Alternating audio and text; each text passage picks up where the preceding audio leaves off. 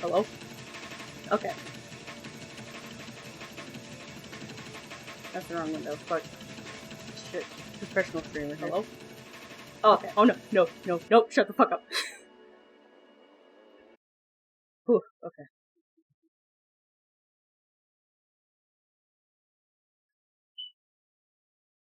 Oh, God. Everything is going wrong right now. I just heard my fucking Discord that is going off too in stream, which is not fun. But, I'm doing something I haven't actually done before, and that is covering anything political on my stream.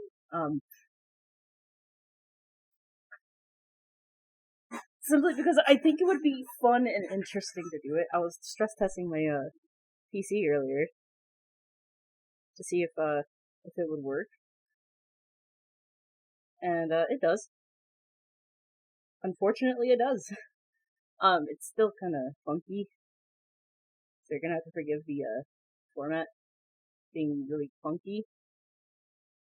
Where the hell? Before I begin, I need to make sure that chat. Is that chat? I think that's chat. No, that's the voice. Shit, where's chat? Chat's this one, right?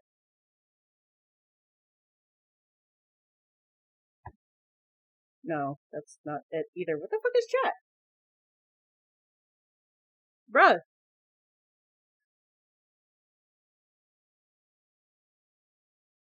You. There you are. Anyways, you're gonna have to forgive how, maximalized this looks. Because I don't know how to do this.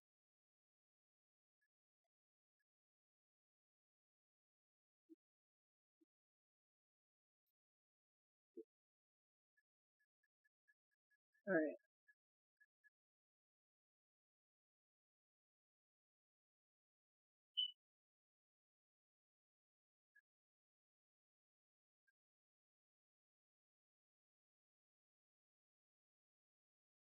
I love Sam Cedar. I just listened to a few of his debates already, and they're great.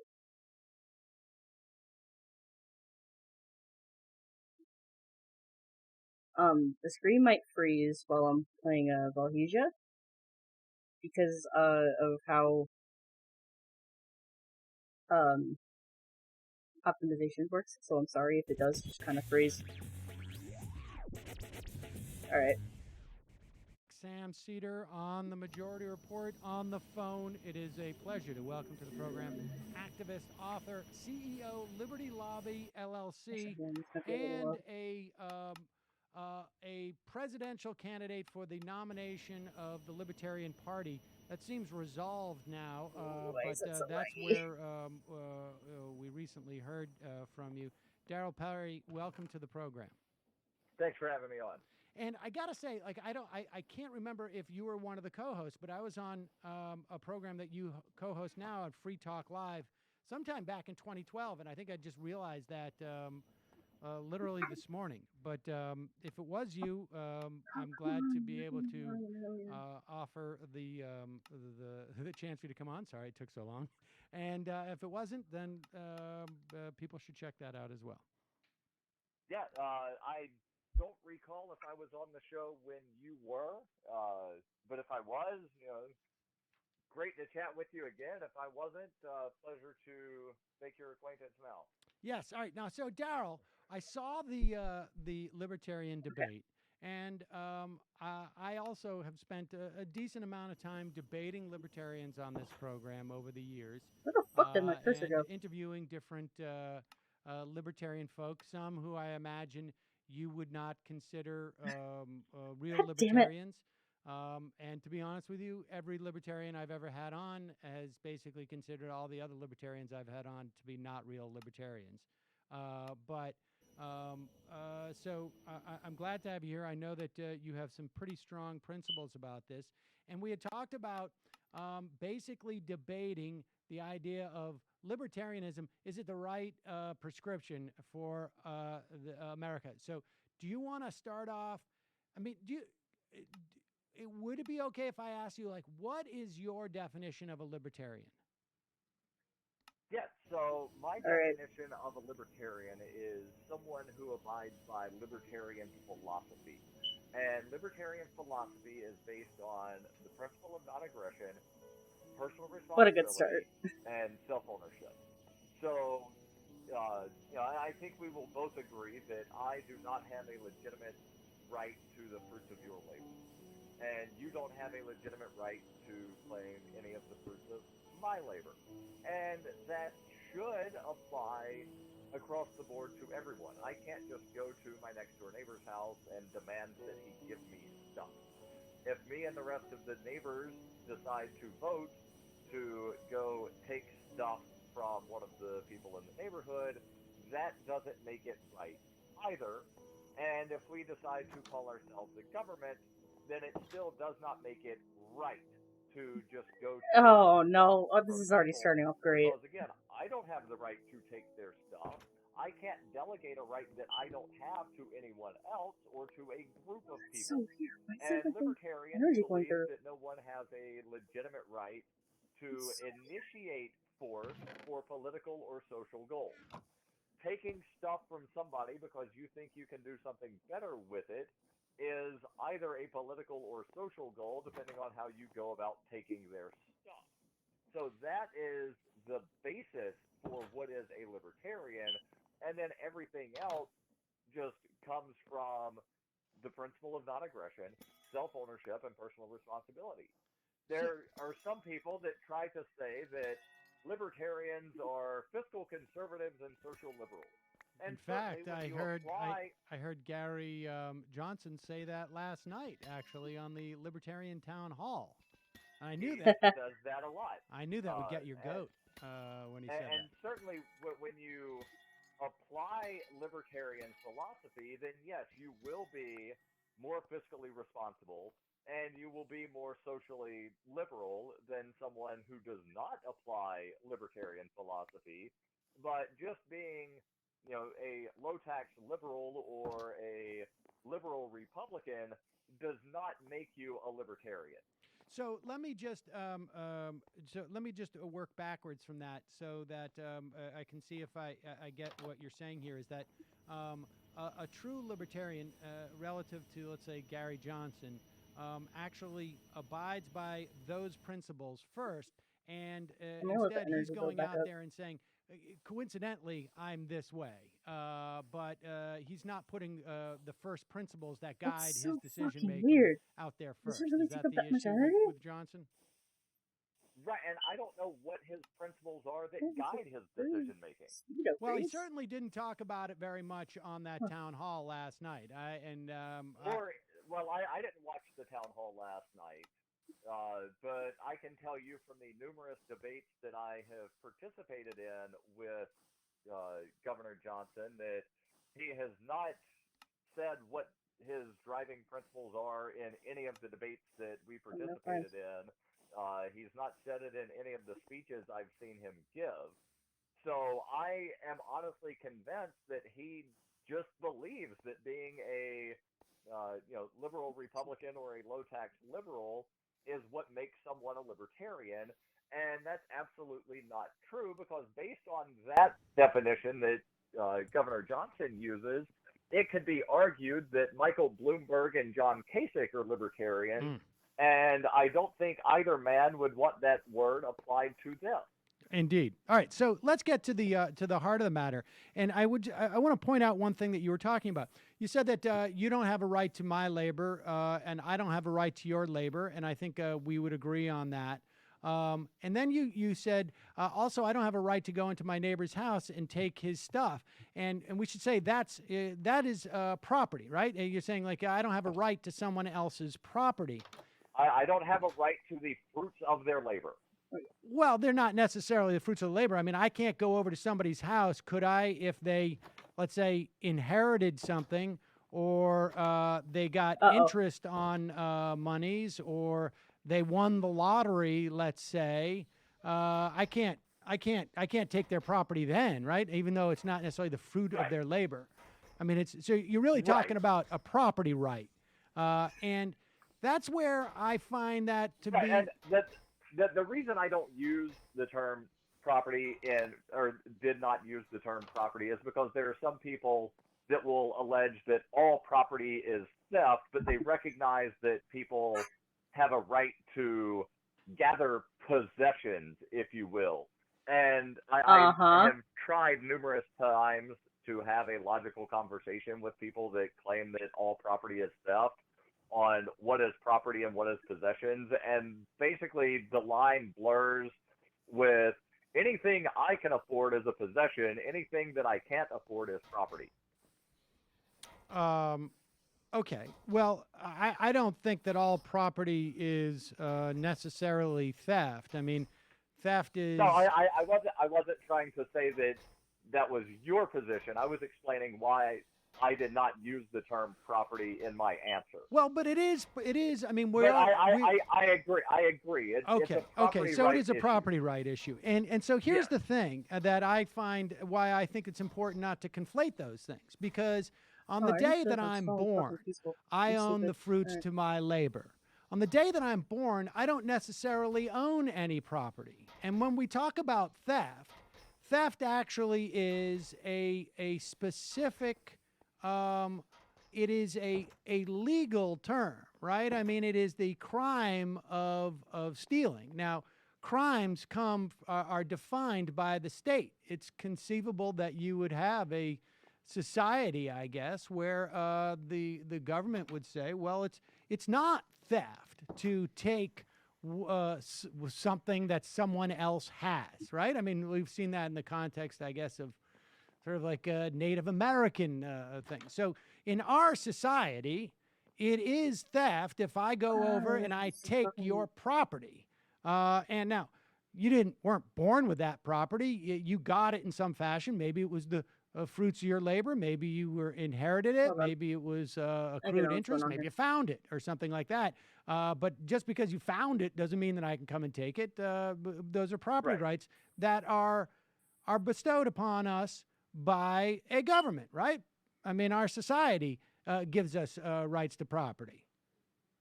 I disagree that you only have a right to property because of government. I believe that rights are inherent. You have rights because you're a human being.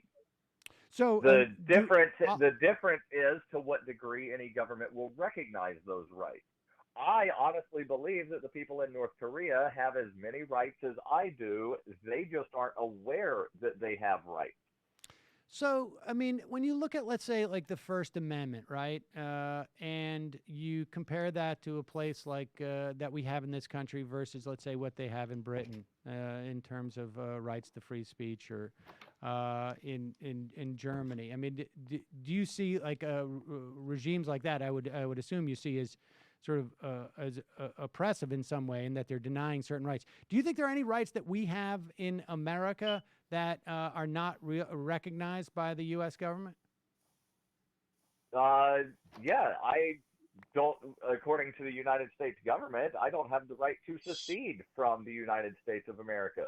according to the United States government, if I decide not to pay certain taxes, I run the risk of either having my stuff seized or going to jail or both. Okay, wait a second. You don't have the right to secede? Can't you renounce your citizenship?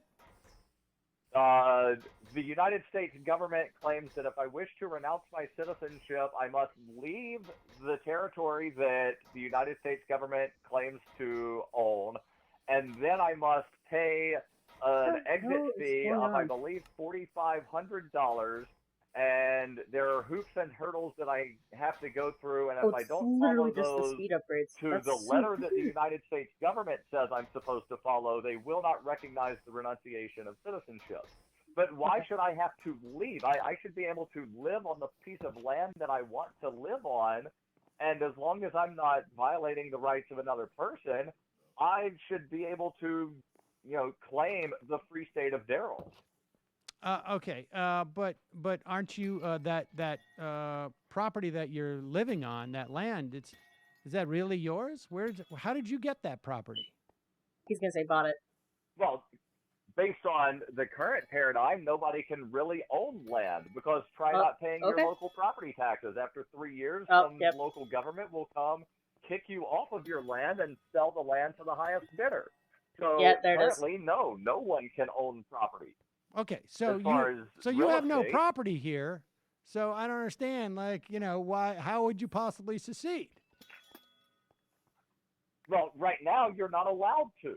Right now, if you go buy a piece of land from someone and you say, I don't want to be part of then how do you secede if you don't own that land? Benefit in any way from any of the supposed services that the you're town gonna have to walk provides. back on that point there, buddy. I'm not going to send you any money. I'm not going to use your schools. I'm not going to use your fire department.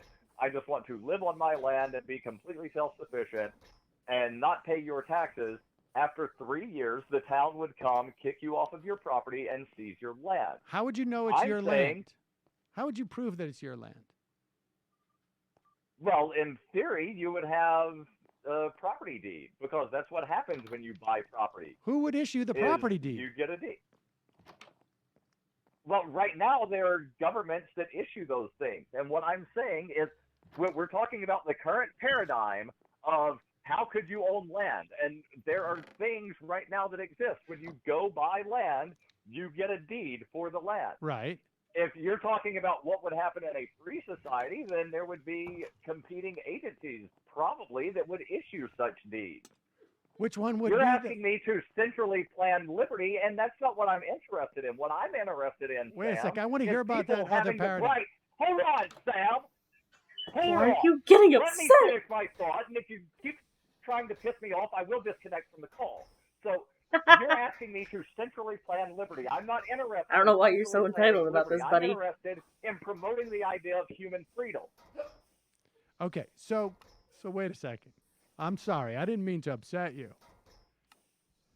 I'm just trying to figure out. I think you absolutely did mean to upset me. What? No, I think you absolutely do want to try to push me into a corner to where you can say, see, you don't have the answers of how freedom works. Oh my God. Damn it, Sam.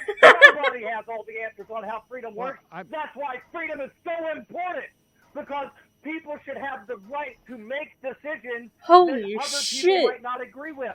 Dude, calm down. Freedom. That's why I love freedom. Well, Darrell. Because I'm smart enough to know that I don't know how to run your life. Holy shit. Well, Darrell, I'm not asking you how you're going to run my life. I'm sorry. Listen, I don't mean to get you this upset. You're asking me how everything I'm just asking will work how in a people free will society. know. I'm just asking, like a simple thing, like how do you establish property rights in this other paradigm, this other freedom paradigm that you're talking about?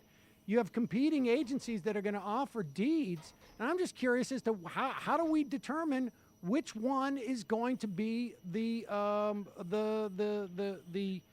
deed that is actually the one that is recognized? I mean, how do we establish these things that you're talking about? Well, let me ask you this question, Sam. If you have 5 people that issue deeds to 5 different agencies, or rather 5 different agencies that try to say different people own the land, there would be some kind of coming together to try to figure out exactly who the owner is. if you've got, let's say, 4 people recognize Sam owns this property and one says Daryl owns this property, Right. well, nobody is really going to wind up trusting the one that goes against the grain unless there's some provability of corruption going on. But Well, that's who the would be wonderful the thing about arbiter of freedom. this? Who would be the arbiter of this? See, here's my problem is that See, I know. Now, hold, Daryl, you gotta let me finish now, okay? This is I don't know who the arbiter would be. I don't know what size font they would use on the paper. I don't know. Well, I think that's a different. The signature would that's be. a different. I don't know that's what a different time issue. the sun will set on June 31st of 2102. You can look that up I don't online. know these questions. But Daryl, listen to me. Listen. You got to let me finish because this is my point. Is that I know one of the things you're talking about. You're wanting me to centrally plan liberty, and that's not what I'm interested in. Oh my God! I understand you're not interested in that, but you're trying to make a pitch to America that libertarianism is better. I'm making a pitch that you're smart enough to be able to decide for yourself, and you don't have a right to force your opinions on other people. First of all, okay, I have but an absolute right to forcefully give my opinion. People to do what you now, want to do. Daryl, I'm just asking. He's getting genuinely upset about this. Holy shit! That you have a legitimate right to force people to do what you want them to do. I didn't say that. You talked about my opinion. Now, Daryl. Really imagine this guy's fucking let me make a statement. Otherwise, I will disconnect. Okay. I said you do not have a right to force people to do what you want them to do, and you said, yes, I do. No. So you said that you have a right to force people to do what you want them to do. My opinion. Force my opinion on people. Yeah, but Daryl, look. That's different than Daryl, don't change the Daryl, please. You will go to can jail we unless you do. Listen, I understand that you're uncomfortable with the scenario that I'm presenting.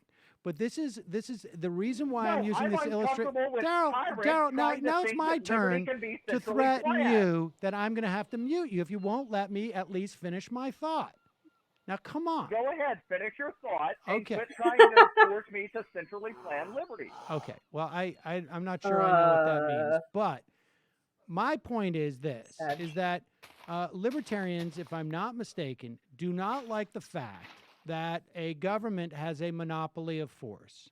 And I am suggesting that in this case of a piece of property where we don't know who it belongs to, there are 3 agencies that say it's mine. There's 1 agency that says it's yours. You believe that your agency is the most legit agency and that my 3 agencies are corrupt. I believe I've got 3 agencies. 3 is more than 1. Well, you say, look, I'm going to go find 2 other agencies that say that this property belongs to me. And then the question becomes, how do we resolve this? And you're saying like, well, it's just going to work out. And I'm saying that at the end of the day, when we actually walk through this in reality, even if it's your paradigm, your reality, freedom doesn't work. I'm saying that that's You're right. Saying freedom doesn't I'm work. saying that's no. correct. That You're we're going to need an authority that's going to adjudicate this. And that authority ultimately is going to have a monopoly of power. And the only you should have asked him what his definition of freedom is. We're going to function and not end up in a fight that is going to determine this is if we all agree mutually, my agencies, your agencies, my people, your people, we all agree to submit to a authority that has a monopoly of power. Now, the best case scenario is that we make sure that this authority is at least as representative of us as possible. That's what I'm suggesting. Let me ask this question, Sam. Yes. What happens if I don't pay taxes to your authority? To our authority? What happens? You're the one saying that we need a group that has legitimate use on the force of violence to force people to do what is best. And I'm saying what should happen to me if I refuse to pay for your agency that is going to force people to do what you believe is best. So in other words, if I decide I don't like your agency killing people in the Middle East, I will not fund that. What should happen to me? Well, I mean, I think if you don't pay your taxes to our government, they'll ultimately put you in jail.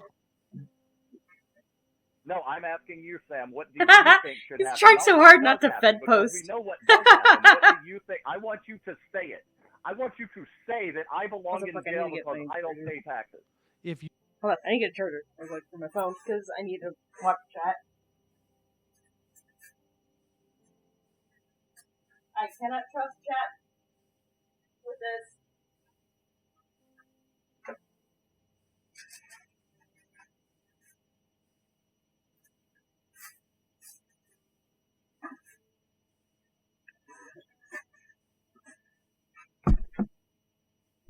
Fucking libs, man. This debate's fucking wild. Oh shit, no! No! Hold on, I need to watch chat. No, please. Twitch.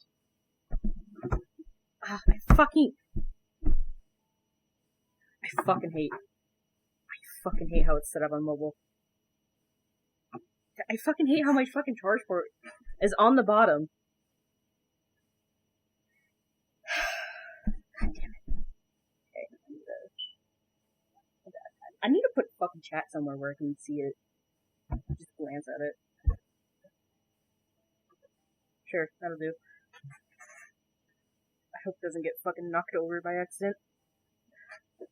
I can just look over. I'm a little nervous because it's out of view, so I might forget about it. It's in my peripheral vision. You don't pay taxes to the U.S. government. Ultimately, I think you belong in jail. Thank you for saying that, Sam. You're a horrible, despicable person. Thank you for having me on your show. Daryl? Daryl? You fucking hung up! I look like a mental health heavyweight. Well. Walter Block looks like the Dalai Lama. Well, I thought he was talking Holy hypothetically. Shit. I don't think that I would necessarily put him in jail right now. But, yeah, I think if you don't pay your taxes that are due, yeah. I mean, I think if it's, I think you should get an opportunity to pay a fine first. And but I think he wanted me to say, he kept saying, say it. So I said it. And I'm sorry that ended so quickly. Me too. I didn't even have to get it. I didn't even get to the opportunity to ask him about the requirement for licenses. Oh God, yeah. Oh, I would have loved to see that. Is it worth it? Me trying to call him back? I mean, I wanted to. Why not? Let's take a break. Well, here's what I would say. I want to just talk. I didn't mean to offend him. Here's what I would say. I would exercise your freedom by calling him back. I was having a exercise your freedom by calling him back. Him hang up on me because I said something so that good. he found offensive in that way. I think it's just. Frankly, I think it's rude. I mean, we're trying to exchange intellectual ideas. This was not an ad hominem attack. I didn't say he's a criminal. I thought he was talking in a hypothetical scenario. I also think that if he commits any other crime, that is ultimately he skips bond, let's say, and doesn't do what the court says. Oh, that might be a bigger reason. People got to go to jail. I don't know how else you compel people to follow the laws of the country. Might need to make I think, should I call him back afterwards? Or maybe I would try him again. Why not? Let's see if we can all be civil. I don't. He's not going I to think fucking he was pick looking up. for a place to jet back out of that conversation. You don't think he was trying? You think he was trying to jump out of the conversation? Oh, most definitely. But I would give him a call back. Because I don't think that's fair. Because I think that would you email him? I would. I'm feeling a little uncomfortable about him having my email address well, he right already now. To does. be honest with you, so send him an email and ask him if I can call him back. I don't want to do it if it's rude, but I think I think there's an impression that people might get from that he couldn't defend his ideas, and I don't think that's a bless your heart. conclusion to draw. Bless your heart, Cedar. No, he doesn't. He has been. I'm writing to him right now. He's been points taken. You, of course, Sam is indeed a madman and a horrible person. Listen, just honestly, we just send him an email and say, look, I don't want people to have the impression that Daryl couldn't defend his ideas. I mean, that one of the reasons why we want him on the program is that he has been out there willing to debate the ideas. And I think that, because I said an idea, I mean, frankly, there are ideas that he had that I find offensive. Just that I would have to, wage war to determine that this is a piece of my property with all his agencies or whatever it is. Hello, you. I'm Sam Seder. Looking for smart progressive talk that is occasionally amusing? Well, subscribe to our YouTube feed. Subscribe to our podcast. Like us on Facebook. And just generally enjoy us.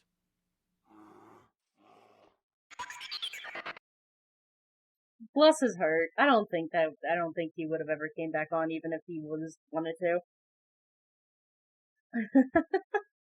Oh my god. Hello. Welcome to the I scream at people because they say stupid shit stream.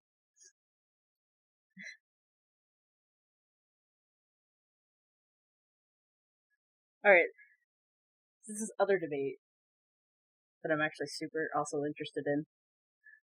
A friend of mine also recommended me this one.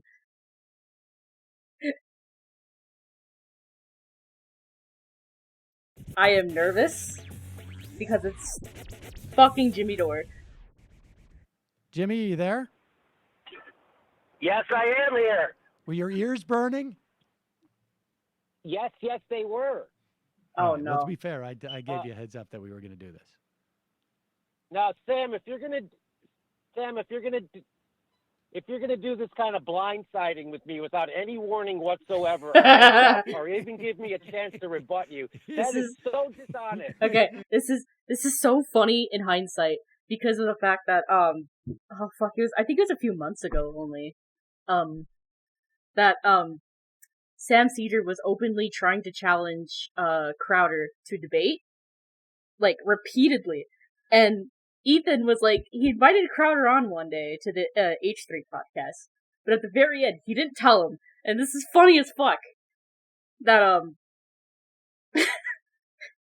that Seder was gonna come on, so he kind of surprised him and said, okay, you guys should debate, and Crowder, like a fucking pussy, backed out!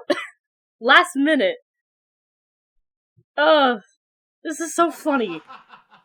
Well, Jimmy's. I can't believe Jimmy Dore has more fucking back. Tell him to do this, but it was to be fair. It was also last night that Crowder, I did that. This is great. Maybe send me an email, maybe the night before, to let me know you're going to do this.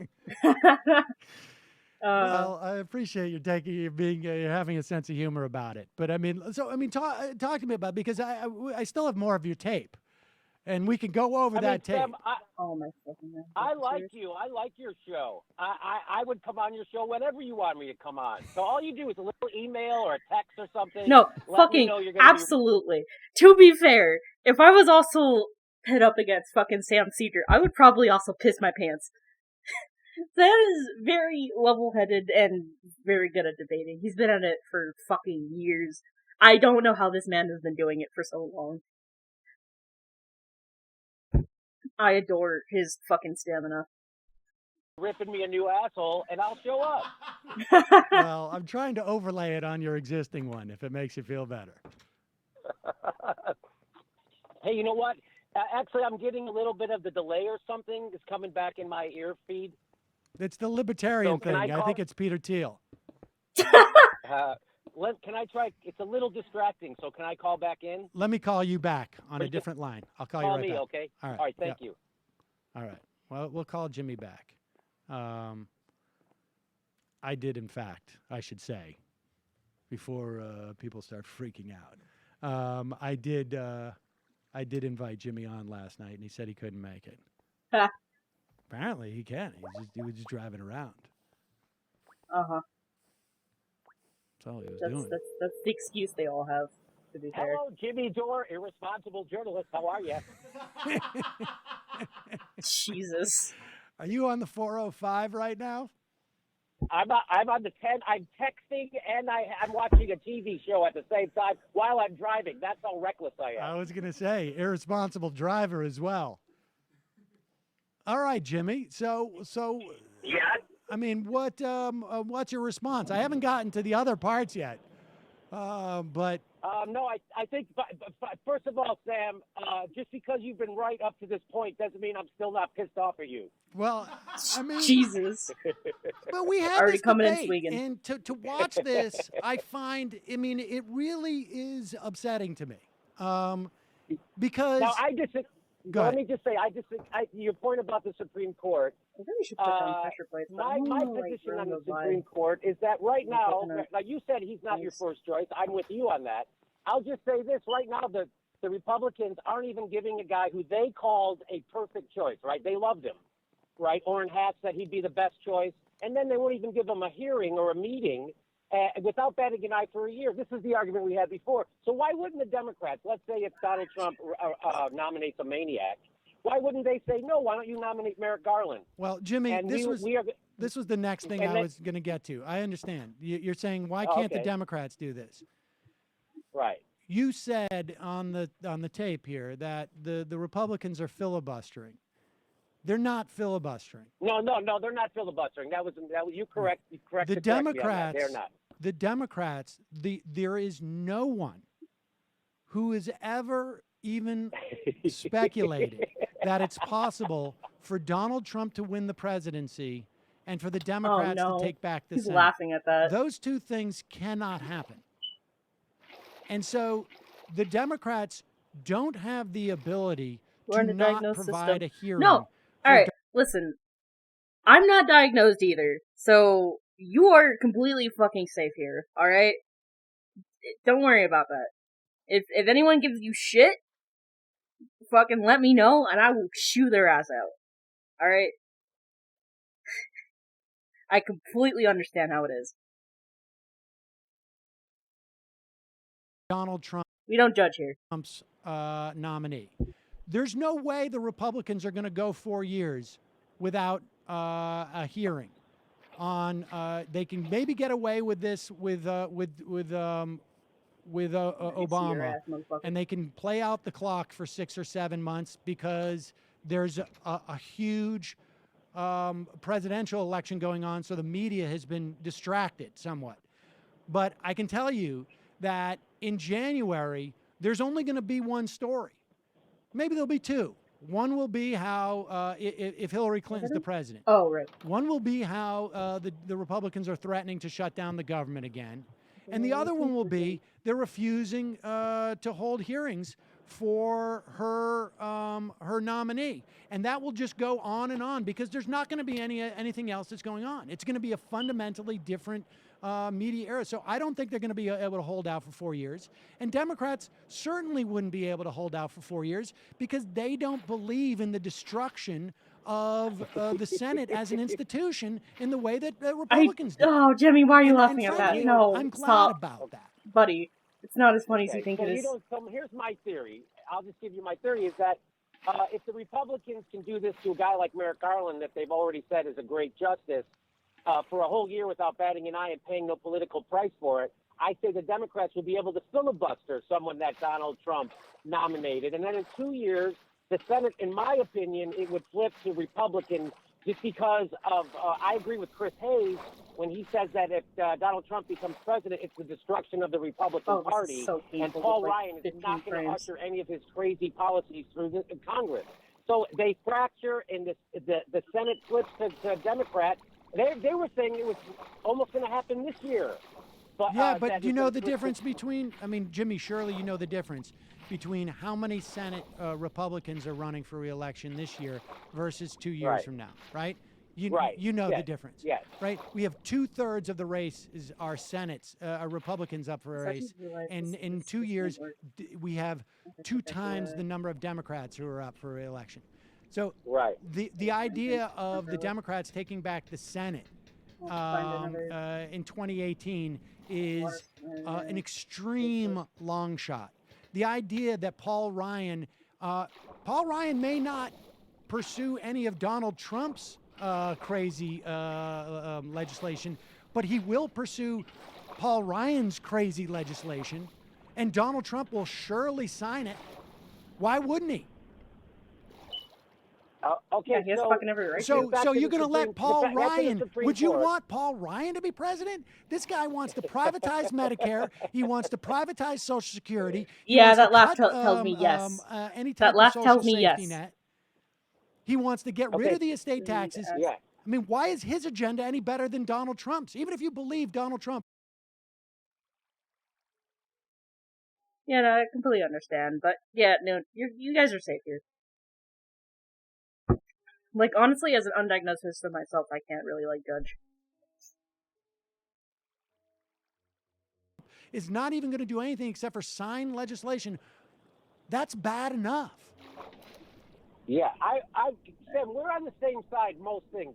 I'll just disagree with Jimmy, Gary. no, wait a second. No, we're not. Because politically, except for Hillary Clinton and the Supreme Court, we disagree 100% on that. And I think that if Donald Trump is president, it's way worse for the Republicans. And if Hillary Clinton is, I agree with Chris Hayes when he says Hillary Clinton is good for the Republican Party and Donald Trump is bad for it. I agree with him. I agree with that too. But in the meantime, we have a Supreme Court that is going to be moved to the right for generations. So in the I disagree meantime, with you on that. I mean, you haven't given me an argument that rebuts what I said. That the Democrats could easily filibuster any bad appointee, and they could say, "Hey, until you give us someone as good as Merrick Garland, we're going to keep filibustering this."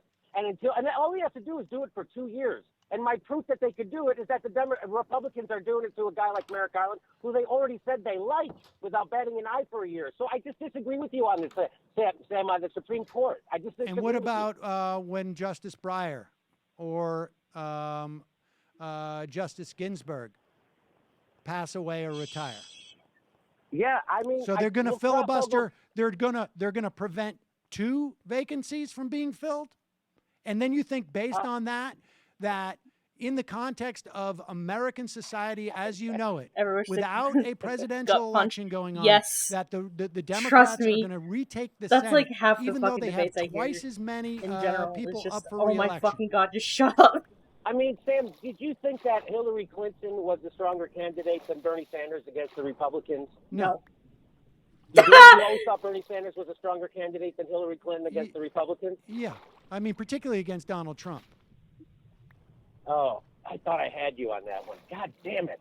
So I was trying to impugn your forecasting ability. I'm saying I don't agree with that forecast. You know, you're saying, what if there's 2 justices? What if there's 3 justices? I'm saying as it stands right now, the Republicans aren't even giving a hearing to a guy they say is great for a year. Why can't the Democrats do the same thing, Sam? Why can't they filibuster a bad justice? Well, I don't know. Why can't I fly? Because I don't have wings. I mean, the fact is, Jimmy, is that you are taking. I mean, the what you're talking about.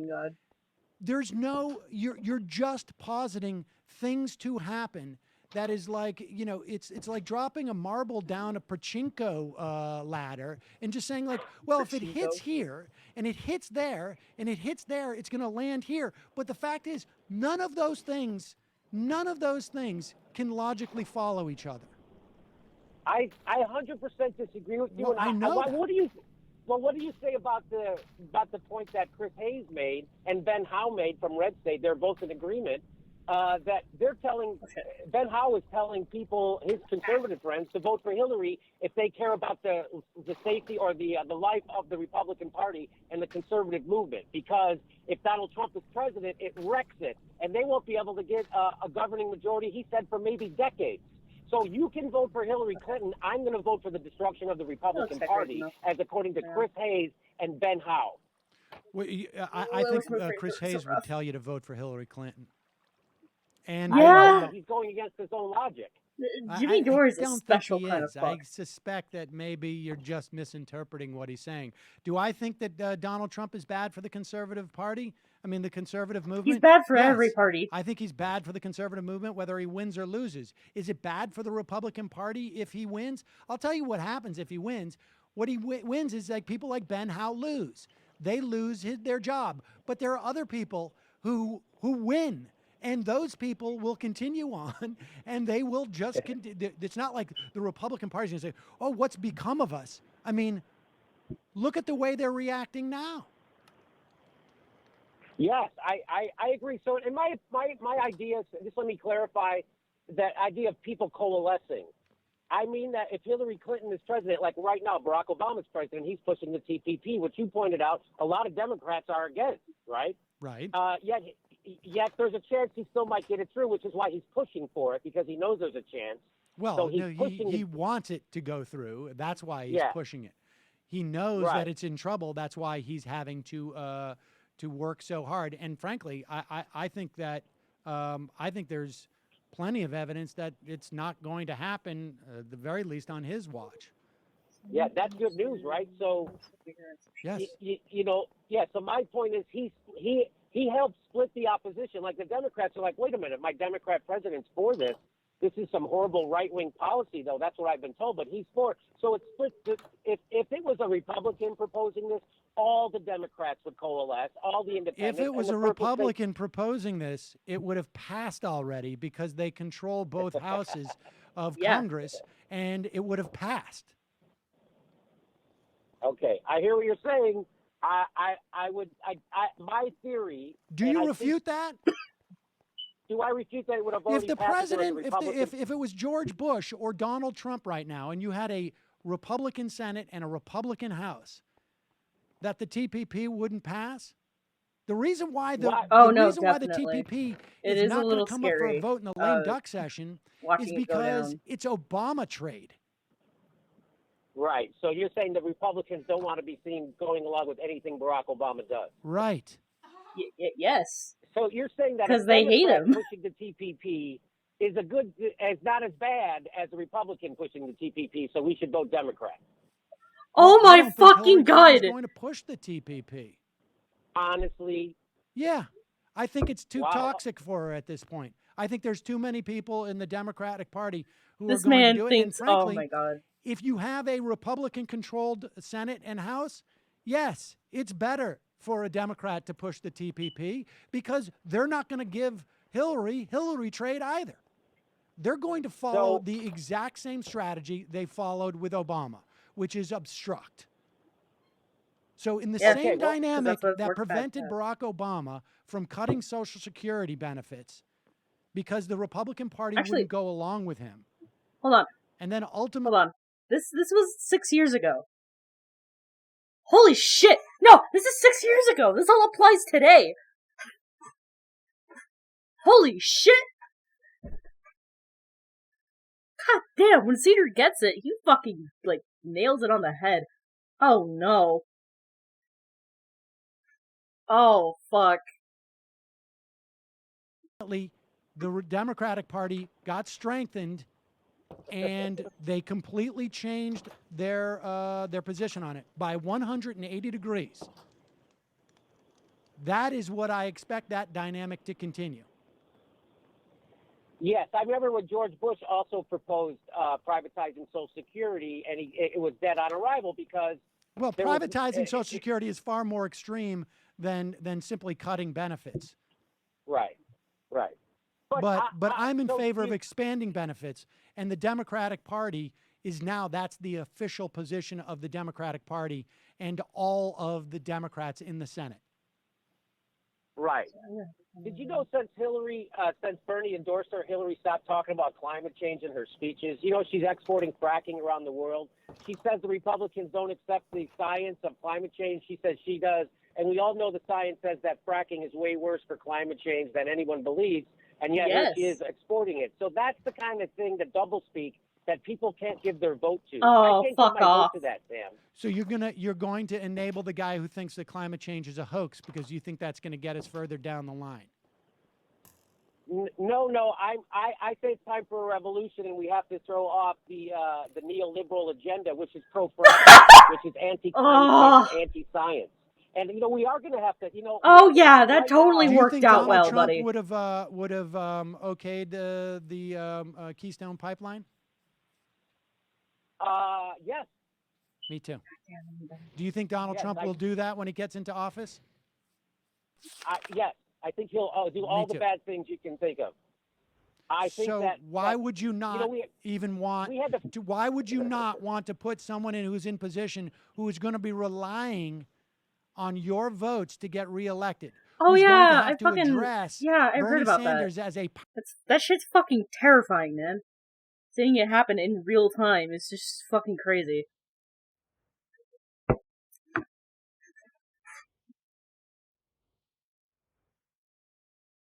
Like, y'all in Brazil have it way worse than us, too. That's the scary thing. And, you know, kind of like with the way that international politics works, as far as I'm aware, I'm sure that a lot of shit that's happening in America is enabling third world countries like Brazil to go even further. It fucking terrifies me, man. powerful senator in her own party. Why would you not want that person who is closer to, even if you think that she's a horrible human being who is going to continue to wreck the planet, and you and I, maybe we agree on that. Why would you not want that person in charge because they are more accountable to Bernie Sanders and Bill McKibben and to the Democrats in the House who are against these things than Donald Trump, who could give F all about those people and, in fact, benefits politically from telling them to go F off. Right. And my reason is because I'm playing a longer game. I see we have struck Trump How for much 2 time years, do you think we have? 2 years. 2 years? 2 years. And then 2 years we flip. And by the way, and people are forgetting, that they're going to be redoing the gerrymandering based on the census that's coming up, right? Why do you think the Democrats are going to control the state houses? No, they're not. That's what I'm saying. That what's happened is that when Barack Obama was president, that people vote against him. On midterm elections, it goes against the incumbency. So that's what people more often than not, but not in 2002. Okay. So my point being that I don't think a Democratic presidency helps fix any of the problems we really need to fix. In fact, it makes a lot of them worse. And the Democrats got in bed with So Wall let me Street, ask you Sam. this. If Bernie Sanders was the nominee, Jimmy, would you continue to espouse this? Because, of course, this would mean the end of the Republican Party as we know it and the conservative movement. So would you also not vote if Bernie Sanders was the nominee?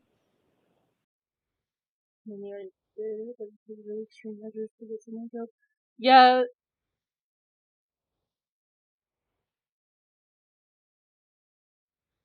Yeah, that shit's wild. I need to catch up on more on foreign policy shit and stuff like that, because that kind of stuff also really makes me nervous. Because we already had the coup shit going on in was that Brazil or was that Chile? I don't remember. And people actively fucking denying it, which is oh god. No, because Bernie Sanders isn't a neoliberal. I'm saying that people don't realize what they're getting. Bernie Sanders isn't a neoliberal. But your theory of he's a fucking Donald socialist. Trump is that the reason why you would enable his presidency is because it's going to destroy the conservative movement. I mean, so why? And it's short term. I mean, why wouldn't you? Why wouldn't you espouse this if it's only going to be 2 years and we can weather the storm and the Democrats could? Why would you support Bernie Sanders? Well, it's a risk assessment, right? So right now, if my choices are Donald Trump or neoliberal warmongering Hillary Clinton in bed with Wall Street frackers and the big pharma, I'm going to say the risk, I'll take that risk of Donald Trump destroying the Republican Party. But if I get a real progressive and that the country is behind and he can raise awareness and consciousness about what it means to be a real socialist, that we're the richest country the face of the earth has ever seen. We can afford universal health care, and we can afford a college for everybody, and we can regulate Wall Street and have a good economy. I'll take that bet. That's my risk assessment there. But if my risk assessment, my choices are Hillary and Donald, that's a different risk.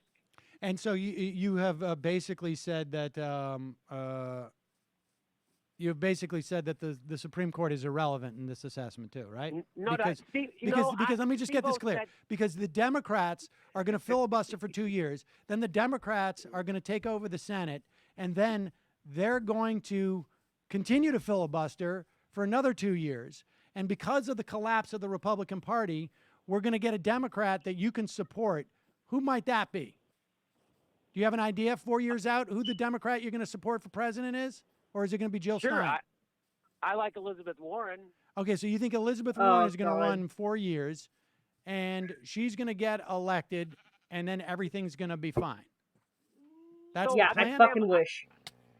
My plan is to filibuster any bad nominees that Donald Trump nominates, and we come to a compromise. Hey, So Merrick you Garland's think the our Democrats compromise. can maintain a filibuster over the course of those 4 years if there's 2 vacancies or 3 vacancies? Yeah, you think that Donald Trump can keep nominating maniacs to the Supreme Court who isn't a compromised judge? Why can't we force him to nominate a compromised Yes, judge? Why that's wouldn't we exactly put the what he pressure on him? did. By the way, you act like I would there just won't be say scandals. Thomas, There will be constant Alito. scandals. Trying to do a coup here. Everyone. He just went close to 46. He didn't do a coup. He lost. More advanced stage one. Which is really bad at being so. Yeah. I think that's generally what's going on. I'm sorry I haven't been paying attention to that much of the globe. I've been getting, like, really fucking, like, tired. I'm not really, like, tired of politics, but just really fucking... I guess it's just really hard to not down spiral when your own country is just kind of like, hey, we're making bills that could potentially kill you. And it's like, great! I love it here!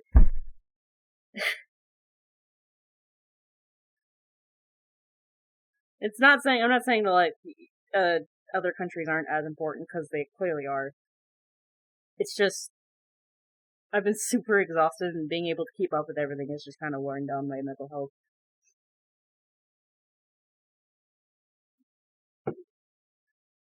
I really wish I could pay attention to that, tech stuff too, but, like, I don't know. Roberts. Constant scandal surrounding Donald Trump. He will be the most ineffective president. This whole idea that somehow he will be equal standing when he nominates someone to the Supreme Court is ridiculous. They're gonna rip him a new one every time he does something. He will be over scrutinized. Hillary won't be as scrutinized as You're him. going to and that's have why a I'm afraid of Democratic her. Senate and Dude, Congress for 2 Yeah, years. that's the problem, They're going to Jimmy. be able to They pass didn't do that. every single piece of legislation Oh, they God. want. Watching this in hindsight is so fucking painful now. You're saying Republican. in 2 years, well, You're going to have a Republican that- House, a Republican Senate, a Republican for 2 president years. for 2 years. For 2 years. Yes. Yeah, I know that this is my risk assessment. My risk assessment is that when Donald Trump proposes crazy stuff, we can coalesce, we can block him. Also, the Democrats. But they filibuster didn't do whole that! stuff. That's the I'm problem! saying fight, don't give in. Okay. God. Well, I mean, you've made I your mean, case. It doesn't sound. I mean, Sam, I understand we disagree, and I could be wrong. I'm saying this is my risk. No, Jimmy, assessment. you're We don't keep up with everything either. We're just acquainted with the situation because we live here and even then it's not really about anything. Yeah, and that's perfectly valid, you know? Mental health first. That's more important. And if you can survive and not fucking die at the end of the day, that's the best thing that you can do. I've honestly have been, like, overcompensating for myself because I feel kind of guilty being as disabled as I am, being agoraphobic, not being able to go outside, is like hyperfixating on this stuff and trying to like figure out a way to try to act as much as possible. Not good for your mental health apparently, especially if you constantly hear about Twitter drama 24/7 that gets often distracted from the actual thing that is being happening. wrong. I don't think it's because I don't understand. Yeah, it is. Because I don't It is. understand what's It going is. on. It is because you what don't. Because the idea that Peter Thiel and Merrick that's right. Garland That's would important. rule the same and there would be no demonstrable difference is absurd. It's absurd, Jimmy. I'm sorry. It's That's absurd. not. No. It's That's absurd. not my idea. That's not. And I don't. he's correct on I that. don't even know who Peter Thiel is that much. So that's is not my absurd. idea. That was what. I'm not trying to throw my friend Steve under the bus, but that's not my main point. And I'll concede that point that Peter Thiel. I don't even know who he is really. So The idea that the I don't- Democrats, the idea that the Democrats are going to take back the Senate and are going to be able to filibuster for Motherfucker. 2 years, and assuming that no other vacancy opens up. Also, ignores all of the political history of this country. I've never heard of a 2-year failure to fill a Supreme Court seat, and certainly not during a time where there's no other news, and not during a time where the Republicans are going to control both houses. I'm sorry, it's absurd. You know what else? It's absurd. You know what I never it's a screenplay. You know what else I never heard of? Is that war crimes being ordered at the top of government and nobody prosecuting them. I never heard of that. You've never heard of that? Because that has been basically the history of this country. I never heard of our government suspending habeas corpus, which is in the Magna Carta. They did that. I couldn't believe what they did. Under a Republican president with Republican justices. I can't believe we have a surveillance state right now. I can't believe you want me to vote for a candidate who was full-throated supporting going in and destabilizing the Middle East. No, Jimmy. No, that's a good thing. I don't want you to vote for anybody. I don't want you to listen. No, Jimmy, you're missing my point. I don't want you to vote. I don't care who you vote for. You live in California. Oh God, CalArts is such an old discourse. I'm actually kind of surprised that people still remember the CalArts shit. Like, that was back during this era. Like, actually. That's like ancient history in terms of internet history. That's so funny. The CalArts shit now bugged me too, because it's like, one, it's not even California Academy of Arts, whatever the fuck it was actually called. It was like a general... It's just the art style of the era. Because we have those. You go back to the 80s, all the cartoons are also going to look the same. You go back to the 90s, all the cartoons are going to look the same. Of course, I don't know, man, it just bugs the shit out of me that people don't understand how fucking art styles work. Or, I guess, what's the term I'm looking for? God, I'm so fucking, I am out of my mind. You get what I mean? Like, that shit genuinely bugs me nowadays, because it's like, who fucking cares? And the fact that we hyperfixated on it back in, like, fucking 2016 actually kind of made me realize none of that matters. Like, it's just a style. It's just what sells. It's what companies wanted. You can't blame the animators for that.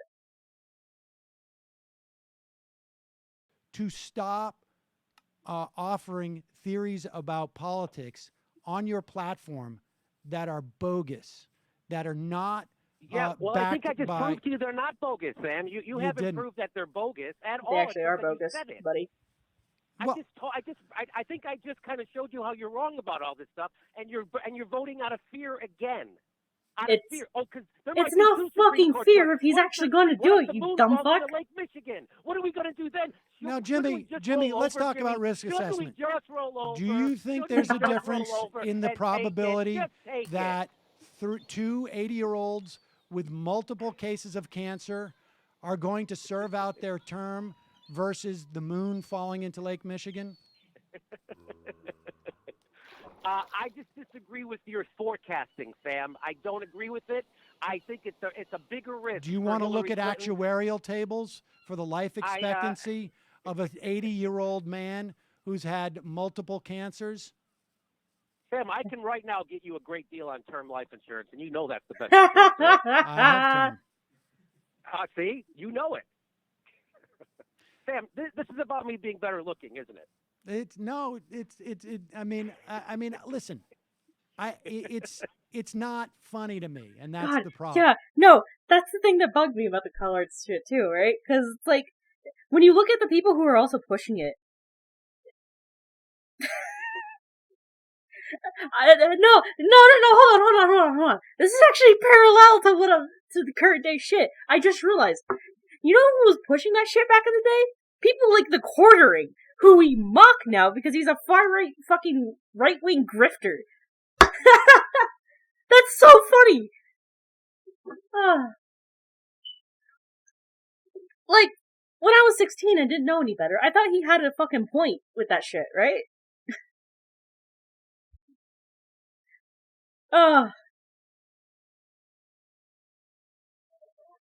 Like, these are people who actually do not fucking care about actual art, actual animation and shit like that. They just care about mom nostalgia. Oh no, they're making the hot girl that I liked as a child a teenager with flat tits and likes kissing girls. How dare you put them queers in my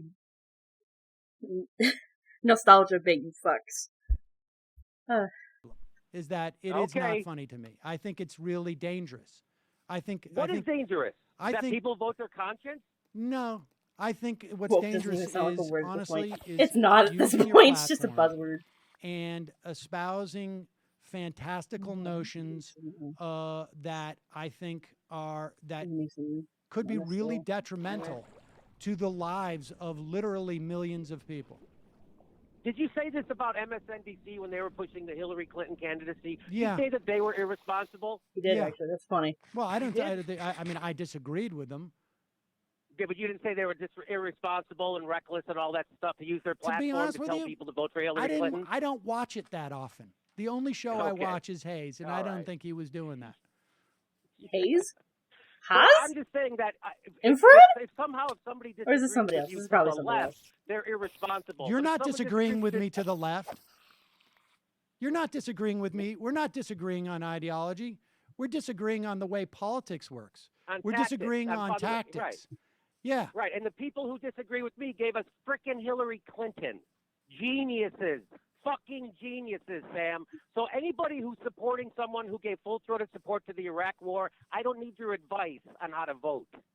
Well, I'm not advising you on how to vote, Jimmy. I'm not talking to you. I'm talking to anybody. Well, I mean, but you can make this about, about your own personal affront that you feel and insults that you feel.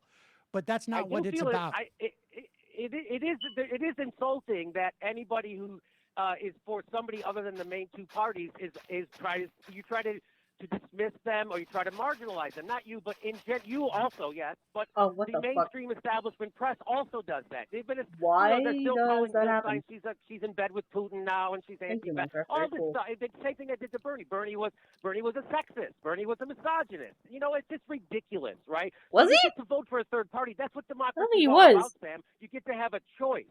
And this idea that you can't vote for a third party, hi, Kita. I'm in pain. Voting for it is an F argument. Jimmy Dore's a fucking idiot. People can vote. People can vote.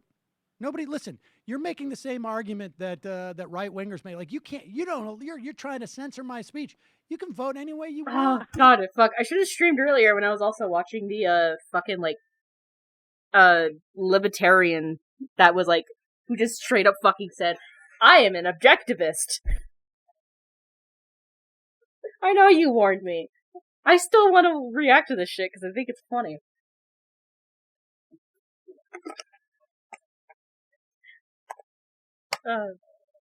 Normally, the type of debate content I watch is fucking Bosch because I think he's funny. But, Sam Seder is so much more fucking, level-headed and, actually good fan. Whereas Bosch just does it for the shits. I mean, no hate towards Bosch. It's I just realized it's actually it's a bit more funnier with Sam Seder, because he's actually fighting them on their ground. Yeah! Well, I mean, Bosch has a lot more experience. Well, no, he doesn't have a lot more experience. He has more experience, outside of, the online sphere of debate. Which is very, evident in his confidence. But his confidence also might be just coming from his autism, too.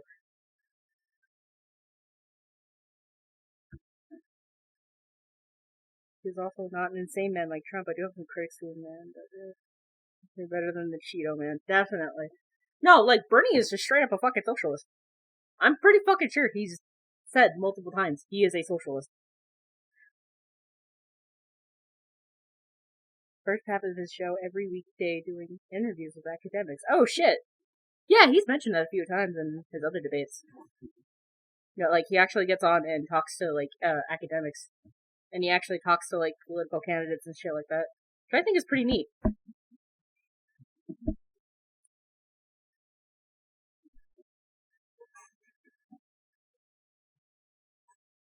Yeah, no, like, like, bro, I'm pretty fucking sure Bernie is a self-ascribed fucking, like, socialist. And I don't know where the fuck of racism, the claims of racism and sexism comes from. This might be just out of my jurisdiction of, like, knowledge, but I'm pretty sure marching alongside, fucking black activists, and even being in the crowds that were being fucking hosed down by police, is not really a call. Is not really, like, a sign of racism to me. Like, I'm sorry, like, if you're willing to go out there and sacrifice your well-being,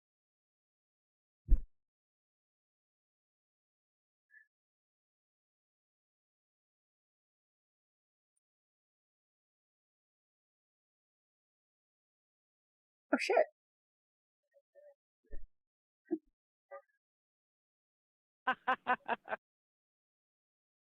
Also, the amount of times that Jimmy Dore has laughed makes me really also just like, hey Google, how do I choke someone from the across the internet?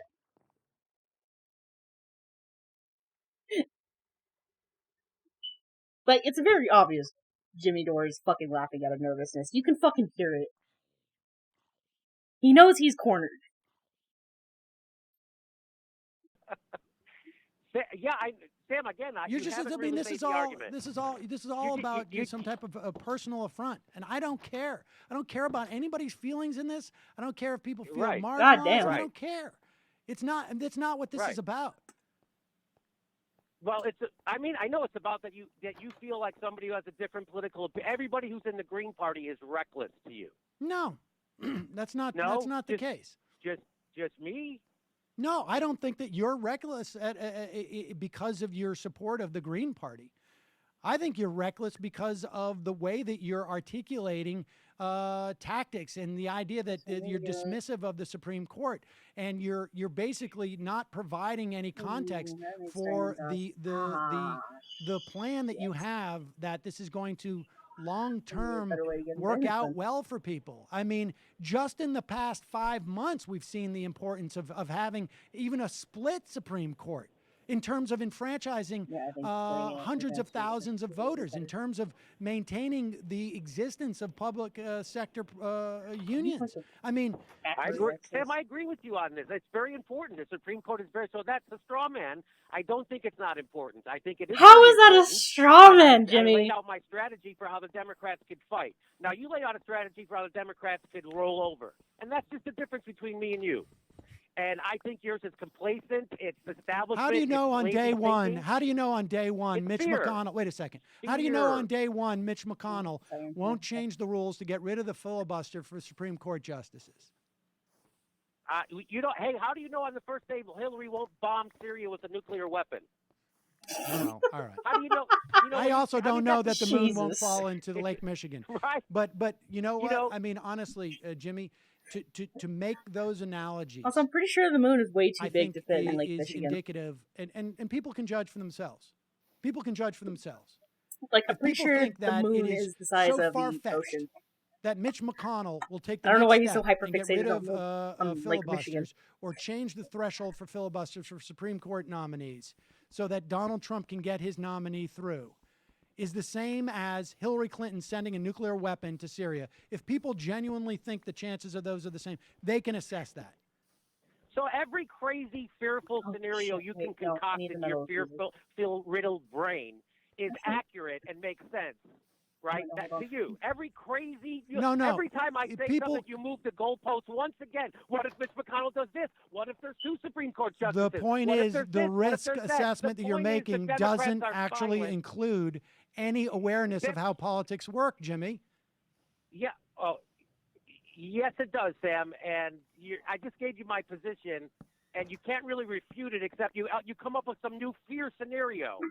So the scenario is the Democrats can't filibuster. Right now, the Republicans aren't even giving the guy a hearing. So the fact is that can happen, but you want to roll over. It's a weak, it's spineless Democrat. The Republicans are not I mean, obviously he was fucking wrong because this was like 6 years ago. But like,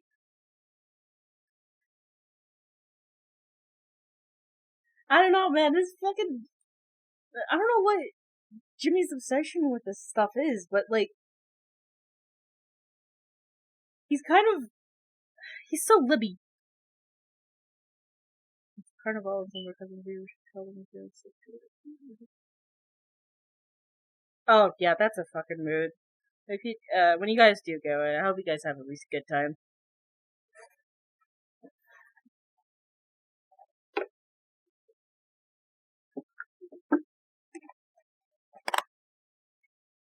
Filibustering now.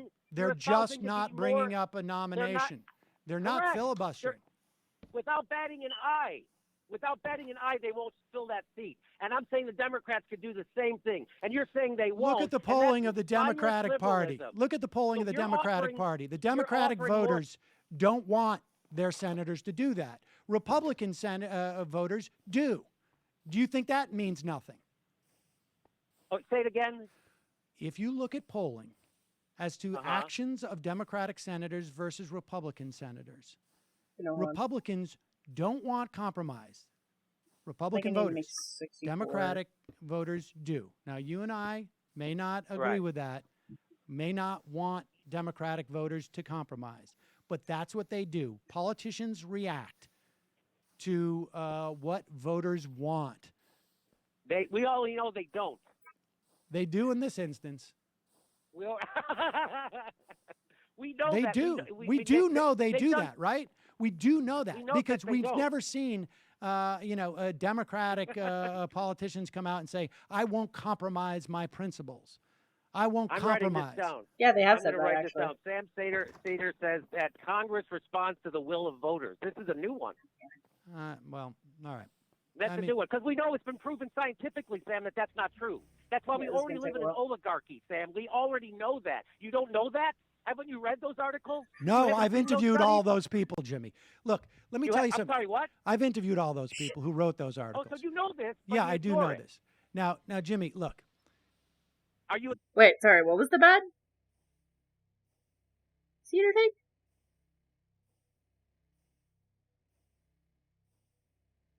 Oh, yeah, that is true. Yeah, they have done it multiple times before, and especially even before this, I think. Haven't they? Pretty sure they have. Sam is somewhat optimistic about the Congress papers one. People. Yeah, I mean, I don't really blame him in this position.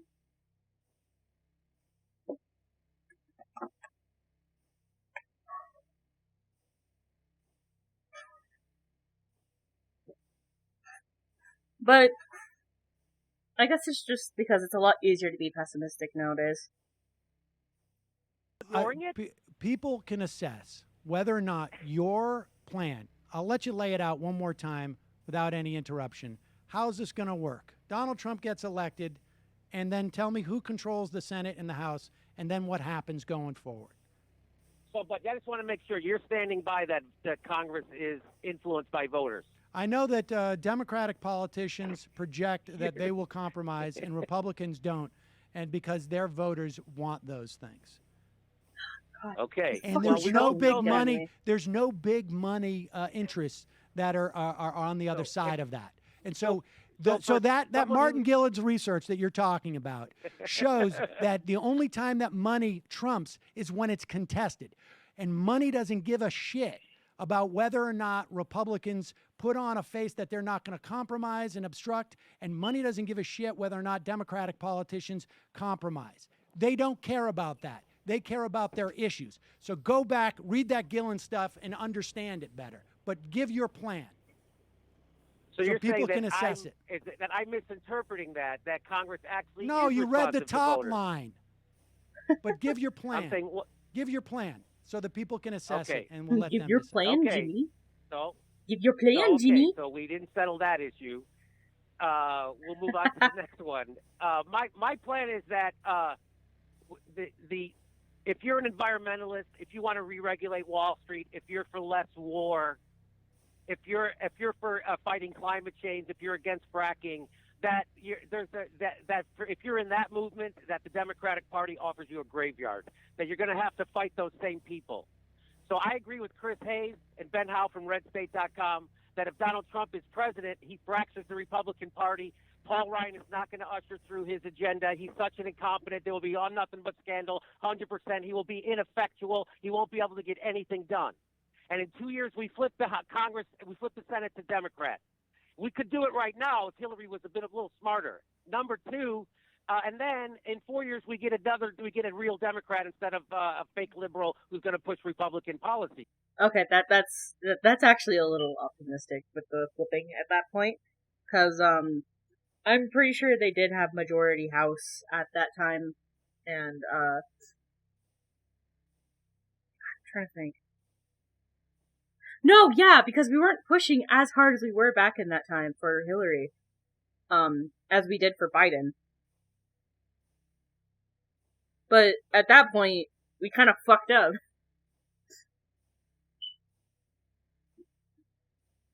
I'm bone melting for these debates. I am having a time listening to these. That's for sure.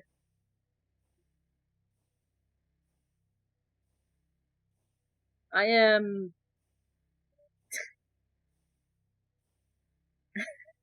I am certainly... I guess good is a good benchmark for that. God. I should also say with the objectivism debate,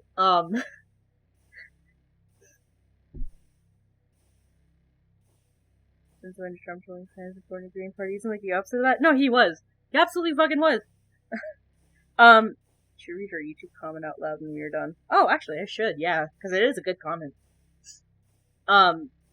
Yeah, no, reminder that Trump is also the one who, signed off of the Paris Agreement.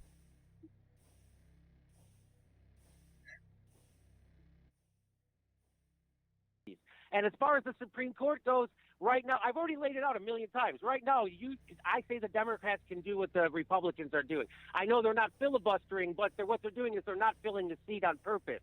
And you think that the public opinion will have some... Oh yeah, I was about, I forgot I was supposed to finish this. But the, fucking objectivism debate. I had a really funny reaction, because about 3/4 of the way in, the fucking caller brought up, so, you're trapped on an island, and I immediately had, like, a fucking reflex of, like, no! I'm glad it didn't go down the fucking coconut allegory, but Jesus! That fucking blindsided me. Anyway, I'm saying that we can do what the Republicans are doing. You're advocating for more spineless liberalism and roll over and take it. I'm saying let's fight the power now, because we're going to have to fight the power no matter what. We're going to have to fight Hillary to get rid of more wars. We're going to have to fight Hillary to get rid of fracking. We're going to have to fight Hillary to re-regulate Wall Street. So that's my position. I appreciate you letting me make it, and I understand that you think I'm uninformed. And I don't think that of you. I think you're very informed. I think we just disagree. And I was kidding. I think you're more handsome than me. Well, I think we look very similar, frankly. Okay, Jimmy. And I know we buy all our clothes and get our glasses at the same place. I mean, I think it's people would have trouble picking us out of a lineup. I mean, yeah. I mean, I think. I mean, there it is. I mean, people can assess whether or not the chances of the Democrats taking back the Senate in 2 years, whether or not Democrats. It would be nice if they did a unprecedented filibuster for 2 years, and that. There's no danger of other Supreme Court justices passing away, and that at a time where there will be no major election of a reality show star to attract people's attention away from their preventing a fifth justice from ninth justice from sitting on the court, and perhaps an eighth justice from sitting on the court. All that would be wonderful if that were the case. And it would be great if a Republican Senate and House and President passed no legislation and didn't in any way harm climate change, didn't reverse the Paris Accords, as small as a step in the right direction as they may be, or undo things like, I don't know, FDA regulations, EPA regulations, education regulations. That would be great if all that happens. And for your sake, you know, I hope you're right that all those things do happen. And I hope you're right that those. I hope I'm right too. I'm not. Hey, again, I'm not saying. I'm saying I'm taking a calculated risk. And when the choices are Hillary and Donald Trump, this is. I'm not telling anybody to vote for Donald Trump. By the way, I'm saying if you want to hold your nose and vote for Hillary, that's okay too. I'm just letting people know that there's a difference. There's another work out. That's what I'm saying, and that all the pundits who thought they knew everything about everything are the ones who led us to this position right now. All the pundits who've been screwing over working people for 30 years. I'm a pundit who thinks he knows everything about everything, and I don't feel like I'm responsible for where we are right now. No, I've been telling people it's mostly Sam Seder.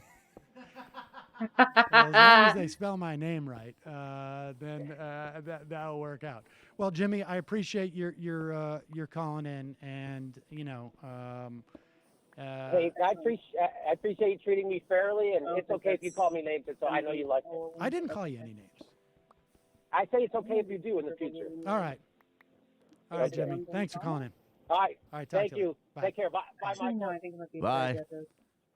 I'm like like a kid, like conflicting family system here. All right, let me see if I can't find the comment. Also, fucking me too, Busty. Me too, Busty. Actually, you know what? I could just go into fucking DMs and just read it out loud from there, even though you can't see it on screen.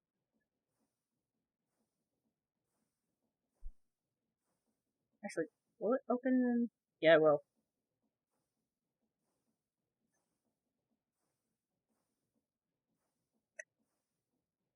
This is what Kita had to say about it. Let me scoot over the Minecraft gameplay real quick so you can read it. Actually, it might be better to leave it up here. Yeah. Scoot my butt over.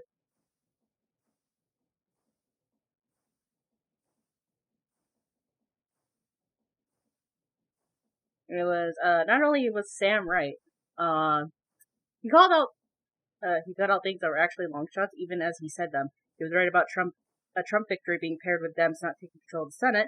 He was right about how many Supreme Court seats Trump would fill if he won, which was 3.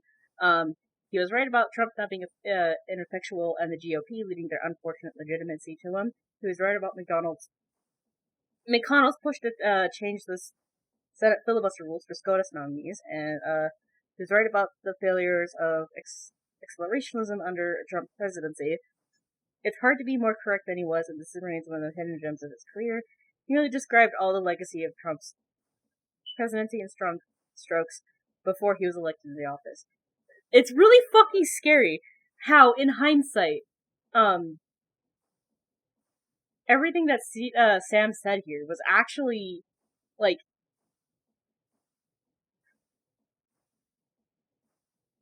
fully, like, predicted. Everything he said here was basically correct.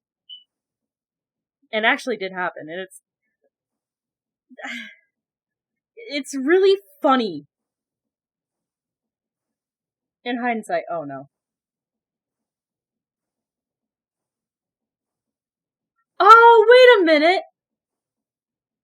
Oh, wait! I have watched the fucking, Jason Hinkle debate, because I watched Bosch's coverage of it. Right! No wonder why I was fucking, like, dying internally when I was listening to it. I've already heard it! Ugh.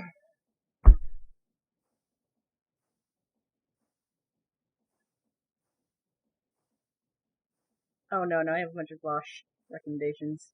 Again. Not that I don't like Bosch. It's just sometimes he misses.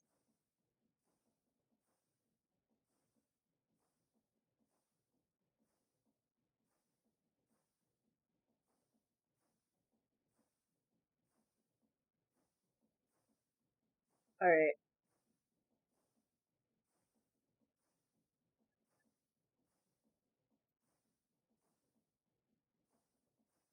What's another debate that's also, like, really nice?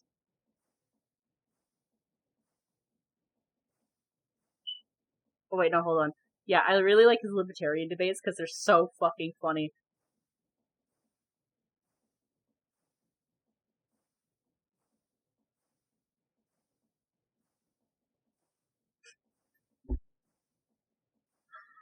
Oh no.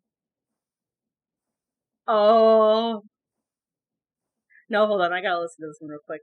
Sam, would you prefer to debate a libertarian or a Steven Crowder fan? I'm agnostic. I either both simultaneously or separately.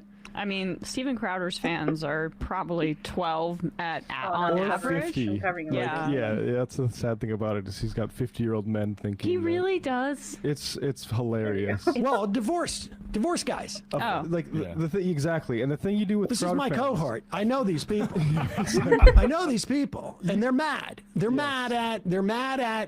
They project their anger at their ex-wives onto True! all women, and then anyone who is in any way marginalized because they feel like they've gotten screwed in some way. Yeah. True. And the thing is that with a Steven Crowder fan, it wouldn't be quite as fun because it's just sort of like they're not trying to sell their vision of the world. Like a libertarian is really trying to sell their vision of a world, and they almost to a person, well, at least in my experience, have not actually thought this through the whole way. A Crowder fan doesn't even start to think about it. It just, they make a proclamation. It's almost like arguing. They're both religious fanatics, but one is just so fundamentalist that it doesn't matter, that it doesn't comport with reality. Fuck, I just realized I need to go to the bathroom. I'll be like a couple minutes. I'm sorry.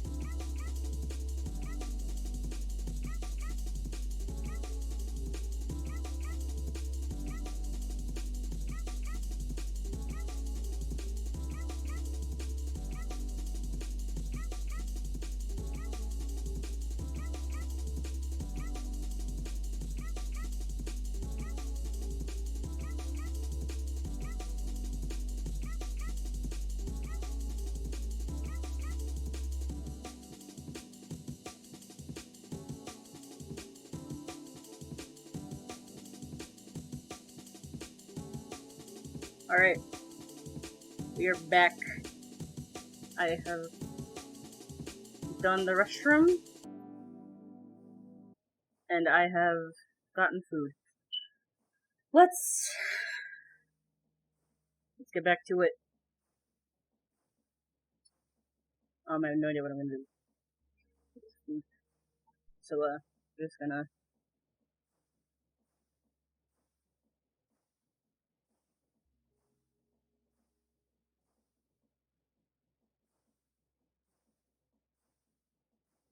Okay, I gotta see this one.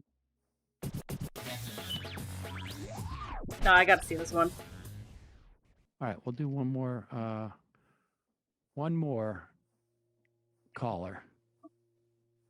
No, we'll do two more. Here's 626. Who's this? Where are you calling from?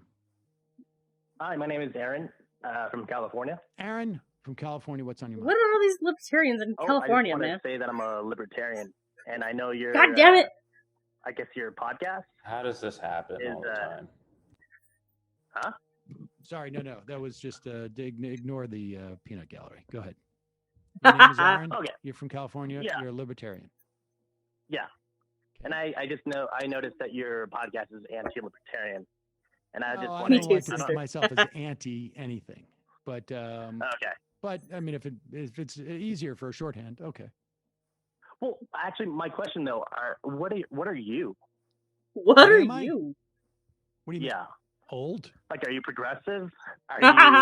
I am of the left. I don't really. To be honest with you, I've never been somebody who's been very too concerned with picking a name for my set of beliefs. Okay. Okay. I know what you mean. I kind of feel the same way. I don't even like calling myself sorry, a libertarian, because I feel like each individual has a unique perspective. And of course, telling yourself you're a libertarian is not a very nice thing to do to yourself. I'm actually okay with it. It's better than being progressive. Okay. So, Aaron, what does a libertarian mean then to you? Well, please. I guess for me, it's kind of like I'm limited government, pretty much the individual.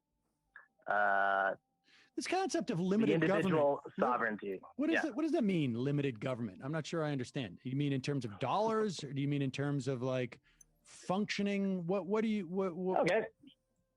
So pretty much, I guess I'm more of like the John Lockean kind of limited government. Pretty much, government's only role is to do nothing but to protect your rights to life, liberty, and property. Kind of like a minarchist. I mean, I guess one of the roles of government that I wouldn't be like advocating, but I'd be complicit, would be taxes and roads and military and police. But I think that's as far as I can go. Taxes, roads, military, police, fire department?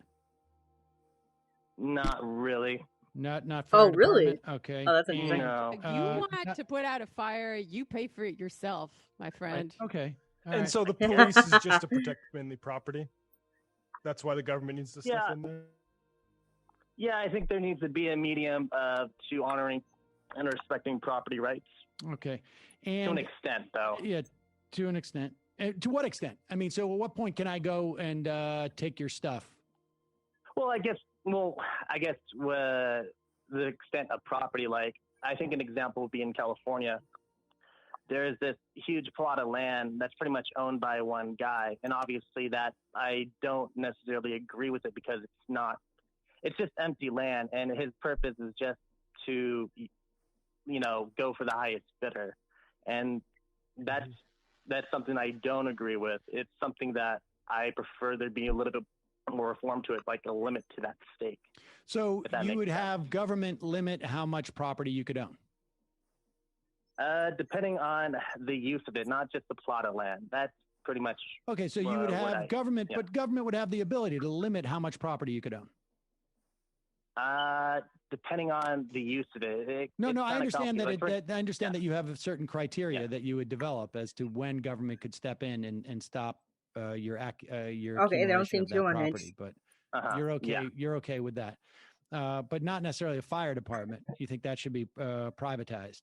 So if you don't have money, you burn. Not necessarily. Well, I mean, not necessarily, but that's sort of if I said to you, like, "Hey, I'm going to light your house on fire." The fire department might not necessarily show up. Would you be? Well, no. I mean, comfortable with if that? you intentionally, if you intentionally try to burn someone's property, of course. Oh no. there's Okay. gotta Well, be- let me do this scenario. Like you're talking about some kind of natural disaster, I'm assuming, right? No.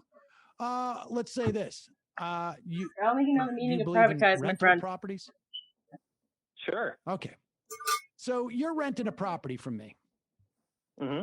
And you don't believe in government having any type of like restrictions on like, I mean, do you believe in codes, like building codes? No, not Yeah, really. okay, I think. fair enough, Oh fair enough. no! Now, are you an electrician? Oh, buddy. Somewhat. Okay. Not really. I do electronics, but no, I've not. Okay, I haven't electronics. fitted a Okay. house. All right. Okay. So I've got the house there, and guess what I did? Now you don't know this because you don't have one of those machines that you don't have one of those laparoscopic video cameras that can go into the walls. But you know what I did? Save some cash. I wired it pretty cheaply in your house. I didn't. The fuse box doesn't measure up to your load. The and this German and that. over-engineered fucking. But you know why I did that? Shit. Because I got a decent amount of insurance. Actually, no, it'd be the opposite of that. I'm not going to spend the money on you because you're a renter. And this thing starts to burn. And of course, I haven't paid for a fire department because I got fire insurance, man. I don't care. And you burn and die. You're okay with everything that just took place in that scenario, correct? No. I mean, I think that's kind of horrible that someone was negligent in constructing a home, and which negligent. What do you mean negligent? What is the definition of negligence in your world? Who sets up that definition of negligence? I did what was in my most economic interests. You did what was in yours. Why do you think you're living there? Okay.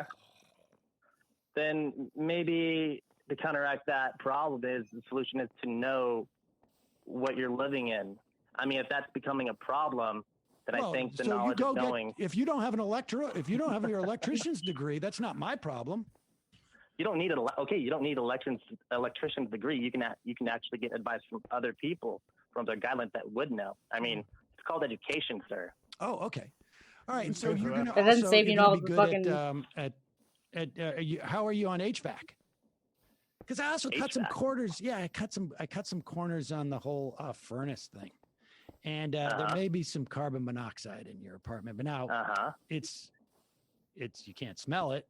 But there's no governments that's going to tell me I can't put carbon monoxide in there if it's going to cost me money. Well, you can. I mean, you're a consumer. You can tell them, "Oh, make sure there's no carbon monoxide. There's nothing like that. Okay. It's safe and it's there's not no. going to kill me." I don't. You know what? To be honest with you, I don't know. Do you want to move in or not? You don't know? Well, then find out. Well, I don't If want that's to. your Do you want to concern. move in or not to my house?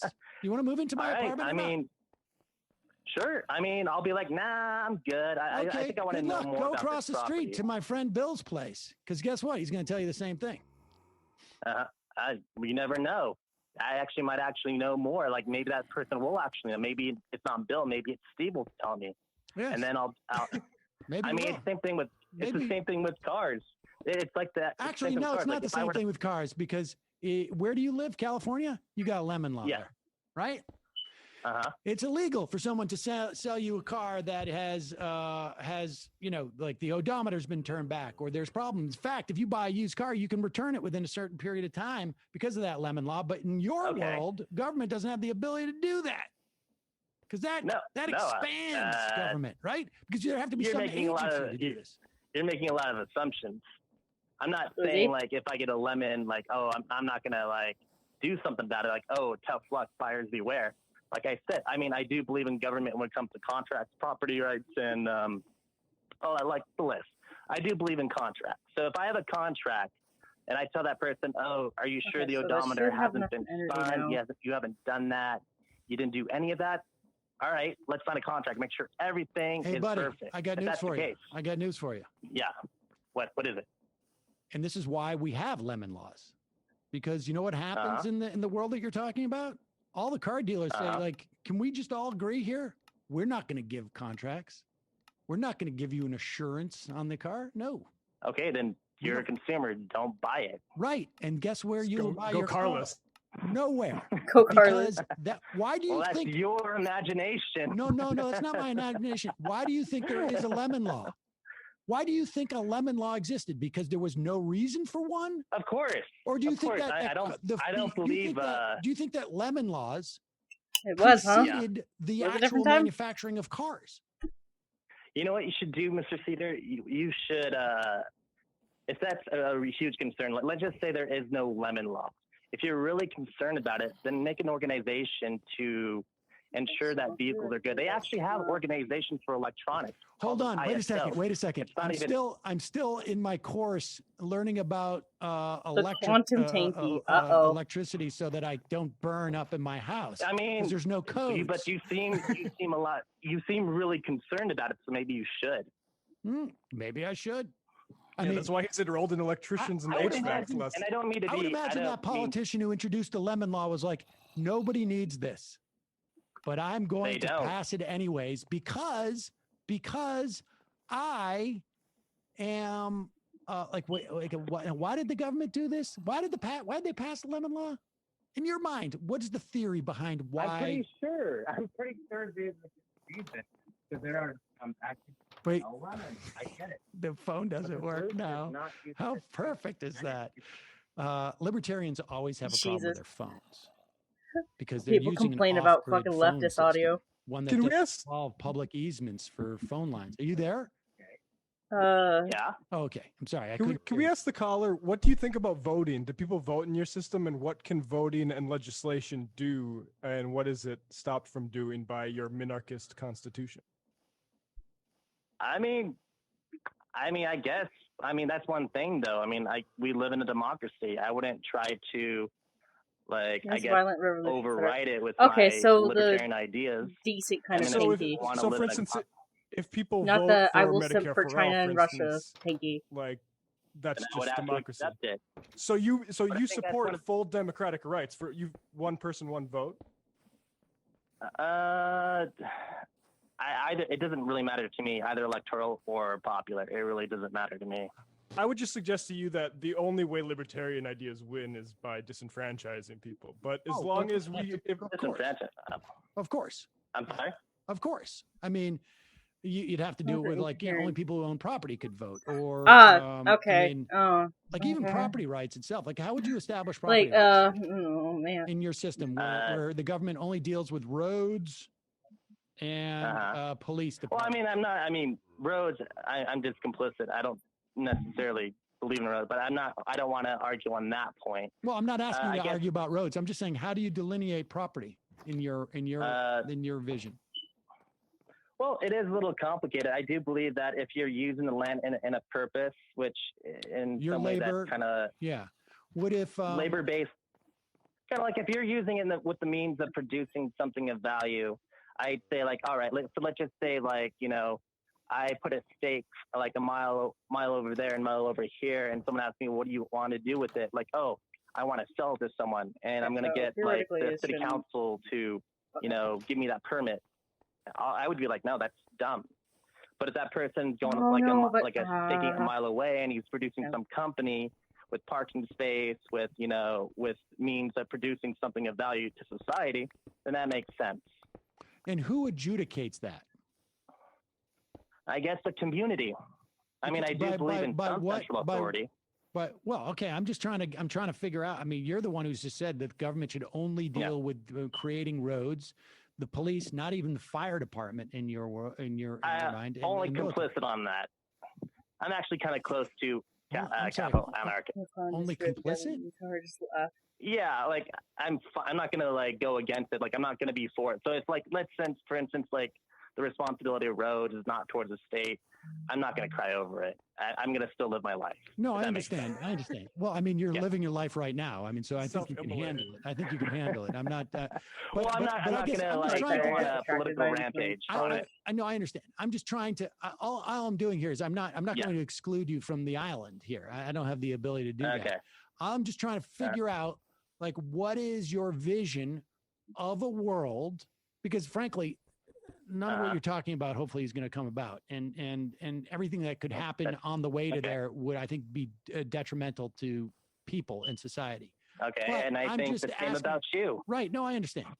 But I'm asking, like, what is your? I'm just trying to get a sense of what society would look like if you, obviously not in charge, because you don't want to have that monopolization of force, right? But if it was just to evolve in this way in some fashion, how would you delineate property? Would you even have courts? Sure. Yeah, definitely. I mean, there should be some kind of authority to decide it, and I think preferably would be an authority within the community, as opposed to somewhere in Washington or in Sacramento. Like, I live in a city called Glendora, right? And I would assume, well, obviously, you know how it works. So could you only buy property in Glendora? I'm sorry? Well, I'm just curious, like, in terms of jurisdictions. Like, how would this work out? So you don't want any type of, I guess, like, why would the foundation? Okay, all right. Well, I guess the foundation of a property would be not based on necessarily in the beginning of, you know, the city permitting or some kind of central authority permitting someone using land, but in a way to where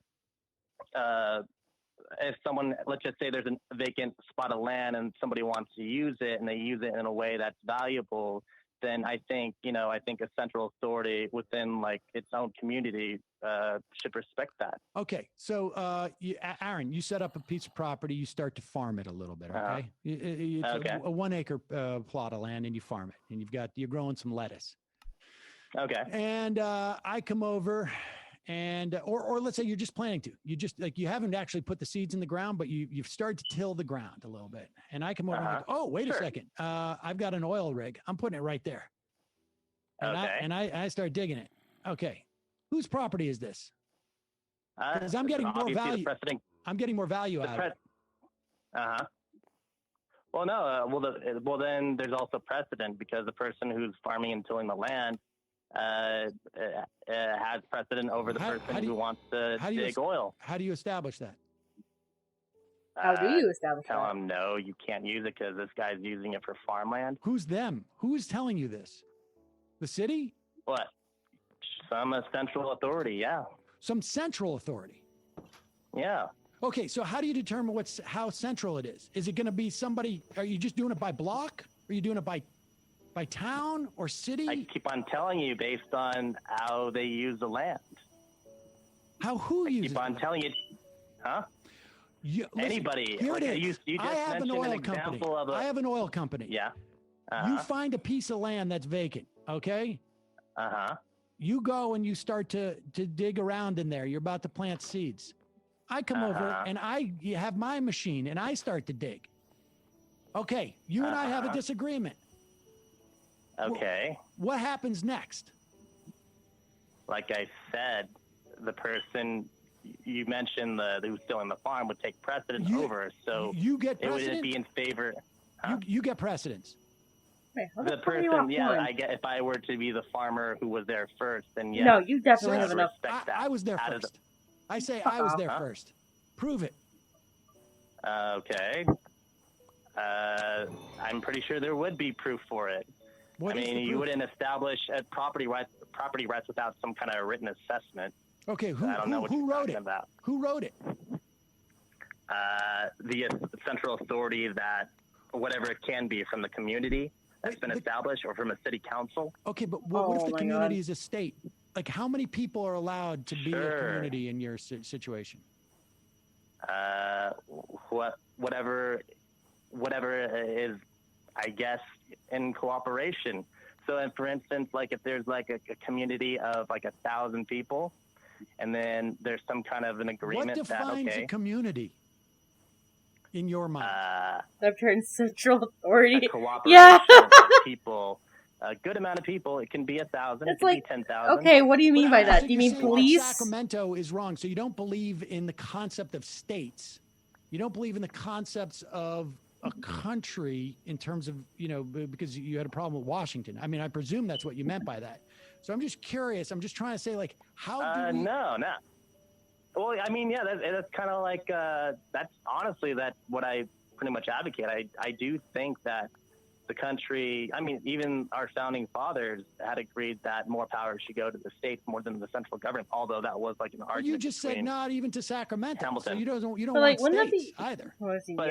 But yeah. it's a similar Yaron. idea, just Yeah. in more, I guess, more extreme in my perspective. So it's not God. just states' rights. Yaron but I is do something believe in special, more man. community rights, and the community Competitive what's gun court. defined is based on what can be collaborated and organized within the area.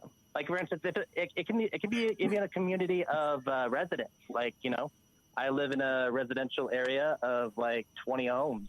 And that could be a community, and that could be of its own something, and they can elect its own central authority. Okay, so like I'm not from your community of 20 homes. So I come in. Okay. I've got an oil rig, and I got a. Wait, okay. I'm having a tiny bit of trouble following this dude. So does he want like states, mini states within states within states, like a layered hierarchy that's like micro hierarchy to macro hierarchy?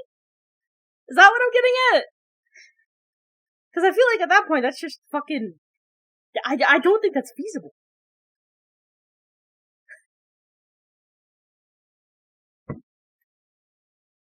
Bunch of guys.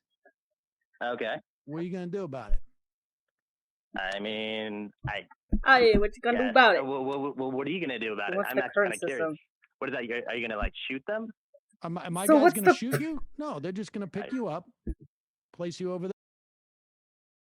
Oh, yeah, it is just the fucking, Yaron fucking debate again. God damn it. It literally is just that debate again. I'm gonna fucking cry, dude. I swear, libertarians who, like, especially the ones that stand fucking Ayn Rand, just do not understand the current day politics. There. I just don't want you here. Okay, bye. How are they gonna do that? They're going to pick you up, and they're going to walk you over there. Like, at least this man is being a lot more, like, patient than the fucking objectivism did. Because the moment Sam was like, yeah, I'm kind of glad too. But I like, the fucking objectivism dude was like, you're a horrible fucking person. After Sam was just like, yeah, I think you should go to jail if you don't pay your taxes. Like, the fucking mauled, dude. Are they gonna pick me up? I weigh a lot. They're going to roll you off the property. Roll? I don't know. I don't think they can. What? Just me individually, or the rest of the community? No, you. What about just me? They're gonna There's pick me. only Why would 20 they just homes. pick me up? There's only 20 homes. All right, I got 50 guys. They got guns. Okay. They got guns. Okay. Big guns. What are you gonna do about it? Okay. I guess it would be a battle. We're from the other community. Yeah. Okay. Remember the first debate that kicked this all off? Oh yeah, the politics of the Jimmy Joke band. Yeah. Fucking MRA, dude. Oh no, the other guy that you posted in Demon Mama server. Yeah. Should watch that one next. I kind of want to, because I watched halfway through it, and I just kind of just like, I didn't mentally die, I just kind of laughed. And I got only like about halfway through it, because it's just like, oh my god, dude.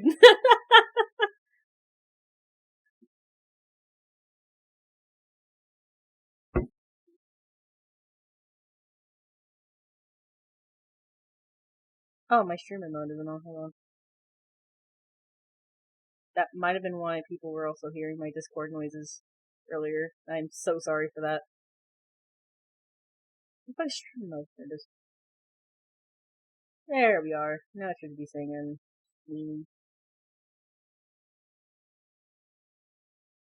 Although I feel like I'm gonna like instantly scare people off.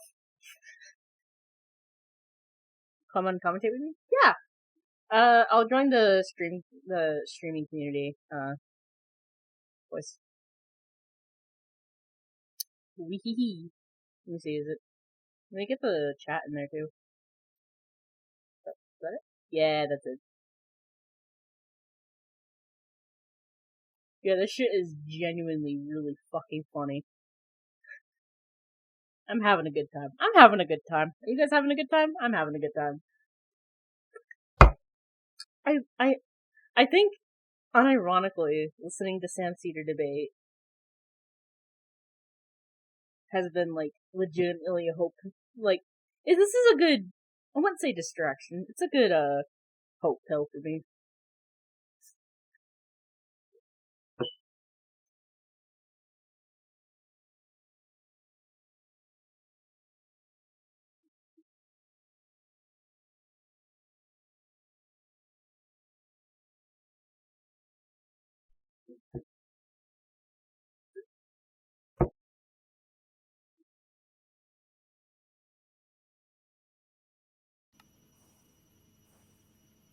I'm gonna wait a little bit for, Peter to catch up.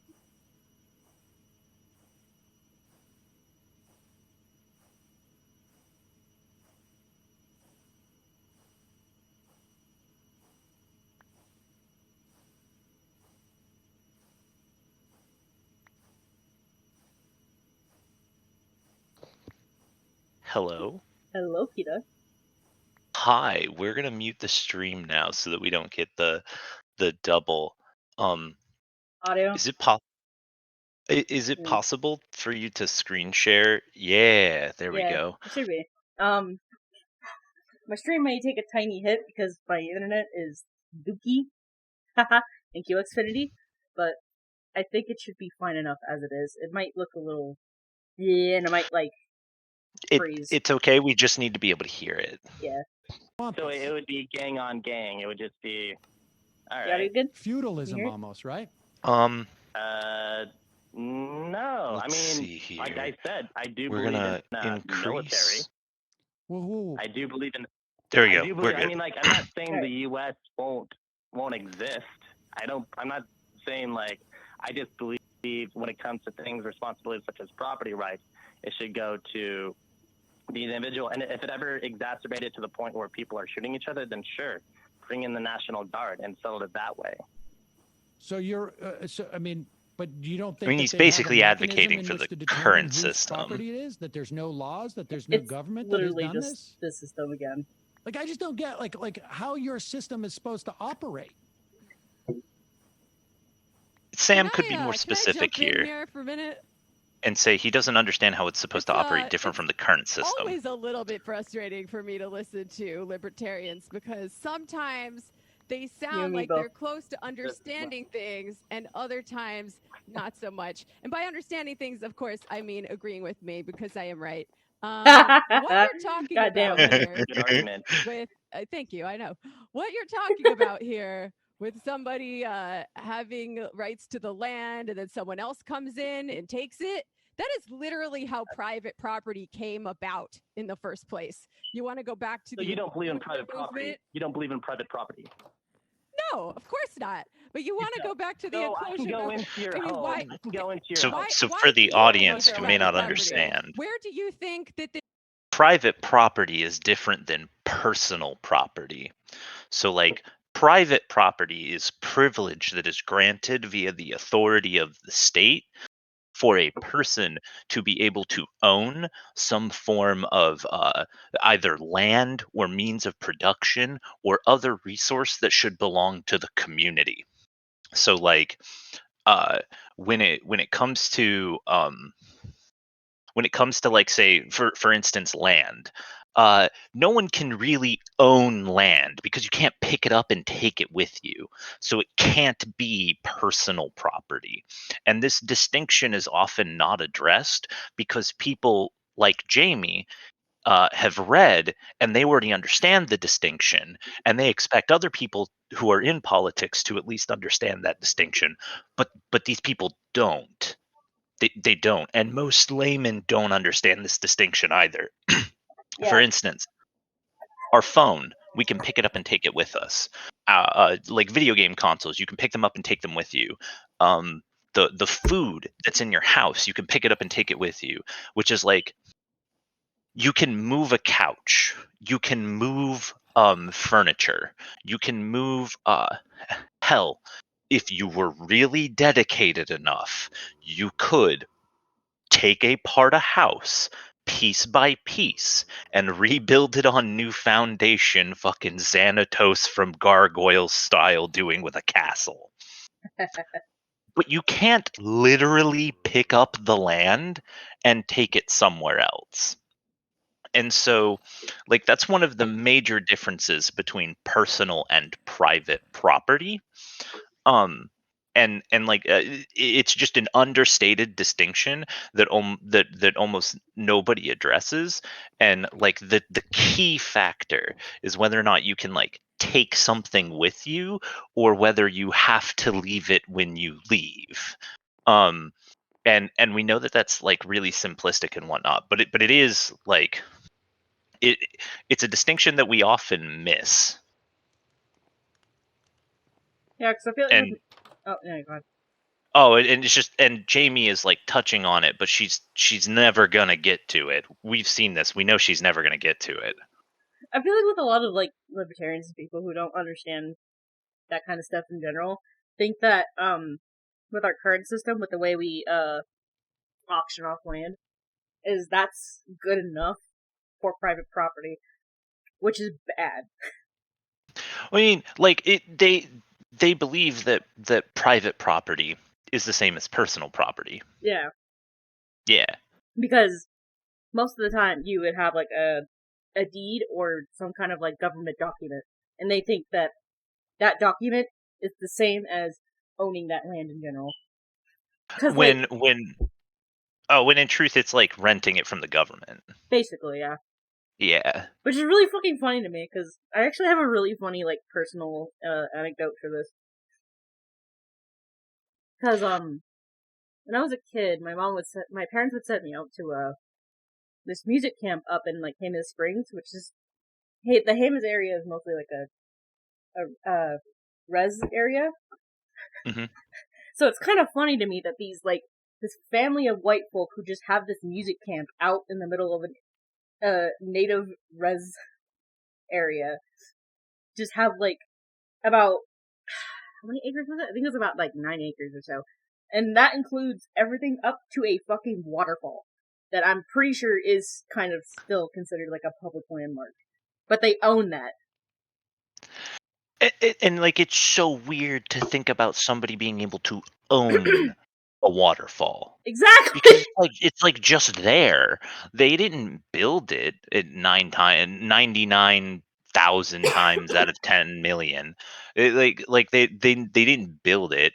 It was just always there. It's a natural landmark. Yeah. And like the idea that you could like sit there and prevent other people from accessing it and that means that you own it is ridiculous.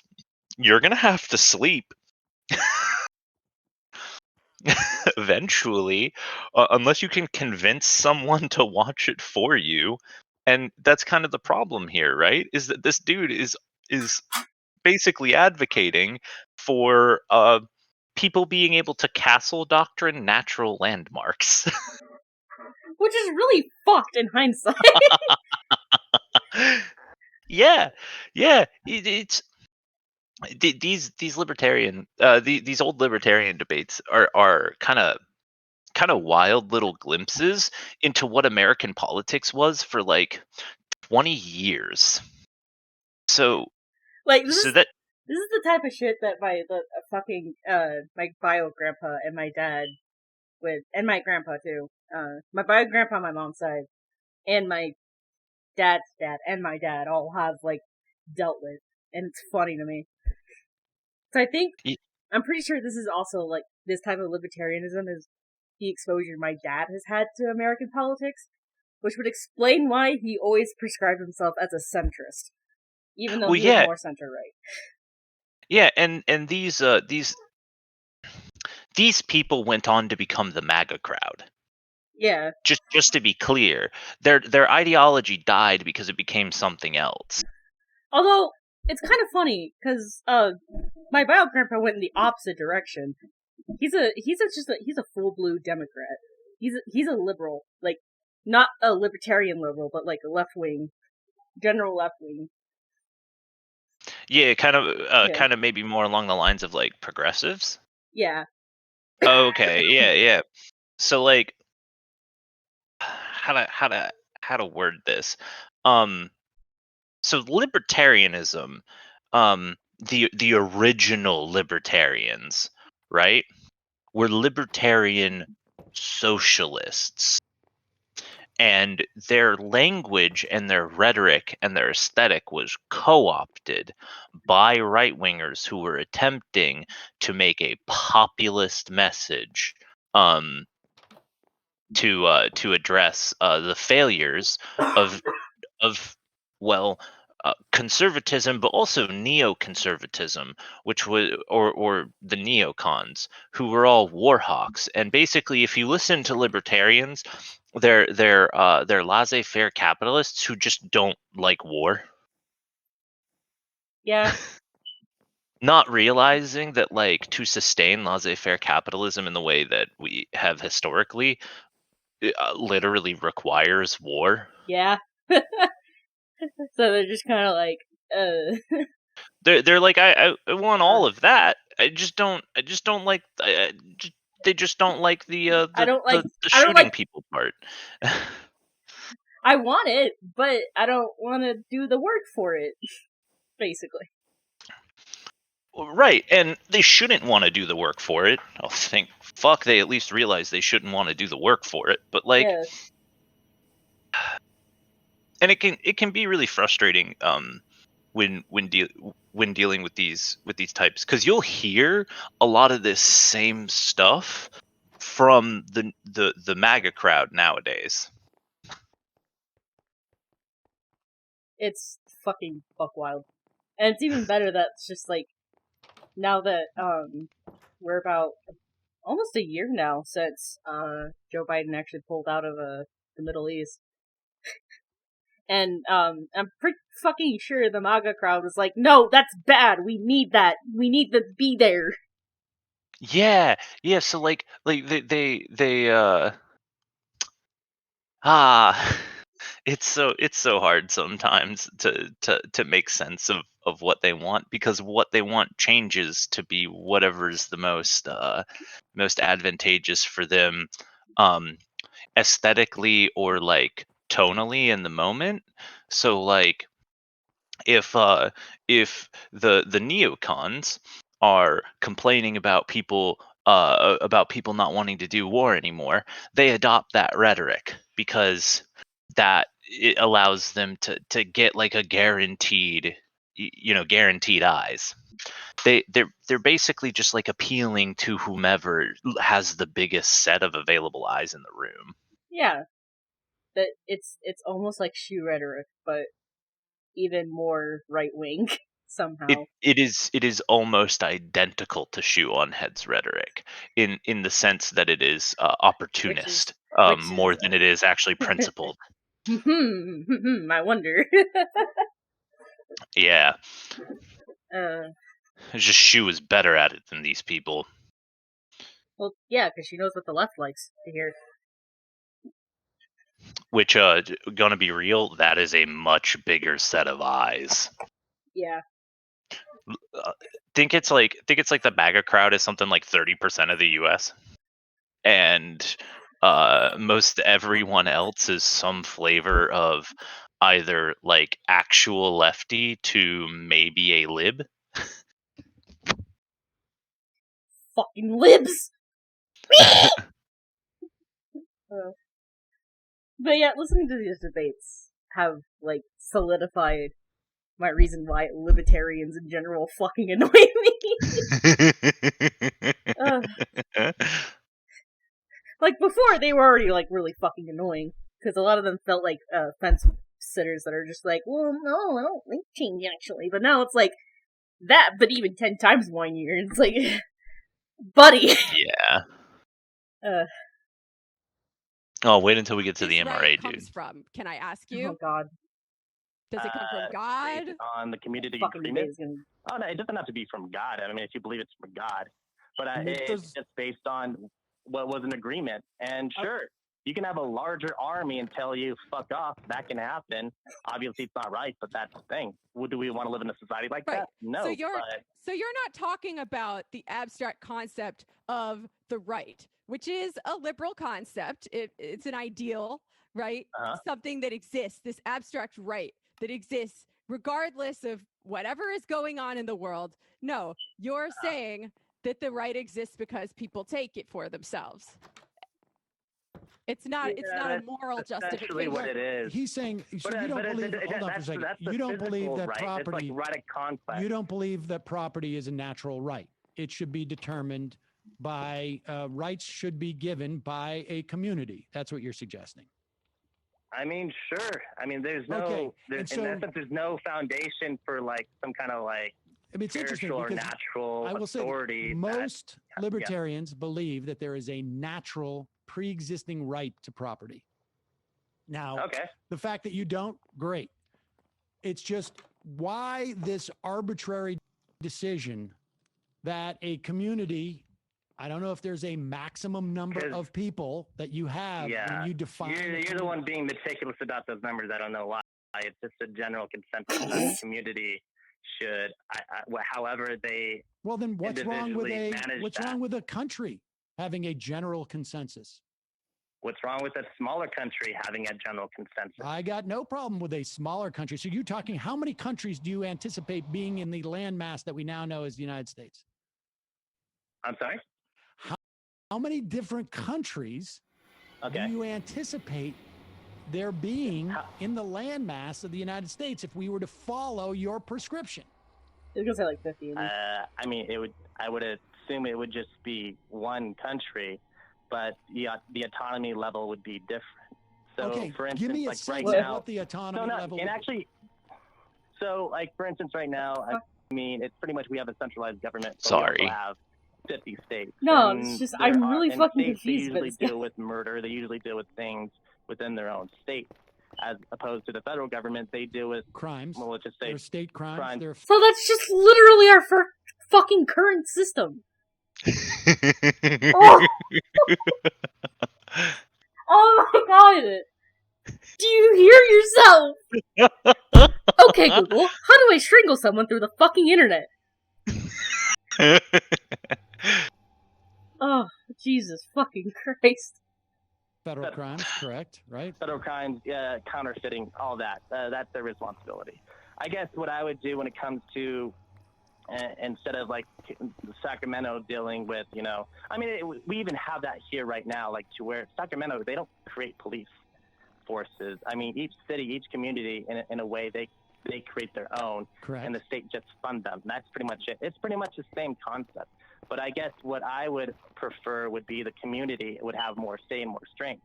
For instance, I remember one time I had golf balls I used to live near a golf course, and golf balls sometimes would lop over the fence. And one time, actually 3 times, it hit my window. 3 times. And it broke. One time. Oh wait, that doesn't sound good enough. I'm gonna say 3. They didn't. They didn't fix it at all. They wouldn't because they didn't want to be responsible. So I called the police. They couldn't do anything because it's not a crime. I actually ended up winning. I went to talking to the city manager and the mayor of my community, and they said they couldn't do anything not of your about community. it. Your community doesn't have a city manager and a mayor. Your city does. A community can be a city.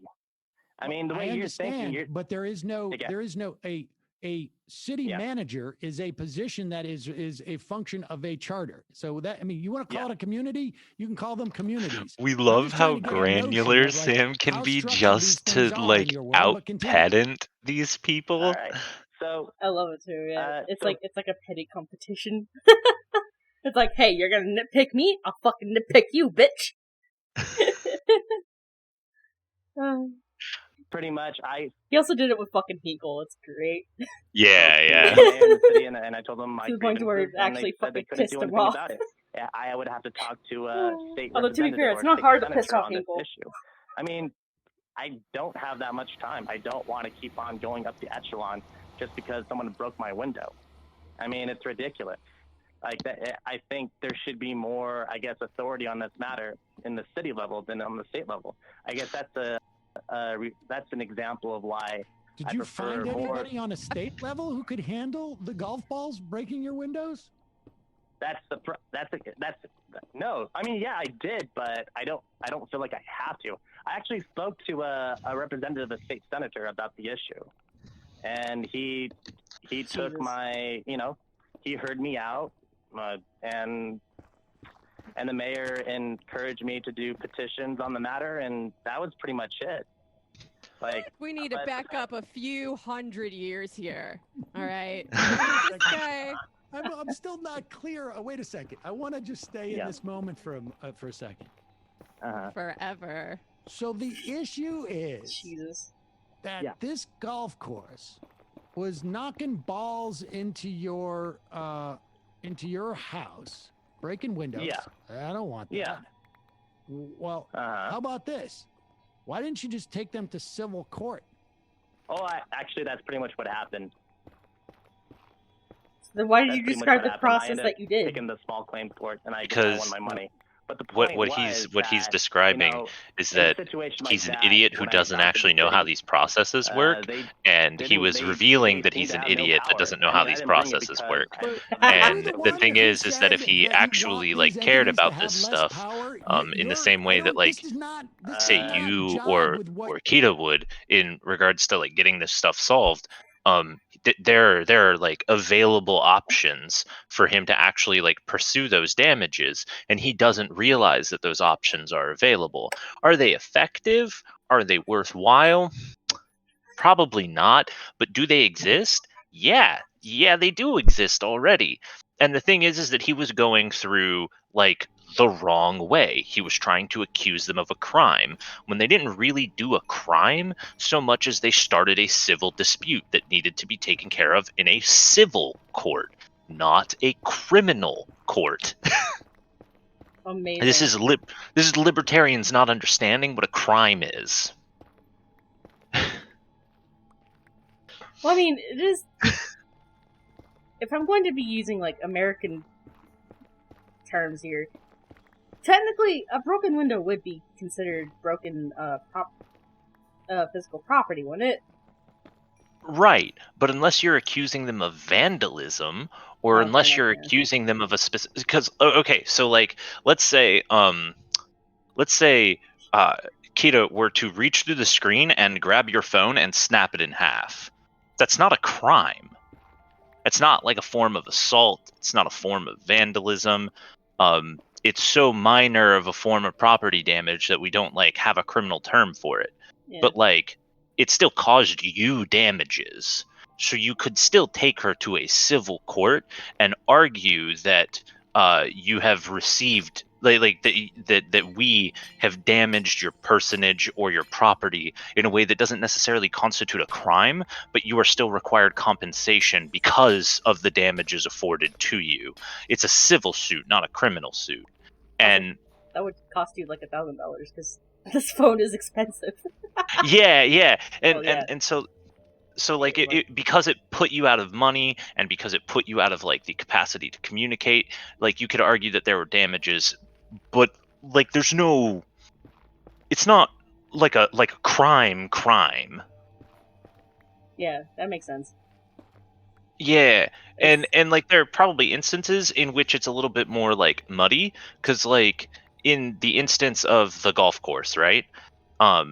Their existence there is facilitating the breaking of those windows, and really he should be taking the golfers themselves to court, because but that's a whole other thing. Yeah, because then you would have to gather the evidence, see who checked in that day, try to match up the IDs, and that's way too much money for one person to really pursue with.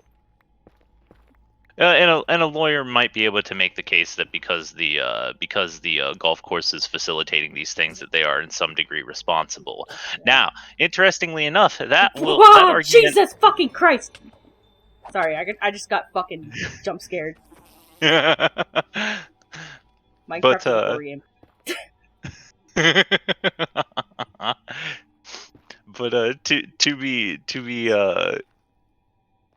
to be fair, to the golf course in this instance, Section 230 protects internet companies from what their users post, which would be somewhat equivalent to protecting the golf course from all of the behaviors of their patrons, so on and so forth. So it's actually interesting that that dude had a good enough lawyer to make that case, and it kind of shows you where he's at on the economic spectrum.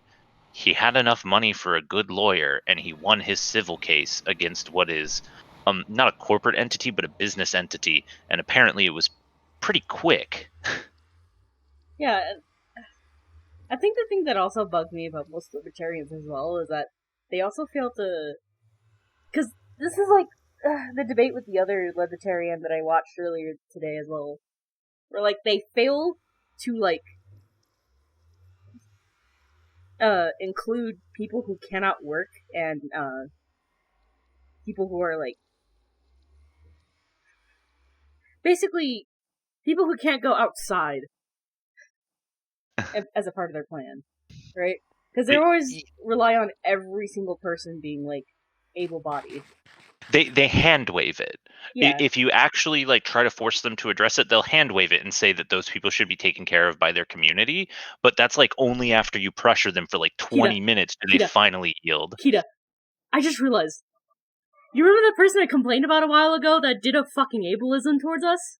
He said the same exact fucking thing. He said the exact same fucking thing. He hand-waved the idea of, like, disabled people. And, like, when I challenged him on it, he said, well, they should be taken care of, but I shouldn't be forced to pay for your care. And I'm like, that's not what the fucking point is!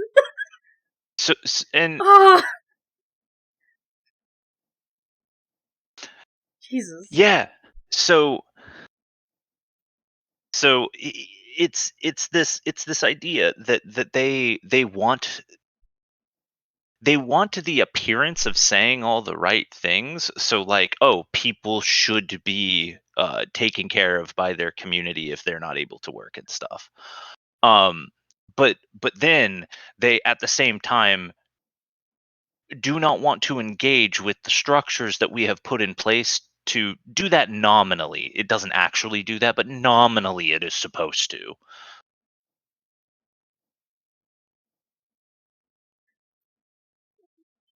Yeah, that's kind of what we're seeing here. It's just so fucking fascinating. Because you can tell that most of these people who have these positions come from places of privilege. Like, they never had to think about that shit in their life. Privilege, power, and security. These people have the security to have their, like, little paranoid shit about the government coming at them, bootstrapping thugs, etc., etc. And the moon falling. And like what and what are they actually doing? They're not like reading about politics. They're reading about the paranoid fantasies of capitalists. Like Ayn Rand is not a politician or a pundit who's like any type of worth taking seriously, but they all fawn over what she said because it comported to their biases of how they think it should or think it does work. Yeah, it makes them feel good. It doesn't make them feel bad for being born in the place that they were born in. It makes it feel like it's not a personal moral failing of theirs that they support systems that allow people like, say, you or Kita to be forgotten. Yeah. Because that makes them uncomfortable. Yeah, I fucking love doing that to people who like come into Zancord just trying to debate stupid shit like capitalism works. And I like force them to pay attention to like people who cannot fit into the system and will fucking die in this system. They always act all fucking weird, and then they always go for the insults and, like, ad homs. When I especially start drilling them on it. Yeah, because they don't actually like have an understanding of these things. They have talking points that comport to their biases, that they were fed by authority figures they only respect because those authority figures are comporting to their biases with the things that they say. So it's just circular talking points being fed in this like weird Ouroboros human centipede of politics and philosophy that doesn't make any goddamn sense because it all comes from the same place that it goes. and they fucking complain that we're in a fucking echo chamber. That's literally what it is. Like, buddy. like in the Demon Kettle, Mama Discord. meat pot. Like in the Demon Mama Discord, we've argued for 2 months about like how to actually address the feminism in men thing, and we'll get to that later. Yeah. But we've been arguing about how to actually deal with this, and we've come to some level of consensus about what we think the conclusion should be. Not like the server as a whole, but the people who are primarily attempting to defend feminism in those arguments. So we're like taking issues that are presented to us and going, how do we fix them? And we try to create novel ideas that aren't currently in use. These people are taking ideas of they're taking these challenges and go, how do I fix them? And they go, they're not broken, it's a feature. Or they are instead going, this recycled talking point that's been around since Rome. Yeah. Man. Fucking libs! You're talking about. I got news for you. There's nobody on the federal level. Understanding what I'm saying. There's nobody on the federal level. You aren't. Who could have dealt with this. We have a civil set of laws. Incidentally, that small claims court. Yeah. Who funds exactly that court? what we were talking about earlier. Where are the laws from that? Where are tort laws come from? Sure. Okay. Where? Tell everybody. Tell everybody. Federal authority. Sacramento. Sacramento. Sacramento. So you got your resolution from the existence of the state. And I mean, it came from Sacramento, but why can't it be in Azusa or Glendora? Because do you want to pay taxes for people to be developing these different sets of laws in each town? Is that what you want? You want to pay more taxes so that you can hire people to develop the exact same laws in each little county, constable, town, village, that type of thing? The local courts would be owned by the people who own the golf course. Okay. So you're thinking that if each city had their, I guess, judicial court, their sovereignty, their laws, their own laws, they'd have to write all their own laws. They'd have to come up and debate and write all their own laws, and they'd be influenced. That golf course is probably one of the biggest taxpayers in the town. Hey, Jerry, I understand you're writing a law about golf balls hitting the windows. I have a suggestion for that.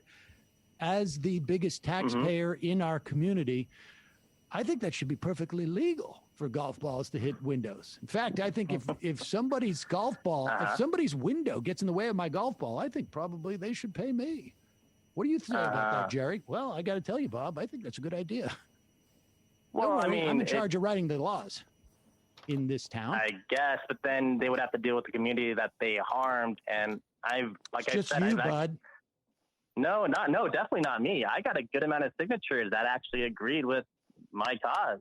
Okay. I mean, I had a lot of support, so it's not just me, bud. Vote them out. They'll write new laws. That's pretty much. You know what your taxes would be like? Sure. I'm not saying, I don't know, maybe cheaper than federal taxes. No. They have to do everything the federal and the state government's doing. I'm pretty sure state taxes are actually far more expensive, aren't they? Like, I'm not a fucking economist, so I don't fucking know. But so So the thing about local taxes, property taxes, state taxes, et cetera. So like property taxes are what you pay to the government as a form of rent. Right. Like that is the government continues to provide the infrastructure for processing deeds, handling certain complaints, facilitating the infrastructure that allows things like insurance to exist, maintaining the courts, maintaining the schools, maintaining nearby roads that reach your places of residence, et cetera.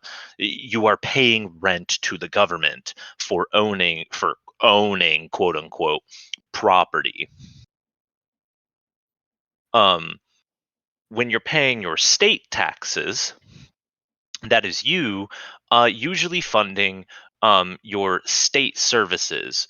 The state provides services that you either take advantage of or don't take advantage of, and the availability of them still needs to be like paid for in some way, and the way they do that is through taxes. The same with the federal government. The federal government provides services that you either take advantage of or do not take advantage of, and they fund those services through taxes. The military and the protection from foreign insurgency and et cetera, is a form of like a service that the government provides that is paid for via taxes. Now, in the US, this system is not done very well, and there are alternative like structures that Kate is not entirely as familiar with, but are proposed as alternatives to tax structures that might actually be more effective.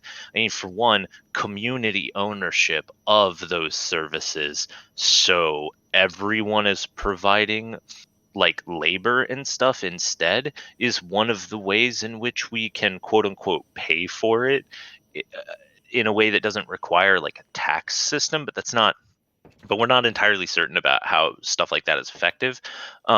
We do know that one of the reasons capital works the way it does is because the government collects taxes.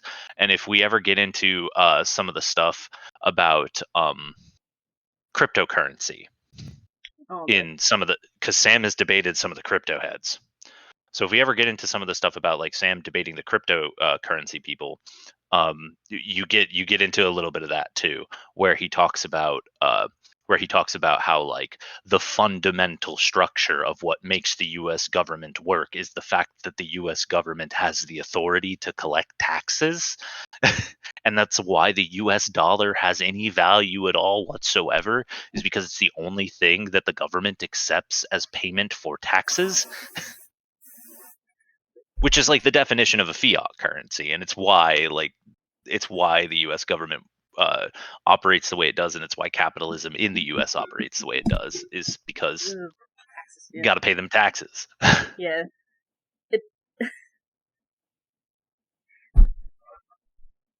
Yeah, it's kind of why I don't fucking like. I swear, like, economology, whatever the fuck it's called, like, gives me a fucking headache to think about sometimes, because it's like, our current currency system is not working very well, obviously, but the gold standard was fucking worse. So, oh yeah.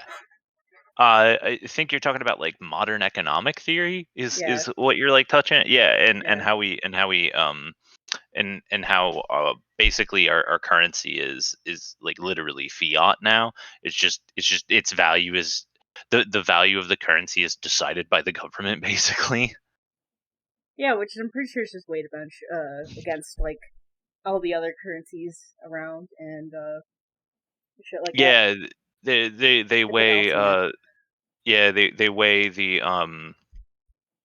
way they weigh the comparative debt and comparative worth of the economies between like a whole bunch of countries in the world, and they tried to like scale everything out into a system to show like which currencies have the most buying power at any given point, and the ones with the most buying power are the ones that have the highest value, so it takes the least amount of that currency to buy a particular object. But these people don't don't understand. Like libertarians, they don't understand that, and the crypto people, they don't understand that either. They think that it's just made up. Not realizing that there is like a series of standards and whatnot. Now, the series of standards are just made up, but like all of these systems are going to be made up. They're all social constructs. Yeah. They're not like you can't pluck an economic system out of the fucking ground. Yeah, because I'm pretty sure that would just fucking disrupt everything. Well, it's also just not like a thing that exists like in the same sense that dirt does. Yeah. And it's kind of funny, too, because, that same fucking lib I mentioned earlier, the whole reason why they were debating at all in Zancourt was, because they were arguing for going back to the gold standard to give us a Jesus stronger economy. And I was like, buddy, there are several problems with that. One of the major ones being, I don't trust the US because I know that they would raid other countries to hoard that wealth. They would just steal the gold. Exactly! We've done it with oil! We're doing it with oil!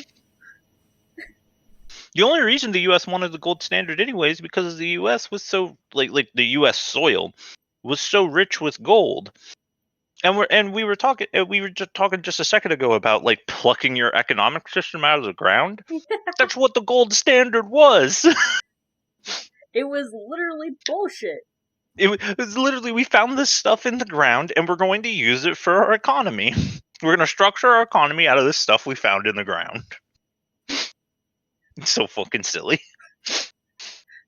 Economy. We're going to structure our economy out of this stuff we found in the ground. To be fair, everything about America It's so is fucking just silly. Everything about America has just been. Economy. We're going to structure our economy out of this stuff we found in the ground. No, God damn it. You heard that, didn't you? Yeah, getting to hear our own voice. Woohoo. I hate hearing my own voice too. Shakes your hand.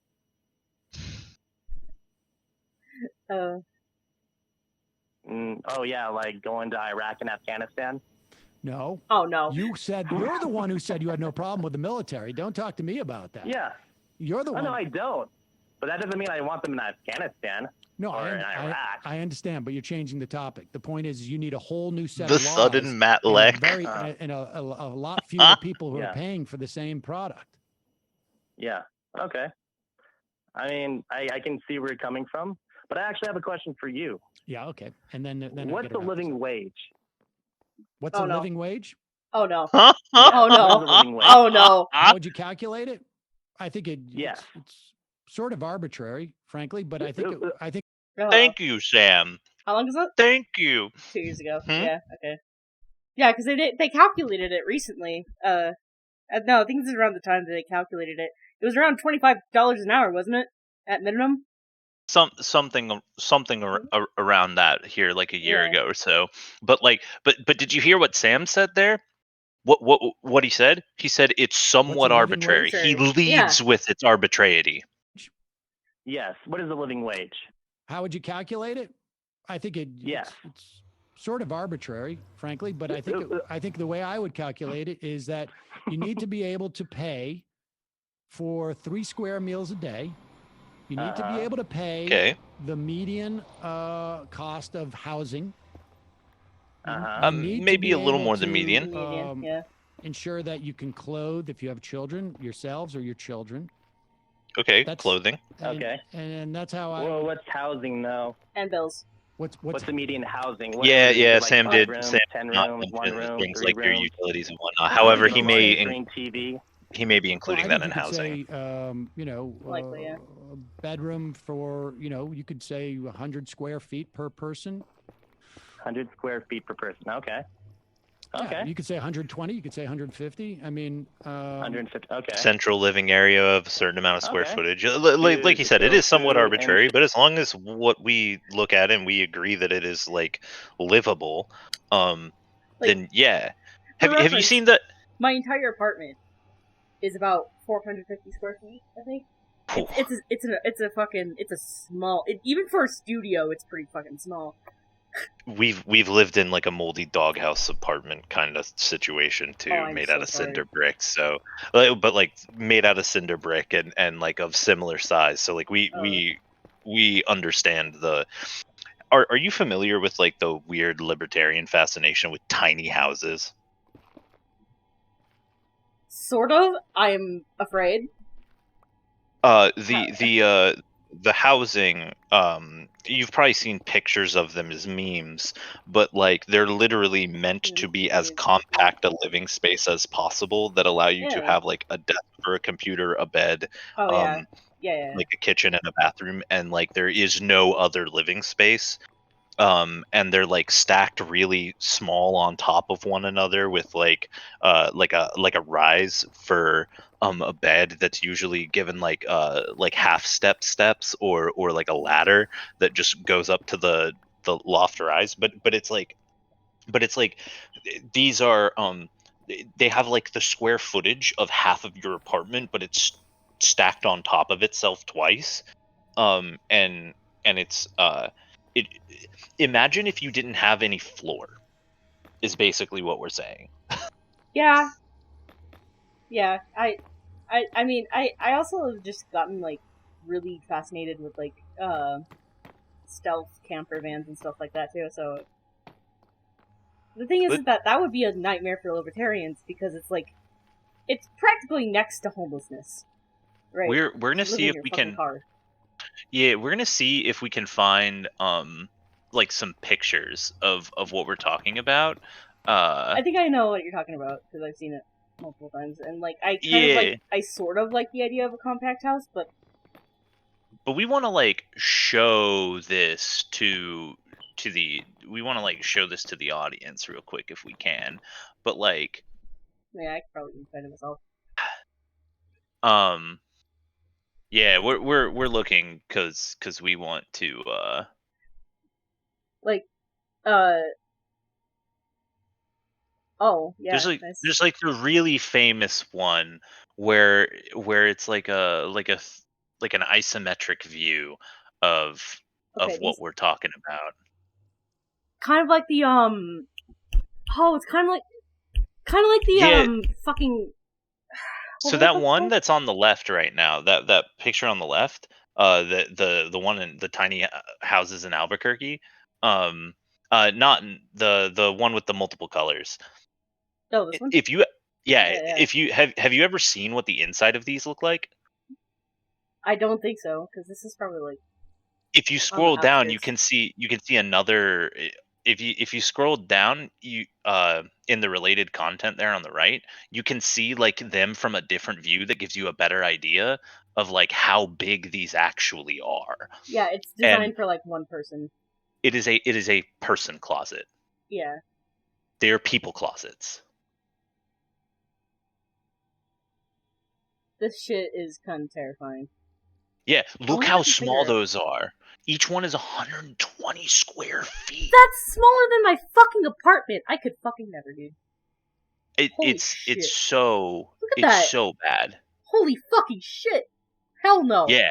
That's like a fucking, that's almost like a college dorm, but even tinier. Oh, and if you notice, where's the bathroom? No. They have they have communal bathrooms. No. Communal bathrooms, communal showers. No way. Not with my trauma. I'm curious, And like, where is this? that is in Albuquerque. Well, yeah, it is in my town, obviously. Trying to but find it is where exactly it is.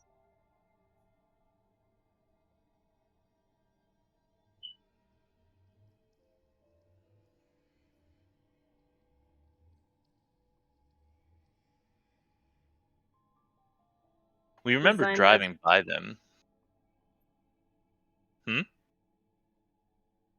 Oh, that's dystopian as fuck. This tiny house village is designed as transitional housing for those currently experiencing homelessness. That's what they've been doing? At least what they're saying there is that they're not meant to be permanent residences. Fuck. Yeah. Libertarians want them to be fucking permanent.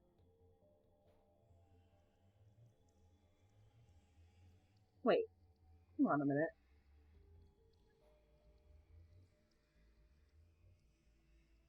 Oh no. Wait. I think I know where this is. Yeah, we know where that is. Oh god.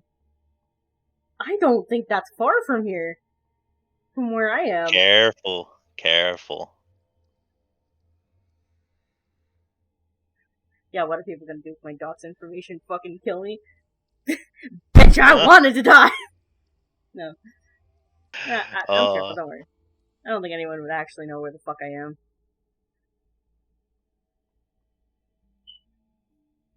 Yeah, it's not saying where exactly it is.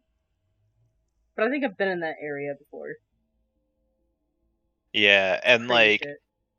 So, but that's like exemplary of what we were talking about with this tiny house shit. And so like the thing is that there are people who want like that kind of stuff, and then there are people who want, like what Sam is talking about, which is, a lot more reasonable, where he said like 100 What the square fuck are they feet. called?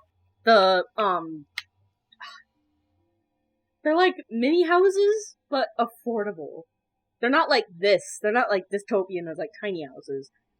No, They they're have a meant to specific be name. yeah, What are they they're meant called? to be like the small the like small cabins that or There's a the fucking mic specific name for them. And I'm trying to remember what they were, because I remember staying in a similar house in, cabana. I think it is Cabana, yeah. Because, we stayed in one when, I was living with my parents and we went to go to, the Netherlands. Yeah, because like at least in our experience, cabanas are usually smaller, or at least that's what we've seen like advertised in the past. We know some of them can be yeah. Okay, no, it was slightly bigger than this. They're like the mini house, but like more designed for like families. Mm-hmm. I think it started with a yeah sound? No. God damn it, hold on. Minecraft. Not cottage. They're similar to cottage.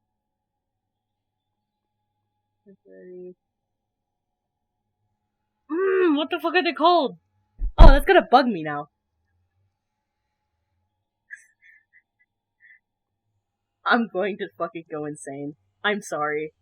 I have to do this now, because my brain's gonna be stuck on it until I fucking figure it out. Tiny house. Alternate moon for cabin.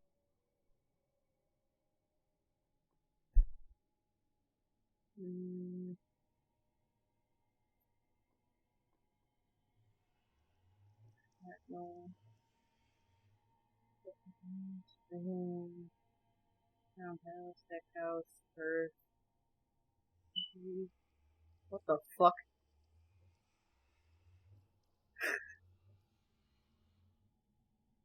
Not compartment.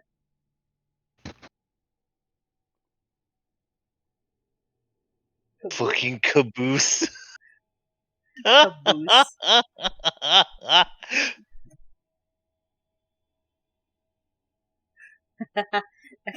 Imagine making this your fucking home. That would be funny. What were the name of that book series? The Boxcar Kids, the Boxcar Children, or whatever the fuck it was. Yeah, the Boxcar Children, yeah. That's so fucking funny.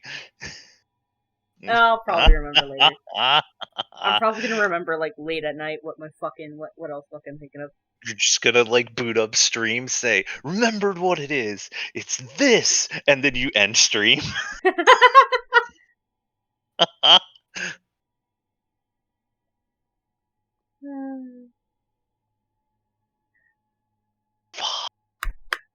damn it. I fucking hate having it on the tip of my tongue. It's like orgasm denial, but worse. Come on, what was it?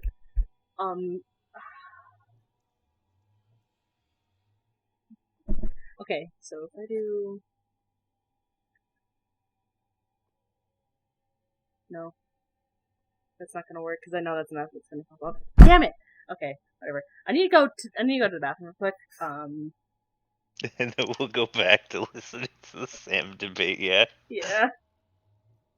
I'm sorry to leave you alone, Kita. I need to go pee. Like, really It's alright.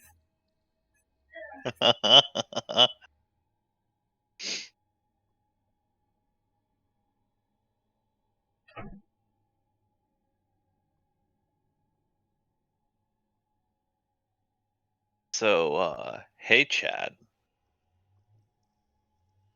We should talk about the Trans Day of Visibility and how there's going to be protests all over the country for the Trans Day of Visibility. It's going to be March 31st, and you should check out your local LGBTQIA+, or as we prefer to say, GSRM, gender, sexual, and romantic minorities, your local groups and orgs, and see if you can join a protest on the Trans Day of Visibility. Y'all should definitely look into that.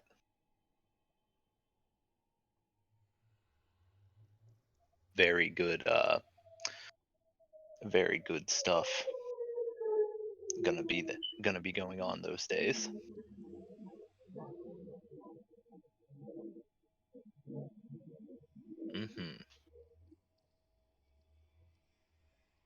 If you're not familiar, Aaron Reed, or at Aaron in the Morn on Twitter, look into their page. They post more about trans affecting legislation and organization around trans issues.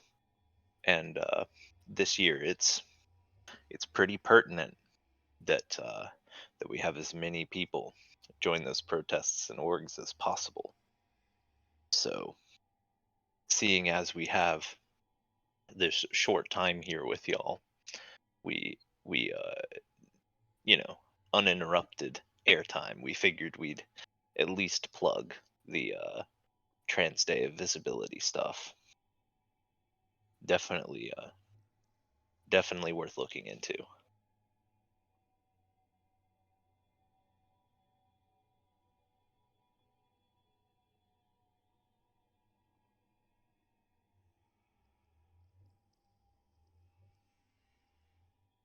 So how about Twitter being on fire? Not like the Twitter facilities or whatever being on fire. We just mean like metaphorically, the Twitter website being on fire. It's kind of wild. Didn't actually think we'd get to see that.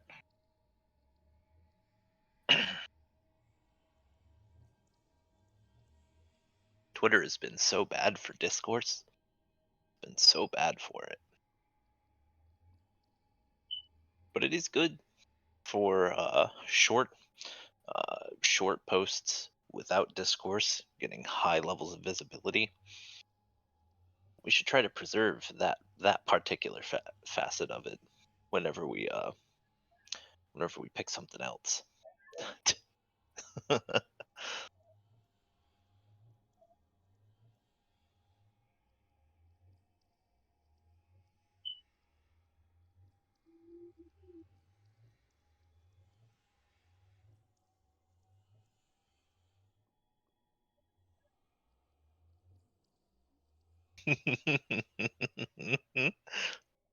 We love watching Umbra's puppet swing back and forth like this. I think it's like tracking some part of their chair or something. Like it latches onto something and then it like unlatches, and so they just lean back, swing forward.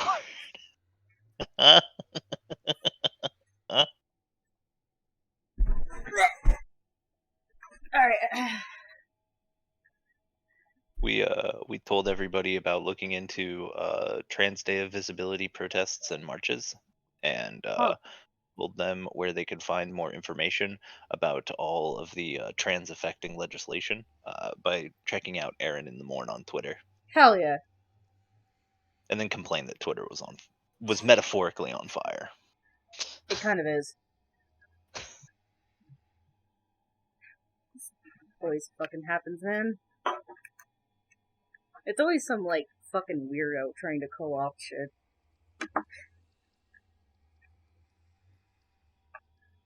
Yeah, and we will note to the person in chat, we will note that Aaron in the Morn is primarily focused on America. If you have anybody who's doing something similar for Brazil, that would be sick. That would be really fucking awesome. Yeah, get some international relations between the trans community is kind of necessary now, considering everything that's going down here in the U.S. I really wish, especially for Americans, there was like an easier way for us to do this. That wasn't like trying to talk over other people on Twitter and trying to force people to move to Masto. Or co-host. Or Tumblr. Yeah. I mean, I feel like out of everything, Tumblr is probably like the easiest for outreach. Tumblr is probably the easiest for outreach. Mastodon is probably the most like Twitter. And then co-host is inaccessible at the moment, but it is going to be like the new hotness when it's finally more available. I think I will probably check out co-host, but I think the last time I heard about it was through like some alt-right creators, which is like, Well, so like the way co-host works is you kind of get to do your own scripting to like fully customize your page. Oh, wow. So Yeah, like yeah. Twitter. Kind of more like you know how some people have like special skins for their Tumblr and it like completely changes what the layout looks like? Yeah, that's what I'm talking about, the custom CSS Yeah. themes. Yeah. Yeah, co-host has that, but co-host is also more Twitter like than Tumblr is. Yeah, I'm still really fucking mad at Twitter for taking away like the page colors and stuff like that for like the page personalization.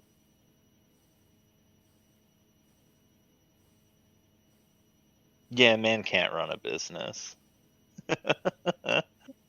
Dude, he can't even fucking run Tesla. The fact that he thought that he could run fucking Twitter and Tesla at the same time is like absolutely fucking hilarious.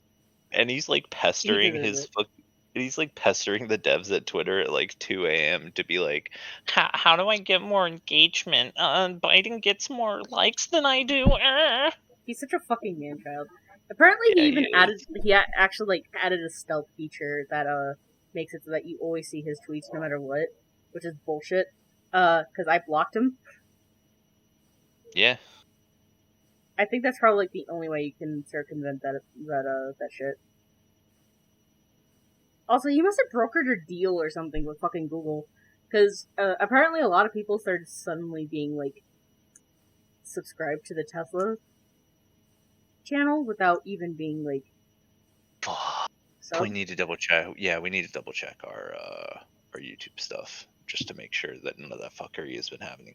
Like we've had to resubscribe to PBS Idea channel like 3 times since PBS Idea channel ended, and the only reason we like want to keep subscribed to that is because we want to be able to access the old content from that channel at the drop of a hat, and because well, it's also some like interesting internet history. PBS Idea channel was this like phenomenon that like flashed in the pan and then Micrognetto was gone. Like he does other stuff now and he still has like an online presence, but like it was nothing as big as PBS Idea channel when PBS Idea channel was big. And if you ever want to see some like old internet weirdness, we can pull out that like 2009, 2010 YouTube stuff sometime. Fuck yeah, that'd be awesome. Alright, I should probably finish this one so I can get to the MRA Yeah. shit. Yeah. So what was this dumbass saying? It's a good fucking question. Yeah, you could say 120. You could say 150. I mean, 150. Okay. The housing stuff. Oh yeah. The standard of the living wage. Food and shelter. 103 square meals a day, and 150 feet. 150 square feet per person. Okay, and that's it. Nothing else. Not a dog or green lawn or a car. What about a car? I think that if We're just going by normal you standards could here, argue buddy. that there has to be an opportunity for transportation if you want people to be able to get to work and whatnot. And But that doesn't necessarily mean a car, So buddy. the living wage, that would require you to have some type of transportation, like a Toyota Corolla, or like I don't know, like a Mercedes Benz. No, a Corolla is fine. Or, we could fund a public transit system. Or I mean, I think you look. There's certainly you could come up with some type of formula where it's If you like don't live in a if you're fucking city like if mine. you're in a community that has a certain capacity for public transit in ABQ relative, is on shit. a per capita basis. Dude, could you have certainly- no fucking idea. I've lived here for all my life, and the only actual, like, consistent form of public transport I've ever gotten in my life was the fucking school bus. Alright? You fucking go to a bus stop, they're not ever consistent with their times. I don't blame the drivers. I don't blame the drivers at all. Our Like, up fucking here- infrastructure is dog shit. Up here where we're at, and we're in like a bigger city than ABQ is, but where we're at, public transit, we're not going to say it's good. The fare is too expensive. Yeah, but Seattle at least has, like, decent infrastructure. There was actually, apparently there's been, like, about a half a decade long, like, project to, like, help the infrastructure here be more friendly for public transport. But the problem is, they've only done that for around, like, the university area, for, like, CNM and UNM. When you go more closer to in-city, like, where I am, it's still dog shit. Well, and like so we were we lived in Kent and Des Moines for a little while, and the moldy, shitty doghouse apartment that we were talking about earlier ended up getting torn down as part of this project to extend the light rail out of SeaTac Airport and go all the way to Tacoma. Yeah, how'd that So, well, they did buy that apartment and they did bulldoze it. We haven't seen it since we haven't seen it since we returned to the PNW. But we did get to see that it was bulldozed before we left, and that was only like a year after moving out. And so it was slow going. But the thing is that right now there's the train goes from Northgate and it goes to SeaTac. I think it actually has like one stop beyond SeaTac, one or two, and it doesn't go quite all the way out of the Seattle metro and into the Tacoma metro. It doesn't go from King County to Pierce County yet. Also, Kita, if I had a nickel for every time I met someone that lived in Seattle, I'd have 3 nickels. You're like the third person I know that lives in Seattle. It's crazy. Yeah, and the metro. So like transit up here is better. It's better than anywhere else we've ever lived. But it's still not great. We like the train. We like the train a lot, actually. The train is sick. We wish there were multiple trains, multiple or at least multiple train lines. And we know that that's kind of weird considering all the derailments in the news. But like a lot of the fucking there's derailments are because of like the fact that there's been so many union busting shit lately. So actually, those derailments have been pretty common at a rate of about 1,100 per year for like the last 30 years. Though it was more like 800 back then, and has slowly gone up over time. Dude. But we're sitting at an average of 1,100, and right now we're on track for that number to remain pretty similar. It's not a higher amount than normal, but people are paying more attention, which is good. Like Yeah, we no, want yeah. people to pay attention to this. Like having 1,100 derailments per year is fucked. Abso-fucking-lutely.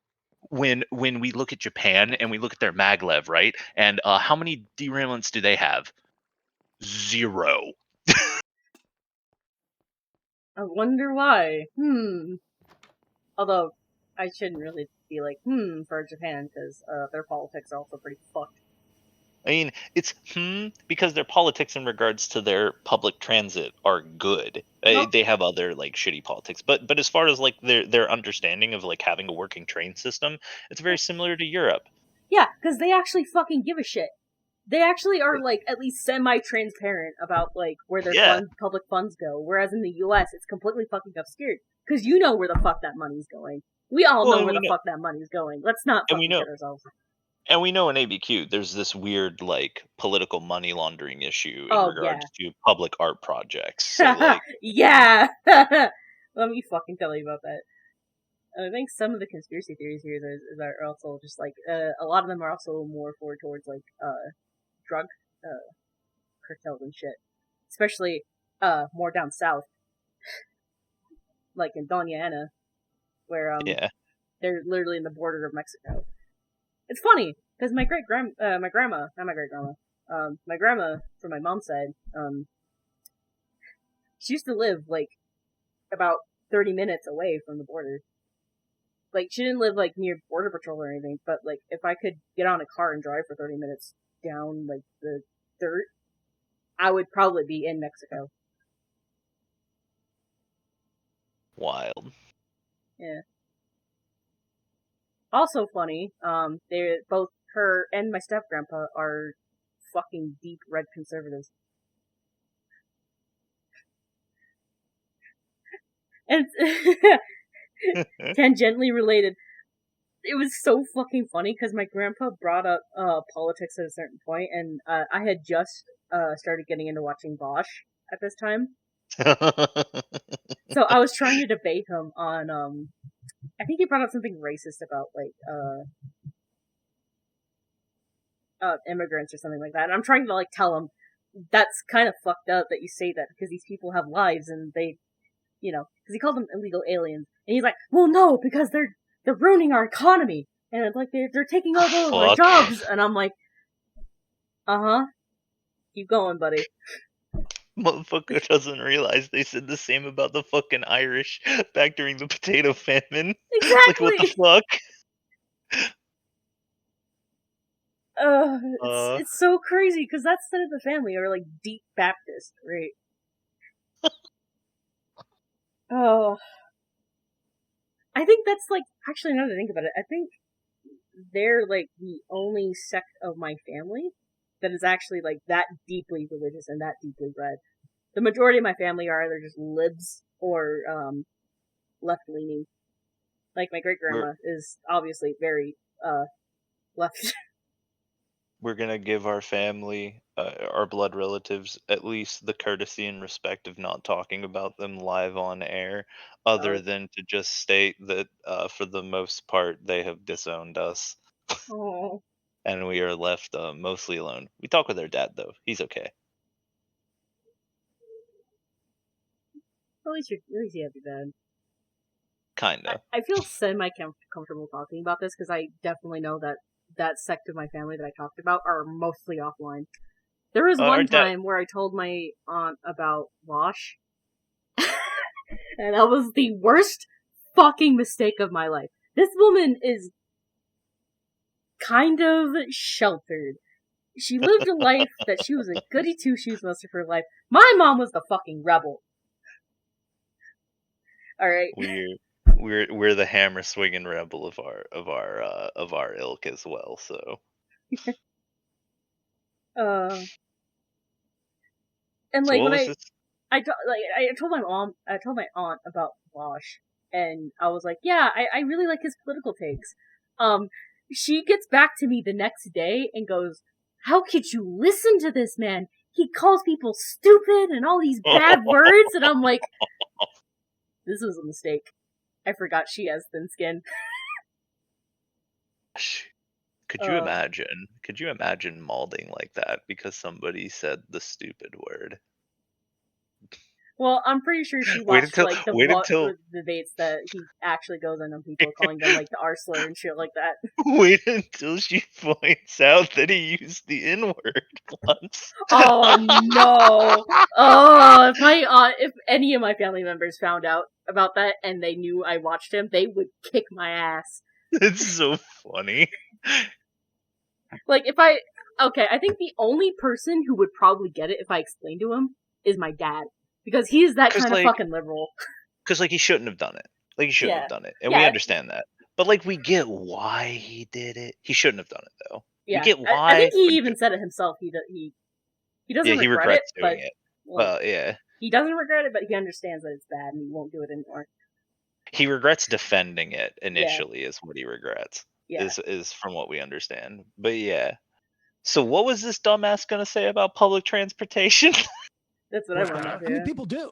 We have figures out there. And I can do that all on $15 an hour. I can't hear you.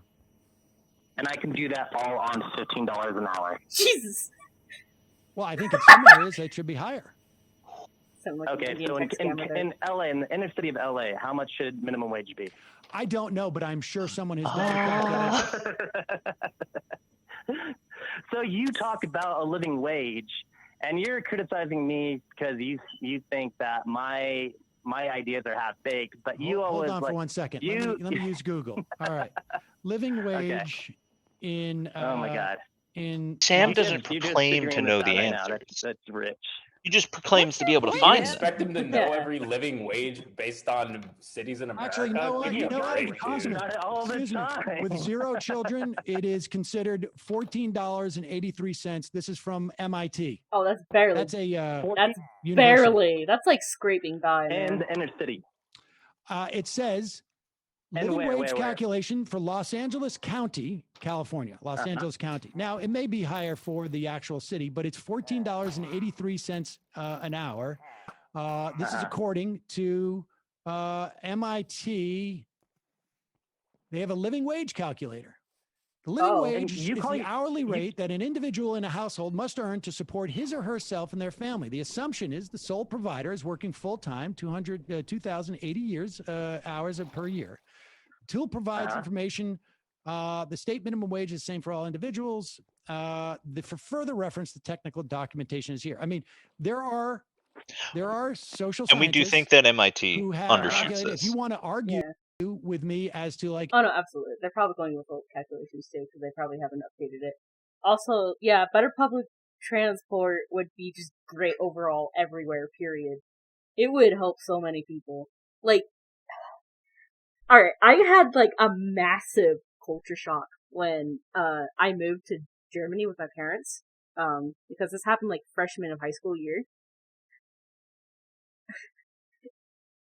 And I think the first thing that really shocked me to my core was the public transport being actually good.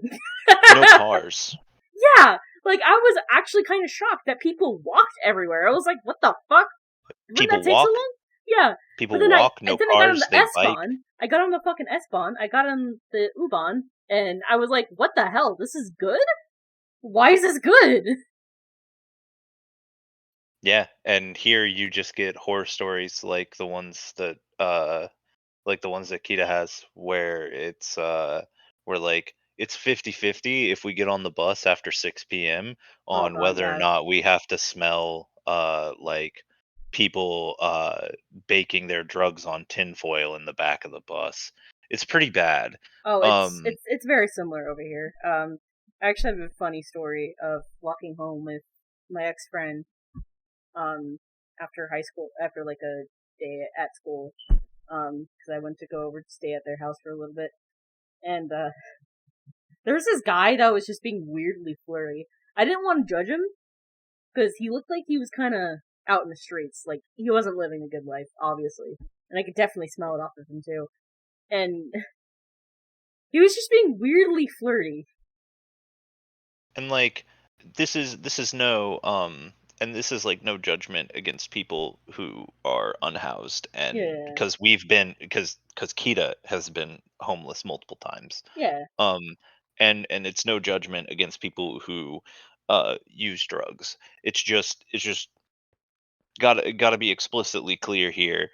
On public transit, we do not want to inhale whatever it is you are smoking. We do not want to smell it because it actually like smells awful. It's like sickly sweet. It just not, we're not a fan of it.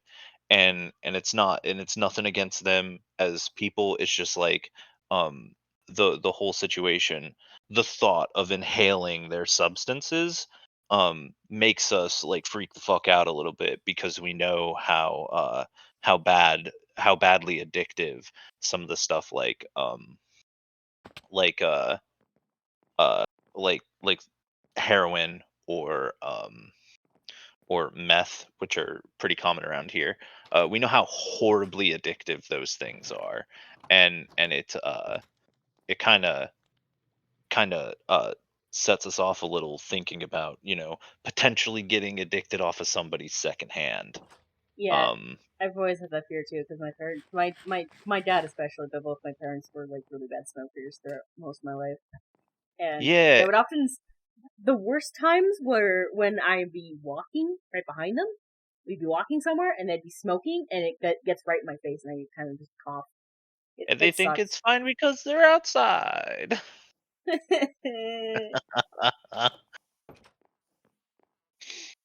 Wonder what this libertarian dude would think about smoking. Probably just, as long as it's cigarettes and not weed. Hey, I don't think you need 1,800 calories a day. I think you need 1,600 calories a day. I mean, I suppose you could have that argument. But there No, is... I'm not trying to argue. I'm not trying to sprawl the argument further. I just want to focus on your establishment of what a living wage means. Having 3 square meals a day and 150 square feet per person. I mean, That's what you're what's saying. your I point, said it was man? arbitrary. But Leave the video rolling, but we're gonna There BRB. are people who work. And you think $14.92 in California is good enough for that? Los Angeles. And I live in California. Los Angeles County. And it's kind of funny because didn't you get the reward for being a journalist?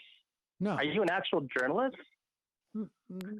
What's your point? Are you not a journalist. for the minimum wage or against the minimum wage? Because libertarians would be against it because it's something imposed by the government.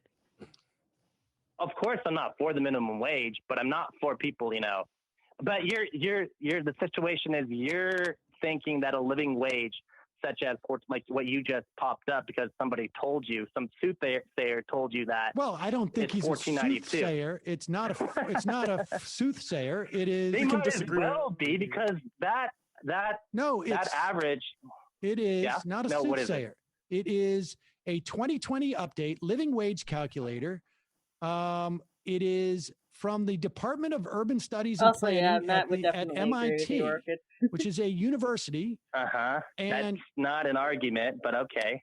What's your point, dude? What's your point about the minimum wage? Well, it is an argument. Excuse me. It is an argument that it's not done by a soothsayer. It's done by experts who study. I'm saying it might as well be a soothsayer because those numbers are bullshit. I'm sorry. I live in California. I honestly know how much I make, more than $15 an hour. And it's still hard to find. God, I fucking wish I wish Sudo was here to like verify this. God damn it. What do you need verified? This dude's going on about how I live in California and I know that's not enough. That's not a good wage. That's not good. I mean, okay, so like the dude actually does have a point to that. Like he does, but I feel like he's missing the point. He's misrepresenting it because he thinks it makes his argument for him that because they're wrong about 15 being the number to go for, that it makes him right that you can't figure it out, so you shouldn't try. Yeah, that's bullshit. It's Right, obvious and bullshit. Yeah. yeah, and this dude, like, bet if we pressed him, he doesn't believe there should be a minimum wage. Man, don't you just love capitalism simps?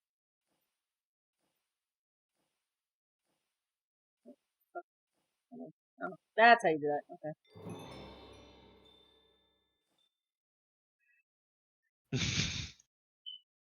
Yeah, getting lost in your A Minecraft room, sauce. Tiny bit. Your own studio for $20 an hour. It sounds like My you think the minimum girlfriend- wage should be higher. I am. If No, you, I'm not listen, saying. I'm the Keppel brand, like, autism, where it's like, I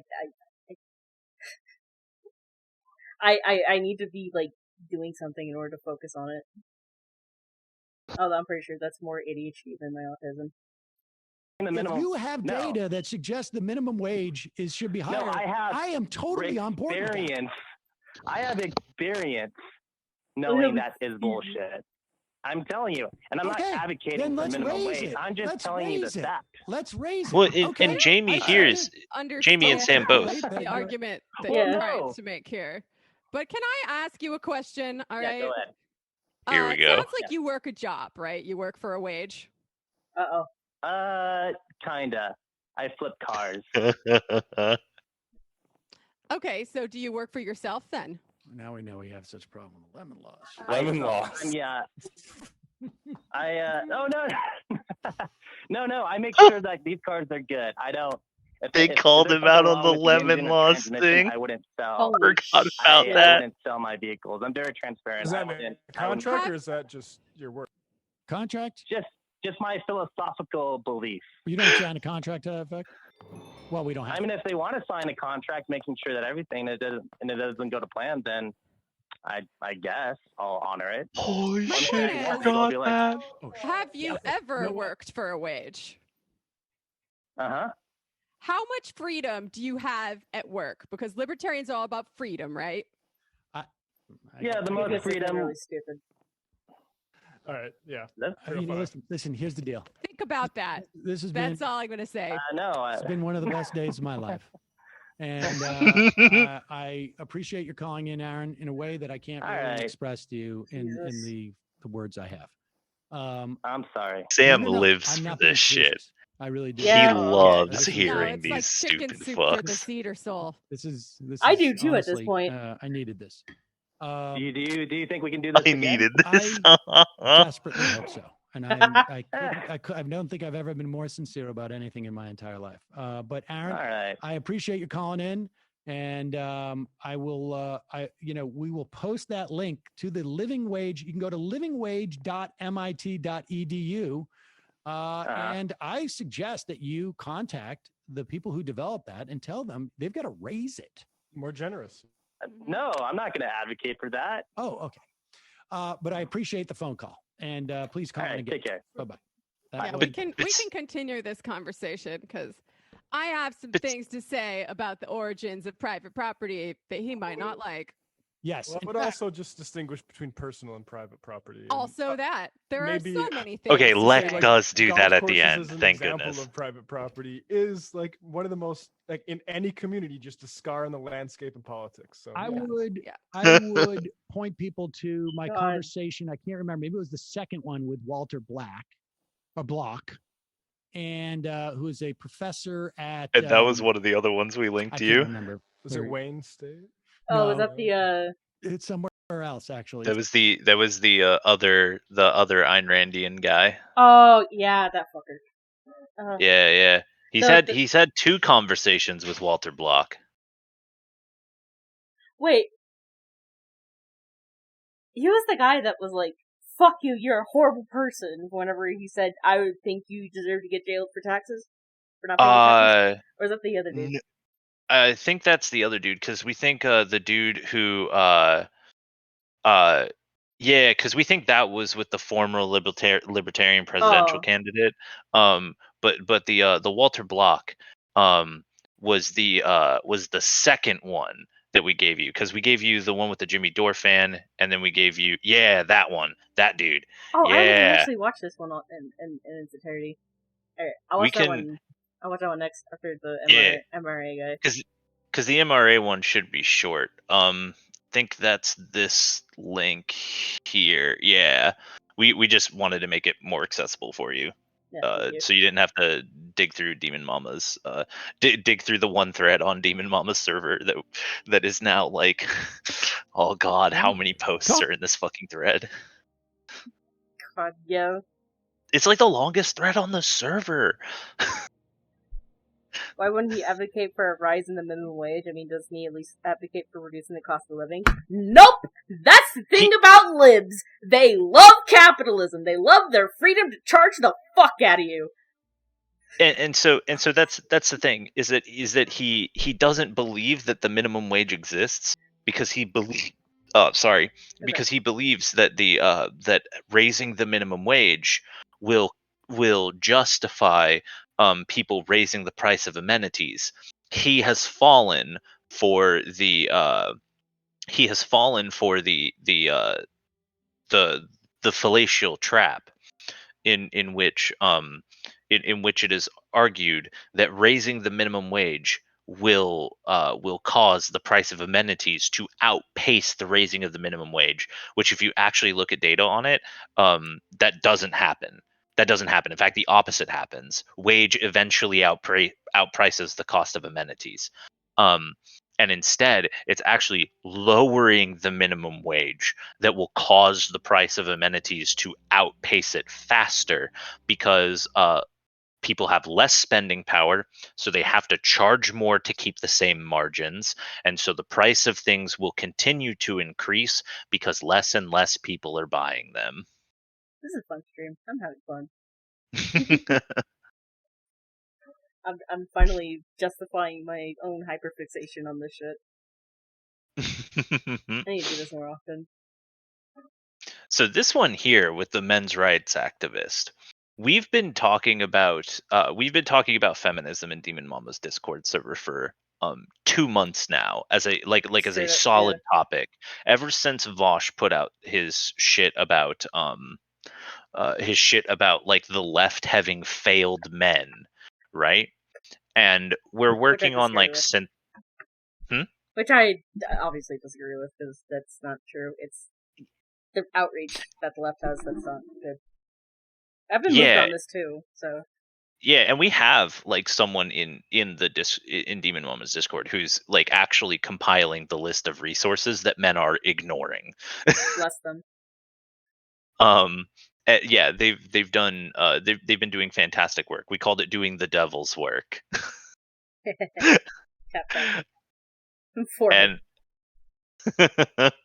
And so this dude is exemplary of every single argument we've made in the server for the past 2 months.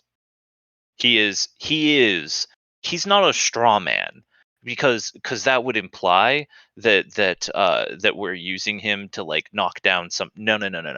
He is the like platonic ideal of the people that Vosh is talking about when he talks about the left having failed these people in some way. It's just they're wrong about where the failure lies. And so as we go through this, because Kita has watched this all the way through before, and this man is he's going to be basically incoherent for like the first 5 minutes. So just be warned. Yeah, it's wild. He also tries to lick Sam's boots a little, which is really weird. He's trying to butter him up so that he can get him to agree, and he'd be like, "I got you." And Sam just doesn't give a fuck. Yeah, it's what they all fucking do, man. I also really find like the fucking, because I watched about halfway through this. The fucking I believe in reproductive rights for all the pronouns. From the 310 area code, who's this? Where are you calling from? Is it me? Are you talking to me right now? I am talking to you right now. What is your name? Is it me? Every single caller. Okay.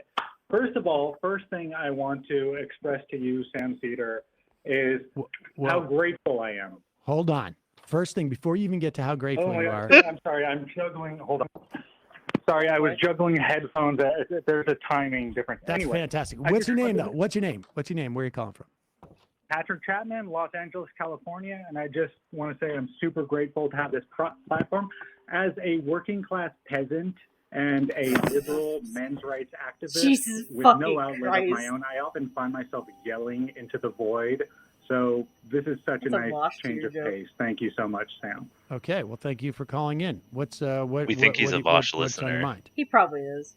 Oh, okay. That would be, I have pronounce it a lot of Hispanic. Hispanic friends who have recently shifted towards the Trump end of the spectrum. And I know exactly why it's happening. It's so frustrating and it's so easy to avoid. And I just kind of wanted to talk about that. Well, actually, you know what? I wanted to talk about the parental revolution, Sam. I realize I should kind of practice brevity here. Got I know like I'm four sort of rambling. things that So I'm gonna sum this up in a much more succinct soundbite. Sam, he's got like 4 topics and he doesn't know which one he wants to talk about, so he like tries to talk about all 4 of them, and then like they settle on the one, but fuck. I have the magic wand. And with this magic wand, I hereby bippity boppity boo into existence 3 laws, also known as the parental revolution. On one condition, you, Sam Seder, 10 years from now, can take my magic wand from me and undo any one, if not all 3 look at of the Emma. laws that make up the parental Yeah. revolution. Is that fair, or is She's- there something unfair about that? Because I want to be fair to you. Oh wait, actually, hold on. I'm not sure. I gotta stay tapped in for this one because she has a very specific reaction that made me fucking die when I first saw this. Sure what I'm signing up for here, but let's just why don't you just continue and assume that I'll make a decision a little bit later. How's that? No, fair enough. I just want to concede to you that I am doing poorly. I'm not organized enough. So anyway, law 1. Okay, I'm sorry. I'm going to walk this back a bit. I have voted Democrat my entire life for 2 reasons. Gotta do that virtue signal. Yeah. But I'm sorry, I don't have a solution to any of those. I like how Sam just kind of narrows his eyes too, just like, What does this have to do with parents? Yeah. Problems. Those are big, complicated problems. The debt? Did you say? Tax people more. The debt? Yeah, the debt. I know you guys don't really care about the debt because of modern monetary theory, but I am personally. Sam actually cares about the debt a lot, actually. So you voted for Democrats because And he doesn't you care take about that the bait. Good on him. And the environment, but those are complicated. There is an issue, however. Okay, but wait a second. Let's that stay focused. The 3 laws you want to pass. Let's just stay on your parental plan. The parental revolution. Okay, the parental revolution. The parental revolution is sort of a catch-all phrase for the end of fatherlessness. Right now, there is an epidemic of fatherlessness. 40% of all children being born are born to fatherless households, and I have the solution, but I respect your intelligence enough to I don't know if you have some counterpoints that I have not, taken into consideration. All right, I do. Yeah, you don't have to qualify this. We just need to hear the points. There's a big wind-up here. I'm so sorry. All right. You're just like, to end fatherlessness. To me, the solution to fatherlessness lies in reproductive rights. If I had a magic wand, there's a lot of things I would fix, but one of the things I would fix is I would grant equal reproductive rights to all the pronouns. I would put a cap on alimony. Emma's face right there just fucking kills me because she just She looks heard- to the left like, oh no. So to give you a little bit more context, she's looking at Lek and Brandon. She's looking at the 2 producers on the other side of the studio, and is like, did his like call-in screen warn us about this? That's amazing. Holy shit. Yeah. And I would have paternity confirmation for every child born. Now, you may disagree with me on those things, but it would mean so much to me if you could just at least acknowledge that what I just said wasn't hate speech. That would be a great place to start. With anything I just said about equal reproductive rights, I'm not This dude even is sure projecting I his fully Twitter understand what you conversations said, onto but Sam. I can tell you this, that it's so cringe. The merit of your proposals do not rely on my assessment of them as like hate speech or not hate speech or whatever. I mean, what you've said is vague enough that I think like I don't know that I could say that it's hate speech. I don't know that I could say it's not hate speech because I can't quite tell what you're saying. You want to cap alimony. You want to cap alimony. I can tell you in New York State, alimony is capped depending on what your income is. I don't know what the laws are in where you live. In terms of like paternity tests. So if we could pause for a sec. Orchid asked the question, and we want to address it. So the fatherless thing. Okay. So what it actually is that more parental incomes, having two incomes versus one income, makes it easier to raise a child. This is like a well-documented thing that the more people in the house have jobs, the easier it is for them to maintain financial like stability and to be able to do things like provide clothing and food and transportation and access to amenities to their children. So this actual fact is co-opted by the right wing to say that single mothers, right, is an epidemic. Yeah. That kids not having dads is an epidemic that leads to poor results in regards to the financial and potentially criminal futures of kids in cities. When the truth of this is that men are allowed to abandon children in a way that women kind of aren't.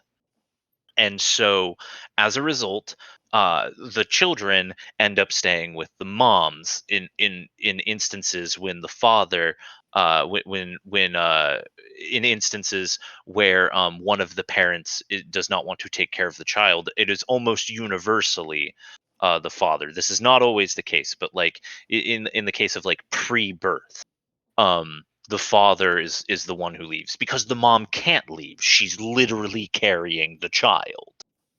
So when that phenomenon occurs, how many incomes end up in the house? One, the income of the mother. And so the issue is not necessarily that the children do not have a father. The issue is that there is no longer a two-income household. And that issue of there not being a two-income household is because men do not believe they have that same obligation to raise children that women are forced into by just the biological reality that they are carrying the child. Now, understand we're using men and women in these terms in like a really loose colloquial sense. We understand that not everybody who carries children are women. We're just using that as a shorthand to make this like easier to understand for most people, and we're also using it as a shorthand to make it easier to communicate in the moment. You're gonna see Sam try to avoid doing that here, and he's really like cool for doing it. He's like people who can have children instead of, and he does very well with that, but you can tell it's kind of awkward and it kind of muddles the conversation a little bit. But you're gonna see him do that throughout. So like the reason people care about fatherlessness is because they believe that it has some effect on raising the kids, when the actual effect it has on raising the kids is the fact that there isn't two incomes. Yeah, it's really funny in hindsight, because like, even though there are times where my mom and dad definitely should have at least gone therapy or something for their issues, and seemed like they were on the fast course, on the one-way course to like divorce. Both of their incomes had basically made it easier for me and my brother, and it kept us in the upper middle class for the longest time. I mean, it's half the reason why they can afford both my brother and my rent right now, which makes me feel bad. But and let's be clear, Kato was raised in a military household. Her father was absent for most of her early life. If they actually cared about the issue of like kids not having like dads or father figures in their community, they wouldn't send them off to war, and they wouldn't lock them up in prison. That's just the truth of the matter. What they're actually saying they care about is the financial realities of the children. But they don't know that that's what they're talking about, because it's been couched in this language of quote unquote fatherlessness. And it's also like a very dangerous pipeline as well, because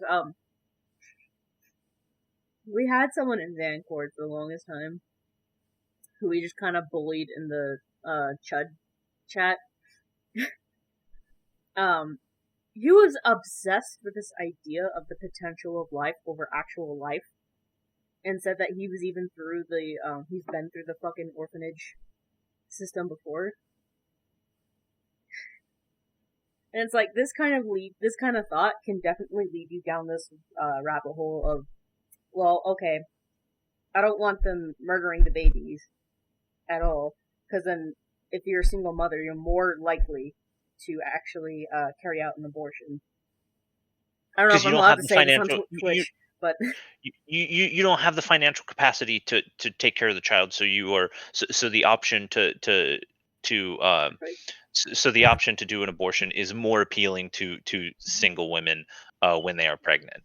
It's not a guarantee, but like it is definitely a more appealing option if you do not feel you have the financial capacity to care for the child.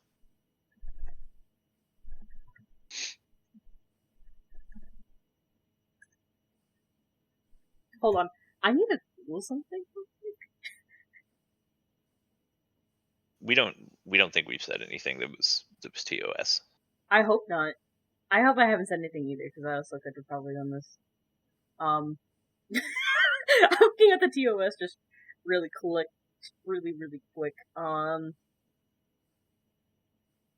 Okay, so self-destructive, violence, terrorism, adult sexual violence and exploitation are not tolerated in Twitch. Okay, so that's just like promote, show, engage, youth safety. Okay, yeah. CSM, anti-CSM shit. Off-service conduct. Don't be like DK. Don't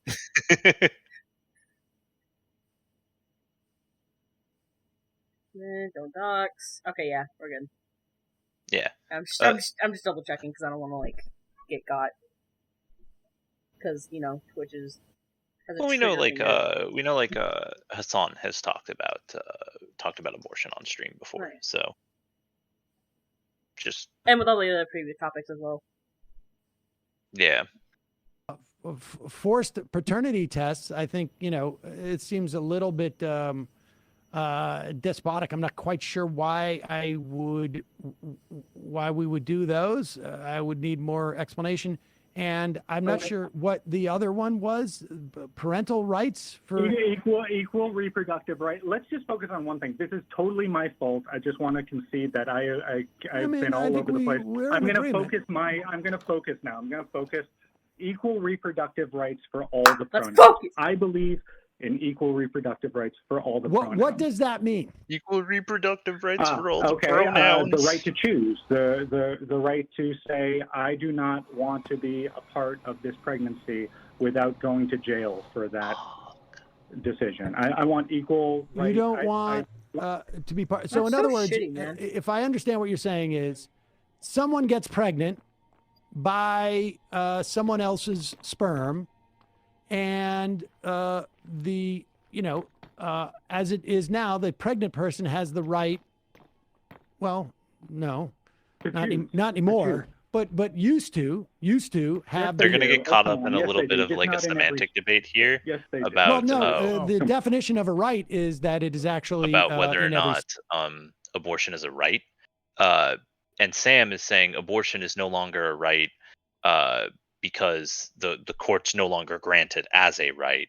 And he is correct about that. It is not considered a right in the U.S. anymore because Roe versus Wade has been struck down. Yeah. It is now a privilege that states can provide, but it is not a constitutionally given right under the context of court decisions. So just to be clear, like that's what he's explaining here. He's not saying that abortion shouldn't be a right. If you were to ask him, he would say it should be a right. But kind of to kind of go back to what he said that kind of triggered this response from Sam. Have you ever seen Death Clock? Death Clock? Yeah.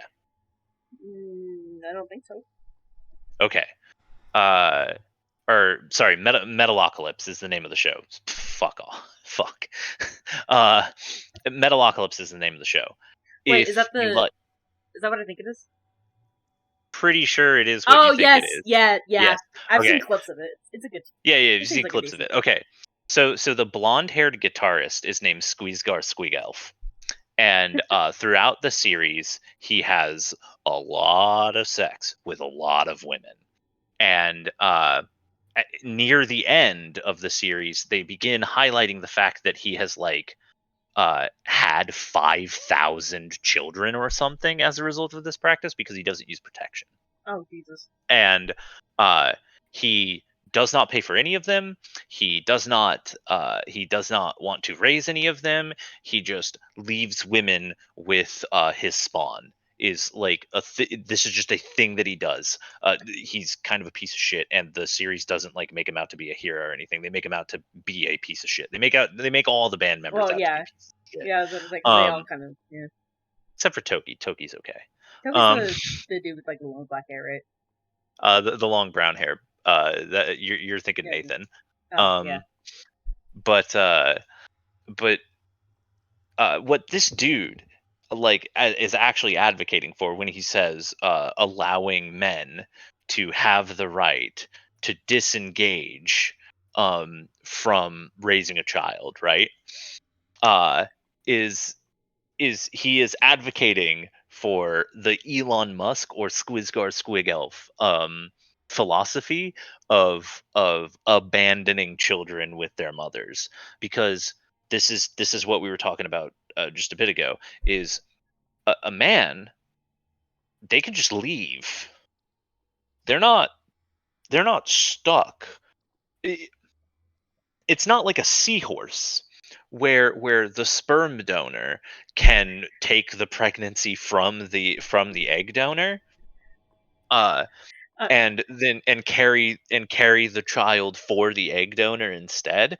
It doesn't work that way. So when the sperm donor gives their sperm and fucks off, that leaves the egg donor stuck there with the kid. and it just what this guy is arguing for is he's arguing to give men a right that they already have in society. I'm sorry. He just doesn't want them to have to pay for it. When you said seahorse, this fucking quote popped up in my head. Hopefully I'll stream it a little bit.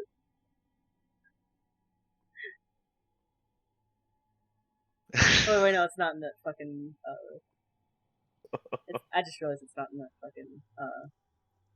I'm stupid. Let me, yeah. Here it is. I don't remember the context. Based and hope pilled, but who the fuck is Mal? I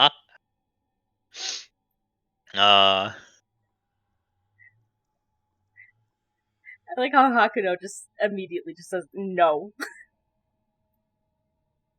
That was a genuine no. So I don't think she actually knew at that time.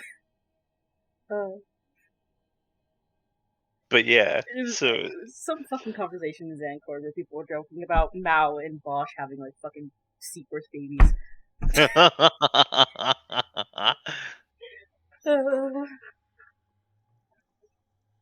Also, yeah, Orchid, it's quite the fucking horror story.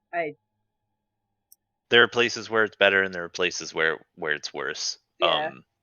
And we'll tell you, blue states better, red states worse. Although even over here, it's a lot of clinics over here have probably the budget of a fucking Subway sandwich. The bluer the state, the better it is. The redder the state, the worse it is. On average, there are a couple of exceptions. New Mexico. Oh, New Mexico isn't as blue as you have alluded to at times. It's no California. It's no California or Washington, obviously. Yeah. or Washington or Oregon. Sometimes I have to remind myself that the lower half of the fucking state is red as fuck. Like, it's so fucking funny. When a friend of mine was down here, I think it was the year before, for Christmas and New Year's, we went to go visit my grandma, who lives like about 3 hours south from here. She lives in a very red part of the state. And it's so fucking funny, because we'd get out of the car, we'd put on our masks, and everyone in the fucking gas station would give us, like, the nastiest stink eye I've ever seen in my life. Whereas over here in Albuquerque, people don't think about it twice. They just look at you and go, oh, okay. Because it's normal here. Because it's blue as fuck right here where I'm at. Yeah, it's normalized anyway. Yeah.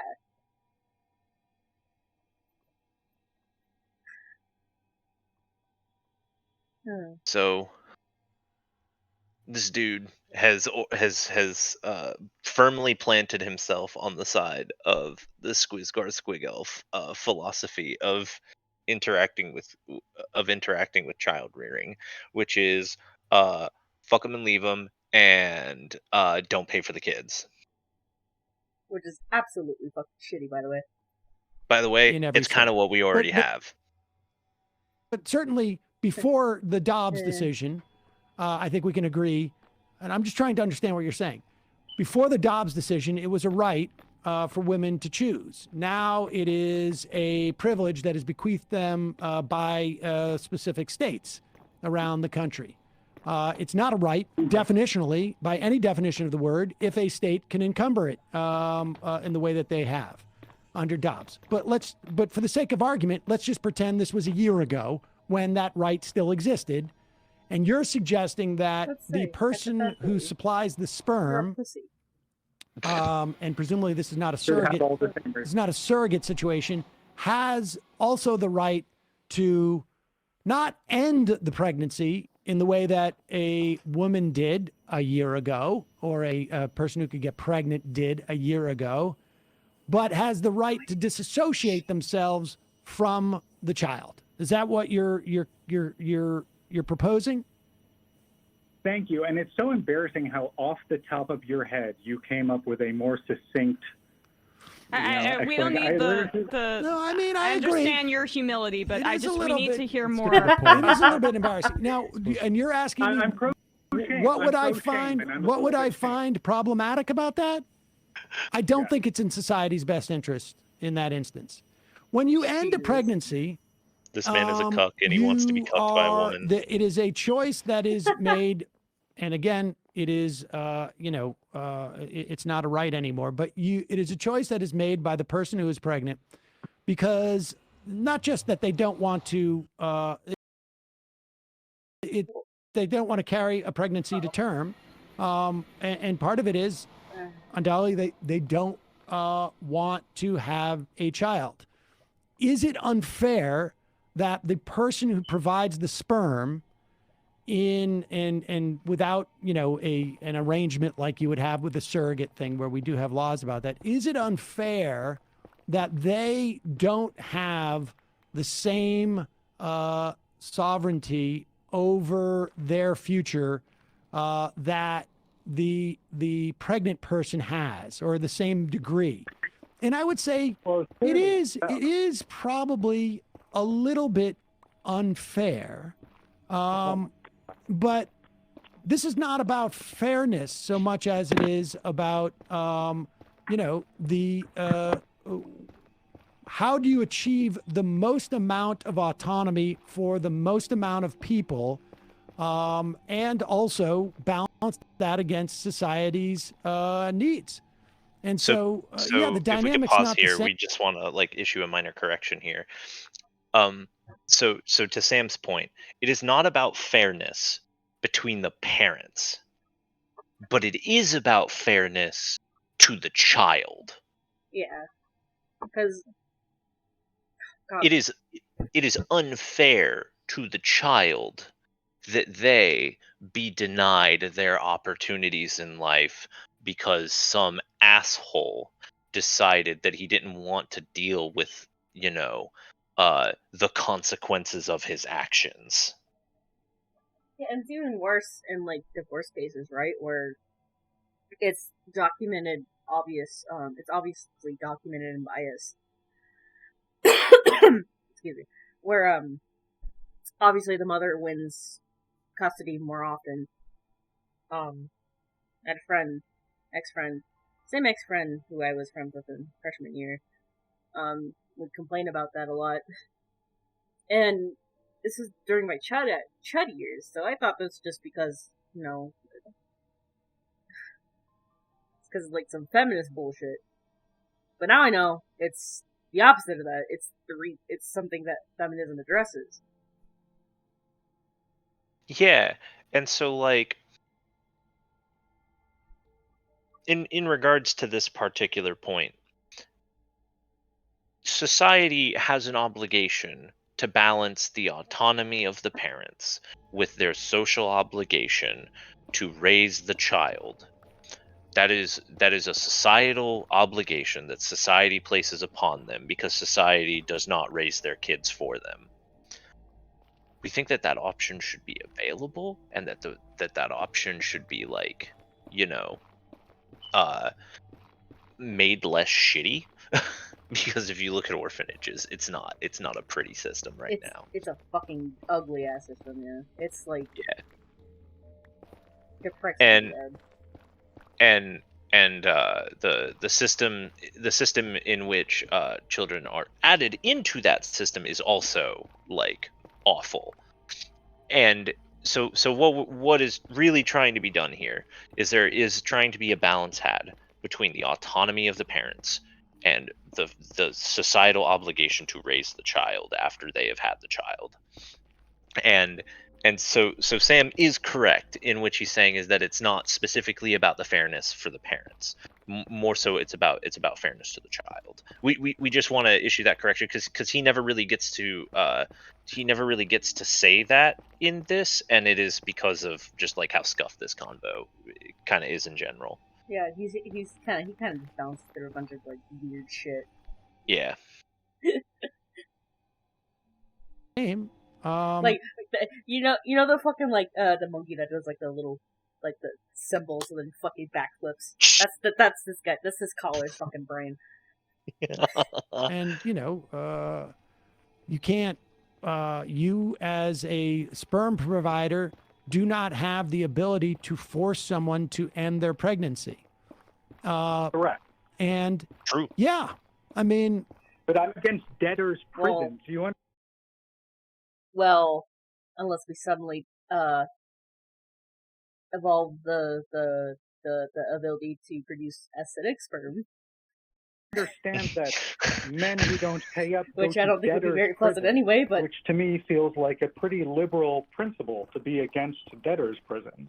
Well, I think you're saying that fathers who are or that people who provide the sperm who are who are responsible That's so serious. We don't need to address it. What would be your solution? What would be your solution there in that instance? That would be easy. Give men equal rights to choose and to end the pregnancy. I am arguing to that end no to end the pregnancy. Should have all the same reproductive rights they have right now. Women To- should have all to- the same rights, and not more. To end the pregnancy. To end the pregnancy. Yeah. So But so when exercising their reproductive privileges, they should have to consider other people's What fucking reproductive privileges, buddy? privileges, preferably rights. I know that's not the system.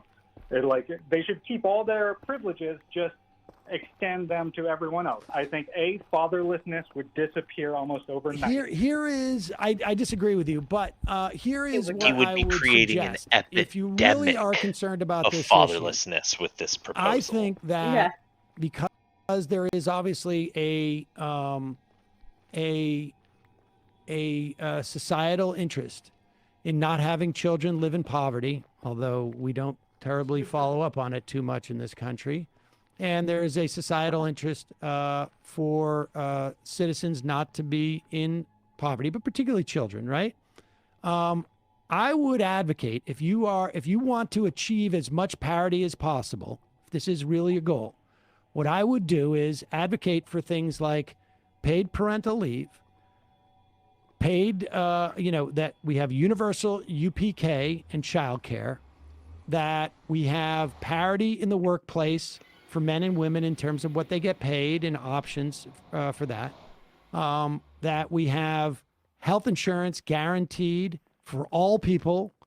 This is obviously going to benefit the sperm givers and the sperm receivers in our scenario. We have to exist in a representative and I think democracy. you will see a We like what Sam is diminishment proposing. of the of how much the sperm provider is on the hook for, assuming that they're making more money, right? I mean, in that Not more money. I'm talking about the right to choose. Period. Talking about no money. Can I ask you, keep acting like caller? what's best for Caller? society, but what about the man's rights? You keep disregarding the Hold man's on. rights. Caller, can I ask you, did you have personal experience with this? Is that important to caring about it? Self-report. Self-report. Really? That's because I think that's one of the big problems with Republicans, is that they only care about things when it happens to them personally.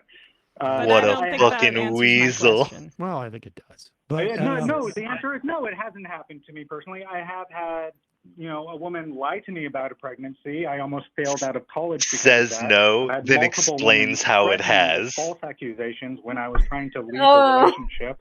And, I have had my issues. I mean, it just, this feels like a liberal thing. This doesn't feel like right-wing rhetoric that I'm talking about. Equal reproductive rights for all the pronouns. Pause there, though.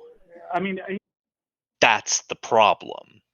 He's couched it in lefty language, so it aesthetically, especially because he's talking about the debtor's prison shit, it aesthetically, and the equal rights for all pronouns, whatever fucking idiot thing that he was saying,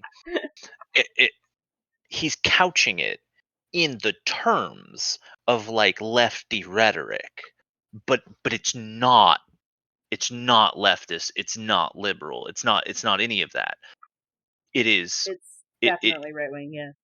It's right wing as fuck, and that's where he gets hung up. He says it doesn't sound. It sounds like this. It doesn't sound like Y. That's the problem. That's where all of politics goes wrong on the internet. Is that people value the aesthetics of an argument more than they value an argument. This is why religious fundamentalism is such a problem, is because you can make that religious fundamentalism look like any other argument. Honestly, I fucking chalk this up to American education system failing us on language. Yeah. Yeah, because there ends up being this succinct difference between the aesthetics of an argument and the content of an argument that most people, they're not able to pick that apart. They just look at the argument and go, if it aesthetically looks like left, it must be left. If it aesthetically looks like right, it must be right. And he says it there. Yeah, this sounds liberal.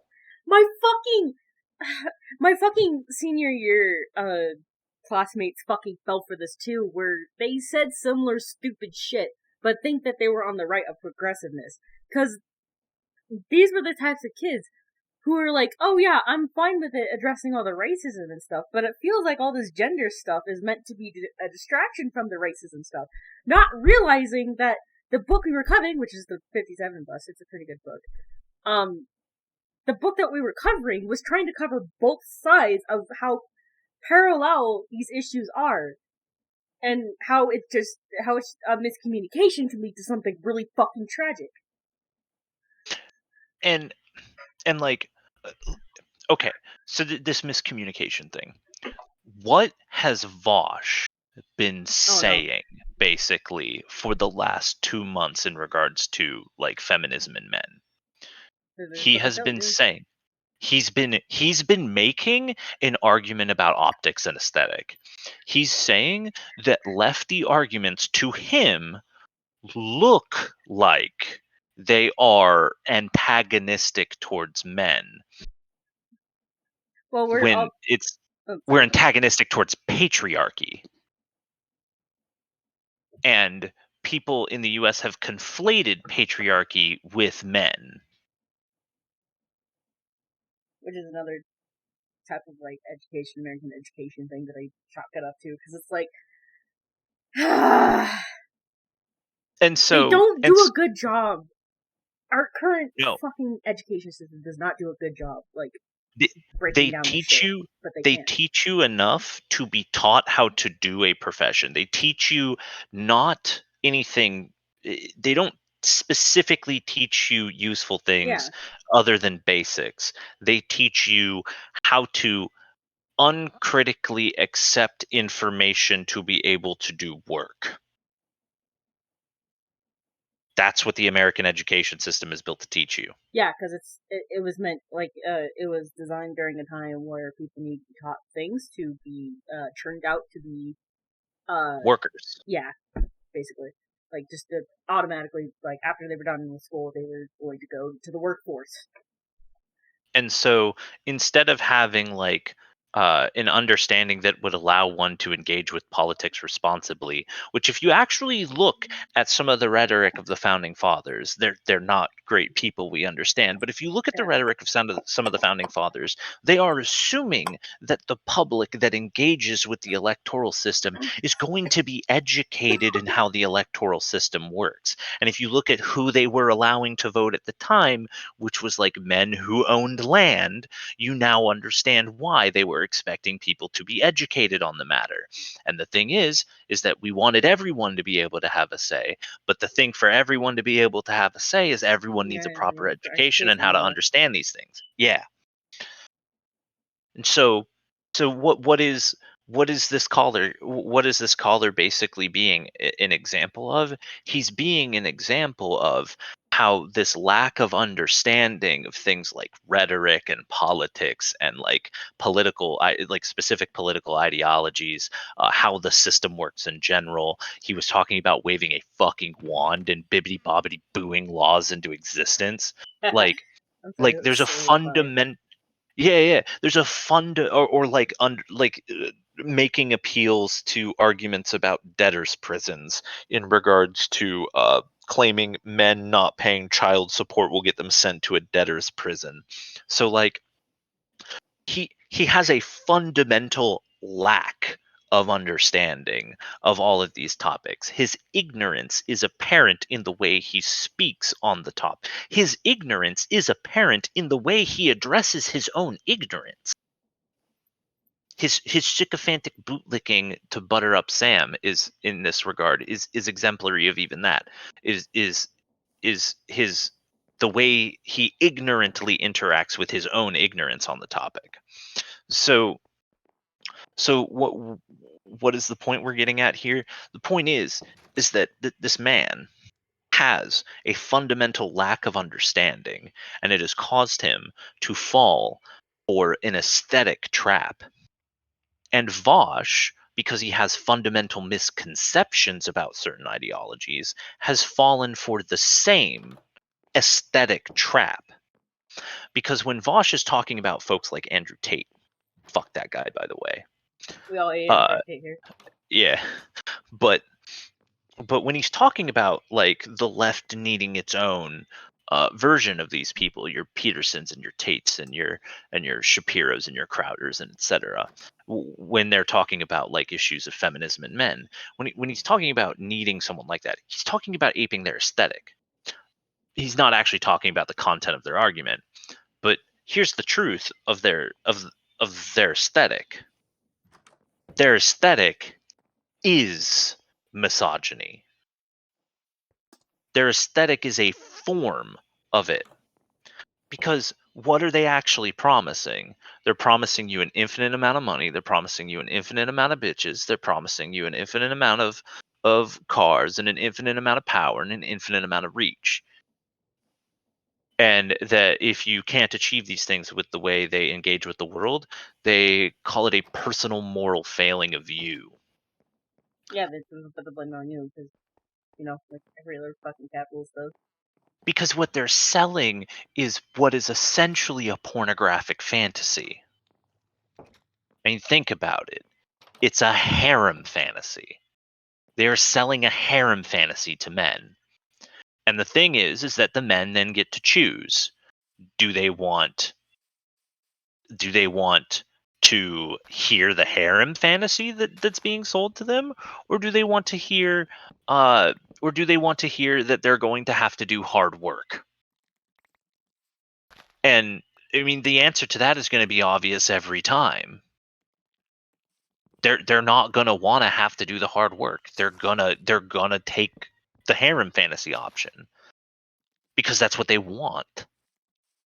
That's what they've been promised all their lives. That's what they're being promised by these men. That's what they're being promised by these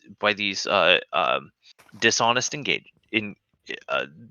these dishonest actors. They're being fed a fantasy that, like we said, borderlines on pornography.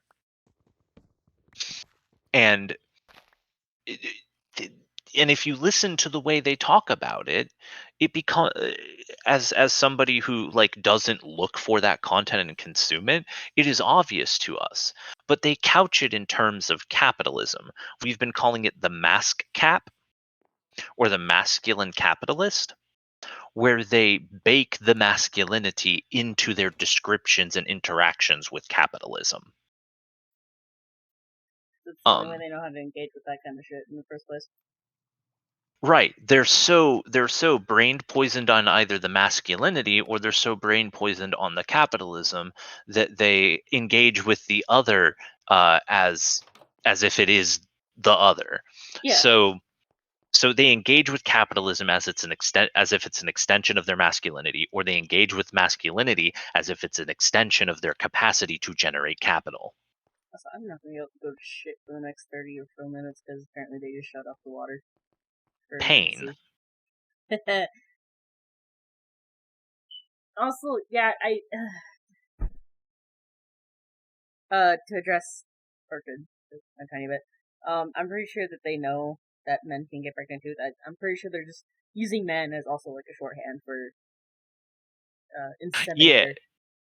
Yeah, so Sam is doing a better job of this. We use man as a shorthand in this regard. We were also like saying sperm donor and egg donor earlier as well, which we think is actually a more accurate framing for this. Is to refer to them as sperm and egg donors, because technically speaking, a woman can similarly abandon responsibility for the child. And can be considered in some capacities to have only been an egg donor. And is that that right? We don't think so. We think that if you have we think that if you have a child, you have some obligation because society doesn't do this. You have some like society won't do this itself. So you have some obligation to raise the children that you spawn. It's part of why Kita has been super careful to not have any kids because she does not believe that she has the capacity to take care of them. Me too, bestie. And we understand that not everybody like has the opportunity or the education or whatnot to be able to like engage with this in that way. But like I really fucking wish it was even better. Our education was better than it is because God fucking damn it. Sorry, our roommates probably came through the mic, huh? Oh, only a tiny bit. I hear like doors, but I Fucking don't. playing ZZ Top. They're fucking playing Lagrange by ZZ Top on their phone. And one of them was just like mimicking the vocals for the song. God. No, this is just funny. Sorry. Sorry. All right, I'm sorry, I'm getting distracted. Fatherlessness. You believe that if we gave equal reproductive rights to all the pronouns, fatherlessness would go up? All the pronouns. Because I think it would go down. Well, I don't know. To be honest with you, I mean, would it impact it marginally? Like if I think I guess the way that it would work is you're suggesting is that if the sperm provider decided at one point, I guess there would have to be a certain, like, how much time would you give them under your proposal? That's the thing. It doesn't matter. I guess there is. It doesn't matter. Point for women with reproductive rights too. So I mean, we'd have to do it on a state by state basis now. But let's go back to again pre-Dobbs, when it was a right for women to choose whether to have a forced pregnancy or not. You would say that the sperm giver has to make their decision by, let's say, 20 weeks or 24 weeks. And to give the pregnant person time to end the pregnancy, right? Because that's what you're talking about. That's how you would end fatherlessness, right? Is that it would give equal reproductive rights to all the pronouns. If you gave equal rights to the sperm giver, let's just say sperm giver, okay? Yeah, all the pronouns. Name your pronoun. I grant the. I don't care about that. I don't care about that. The pronoun's irrelevant here. It's the person who's providing the sperm. So weird about the pronoun shit, bro. And that person, you'd want to give the woman or the pregnant person, I should say, time to react to the decision by that sperm giver. Like, I'm not going to support this child whatsoever, so that the pregnant person has the chance to decide, all right, I'm going to end my pregnancy because I don't have the means to support this child when it arrives. Is that the theory? Yeah, and I want to put a pin in has the chance. You were very concerned about women having the chance to make a decision. I just can't help but notice you at no point give a fuck about the men's chance to make it. Well, yes, no, that is the premise of this phone call, isn't it? Because you know that I don't but you're agree. trying to justify taking away his chance altogether. That's the thing. You're trying to use time and all these other extenuating circumstances to justify taking away his right to choose altogether. And I'm saying they should have the same reproductive rights as women. Personally argue, if you're not the one carrying the child, it's kind of not your say. So there is a point that we can extrapolate out of what he's saying, right? Is that he's saying that if a man does not want to raise or if a sperm donor in this instance does not want to raise a child, that they should not be forced into the labor, because it is labor, of raising a child. Yeah.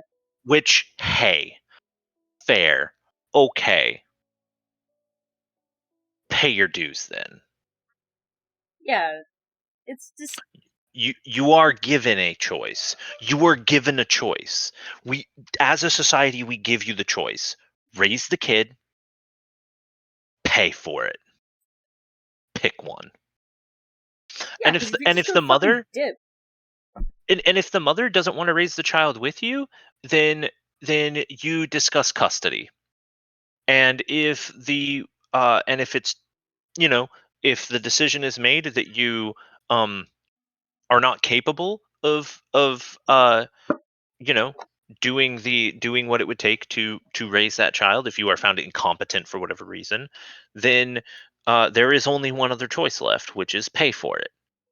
Pay for the consequences of your actions. This is like purely a consequentialist argument here, and we think it's like a pretty fair one. You did a thing. It caused a thing to happen. You now have to deal with that thing. You are not allowed to walk away and put all of the burden of that on someone else when it was not a decision that was made purely by that other person. You do not get to take responsibility for your actions and give it to other people. You don't get to do that. Now, I think it just huh? kind of clicked why my parents also never divorced when me and my brother were younger, despite all the problems. I think this is exactly why.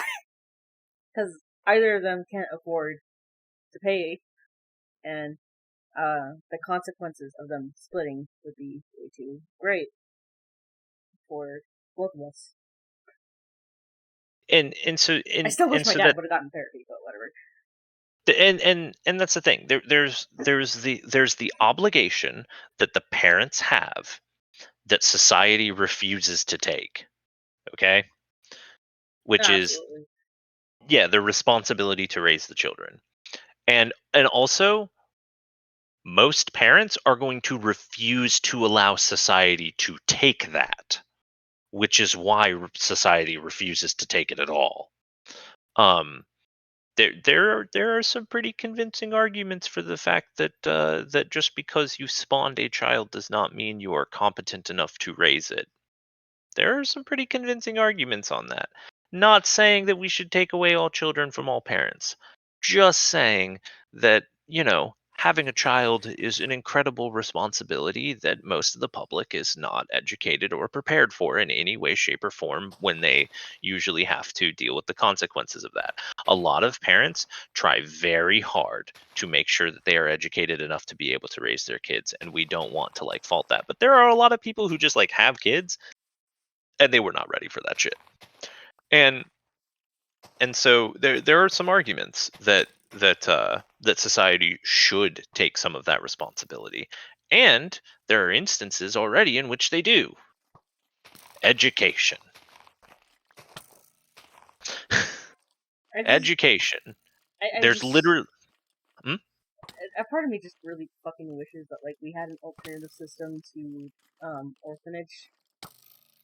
Yeah, and like there are problems with the orphanage system, and we're not denying that. And like we said, the systems here are insufficient. Has been what we've been talking about here. The Like, fucking skeleton. Baby skeleton. But yeah. So like, what like, and we tried to come up with solutions for that, and these people just say, give up. Essentially, and it's so fucked up because it's like this is a tiny human being. What the fuck is wrong with you? It's not. It's like if the child is born, and like clearly fucking. If the child is born, clearly they're past the point of like termination, right? That'd be fucked up to like say kill the fetus or kill the fucking toddler. That's fucked up. Don't do that. The irony is that you and Kita, by not having kids, are more responsible than this man here in regards to the issue of childbearing. God damn it, my ADHD brain. I'm putting my fucking phone on Do Not Disturb. God damn it. I got distracted. Because I got a notification from Steam being like, "Hey, Stray is on sale." It's like, "Oh, cool." Wait, fuck. Well, and so like to address what Vines just said in the chat. You don't. Oh, yeah, that's another thing too. I forgot to mention that both sides of my family, both my mom's parents and my dad's parents are both divorced. Yeah, so like there is something to be said for people not being able to pay. There are ways to handle that in the alimony system. If you're not able to pay, the court isn't going to force you to pay. They can't pull money out of your ass. Like they can't do that. They can't magically conjure money out of you. If you don't have money, now if you had money before and you owed money, then they're going to expect payment eventually. But if you are no longer able to pay, you are able to go to the civil courts and explain that you are no longer able to pay. And if you are honest about it, well, most of the time you are going to receive some kind of lien in regards to your alimony. So like, we understand the fact that not everyone can pay. I mean, that's just the nature of a capitalist system, dog, that not everyone is going to be able to be financially secure enough to pay. Like Goddamn that's capitalism. already, yeah, it's already understood. But in regards to in regards to, you know, what this guy is saying here, he doesn't understand that system enough at all to be able to explain like why to be able to understand any part of that system. Like he hasn't done his research. He's not aware that that's a thing that occurs. And we do believe Sam does try to explain that to him, but he doesn't understand. He doesn't get it. He doesn't get it because he has it in his head that man not able to afford arbitrary money go debt prison. I don't want to say it's a Vosh tier argument because I don't. It's a think... Vosh tier argument. I feel like Vosh would try at least a little harder. He would try a little harder, but he still comes to a lot of similar conclusions about this stuff. He does a lot of the same MRA talking points of like the unfairness in regards to custody, the unfairness in regards to custody, the unfairness in regards to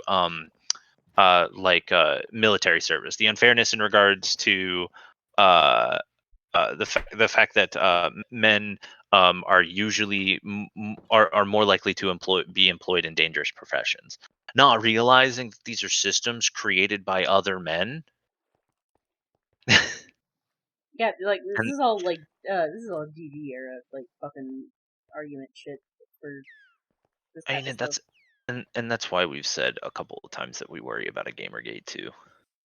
Oh, I'm pretty fucking sure multiple people have said, "Oh, it's already happening." It's like we don't think it's necessarily already happening. We think we're in this like really volatile period where it could happen again, and we think that if it did happen again, it wasn't a thing that he was like intending or whatever. We would think that it would be like an accident in this regard, because we don't think that he's on that side of the aisle. We give him that charitability. We just think that his takes are irresponsible. We don't think that they're malicious. Yeah, he's clearly fucking like Vosh is thorough like a fucking leftist in his deepest darkest depths of his heart, right? He's very obviously fucking he doesn't mean to do this shit. His heart's in the right place, but he makes mistakes. Yeah, I just hope he doesn't go down the same pipeline TJ did. I am praying that he's learning from TJ's mistakes. Time is a flat circle, and I fucking hate it. Oh Jesus! Time is a flat circle, and we're looking at Vosh, and we see and Kita sees the same shit that was like happening with TJ. That there are legitimate issues, legitimate points, and they're attempting to solve them with the incorrect lens of analysis, because they don't necessarily understand that lens of analysis that they are misrepresenting as not an option is like the lens of analysis that was specifically created to address these problems.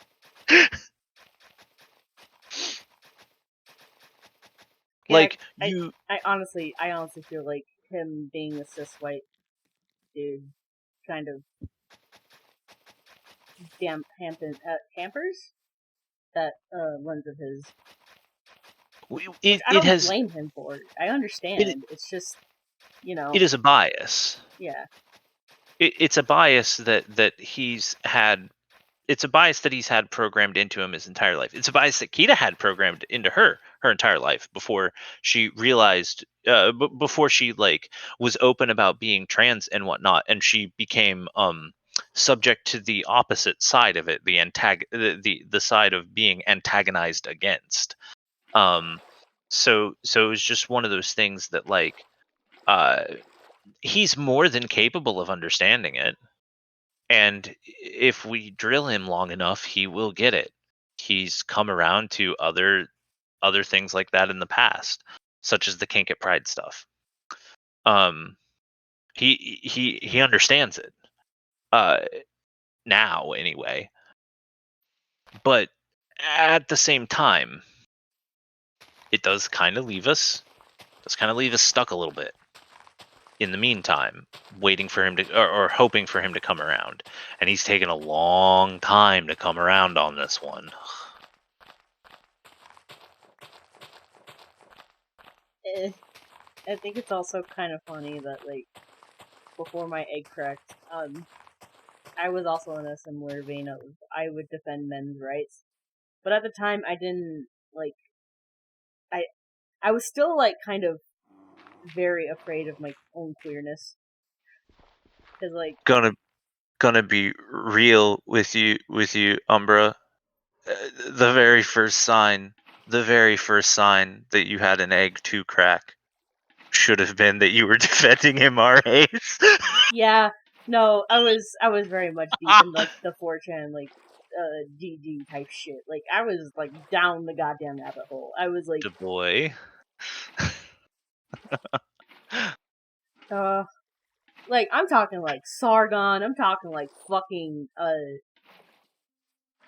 Undoomed, Armored Skeptic, yeah, like, all those fuckers. Fucking Shu! You know, fucking Shu! You didn't say no bullshit, though, so we're proud of you. Kita, I'm so sorry, but it was also no bullshit. Fuck! And fucking Quartering got me on some shit, too. Like, I thought he had a point about the She-Ra shit, and then I grew up.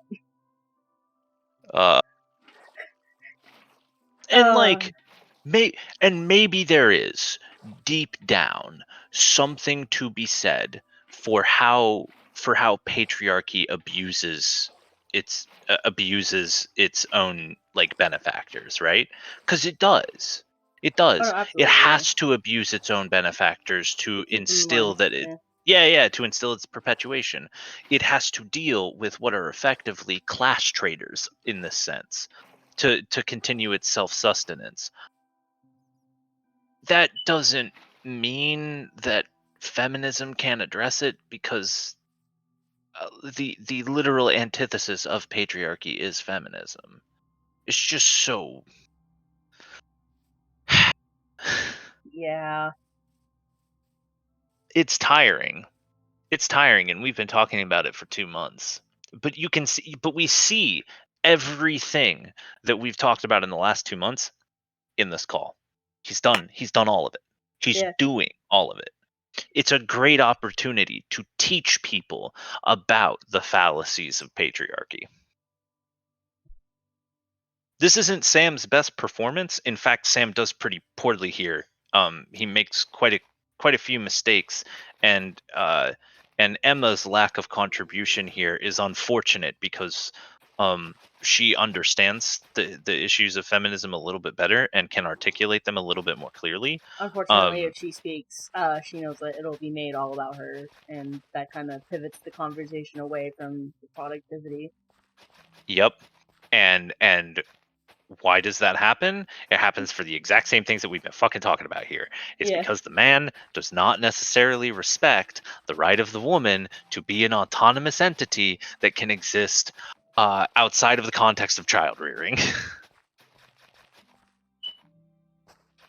Dies internally. Ugh. Alright. And time, I understand that there is a sort of cutoff point. Well, the reproductive right that exists, listen, the reproductive right that existed for women in this country had a set time on it. That's not I didn't make that up. That is Roe v. Wade and Casey, right? I mean, so when you talk about rates, you want to be, I'm helping you out here. And you're the one who's getting caught up on the details. Literally I'm not the one steel who manning dictated his what argument. the rights were. I'm saying time limit is irrelevant. I'm saying. Well, then you so don't long know as, what a right is or was in this country. But no, be that as it man's right to choose.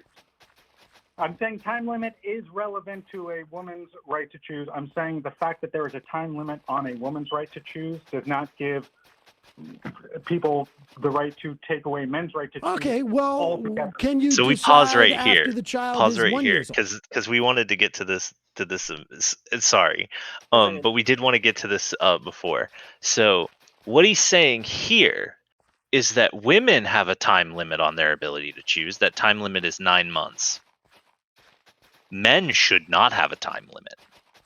So he's literally arguing for a special privilege for men when he said he wanted to give them all equal privilege.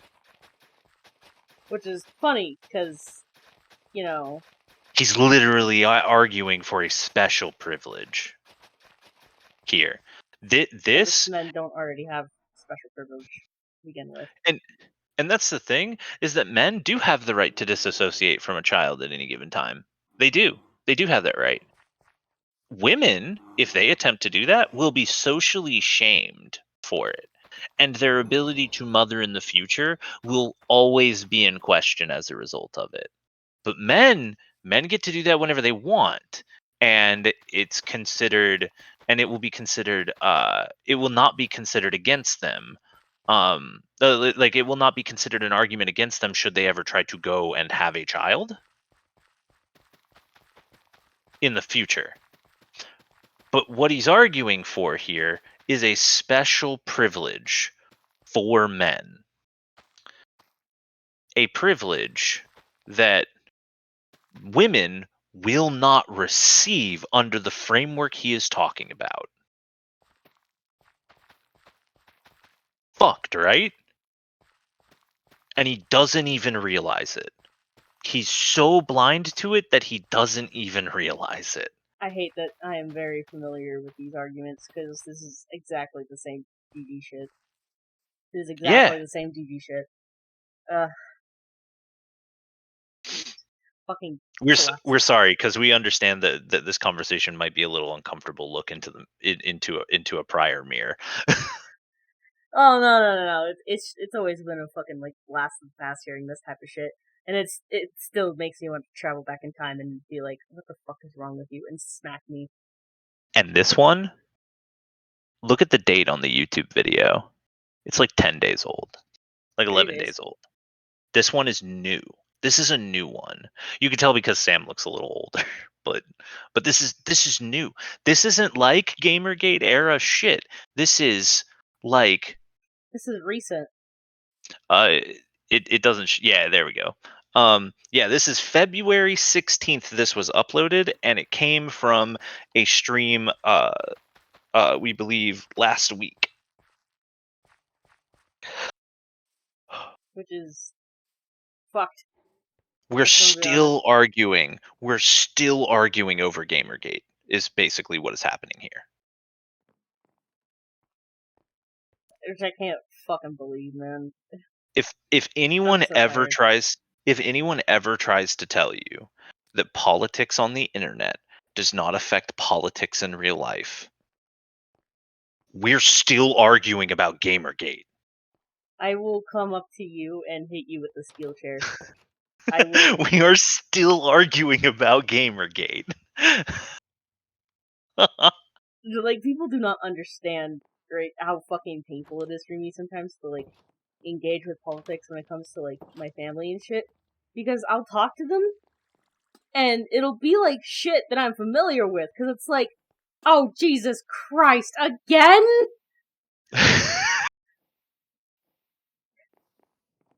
And it's even worse, because, like, this is around the same time that I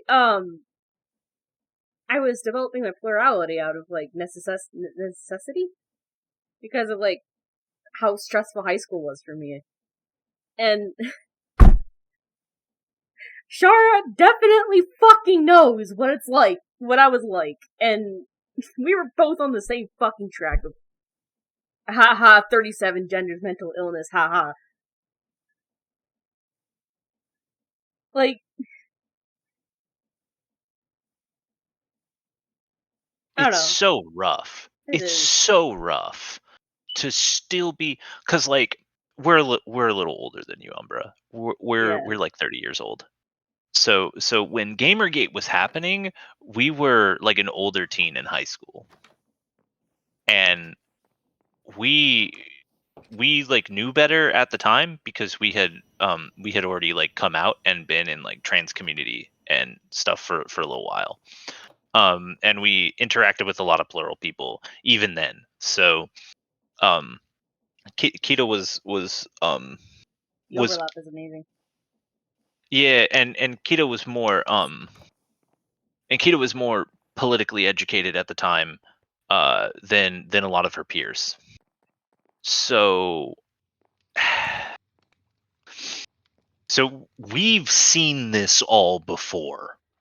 We've been seeing this since 2009.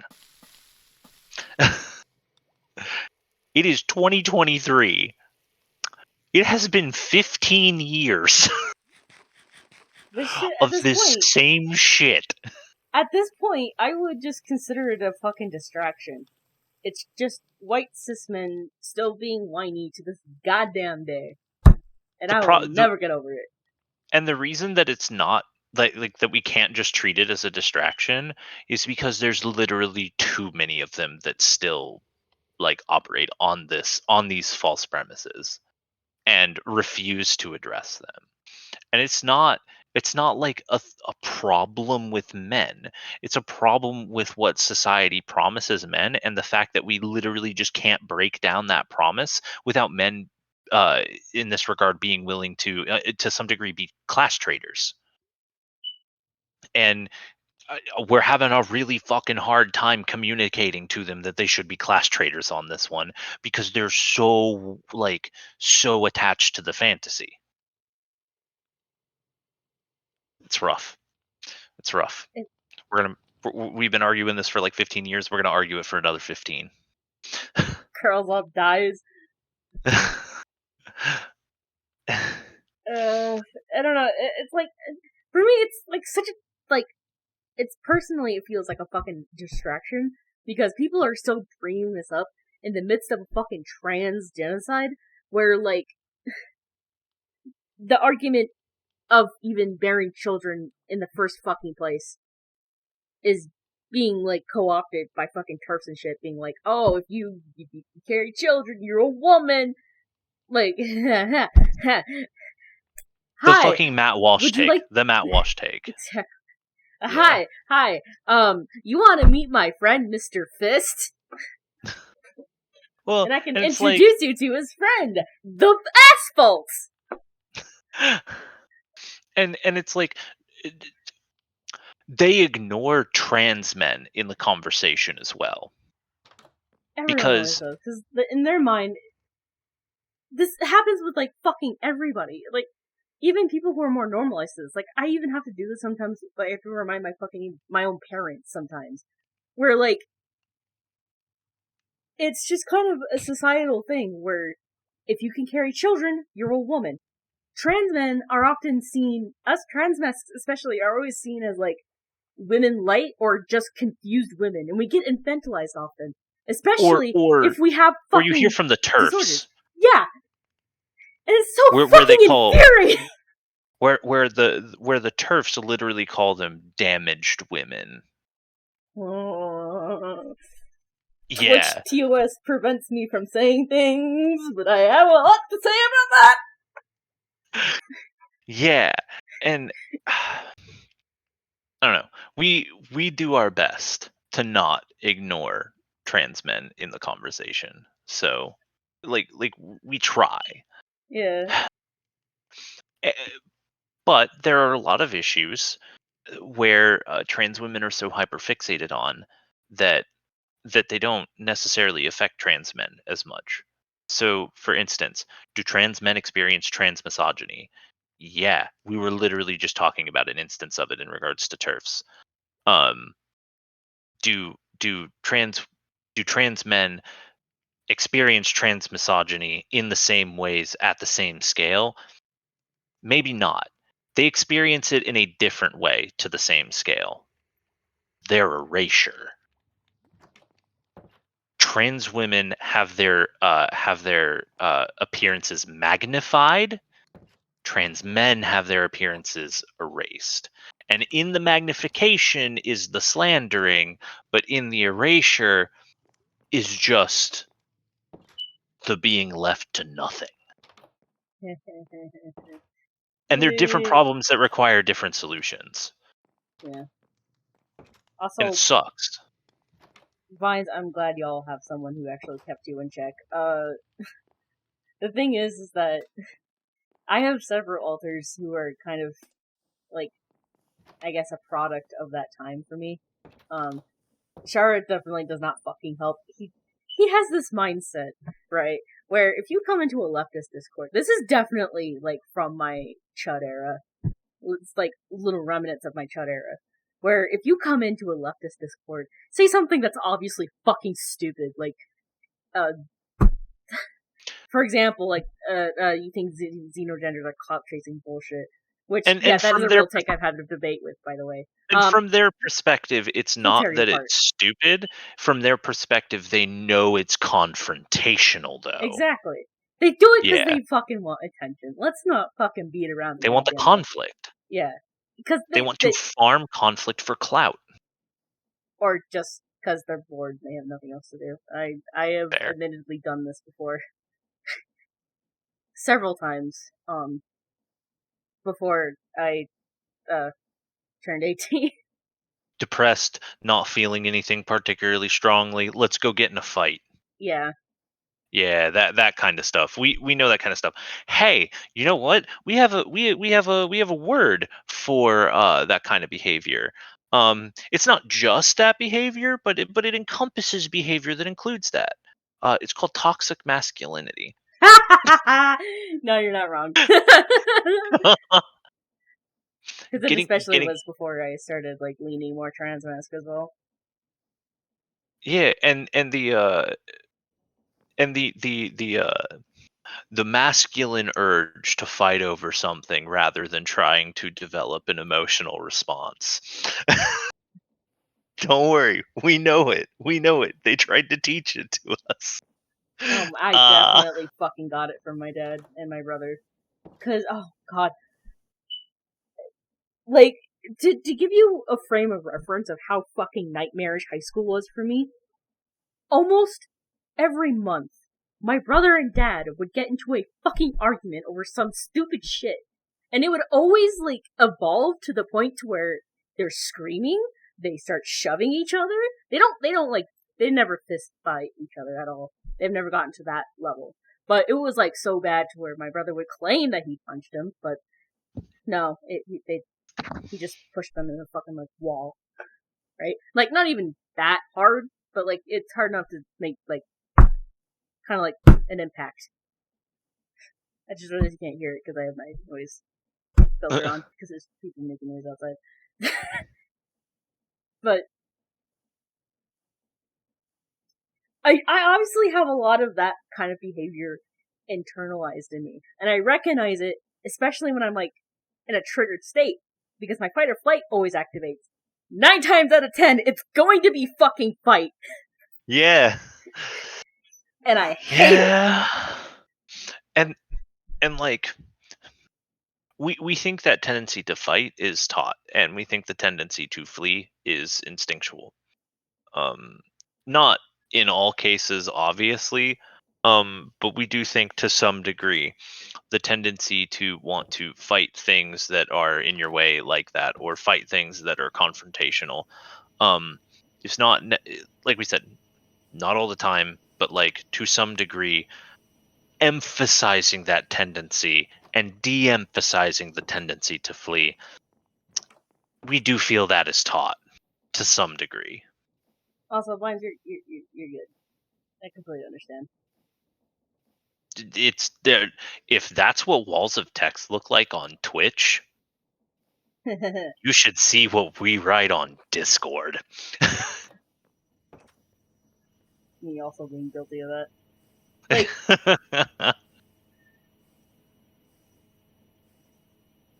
God, I have so many like anecdotes about that type of shit. It's so funny, but like, I think a lot of my problems as well stands to the fact that I am a terrible person with debate, right? I understand a lot of like the concepts and shit because I just absorb it via like cultural osmosis and also just like learning from doing videos. Doing it requires practice. Yeah, and it's something I obviously lack practice in because I am the type of person to rely heavily on pathos, and my other two options are kind of light because I don't have a lot of research into it. Because again, a lot of my learning comes from cultural osmosis. Because I find reading really hard. Here's the trick to that. The trick to finding the reading stuff hard, and then we'll probably want to get back to the video. Yeah, but yeah. but the Love you, Sam. but the thing that makes the thing that might make reading a little easier, even if it's only text to speech. Oh yeah, that definitely helps. Audio yeah. is so much easier. Yeah. Yeah. We learn so much from just listening to basically text be read by machine or text be read by people, because our eyes will roll into the back of our head and we will not be able to pay attention if we try to read. Yeah, that's a mood. And it sucks too because I actually have like a very good like textbook from my international school that I did not definitely accidentally steal. That like goes over like European history and stuff, and it's very useful because it breaks down a lot of like political ideas, not in a way that you would see normally in like a American textbook. It's a very useful book. I just can't sit down and read it. It's also IB, so that probably helps.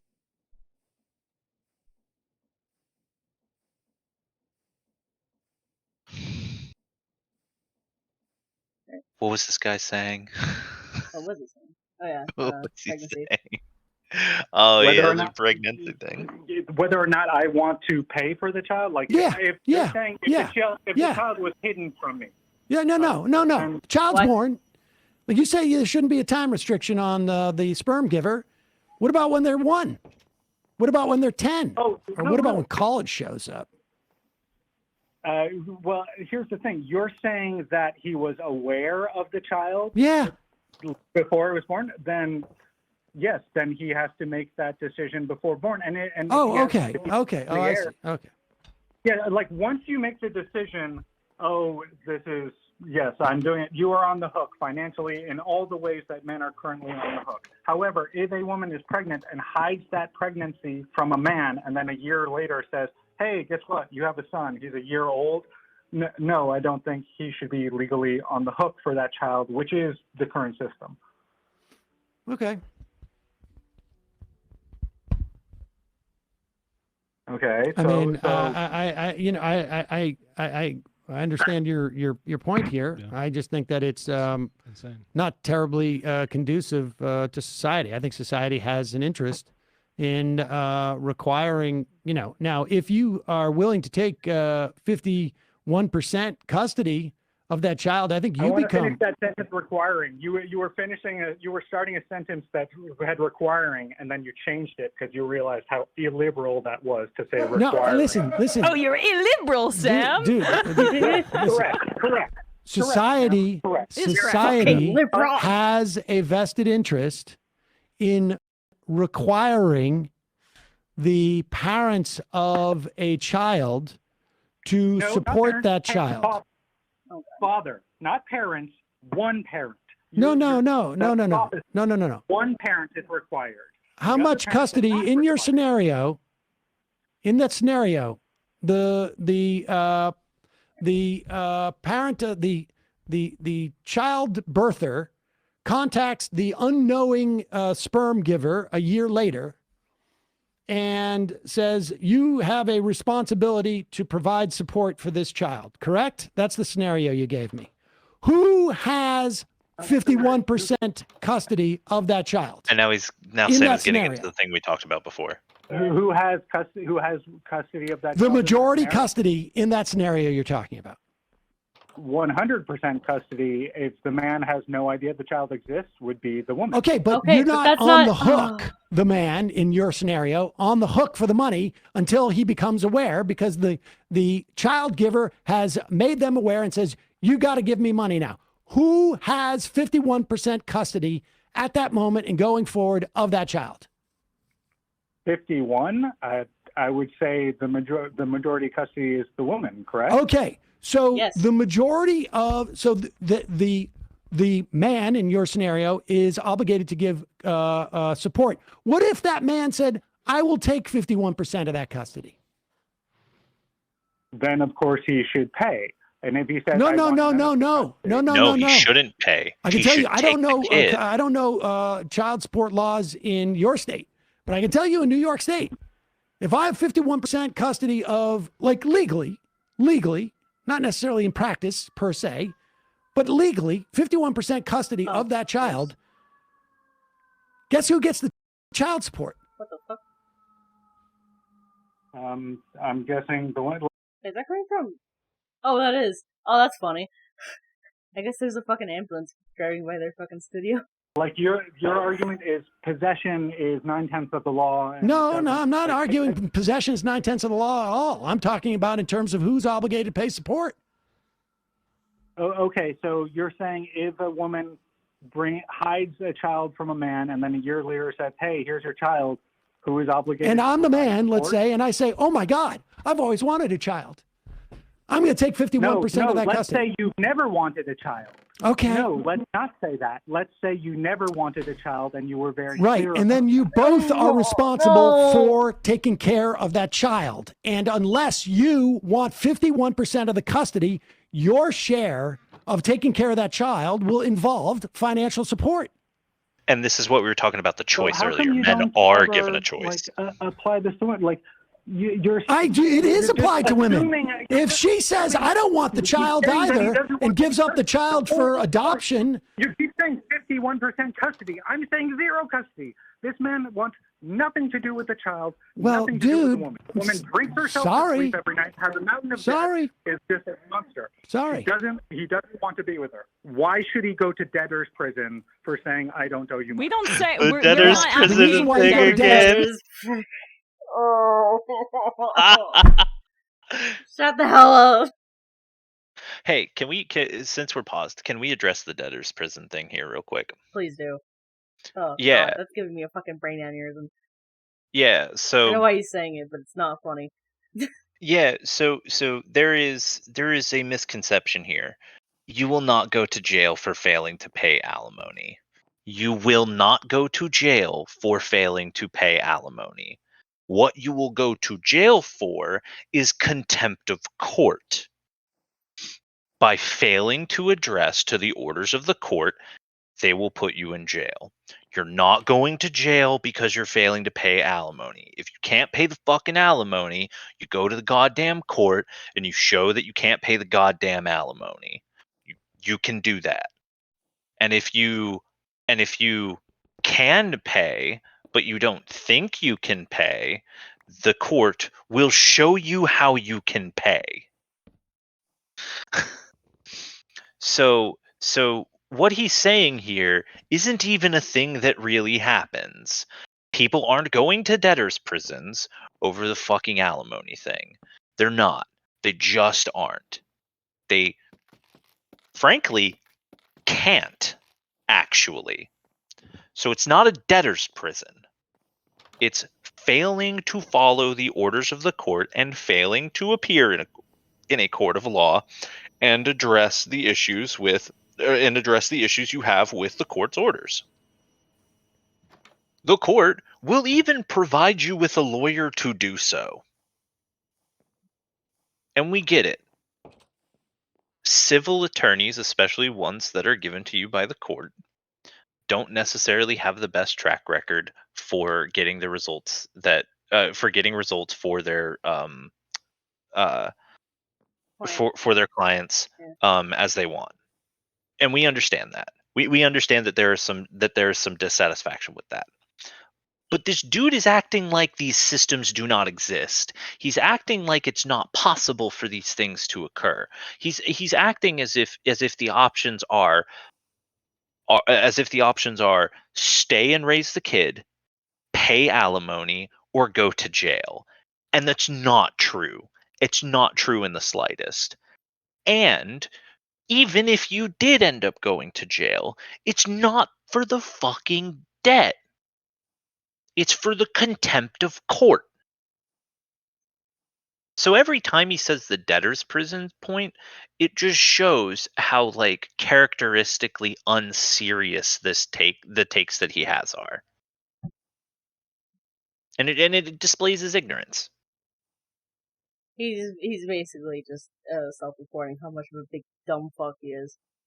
He is self-reporting how little he actually knows about the topic, which is kind of weird considering that this almost affected this man.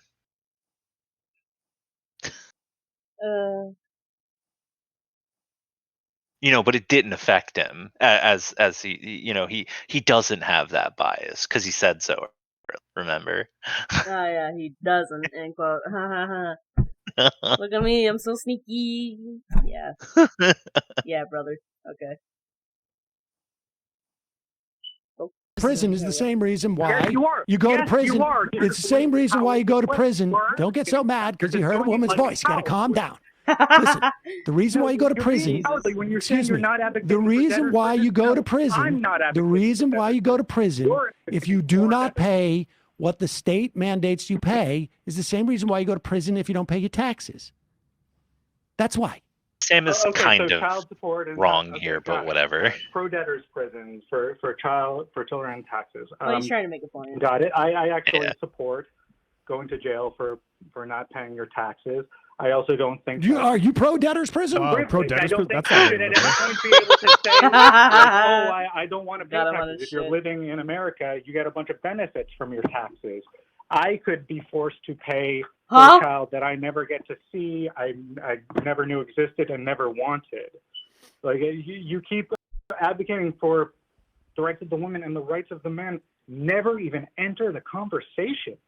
It's as if the only real human beings are women and everyone else here is. I'm sorry you don't feel seen. I'm sorry you don't feel seen. The woman is taking care of the child in your scenario. Just the venom in Emma's voice correct. there. So they have an obligation too. They have an obligation too.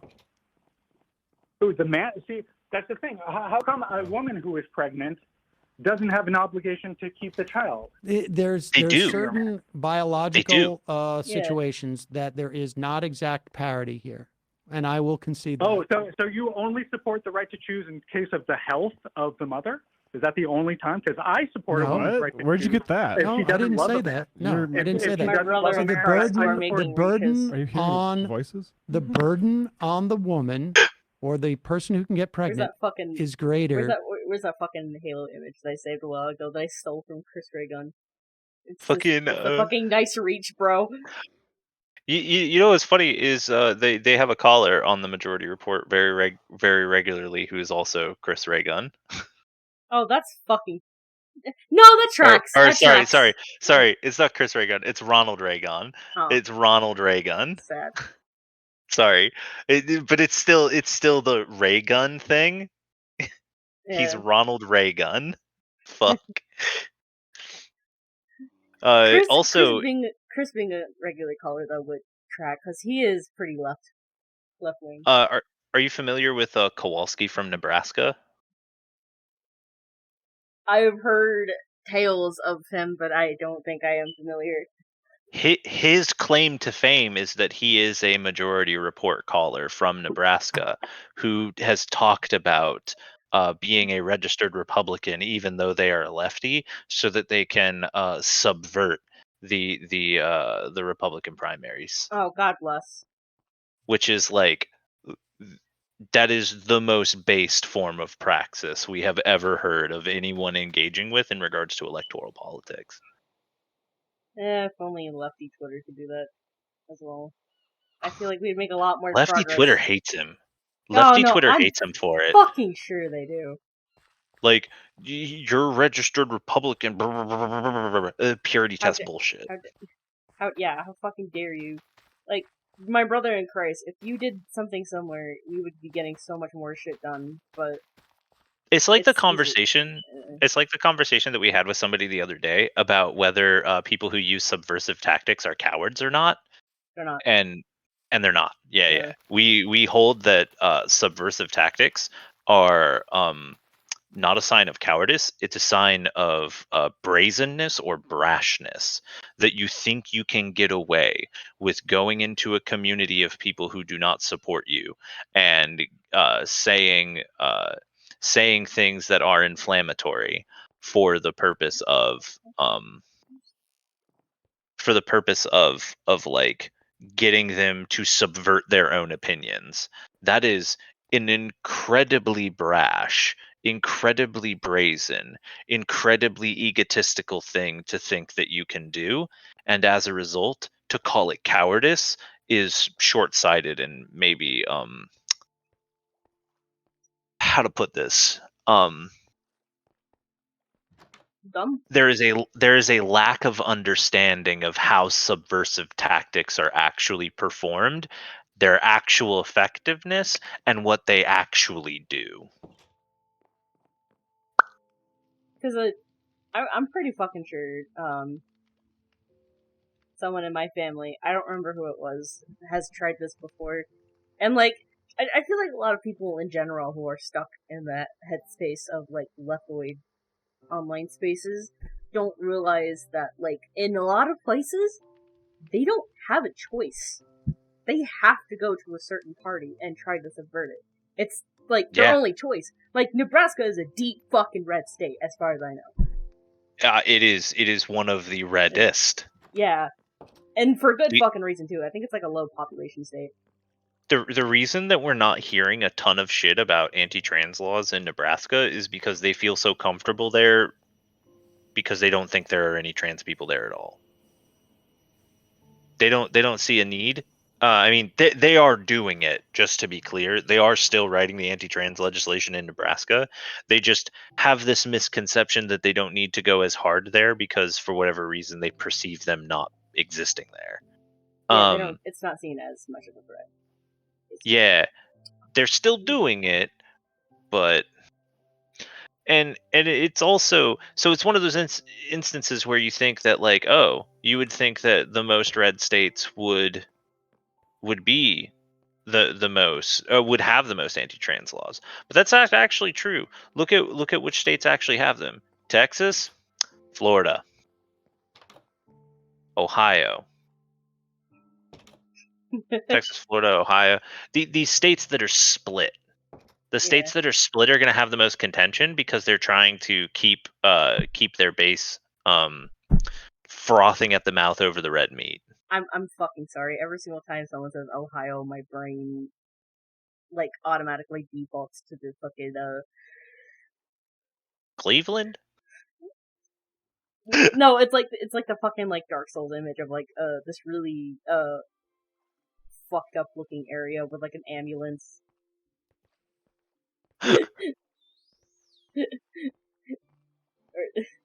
or like that one fucking area in Elden Ring where it's like the swamp area. Yeah. I need a fucking God, I need to get a new drive so I can fucking play that on stream. I can become the new Bosch. I can be the better Bosch. The trans mask Bosch. Or I just play fucking Elden Ring and listen to fucking politics all day. Oh, wouldn't that be fun?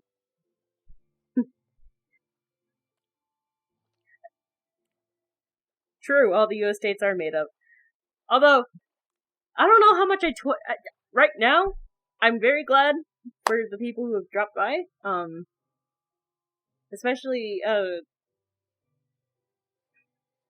Monster Club, you guys in general. I'm very thankful that, like, not that I don't mind, other chatters coming in, it's just, like, I'm very glad it's been civil so far. The last time we have ever been, like, live in general, and we were remotely close to politics, was a very long time ago when,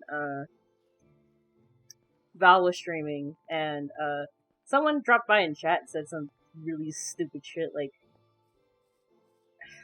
I don't even fucking remember, it was stupid. Nobody wants to fuck with Sam Cedar, because if they fuck with Sam Cedar, there is a chance that they end up being fucking blasted on his show. What's that, Crowder? Yeah, and the thing is that it's very possible that, like, if any of us were to call in and talk about how we, went over streams, because their show is their call-ins for their show are not planned. They're all Oh no, yeah, I don't doubt that one bit. yeah, they're all how to put this? Live? They're all yeah, it's all live, but like all the call-ins are just like fans or people who want to like debate. So like Kind of like the Demon Mama. yeah, there's very little filtering that actually ends up going on. They did start filtering out the caller who would just play frog noises into the mic, and reality is worse for it. Damn. I can't believe it. This is 1984. I can't believe this. We miss Sam answering the phone and being like, "Who's this? Where are you calling from?" And them just getting the like a pre-recorded frog chirping. Just over. That's fucking amazing. Oh yeah, no, like the last time I saw Demon Mama's stream on Twitch, which was like a few days ago, I was looking at their Twitch chat because they were going over the Not So Your Day bullshit. And I looked at Twitch chat for like 5 seconds with some of my authors. Immediately, within like a second, Val closed the fucking tab and was like, "That's enough Twitch for today." To be fair, that's because those fucking DGG people like literally have it out for Demon Mama and watch for when she goes up on stream. And if they ever talk about anybody related to that sphere, they get nothing but fucking hate and vitriol, even when they're just saying like relatively benign things. And if anyone were to show up and like start saying that stuff here right now, Kita's here. And they don't want that. They don't want to get involved in that. That's not a challenge to them, just it's more warning. I would be afraid for my membership, because I'm pretty sure that would draw out either Lynn or Shara, and I pray to any god above, if there is a god, that they don't slay slurs, especially Lynn. Lynn has a very bad track record of saying slurs, even accidentally, at this point. Oh, We're trying to train it out of her, because like we were like, hey, stop that. And even Hakuno is at this point just like, hey, I'm very uncomfortable with slurs, can you stop? Yeah. And like all these fucking chuds. Yeah. They don't help. Like, yeah. Char and Lynn both are at the they operate on the logic of, we can fight them on their own ground. You can't. Yeah, it's not a very good idea. We will say that. You can't. You can't fight chuds on their own grounds. They will and win because you cannot out-stupid the stupid.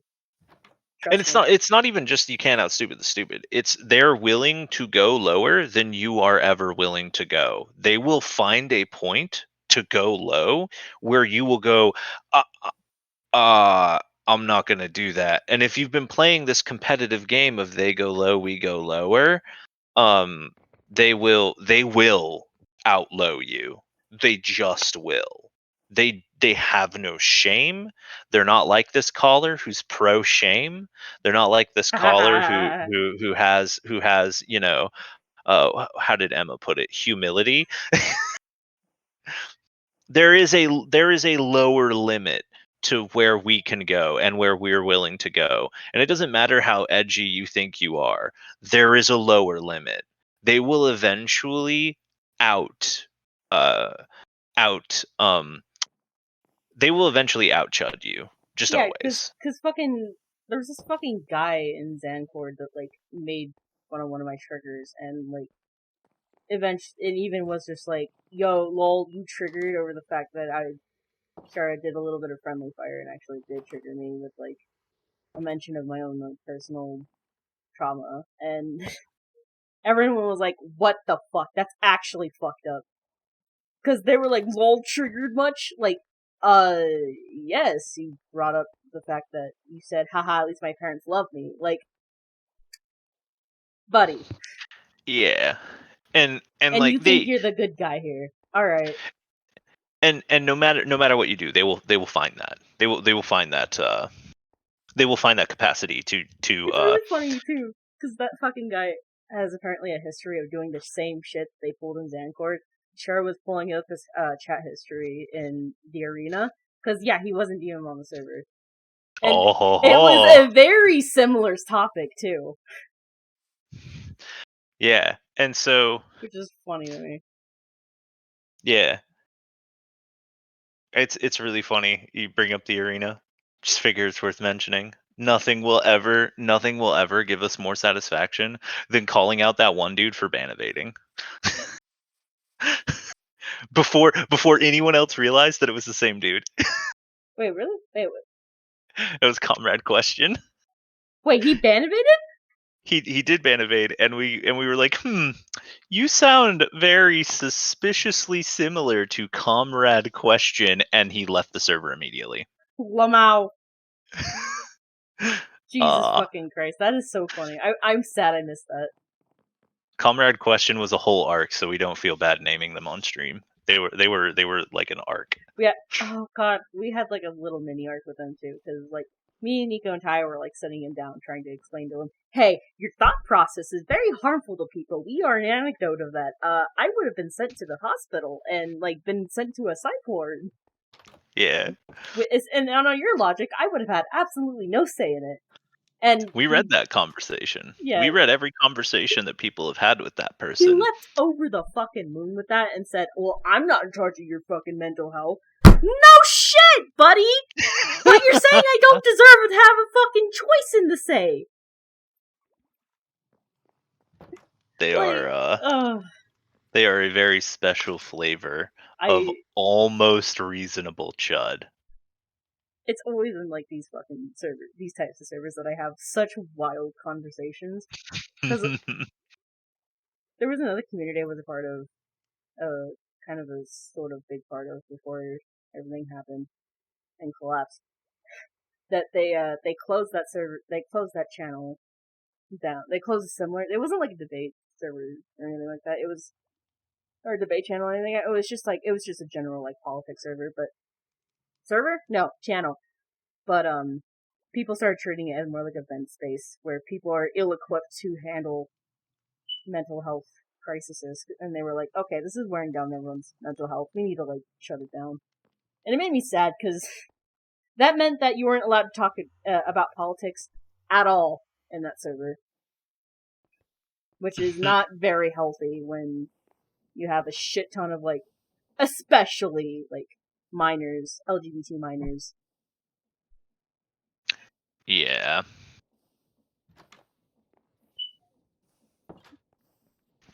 But like, I always have more fun when I am in like servers that are like slightly more politics related, because it's just... If you're not allowed to have respectful disagreement and conflict, you're not in a space that allows you to speak freely. And if you're not in a space that allows you to speak freely, it's very difficult to feel comfortable.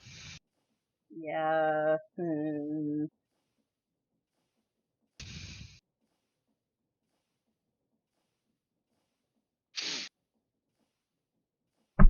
damn it. I hate my bladder, man. I do the streamer thing of why do I need to go piss every 10 minutes? I will be right back. It's not been 10 minutes, it's been like over an hour. Okay. Okay, good. We're actually also going to be RB. We're going to take the good. same opportunity. Alright, yeah.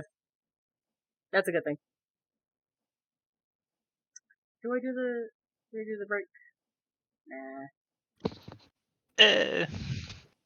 I'll let people watch Jerry while I step away. Hold on. Yeah, that's my Ocelot's name. His name is Jerry.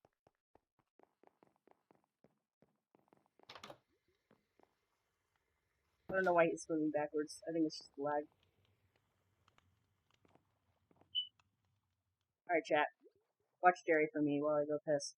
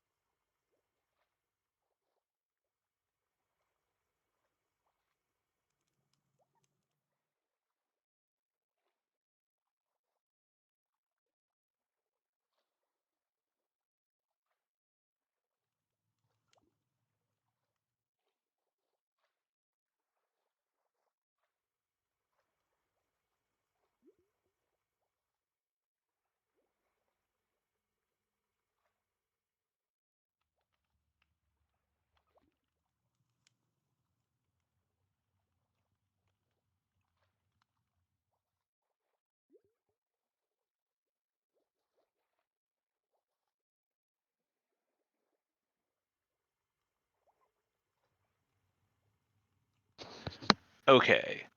Kita is back at least.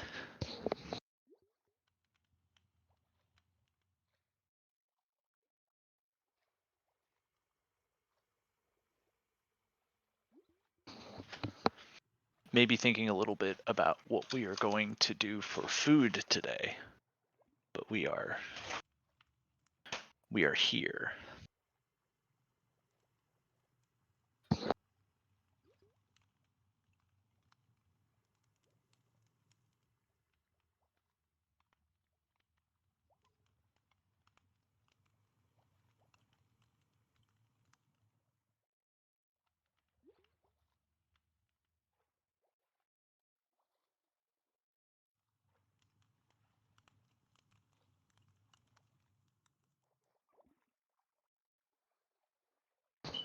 We know right now we are going to warm up some tots in the microwave. And then also slam this orange dreamsicle monster.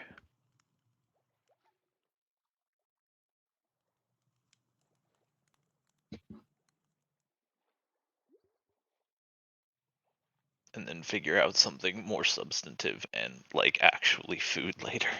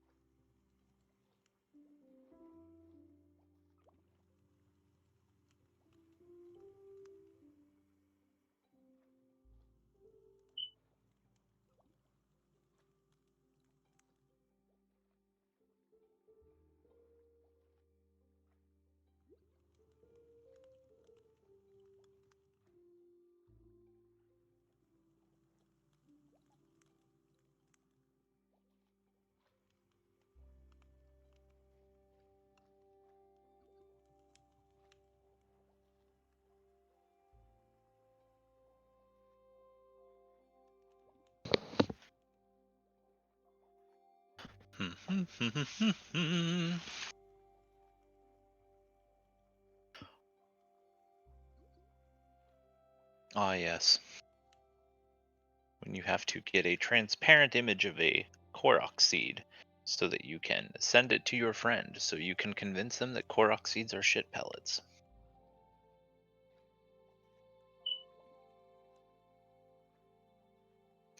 Always a fun time.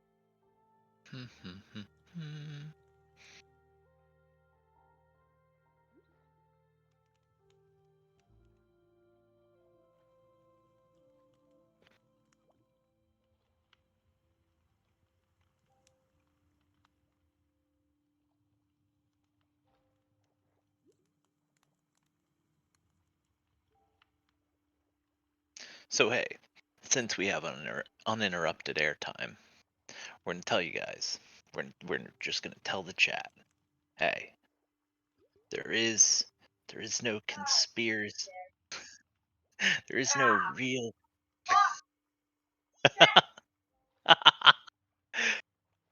Never mind. This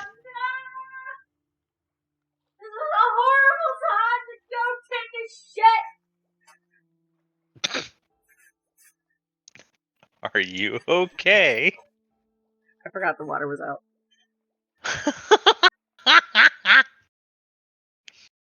I wet my hands a little bit. I'll count that as washing my hands. I'm so sorry.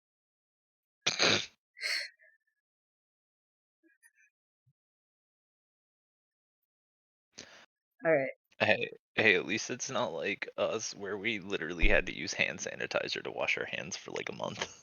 Oh, Jesus, I'm so sorry. At least that kills the germs. At least. Alright. When that person is pregnant, then it is on the sperm giver. Incorrect. She has the right to choose. She can remove No, that. the reason why I give her the right, the reason why I'm in the opinion that she has the right to choose is because the burden is greater. Yep, simple. Do you know what childbirth is? The whole. Let me ask you this. Let me ask you this. Hold on. Let me ask you this. Maybe it's easier to explain it this way, and then we got to get off, okay? Because we've been 25 minutes. We sure don't want to. We are. It's very possible that we are headed to a complete ban on abortion. But let's just assume it's not. Let's just pick a state where there is a complete ban on abortion or very close to it. Okay? Texas. Who then is subject, who is more put upon in that scenario? Who suffers more in that scenario than equal? Is that right? Equal, and you have sympathy issues for men and accountability issues for women. Bruh. If they say otherwise, right? Like Barney Frank, Bruh. my favorite politician, once said, You're telling me that someone who is forced to give birth has the same right to choose. No. Wait, we're staying on my scenario where there is no right at all to have an abortion.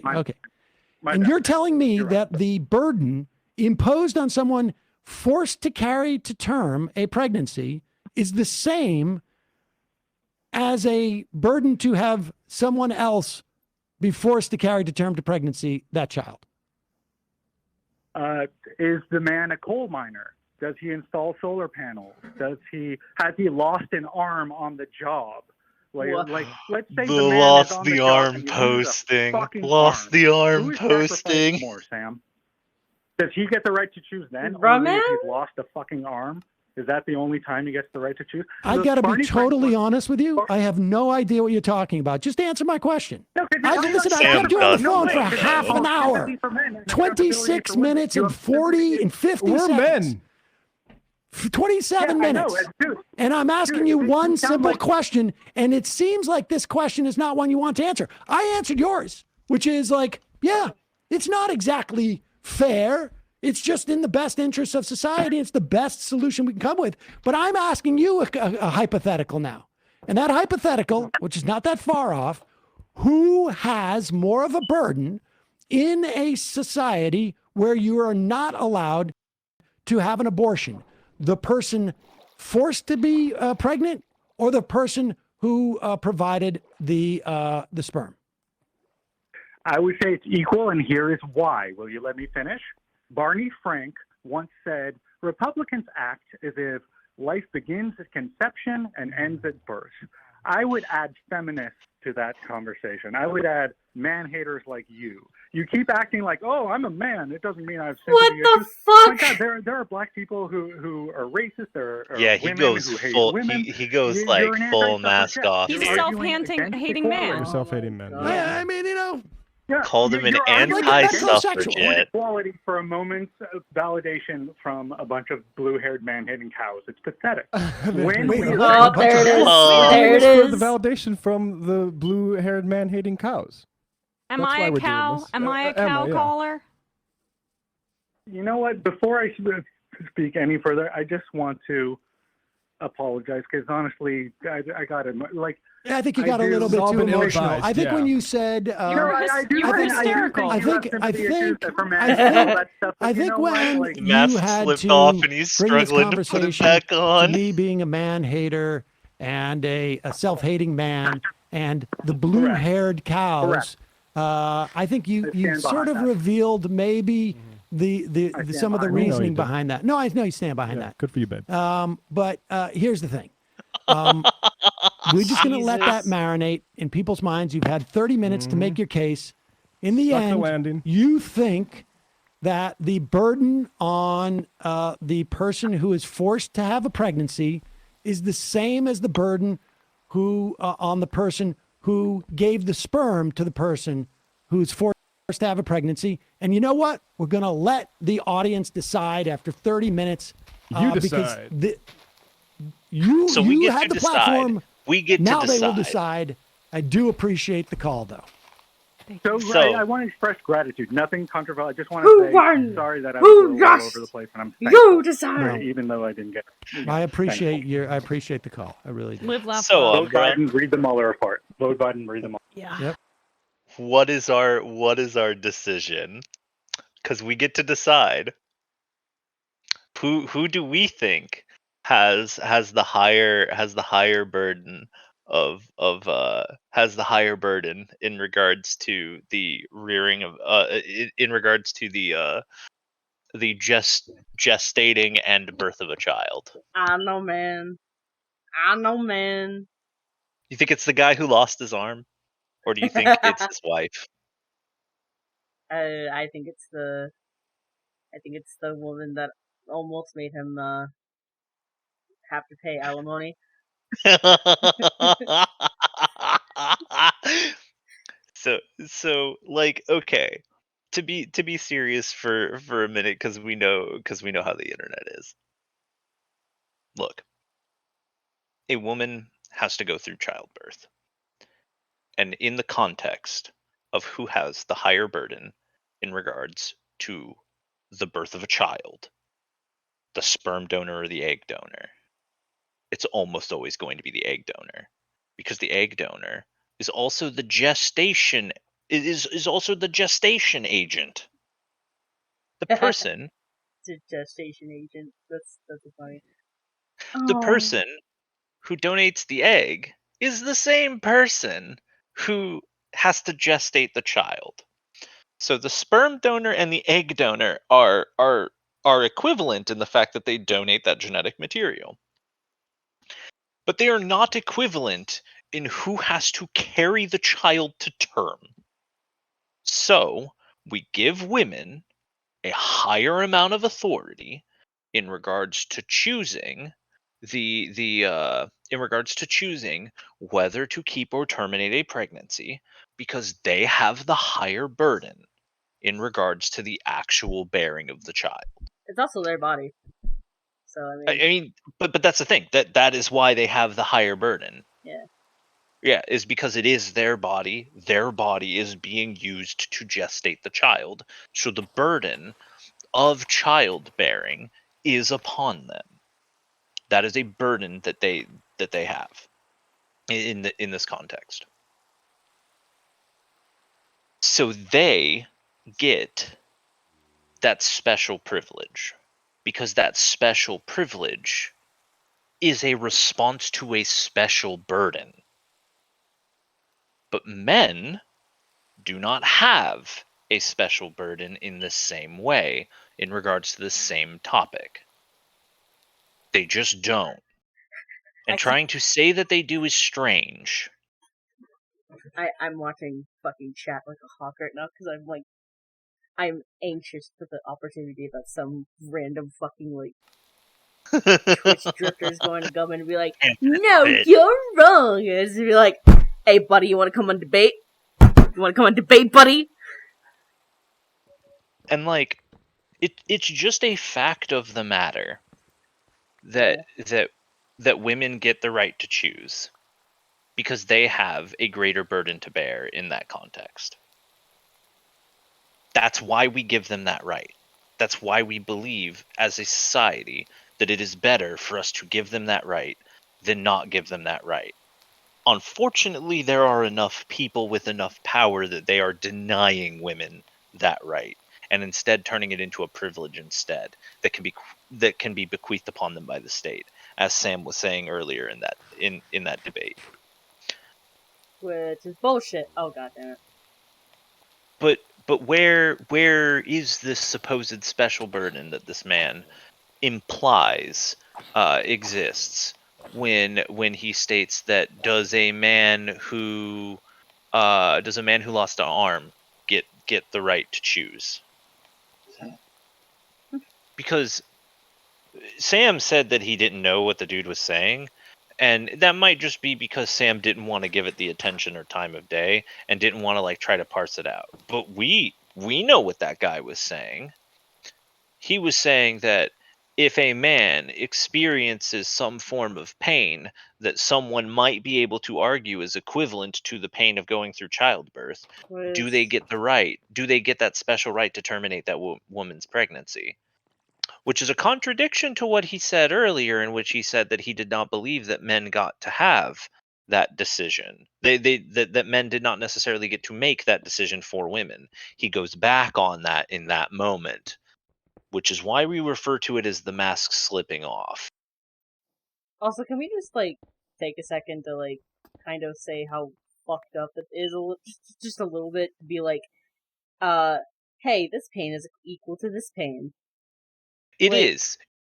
It is, but it's that transactional the transactional nature of pain is baked into right-wing ideology. Oh no, definitely. It's so bullshit. I mean, if you listen to the way they talk about racism, it becomes even more apparent. Some right-wingers are afraid that if we eliminate racism, that racism will suddenly be projected onto them instead. I wonder why. Yeah, it's almost as if they're worried that if they allow anyone else to have power, they'll use that power retributively because that there's something to be retributive about. Funk. Yeah, the truth is that we don't want retribution. If you actually listen to what the left, if you actually listen to a lot of what the left says, they want reparations, but they do not want retribution. Everyone on the left is actually is all in for restorative justice instead of retributive justice. And if they're not, we are going to question whether or not you are actually on the left. If you believe in retributive justice, that is one of the foundational principles. Restorative justice is like one of the foundational principles of almost every sphere of leftism, at least nominally. Communists, anarchists, socialists, egoists, even the anarcho-primitivists, the even tankies to some degree will claim that they believe in some form of restorative justice. So, like, be clear. This is like one of the very few things we all seem to agree on, that restorative justice is the way. Even Contra pointed it out as well, which is interesting to me. But it's Hell, like, even a lot of like right wingers who aren't like totally chud brained will agree that restorative justice is a valuable thing to pursue. If they believe in like seeking damages in the courts at all, they are basically tacitly admitting that they believe in some form of restorative justice. So, like, this is one of those concepts or principles that transcends boundaries here. And this fucker in this last conversation was like,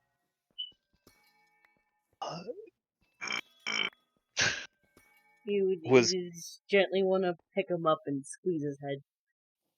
just want to give him a gentle jostling, just pick him up by the shoulders and just jostle him gently while explaining to him why he is wrong. I am nervous for this one. Oh? The fucking Walter Block one. Yeah? What's that? Somebody said in the comments that he's basically a fifth grader in an adult man's body. I mean, we kind of share that opinion to some degree. Oh no. I got it. Yeah. Oh man. On the phone, it's a pleasure to welcome to the program Professor Walter E. Block. He is the Harold E. Wirth Eminent Scholar, Endowed Chair, and Professor of Economics at the Joseph A. Butt College of Business at Loyola University in New Orleans. Welcome to the program, Professor. What a fucking title. Thanks. In exchanging emails, you've asked me to do my best not to interrupt, and that we won't interrupt each other. And within the confines of the medium, I will endeavor to do so.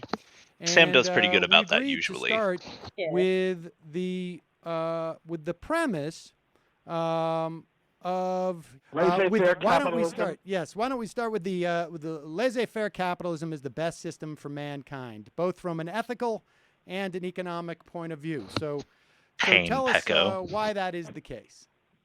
Well, just briefly, what laissez-faire capitalism is voluntary trade between consenting adults, and every time a voluntary trade occurs, for example, already off the fucking bat, yeah, that already. So he just used the term consent. So already you have to understand that this is a co-opting of libertarian socialist language. He is making it about consent because he knows that, he's making it about consent because that language appeals to this leftist notion of autonomy. He's making a reference to economic autonomy, but consent is usually about bodily autonomy. So, like, immediately out the gate, he is co-opting leftist language because he is attempting to provide an aesthetic that is palatable to lefties. He is using our language against us in this instance. You and Kita are smart enough to like understand that that's like that doesn't apply here. But there are a lot of people who are fooled by this. It is the aesthetic of leftism that he is attempting to like purvey here. Also, Sam Seder kind of looks a little bit like Scott the Wass's father here. He somehow looks older in his videos where he's younger, and it's just because of like the time. He's gray now, but he still somehow looks younger now. I don't even know how that's possible. Yeah, Time yeah, is a he's fucking enigma. I trade my pen for your wristwatch. It must be that there's something about your wristwatch I like better than my pen, and there's something about my pen that you like better than your wristwatch, and therefore there's mutual gain, at least in the ex ante sense of anticipations. Ex post, one of us may regret the trade later, but at least in the initial outset, we are trading because we each expect to benefit. And this applies to barter and to... Also, sorry, side comment here. Every single time I hear, like, this type of quality, like, phone call quality, I am, like, half expecting an Indian accent to pop out of nowhere. I am so traumatized by the scam bait videos. You gotta remember though that this is like, this is like 8 years ago. So yeah, this is like early 2010s. Yeah, this is some. We were just listening to a new Sam Cedar clip. This is an old Sam Cedar clip. This is a golden oldie. Buying and selling and renting and employment and every other contract, investing in the market system. So it's mutually beneficial, and this is sort of a deontological proof of it, namely the logic. There's a lot of empirical evidence that attests to the fact that the countries that are closest to laissez-faire capitalism, namely have the most economic freedom, are also the richest. For example, Hong Kong and Singapore in the empirical analyses are the most free countries in the world, and they're among the richest. And from an ethical point of view, it's also beneficial because it's based on voluntarism, no coercion. If anyone pulls a gun on anyone else and forces him or compels him or prohibits him from doing anything in a commercial interaction, well, then that would be outside of laissez-faire capitalism. So what's inside laissez-faire capitalism is just voluntary interaction, and voluntary interaction is ethical. Now, is it your sense that we don't have that type of to engage in exchange in this country? Well, we've got some. When I first did my empirical research, I think the first book was 1976, the U.S. was the fourth freest country. Well, now I think something like the 15th or 16th freest country, which is pretty good out of, 150 or 200 countries, but, not as good as it could be. So we've got a modicum of economic freedom, although it is curtailed in many different ways. Let's talk about how it's curtailed in your perspective. So he has explained a phenomenon here. He's explained a phenomenon. Are you familiar with the work of Richard Wolff? Super vaguely, but I don't think well enough to describe it. I mean, everyone has probably seen the memes. People probably watched the Destiny debate at one point. So one of the things that Richard Wolff talks about is he talks about what economic systems are, or at least what economic building blocks for economic systems are in relation to the prior ways we tried to structure them. And he says that and he basically claims that you can only understand these economic structures by understanding the economic structures that they grew out of. So, for instance, to understand the difference between capitalism and serfdom is to understand what developed between them that made one different from the other, or like slavery and serfdom, or like the barter system and slavery and whatnot. Okay. So one of the things that defines capitalism as different from its prior economic instances, and Richard Wolff talks about this too, is the employee-employer contract. The idea that you, as an employee, are volunteering to give your time to the employer via contract for an expected payout. Oh, that's a concept, alright. Now, the problem with this concept is pretty obvious. It's that there is not equal power between these two, and thus the employee does not necessarily have the bargaining power that the employer does. Because the employer, they have money. They already have what you need to subsist in a capitalist society. But in the employee's case, they do not have that money, and therefore they are at a disadvantage. They are put in the position where if they want to live, they will have to work. And thus, you have an unequal playing field.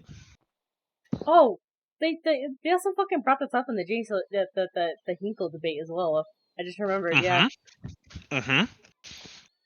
Yeah, and so he also missed if the point you on that. It's funny.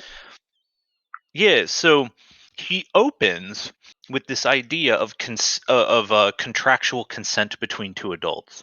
The idea that your 10, my watch, etc. And so what he is describing the customer and the customer contract between between the purchaser and the person being purchased from. This is the same in regards to employee-employer, but the power structure is reversed. In the case of the customer can only buy what is offered. They do not have the power to decide what is offered. And so in the employee-employer relationship, it is reversed. The person who is making the purchase of labor has all of the power, which proves it basically acts as a proof that the system is designed to be as unfair as possible, because the employee will both be a customer and an employee at all periods of their life. Yeah, they'll never raise up to they'll never get up to the high enough on the chain. And the employer Yeah. and the corporate entity that is providing the things to be purchased will always be the same entity. So you see a consolidation of power from one class away from another. When people talk about like Marxist theory, specifically the work of like Das Kapital, they are often talking about this relationship. The employee / customer who is creating things that have utility and not being able to purchase them, or not having the power to purchase them, and the employer's capacity to decide what things are allowed to have utility and who is allowed to acquire it. We just figured that like initial framing there is just a very interesting is a very interesting way that he attempted to communicate a failed concept. Yeah, it feels kind of like disingenuous in a certain aspect, because I've had this type of conversation with fucking similarly minded libs, and it's so fucking frustrating.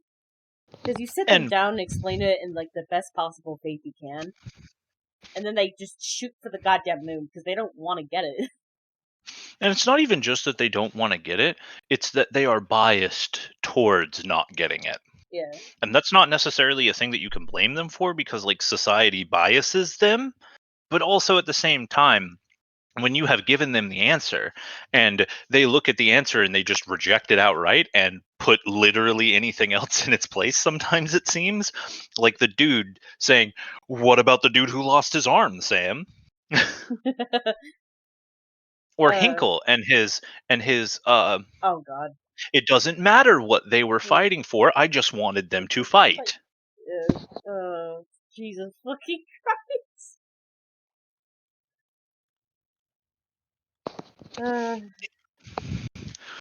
Anyways, that's just we just find that initial interaction there is very indicative of where he has already gone wrong.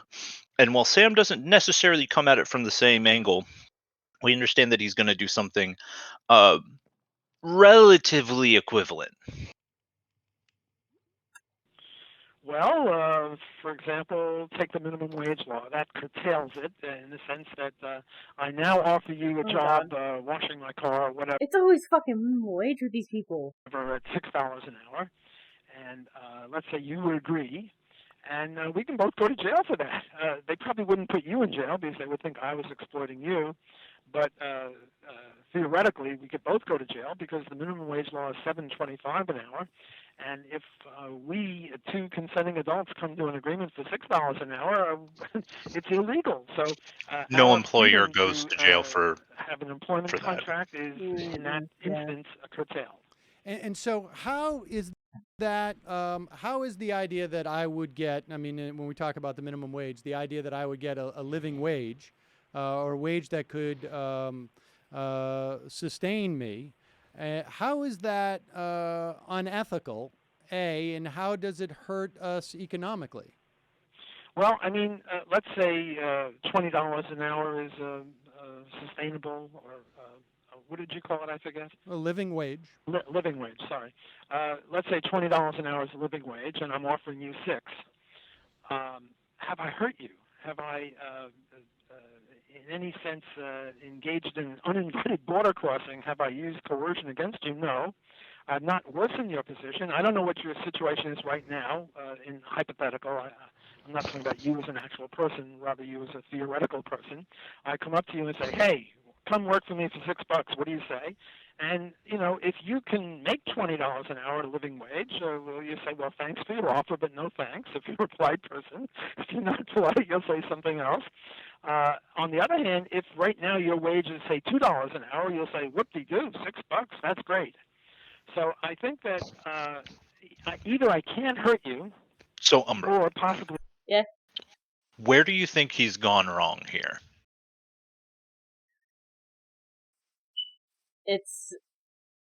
I'm mostly shaking my head because of the fucking wage talk, because I think, I feel like he's kind of,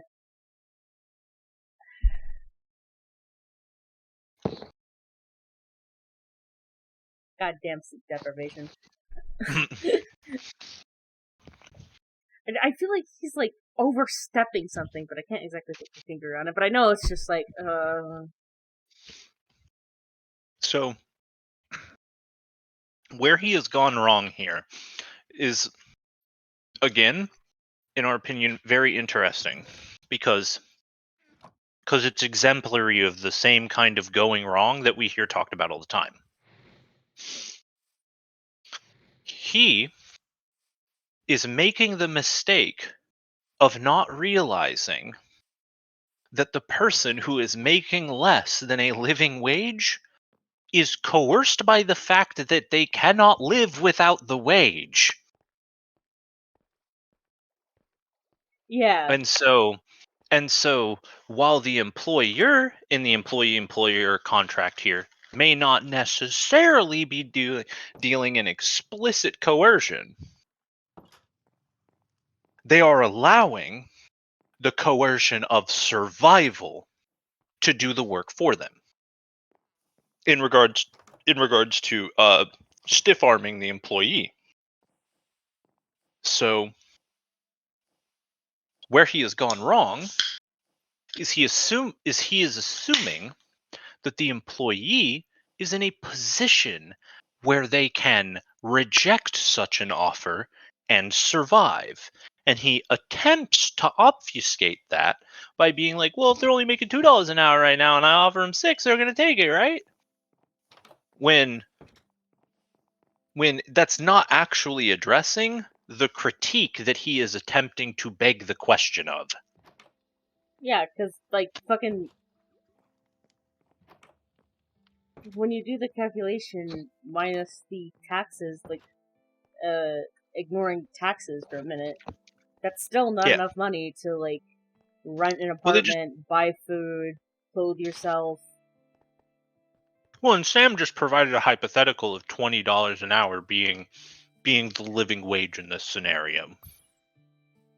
And his response was, I offer you $6. So think about that. he's saying that in a scenario where it costs $20 to live, he can offer $14 an hour less than that. And that's not considered coercion. No, that's obvious bullshit. The coercion is implicit in the lack of living wage allowing you to, in the lack of a living wage that allows you to live. Of course you will take whatever you can get in that instance, especially because he's not accounting for the fact that the entire industry will offer you 6. The only option is 6.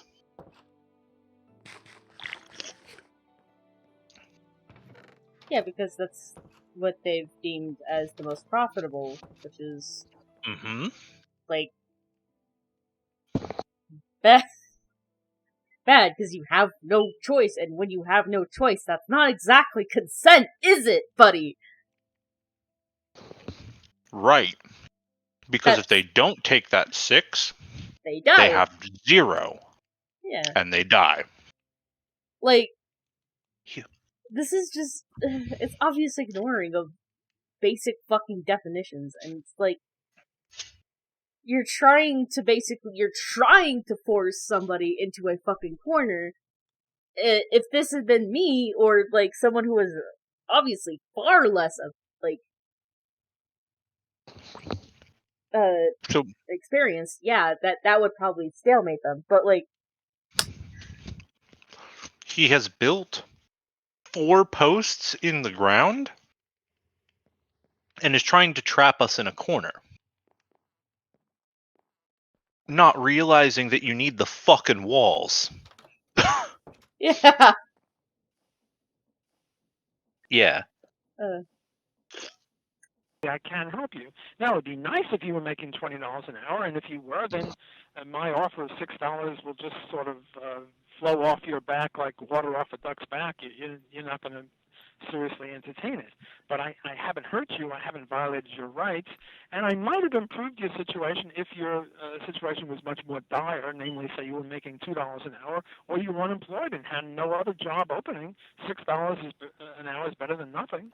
Well, now let's talk about though living people. I mean, in when we talk about actual individuals, we know that in many instances, if you're making even let's say the minimum wage as it is now, never mind getting rid of it, many of those people cannot afford to feed their families without government assistance. They can't afford to get health care without government assistance. We're all well aware of, the stories of how many Walmart workers are required to get nutritional assistance and medical assistance. We also know and we can talk that, about that in a little in bit the case too. of, so I'm not sure how it's... I think it's just really funny, because it's like, this is some stuff I'm kind of tangentially, like, familiar with, only through, like, stories, because my parents were thankfully, like, stable by the time they had me. But, like, my mom and dad both would tell me about, the stuff that they were given, because they were technically... They weren't impoverished, but they were lower class, right? My mom has They told weren't me impoverished, but they were in poverty. Well, I wouldn't even say poverty, because both my parents technically made enough money to be okay, but they didn't make enough so that they didn't have to rely on certain services. My mom got stipends, for example, from her college, and she has told me that she had spent that extra money that they would give her, for stuff on me and my brother, like Christmas gifts and stuff like that. Which, I didn't know that until, like, a few weeks ago. What the fuck? Waterfox, what are you doing? Oh, have we convinced you to become a based Waterfox supporter? What do you mean? I've always been... I switched to Waterfox a while ago, because Firefox kept crashing YouTube for some reason. I couldn't figure it out why. Yeah, we couldn't figure that out for a little while either. friend of mine also It is. used Water Fox for the longest time, so. So since we're paused anyway, we do want to mention the thing that Sam said about food service benefits.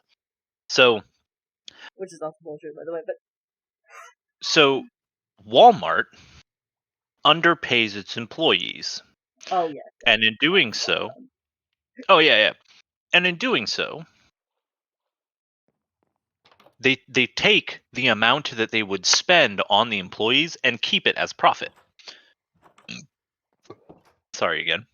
You're good. So when they do that, that means the employees themselves will have to subsidize their income in some way, and they will do so through food stamps or EBT or SNAP. So the government pays the worker the wages that, in some sense, pays the worker the wages that, in some sense, Walmart does not pay them. Those workers then turn around and spend their food stamps at Walmart. So Walmart is effectively double dipping. They are scooping profit off the top by not paying their workers, and then they're scooping money out of the government by siphoning off the EBT and SNAP. And so they are effectively getting paid twice for doing the most unethical thing that a corporation can do that isn't directly poisoning the world, which is not paying their people for their fucking labor. We literally had a war over people having their labor extracted for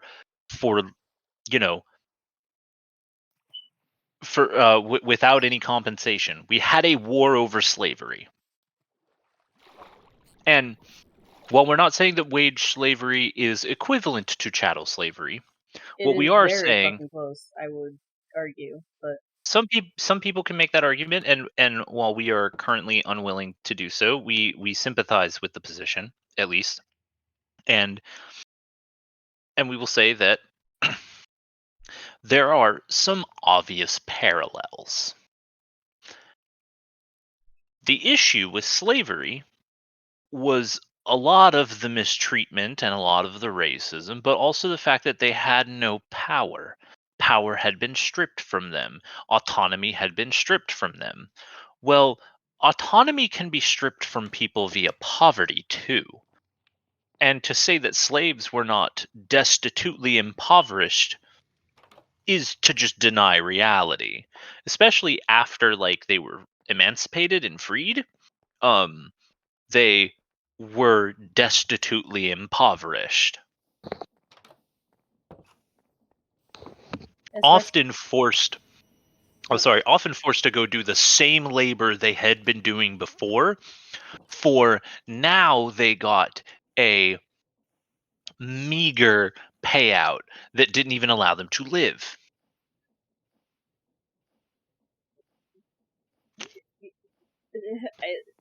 I forgot what I was gonna say. Fuck.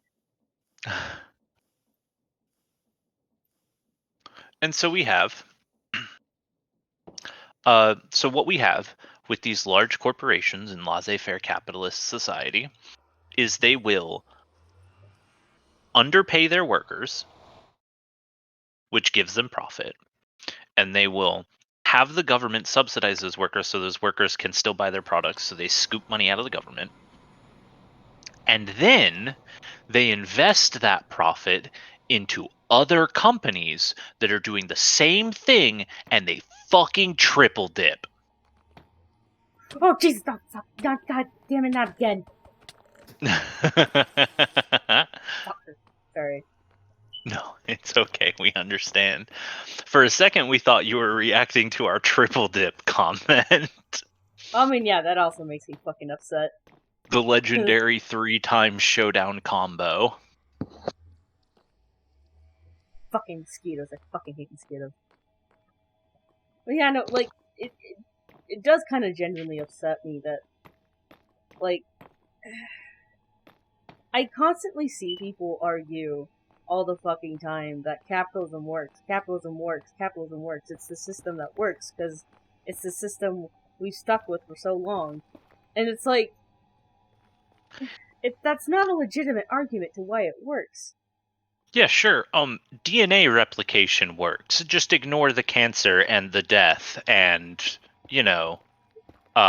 Exactly. and yeah, and the capacity to be biohacked by small pieces of just random code happen to be floating in the air with legs. Bacteria. Viruses actually viruses. were. Yeah. Yeah. I'm sorry. So it's wild to us that people can say that a system that self-perpetuates works. I mean, like, if you're just talking about its self-perpetuation, yeah, I guess you could consider that it works in that sense. But if you want to, like, talk about, like, actually works and that it serves the people who are under it in a way that is, in a way that provides for them, no, it fucking doesn't. Yeah, that's fucking clear bullshit. Because if that was the case, then, like, people like me wouldn't have to, like, live day to day in full fucking anxiety. Like, how the fuck am I gonna survive? If it wasn't for if it wasn't for the fact that our partner recently got a job, we would be in the sense of, like, wondering where we were gonna go live in a couple months, and even then, that's still not totally taken care of. So like, the idea that this system, quote unquote, works, that it serves us, that it provides us with the greatest of utilities, is just ridiculous at this point. Oh, also, I feel like I could triple fucking argue against this because my current job, I work a contracting job. I don't have a lot of choices in my wage. A lot of them, I get paid by the fucking minute. All right. Gig work is the end stage of laissez-faire capitalism. If you look at what it's attempting to, if you look at its attempt to center the employee-employer contract as the only mode of employment. It's bullshit, it sucks, it's awful, and I hate it. Unfortunately, this is, like, currently the only way I can reliably earn money that doesn't involve, my problems getting worse. So they triple dip. They don't allow you that autonomy.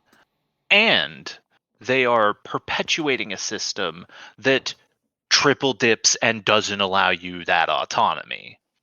So, like, from all three angles, capitalism can be considered to not just be a failure, but it could be considered to be one of the most monumental failures of an economic system, aside from, chattel slavery and whatever the fuck the USSR did, state capitalism. Something like that.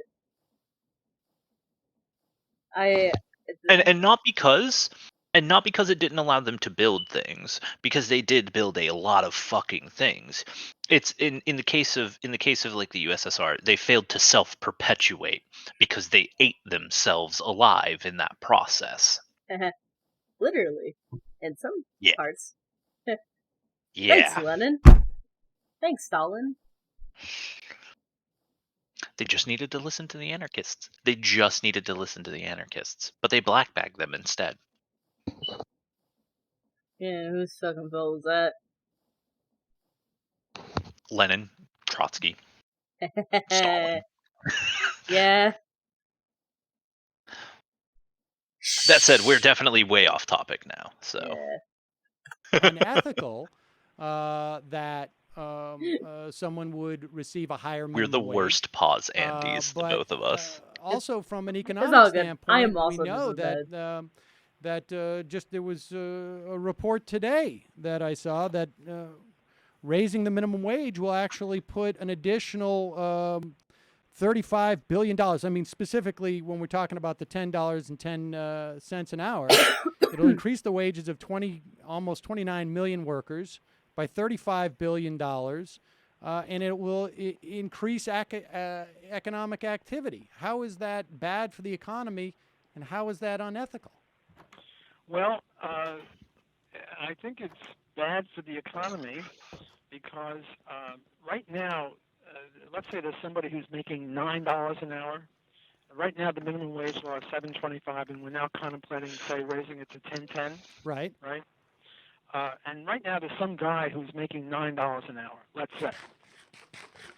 And the reason he's being paid $9 an hour is because his employer thinks he's worth $9 an hour. Pay him $11.87 then. That's what his productivity is. Because just raise his wage to $11.87. It's proportional. $8 an hour. The employer would lose $1 an hour off of him, so he wouldn't hire him if he was only worth $8. And if he were really worth, say, $9.50, his wage would tend to rise to $9.50 because some other employer would offer $9.01 and someone else would offer $9.02. So in that is a economics, we myth. have this, I don't know, axiom or aphorism or something that says that they can't wages show tend that to equal marginal revenue product or productivity. So here's a guy who's now making $9 an hour. Yeah, because the company would fucking sue. Productivity is $9 an hour, and now well, we raise the wage. Can we pause for a sec?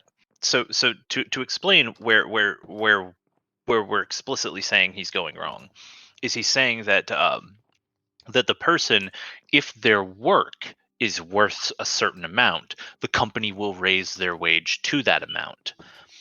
Oh, I can that does not happen. Yeah, I can definitely confirm that's bullshit. That does not happen. And he cannot show that that happens, and he shouldn't say that it happens because he can't show that it happens. If you actually look at how wage increases occur, they occur through one of three methods: legislation, union bargaining, or being interconnected with people who are in higher positions that control pay. Yeah, that's literally it. I can personally fucking attest to this, right? Because I used to fucking work in a kitchen, the middle school kitchen, and at a certain point, our fucking dishwasher quit. Guess who was stuck doing the fucking dishes for like 3 months in a row? That's on top of your other responsibilities. Yeah, on top of my other shit. And then my fucking manager had the fucking gall to tell me I wasn't fast enough. Yeah. Like, bitch, if I wasn't doing the dishes, no one else would be doing them. Because everyone else is too busy. And you didn't get their pay on top of yours. Exactly. Despite the fact that you were doing 2 jobs. Technically 3 jobs. Because I also had to clean when I leave.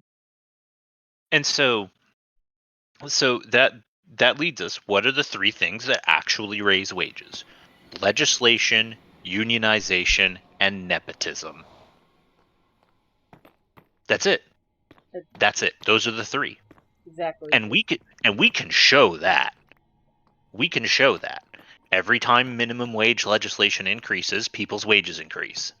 Every time unions engage in collective bargaining in an effective manner, wages increase. Every time a rich person decides they so happen to like one of their employees, that person's wages increase. The harder you work does not increase your pay. It doesn't. They say it does, but it doesn't. It just doesn't. I hate to sound like a fucking tanky here, but like honestly, the whole entire just work harder shit is just American dream bullshit. There's no actual like substance. Yeah, it's hustle culture. It's hustle exactly. culture. Yeah. Hustle culture is the same thing. There's this misconception that if you do more work, your work is more valuable, but it's not. And it's not to capital. In fact, we actually have data that shows that doing more work eventually makes your work less valuable, not just in the sense of you saturate the market with labor, but also in the sense that eventually you're working too hard and it's making your work less effective because you're too tired to keep working. Yeah, I can definitely fucking confirm that. It's all bullshit, man. This is all bullshit. This is why you can't trust them damn libs. We're not even 10 minutes in. and you've made like 25 minutes of content. Streamer culture, baby. Oh, I wish I could afford an editor. That would be funny. So before we unpause, we just want to side note for a second. Yeah. Aaron Ra has this thing that he talks about occasionally, where he explains that the people that he is engaged with a lot of the time can lie more times in a single sentence than there are words in that sentence, and every single lie in that sentence will require an entire video's worth of explanation to explain why it's wrong.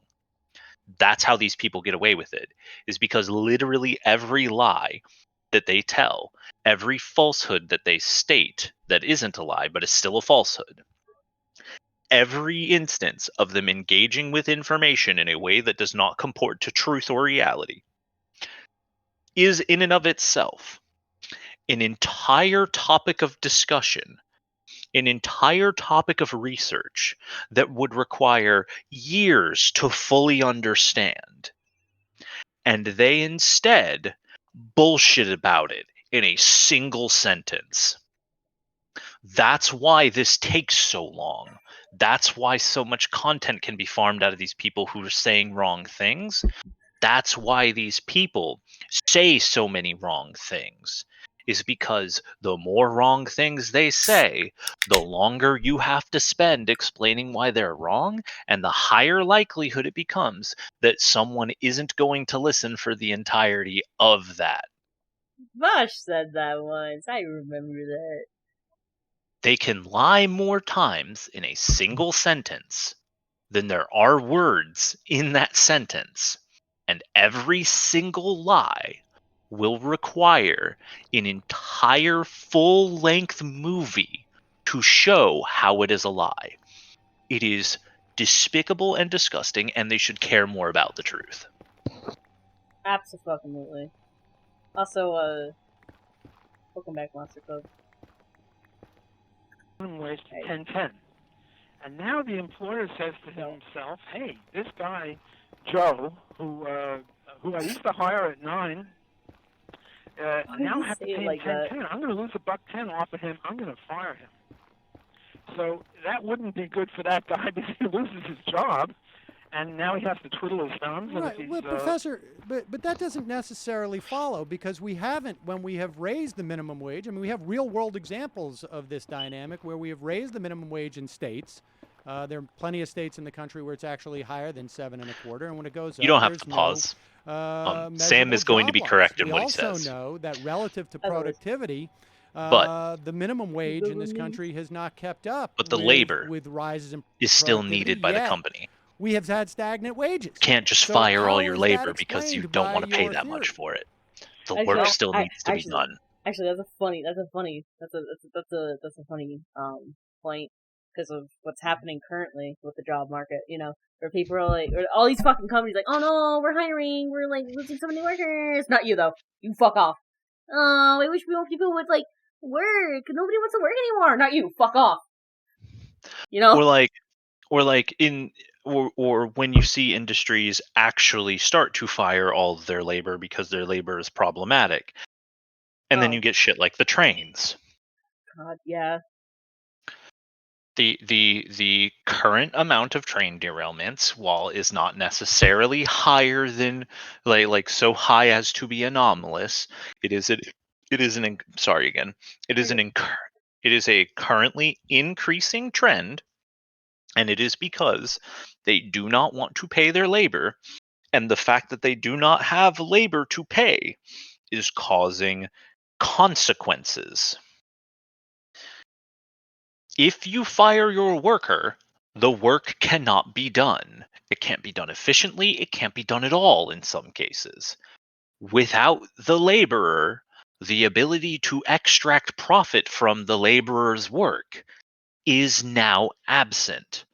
They will not fire everyone. They will not fire the guy they had hired at 9 just because the government says you have to pay him 10. They won't do it because they're already operating at minimal capacity, which means they literally cannot fire the person. They can't. They would have to literally downsize their reach and operations, which would cause them to lose profit. They are losing profit from the decision of the government, or they're losing profit from the fact that they can no longer scale their business because they don't want to pay people that much. They're going to lose profit either way. And they actually don't lose profit, because guess what? Those people that you're paying more, they can actually buy more shit. Wow, it's like, wow, it's like if people had more money, they would buy more shit. So even from the standpoint of laissez-faire capitalism, his argument is failing. It fails within his framework, it fails without his framework, it fails within our framework, it fails without our framework. It doesn't matter, he's just wrong. He's wrong in every possible way you can be wrong. He's doing this deliberately, because, yada yada, fucking, the more you're wrong, the more time it takes, and the more they win. He may not necessarily be deliberate, he may actually be a true believer, but at the same time it doesn't matter, because a true believer and a liar are going to look the same to us in this context and in this sphere. Yeah. Poe's law. Poe's law. Poe's law applies not just to irony, it applies to liars too. It eventually doesn't matter if they're lying or telling the truth. All that matters is the consequence of their rhetoric. Because irony is just lying for fun. And being honest about it. Yeah, that is true. That's why ironic misogyny is bad. Bad. It's hardly my theory. Well, I wish the theory you're espousing. Right. I wish I could claim originality. This is like a mainstream economic theory. Not so mainstream, but okay. But nevertheless, the theory you're espousing. Well, yes. The theory I'm espousing says that when you raise wage, you see, the minimum wage law doesn't compel anyone to hire anyone. The minimum wage law doesn't. No, say, I understand that, but I'm sorry. we did say we weren't going to interrupt. Right. Yes, I'm sorry. Go ahead. That's okay. Well, go ahead. It's your turn. I don't want to. Well, I'm saying, I'm asking you to, how does, I mean, I get what your theory says, but I'm saying, how does your theory reconcile itself with the real world empirical data that I've just presented to you? Well, the real world empirical data is highly problematic because it depends upon the timing. Let me give you an example from a couple of decades ago. At one time, the minimum wage was 40 cents an hour. I think this is in the 1940s or somewhere. Oh, and my they raised it to 70 cents an hour, which was the highest percentage increase ever, even higher than from 7.25 to 10.10. Yeah, because of fucking inflation, at that buddy. time, if you walked into an elevator, there'd be a guy standing there. He wasn't a pervert. He was the elevator operator. And you'd say, 12th floor, please, and he would, get you up to the 12th floor. Oh. Well, they raised the minimum wage from 40 to 70 cents. Java? And the very next day, did any Java? automatic elevator guy get Behave fired? yourself. No. Because it takes a little time to introduce automation, which was not competitive at 40 cents an hour, but was very competitive with labor at 70 cents an hour.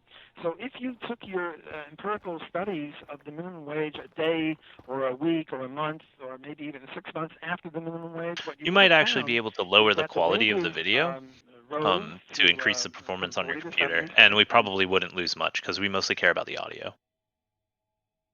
Unfortunately, this is on 720. You can definitely lower it further. Wait, what? Really? Yeah, if you you should be able to in YouTube's player actually be able to lower it further than 720. Oh, I was talking about Discord, because Discord actually takes up a lot more than YouTube. Oh no. We know that Discord isn't really going to be able to be changed in this regard, but the actual rendering of the YouTube video might also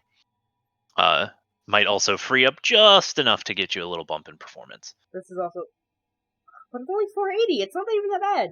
I should definitely be able to handle that. What the fuck? To be fair, your computer is very busy at the moment. Yeah. If I open up, I fucking I really need to, like, save up for a new PC, because I'm getting really tired of seeing 100% CPU, and then 30% of it is just the fucking game itself.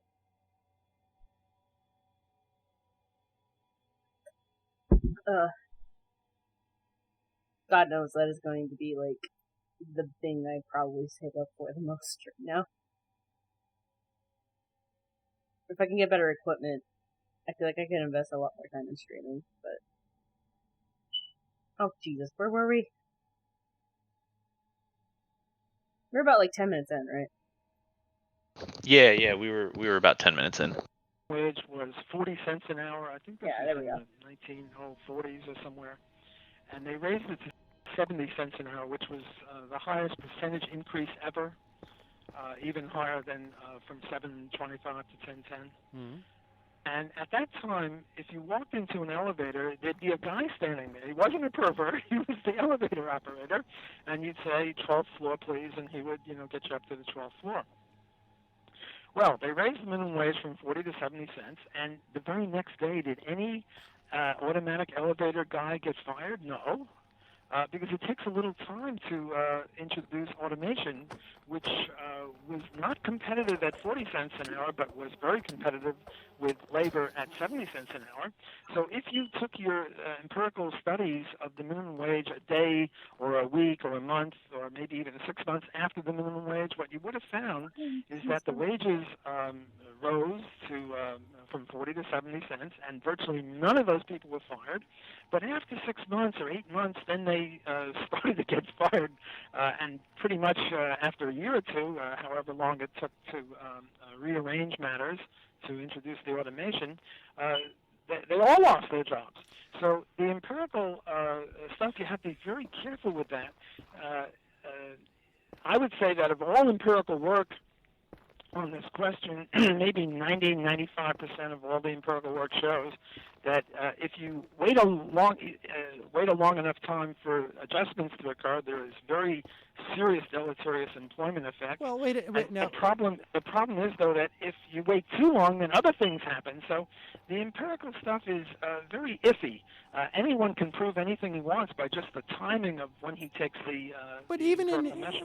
even in your example, one, you're talking about, when we're talking about laborers in the context of Walmart, let's say, or in McDonald's, there may not be an automation solution. But even within the context of your example, you're not saying that there's a problem with the minimum wage. You're saying that there may be a certain point where an increase in the minimum wage, in your case, it was the example that you gave was almost was nearly, I guess, 75%.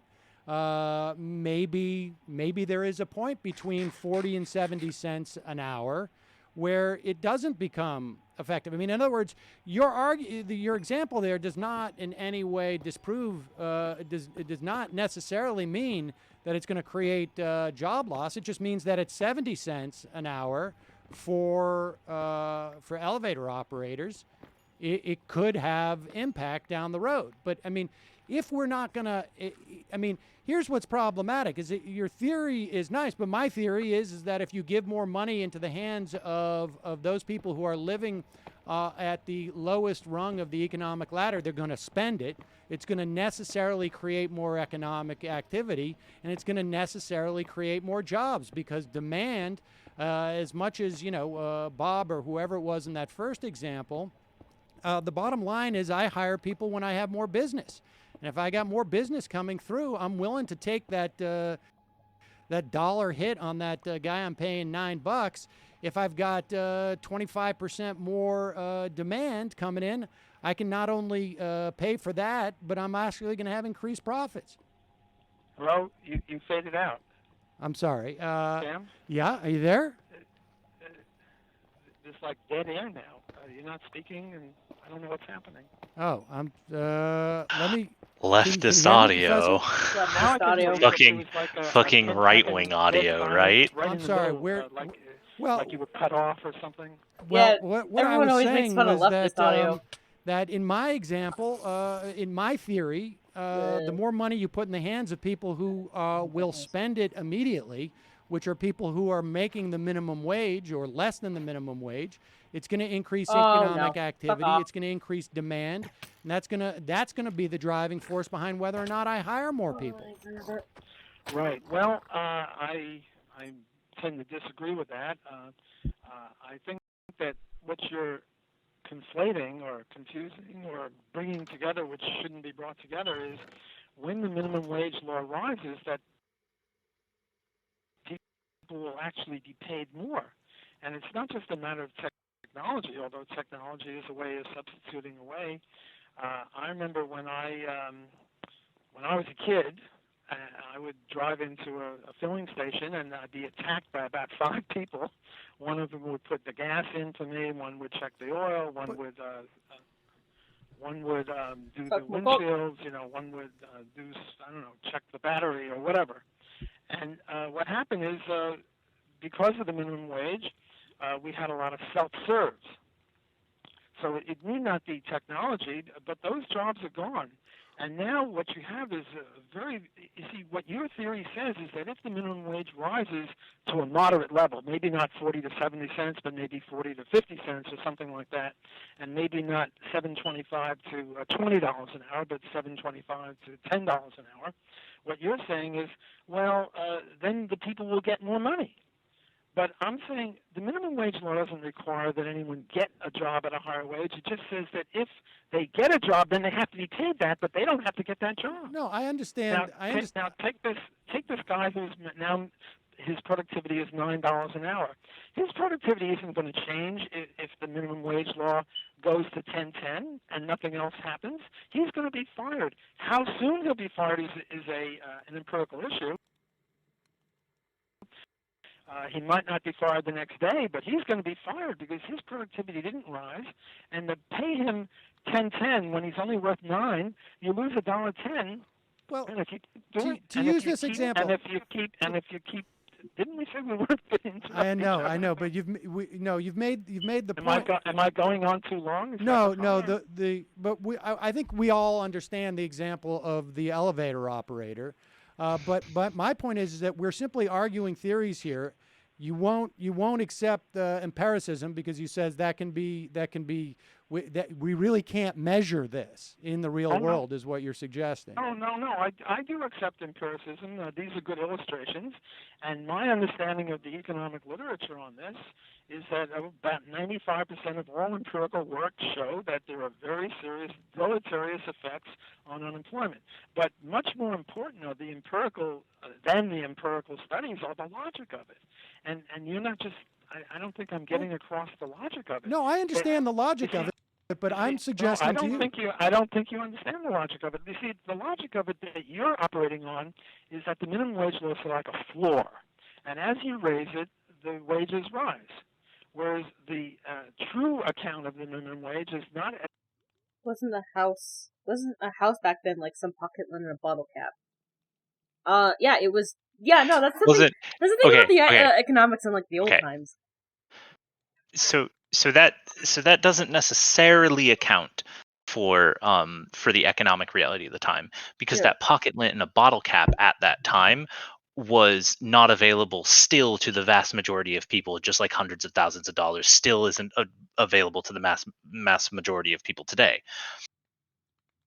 It's the same problem. It's just the scales have shrunk and contracted and grown and expanded at different rates and different ways at different times. The same problem exists no matter what.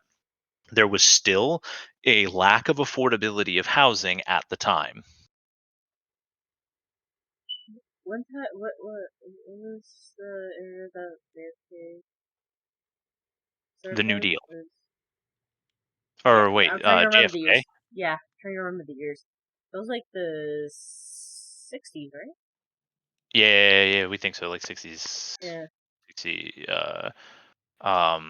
What year did JFK serve? No, serve. Oh, okay. 63. Wait, okay. Yeah. John Kennedy was the 35th president, 61 to 63. Yeah, the early 60s. Yeah.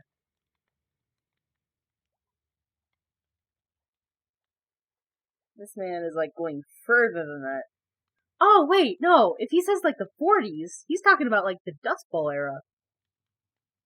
Like, the era that spurred on the Depression. Well, No. He's talking about early World War II. World War II. World War I was the teens. Right. Yeah. Jesus. I'm sorry, I'm bad with numbers. It's okay. Don't worry about it. I love place blindness. Yay! I'm so special. All a floor, rather it's a hurdle over which you have to jump in order to get a job in the first place. And if there's a minimum wage... Well, yeah, because if we think about economics back in that time, there was still heavy inflation before JFK got rid of the gold standard. Was it JFK? I'm pretty sure it was JFK. Sorry, what was JFK? He got rid of the gold standard, didn't he? Was that the JFK or the president after him? Eisenhower. We want to say it was Eisenhower, but we can't be 100% certain. Who got rid of the golden standard? Roosevelt. Huh. FDR? Yeah. Based. He just continues to be based. He missed on working. He missed on all of the racism shit, but like when it came to economics, he just continued to hit home runs. Goddamn. Got rid of the fucking gold standard. This is the 30s. The New Deal. Fuck. Oh yeah, so this is the 30s, so this is like before Mr. Block here is talking. Mr. Block, aka Blockhead. Yeah. I still can't get rid of the fucking joke in the back of my mind now that fucking Lynn made earlier. Like, hey yo, he got the pedophile with the glasses! Like, you can't say that! You're not wrong, but you can't say that! That's so mean! Be nice to Sam's glasses. They weren't known as that then. No. She was talking about Walter? Walter J. Oh, fuck. We don't actually know that this joke then. There's like a really weird, not really weird. There's like a fucking video. I don't remember where I saw it now. It was either on Tumblr or someone posted it in the Discord where they were like the sex offender look or like the Discord mod look. And one of the points was pedophile glasses, and like these specific pair of glasses showed up. It sucks because that was my great grandpa's fucking glasses before he passed too. He wore those brand too, like that specific shape. So it makes me feel bad to laugh at it, but it's like you're not wrong, but that's kind of mean. I don't know. He is a libertarian. We are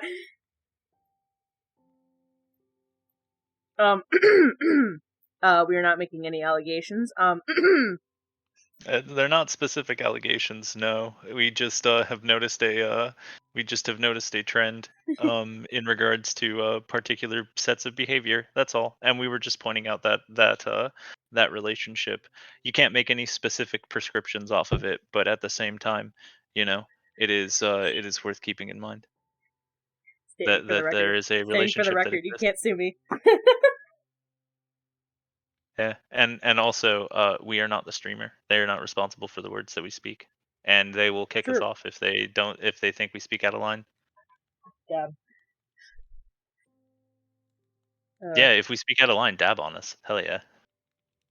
Age of 725, well then you have to have productivity of higher than 725 to get a job. Look, but your argument is, but your argument is that taken to its logical conclusion, that if you were that hurdle was raised too high, you would have less jobs.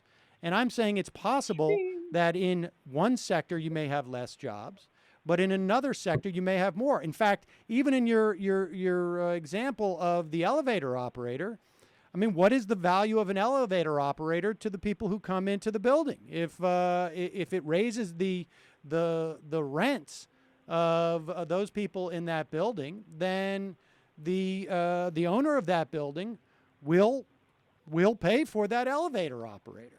Well, I mean, he wouldn't have paid for the elevator operator at the old minimum wage of 40, but he will pay for he wouldn't pay for the automatic elevator when the minimum wage was 40, because then the unskilled labor and the unsophisticated equipment was very competitive with the more sophisticated automatic elevator. But when you price people out of the market, which is what you're doing with the unskilled labor, you price them out of the market, and at 70 cents. Oh God, I fucking hate that term. I hate referring to it as unskilled labor, because you can tell these fucking people have never actually worked a minimum wage job. So we can address one thing here as well. He is ignoring the fact that not every value that that can be provided to a company by a particular service is capital. Why do people invest in news media corps? It's certainly not because they return a profit. They don't get any monetary value out of why does Boeing advertise on Fox News? Or sorry, we don't know if they actually specifically do, but why would they? Or why would Lockheed Martin advertise on CNN? We don't know if these are like specifically things that have been done, but we do know that both of those companies have advertised on media platforms in the past. So why would they do that? They don't make any money from it, and the public doesn't buy their shit. Why would they do that? Perhaps it's a controlling the narrative type of thing. Yeah. Maybe Lockheed Martin has a vested interest in a liberal news outlet not saying things against military-industrial complex. Wow, you mean that people who can pay for people to say things that to make them look better, they will take the opportunity? No way! Yeah, it's almost like not every benefit. It's almost like not every benefit that these companies can buy has to necessarily provide an ROI. You mean people just do that? They just go on the internet and lie?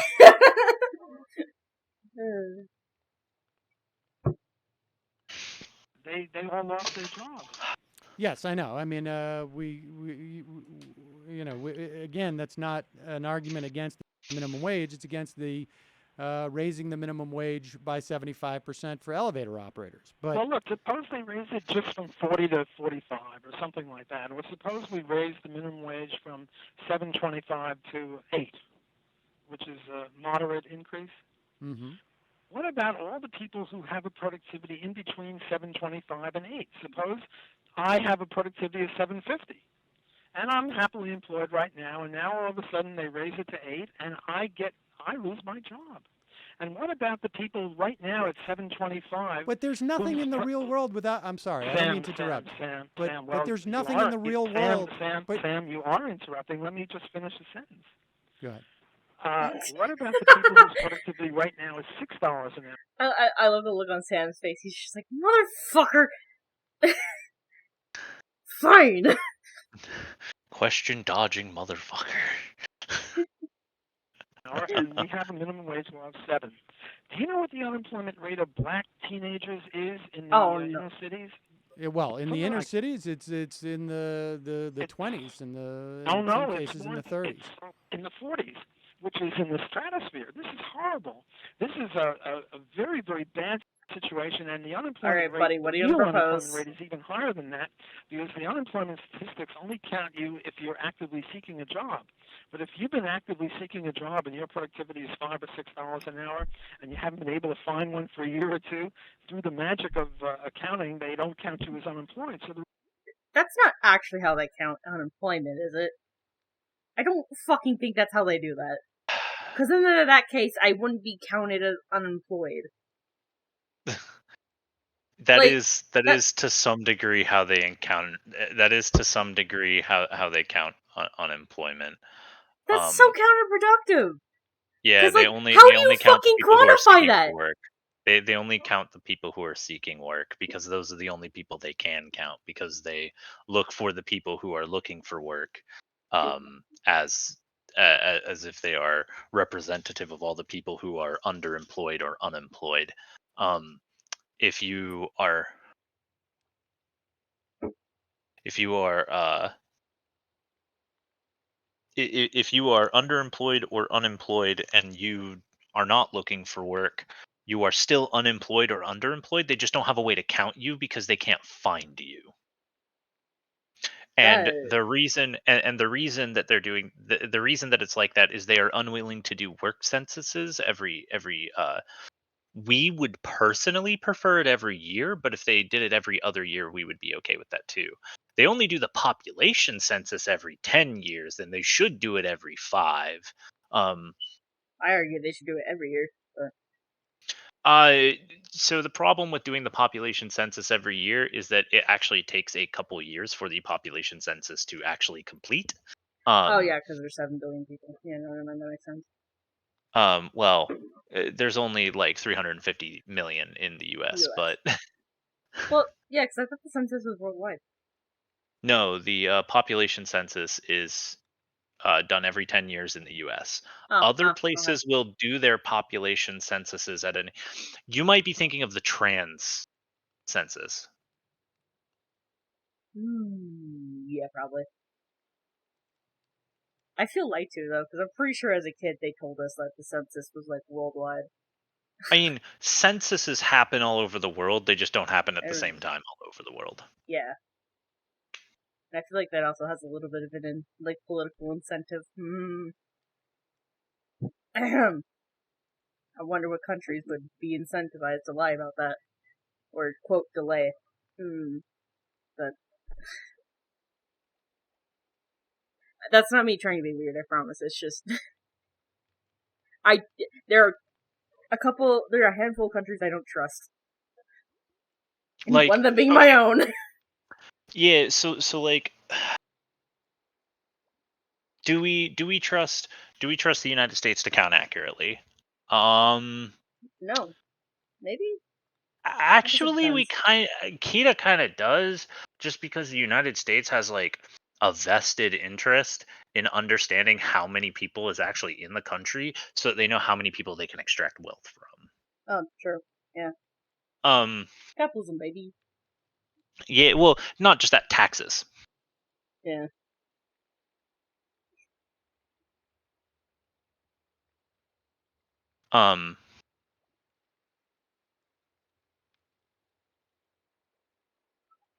Sorry, we have been listening, as you can tell by the fact that we've been engaging, but we've also been like discoursing in Demon Mama server for a minute, just for the last like few minutes. We don't know if you saw that or not.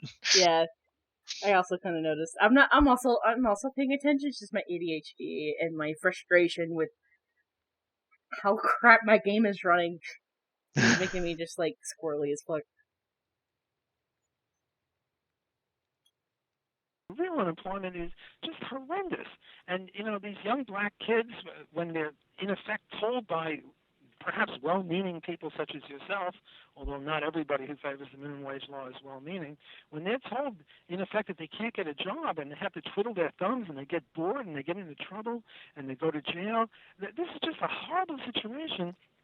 And well-meaning people such as yourself, I think you're well-meaning, I have no reason to think you're not, are just fooled by this.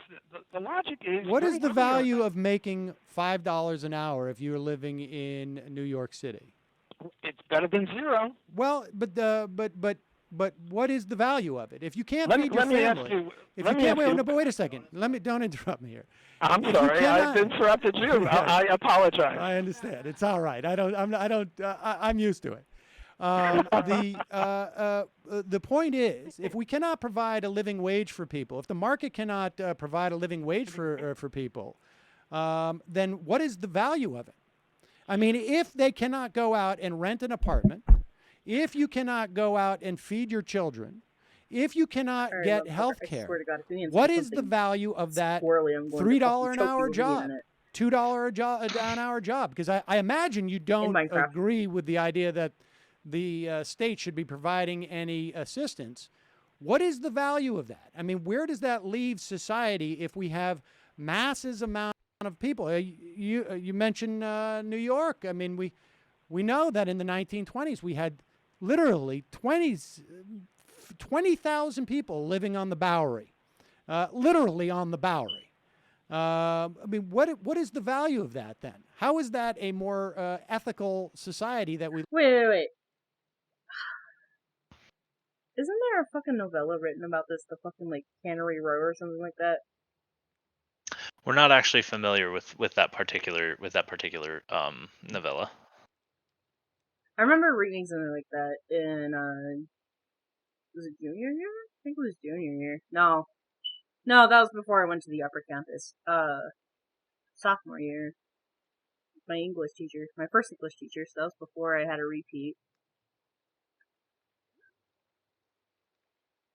God, that English teacher was so weird. Because she had us read a multitude of books, and I don't know what she was trying to get at. She was trying to get us to be more, quote, literally, educated. And she had us, like... Okay, I forgot the first book that she had us read, but that she also had us analyze, some cartoons about, like, the future state of capitalism, and, like, how technology will evolve so bad that, like, if we can't find a way to evolve and be separate from technology at the same time, we'll die from it. Some really weird shit. But she was sort of big. She had us read the fucking Kite Runner, which was a pretty good book, actually.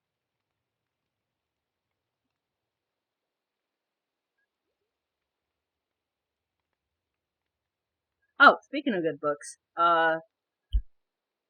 The Jungle by Upton Sinclair. I think that's where I got most of my socialism from. Because, the way that Sinclair actually handles the subject matter is actually kind of interesting. If I can find a PDF of the book and have it be read aloud again to me, I feel like I'd be able to more, like, easily, analyze it. Because when the last time I ever read that book was, like, in 6th grade. But, it was very pro-socialism. That man was very clearly anti-capitalist from the way he wrote the book. Because it was set in, like, I think it was set during the Industrial Revolution? A bit after that. It's about 2 immigrants who moved in to the country, immigrated. They were very poor, and they needed to work. Main character gets an injury, and the factory shuts down because of poor working conditions. He gets forced to go out and work. He falls into alcoholism. And then, after, like, wandering and doing work for a while, he kind of realizes, fuck, this isn't working out. I need to make more money. Falls into crime. It's...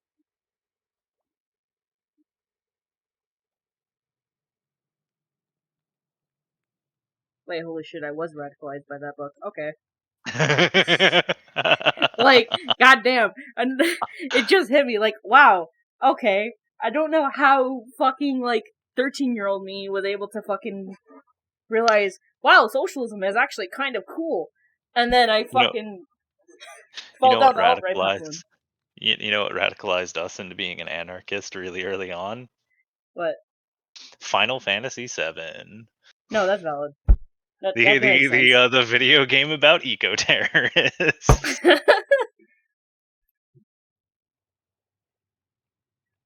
Hey, viva la revolution, you know what they say. Living. Sam, let me ask you a question, and just answer my question, because I didn't want to... Let me ask you a question. elsewhere. Just asking questions. Which number is higher, 4 or 2? I'm sorry? Which number is higher, 4 or 2? 4. I don't know. Which Two's number is got a higher, pretty 6 or good 0? stash of weed today. 6. Okay, great. My point is that if a person has a productivity level of $6 an hour, and there were no minimum wage, he could be paid $6 an hour. When the minimum wage is $7.25, he's paid 0. Now, it's true that $6 an hour is nothing to write home about, but you just... Well, it's not just to not write home about. Hey, but let me Professor, finish. you're not answering my question. Hey. My question. Sam, you're interrupting me. I understand, but you're not. Oh my god. So, are you familiar with the? You're not very familiar with the Majority Report, right? Not necessarily. I've been trying There- to. I've been meaning to actually get into his stuff. Cause Sam's fucking amazing. Yeah, Sam is great, and the fun half is not as good as it used to be, but it's still pretty good. But you're gonna hear so if you ever go through and actually watch the Majority Report, in between the first half and the fun half, they have these interstitials that are pieces of music that are made up of clips from the show, and the hey that we hear a little bit later on in this is part of one of those songs. It was so iconic at the time. It was so iconic at the time because it wasn't that one. It's one we'll hear later. But it was so iconic at the time that a dude like punctuated the end of a remix with it, just for some context. I'm always a big fan of people who make samples like that. It's so great. Also, yeah, I'm starting to see what that one comment was saying. This man really does feel like a 5th grader in a full grown man's body. Because holy shit, how childish do you have to fucking be? Right? Is To be 4 greater than 2? Is 4 greater than 2? Like, this man, the lack of spine you would have to constantly, whine about, you're talking over me, you're talking over me. Like, I'm not apologizing for that, but fuck you.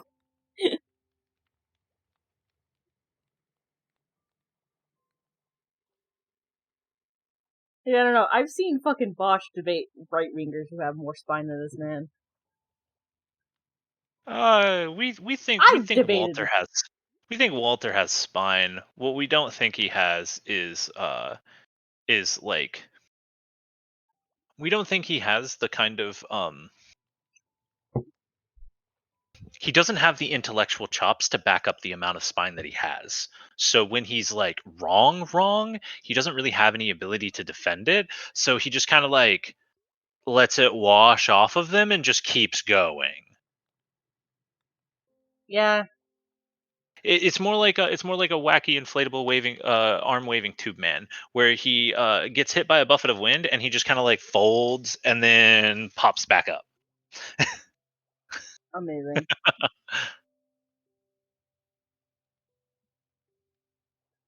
I've almost made it to 4 o'clock.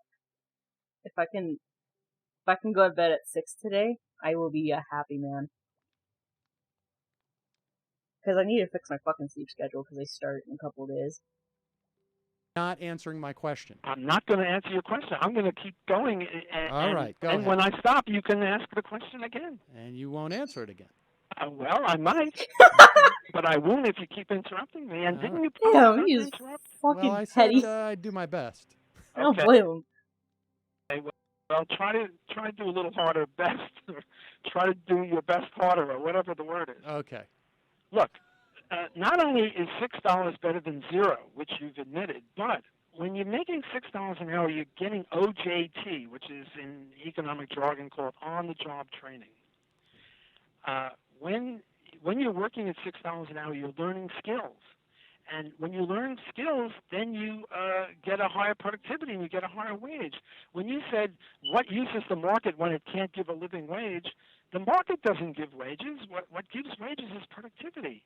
And if you stop people from working who are perfectly capable of working at $6 an hour, and you won't let them because you insist on a minimum wage law of $7.25, which prices them out of the market, then you deprive them of on-the-job training. You deprive them of increase in productivity. You keep talking, well, you can't live too well on 6. Well, you can't live too well on 0. 6 is better than 0 no matter how you slice it. And let's forget about welfare. We can talk about welfare another day. Let's suppose that welfare is whatever it is. $6 an hour is still better than $6 an hour plus welfare. God, I'm so sorry. My fucking audio processing is also starting to kick in. It's like, oh no, this man is starting to sound like noise. Like, yeah, I can barely make out what he's saying. Yeah, his phone at the time, yeah, it's old, but like it was still pretty bad. Like this dude is a professional. He should have a professional setup. He should have had a professional setup at the time that this was going on, because you know what was going on like fucking 8 years ago, back in 2015 or what the fuck ever? Wait, 2015 was 8 years ago? Yeah, it's 2023.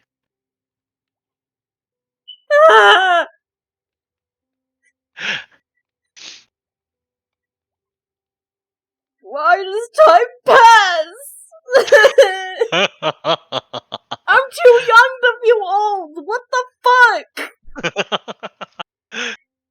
So in this instance, this man had been doing this for so long.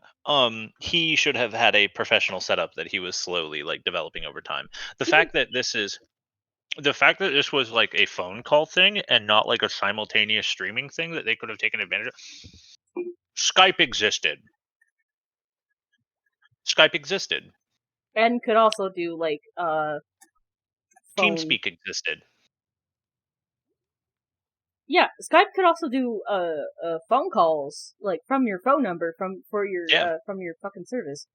Oh yeah, but what we're saying is that like with a professional audio setup, like what we're hearing right now, completely unnecessary to be hearing it in the manner that we're hearing it, because he's and it's kind of exemplary of his position.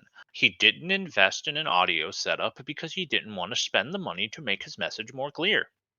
He fucking like, okay, I'm looking at fucking like shotgun mics right now. There are several like even like almost 50 fucking like microphones that he could easily fucking buy. And he doesn't wanna.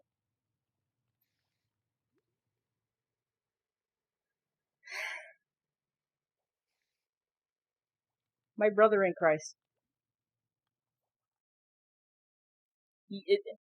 Like what? This man's making making arguments like, oh, what if I want to pay my worker like it's $6 an hour? Like, bitch, if you can afford some employees, you can afford a goddamn microphone. Jesus. I hate libs. Welfare is better than 0 plus welfare, plus you're learning on the job, which is very important. Now, for this elevator operator, where does his job training lead him? I mean, because when he goes home with his $6 an hour as opposed to $0 an hour, and he cannot live in New York City, he cannot live an hour and a half outside of New York City, he can't afford the transportation in, he can't pay for his kids' food, he can't pay for their health care. How is that helpful and ethical for society? Please answer the question. Well, it's a lot more ethical than 0. Why? If he can't live in an apartment and he can't feed his kids, what difference does it make that he can give them 2 meals a week as opposed to 7 meals, as opposed to no meals a week? So you're taking back your concession to me that 6 is greater than 0? No. 6 as a number is greater than 0, but not in the context of what it costs to live. I mean, yes, having cancer in one part of your body is better than having your entire body racked with cancer. But at the I'm sorry, just the fucking 6 is greater than 0 bullshit makes me just also want to fucking reach over the internet and choke him, because it's like, you are participating in victim blaming rhetoric. You are saying that if you do not want to take the $6 an hour, which is barely even, if at all, livable, you deserve to die and starve. You fucking moron. At the end of the day, it's still problematic. And so there is a threshold in this country where it takes for you to pay for rent. We know this is all empirical stuff. We know exactly how much money it takes if you want to live in New York for the vast majority of people. We know exactly how much it takes to put food on the table. Yes, 6 is more than 0. Is it necessarily better, actually? I mean, when we're talking about dollars and we're talking about cost, not necessarily, no. All right, but let's move on. We're not going to get anywhere with this. Let's move on. Oh, no, I don't want to move on. I want to continue right here. Of course you don't want to move on. You've admitted that buddy. the number 6 is greater than the number 0. The number 6 is greater, yes. Hey, you're interrupting again. I let you go on for about 2 or 3 minutes. Because you're fucking I'll let you have your fun. Yes, because you're fucking stupid! That's the fucking hey example, isn't it? Nope, there's another one later. It's punctuated by a very particular phrase, and if you ever watch the Majority Report, you will hear this clip. We will point it out when it happens, though. These fucking arguments are like baby's first capitalism arguments. I fucking hate libs. I shouldn't be saying this so loud when there's people like walking around the fucking plaza. But like, at this point, I don't give a shit. You're already on a public platform speaking to the world. If they want to tap on the door, just say, join my stream and tell me there instead. Give me free clout. Also, like, if it isn't fucking obvious, I'm not leftist already. Like, I literally have pride flags I'm using as fucking cartoons. To be fair, Blair White has a trans pride flag somewhere in her Okay, but Blair doesn't fucking count. She's Blair motherfucking White. Alright, we don't fucking claim her. Yeah, Kita doesn't claim her. She's she's not part of the community, is something that Kita has said in the past. Honestly, I would stand by you with that, because I agree. Fuck you, Blair. I refuse to let you be part of the community. There are some people who think that being trans is enough to be a part of the community, and it's actually got a little comma there. It's being trans and not promoting anti-trans rhetoric is what it takes to be a part of the trans community. That's the only qualifier. But then, of course, they would call you a fucking woke skull for saying that. But it's like, honestly, like, suck my cock. I don't care. Genuinely, like, go suck a dick and, like, choke and don't die, but you know, not allowed to say that because of Twitch, but yeah.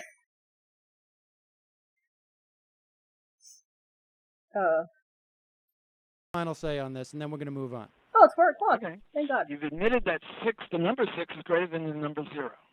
Yes. But you don't seem to be open to admitting that $6 is better than $0, which right. I find I find highly problematic. Now look, there's this kid, a black kid in Harlem, and he's got welfare. But he's saying $6 isn't enough to live, so it's still coercive. You know, he's literally missing the point, and it almost feels like it's on purpose at this point. Try to put the blinders because he knows. Because he fucking knows. And, right now, this kid is living. Yeah. He's living in Harlem. He's in New York He's the City. libertarian version of Kent Hovind. But you know how much he's making from honest work? $0. And I say if we get rid of the minimum wage law, he will get $6, which is better than $0. And you keep going on about, well, it's very expensive in New York City. Yak, yak, yak. That's true. But no matter how expensive it is.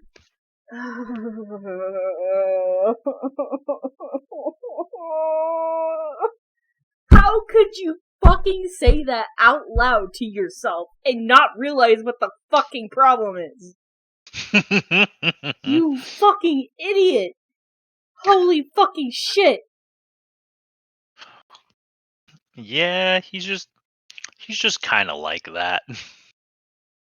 all the time. Actually, I don't. Walter Block is known outside of Sam's sphere, and he's known to us outside of Sam's sphere. And when we saw that he had done an interview with him that we didn't catch live at the time, we were like, "Ooh, this is going to be filled with idiocy." Oh no. and like you heard us like right out the gate. He was immediately incorrect. Yeah. I just. How could you miss the fucking place? Bad. Genuinely, I don't understand these types of people. How could they sit there and say this shit out loud, thinking in real time, and then not see the fucking problem? It's Because right they have biases. Yeah. They have biases that prevent them. It's like it's so when we talk about using things as like a lens of analysis or a lens of critique, right? We mean that in an almost literal sense. Like as literally as you can take the metaphor. So like if you have a lens with a crack in it, it's going to distort what you're able to see. If you have a lens that has a dyed spot in the direct middle of it, you're going to have to look at things through some pretty odd angles to be able to see. What if your lens is a pinhole? Yeah. And that's what these people have. They have a pinhole. They only care about how they can benefit themselves. They only care about how they can use what they know to benefit themselves. When he is talking about economics and politics, right? He's talking about a pinhole. The pinhole that is his capacity to generate wealth out of the system. He wants to be allowed to do it in whatever way he possibly can. And he will try to boil everything down to the smallest of pinholes. Yeah. And he will hand you his lens and say, "Hey, look." And when you go, "I can't see anything through this thing," he'll say it's your fault.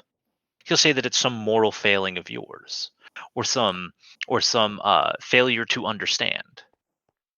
When the truth is that it's literally a blacked out circle with a tiny little dot in the middle that you can see through. Kind of. Whereas Sam is taking a very large lens that has multiple layers that can be removed and added. And he is looking at things from an intersectional point of view. He literally has like the fucking like jeweler's monocle going on.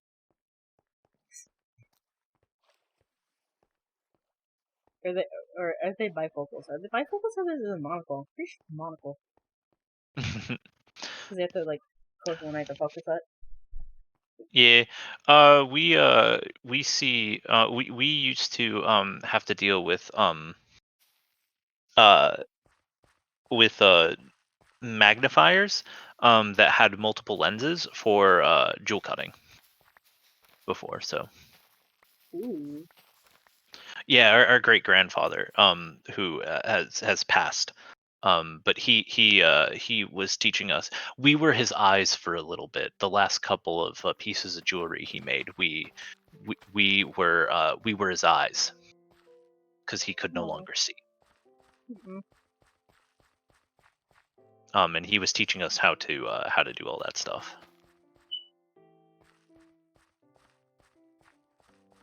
Crazy shit, man. I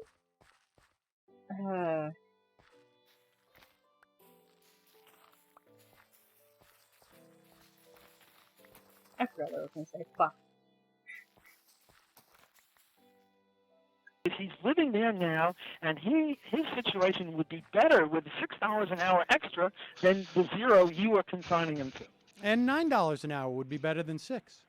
The reason he's not making $6 is because the minimum wage law is $7.25. No, and if but it was that's $9, just and if it was $9, and if it was $9, and if it was $9, and if it was $9, and if it was $9, I'm going to keep saying it if it was $9 until. And if it was 9, and if it was 9, and if it was 9.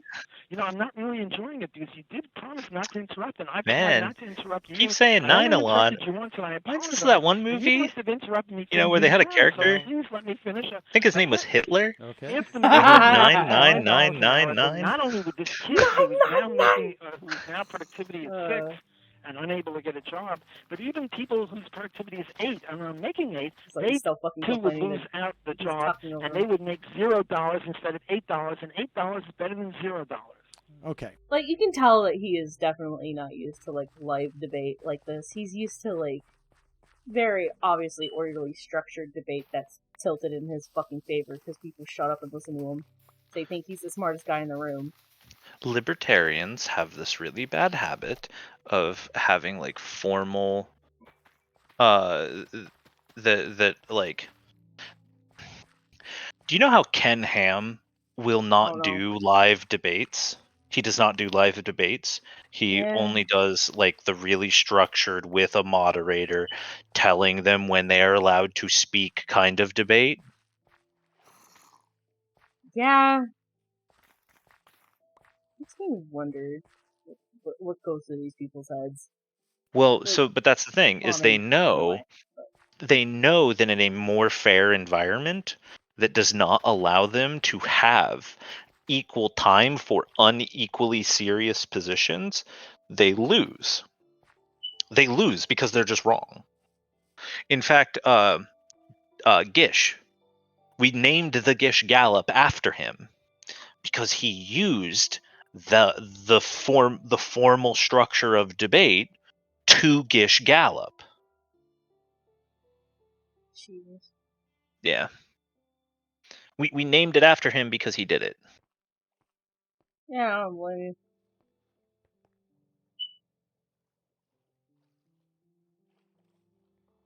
Well, the evidence of that assertion doesn't exist in the real world, but I know that you don't believe that that we can actually empirically measure that, or at least you've said that it's very suspect when we do.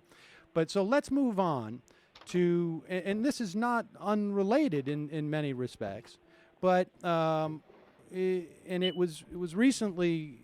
It was recently in the news, but I want to move on to something that you've written on, I think it was LouRockwell.com.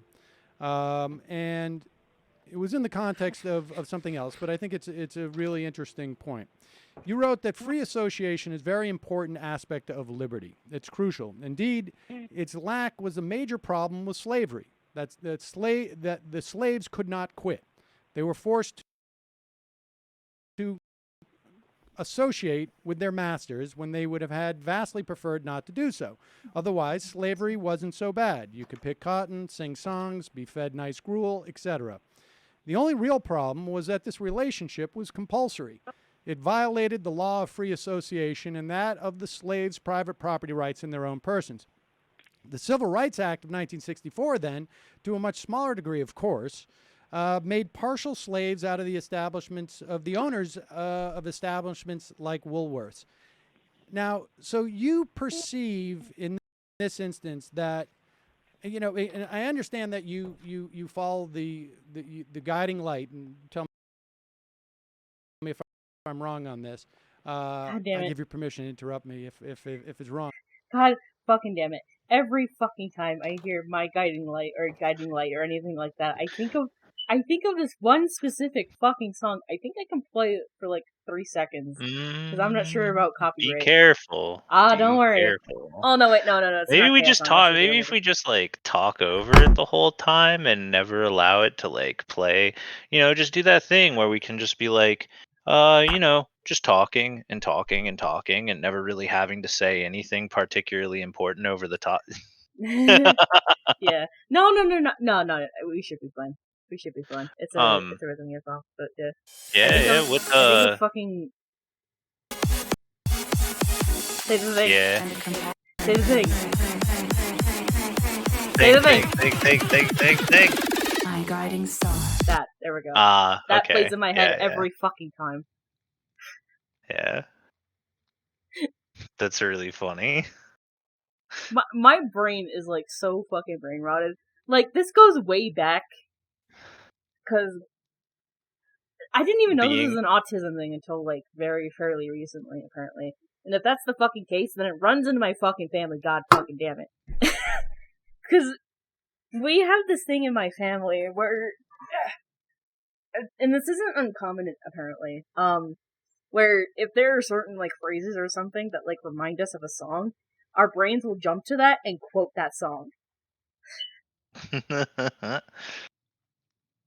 Oh yeah, it's like so, sometimes we'll hear someone say a phrase that we heard in a song once, and we'll just like drop into actually like singing the song and Yeah, I do that fucking fucking too! beatboxing the rhythm and melody. I almost do that too. Like, every single time we hear "Give me the blood," like, give me blood or some sort of fashion like that, I think of, like, this very specific line in a song. It's just, But also, give me that, but we also do not that for blood. like media and video games too. Like other media and video games. Like I fucking would too. like every time someone says this is X, or like we fucking quote the "This is Sparta" shit. Oh god, that's a fucking Yeah, move. we're fucking awful about it too. Cause like we have that ability to mimic the cadence of shit. Oh no! So we do the full thing in the same way that it's done in whatever thing we heard it in, and sometimes we can do it after just hearing it once.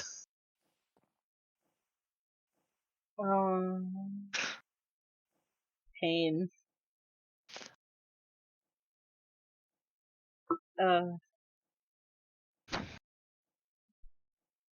Man, Walter Block would fucking hate me. I interrupt so much.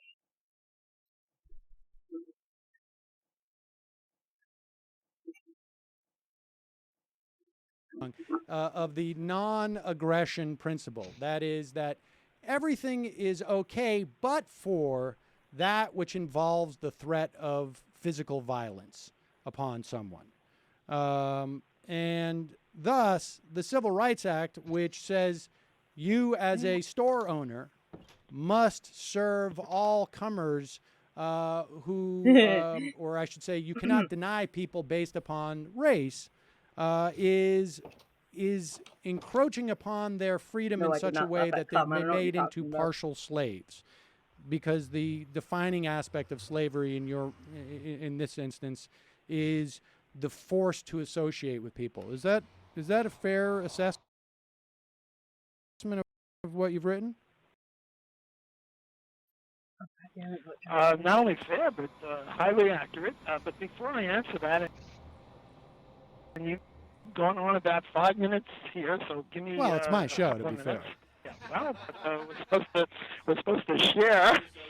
Let me just say that your summary of my views on empirical evidence is wrong. In my understanding, about 95% of all empirical evidence on the minimum wage shows that it creates unemployment for unskilled workers. Okay, now let's get back to this new thing, the new topic about slavery and the Civil Rights Act and free association. Let me read you something from Frederick Douglass, who, this is in 1882, he's a former slave. He's roughly the 19th century equivalent of, I don't know, Martin Luther King or Malcolm X, namely a leader of the black community, a scholar, a person with great effect on the black community. Here's a quote from Frederick Douglass. My feelings were not the result of any marked cruelty in the treatment I received. They sprang from the consideration of my being a slave at all. It was slavery, not its mere incidents, that I hated. I had been cheated. I saw through the attempt to keep me in ignorance. I saw that slaveholders would gladly made me believe that they were merely acting under the authority of God in making a slave of me and making slaves of others. And I felt to them as robbers and deceivers. The feeding and clothing me well could not atone for taking my liberty from me, end quote. That's Frederick Douglass. What he's saying is that the essence of the evil was asking, why is slavery evil? And he was answering it roughly the way I answered it. Namely, it had nothing to do with picking cotton. It had nothing to do with eating gruel. It had nothing to do with, I don't know, living in a cabin, or nothing to do with singing songs or any of it. The key element of slavery was that it violated the law of free association, or the axiom of non-aggression. That was what was wrong with slavery. That was what I was telling the New York Times. And those people somehow got from that I thought that slavery was not so bad, which is, a perversion of. I'm not going to defend the way that the New York Times expressed your views. It's not relevant. Sam, did I go on too long that time? Is that why you're interrupting me? Oh, I apologize. Continue. Right. Okay. So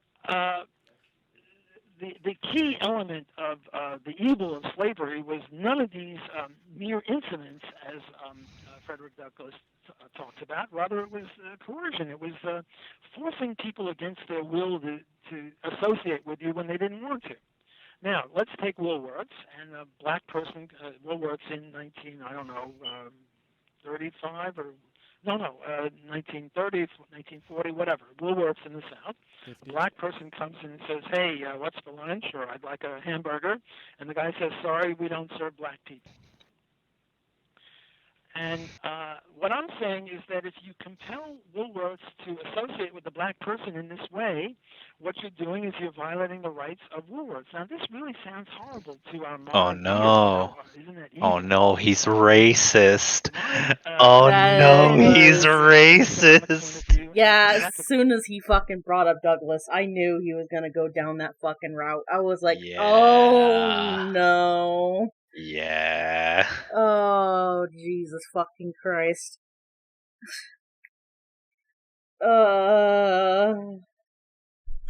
Point of view. From an ethical point of view, it's very clear. People should be free to associate with whoever they want. The analogy I use is that if you deny this, what you're really doing is promoting compulsory bisexuality. Now, sit down. Supposed bisexuality. Excuse me? Oh boy. You know what? You know what, Umbra? We're just supposedly trans. I guess I'm just supposedly gestures vaguely. We're supposedly a lesbian. What the fuck does that mean? Supposedly bisexual. So he's homophobic too. Oh God.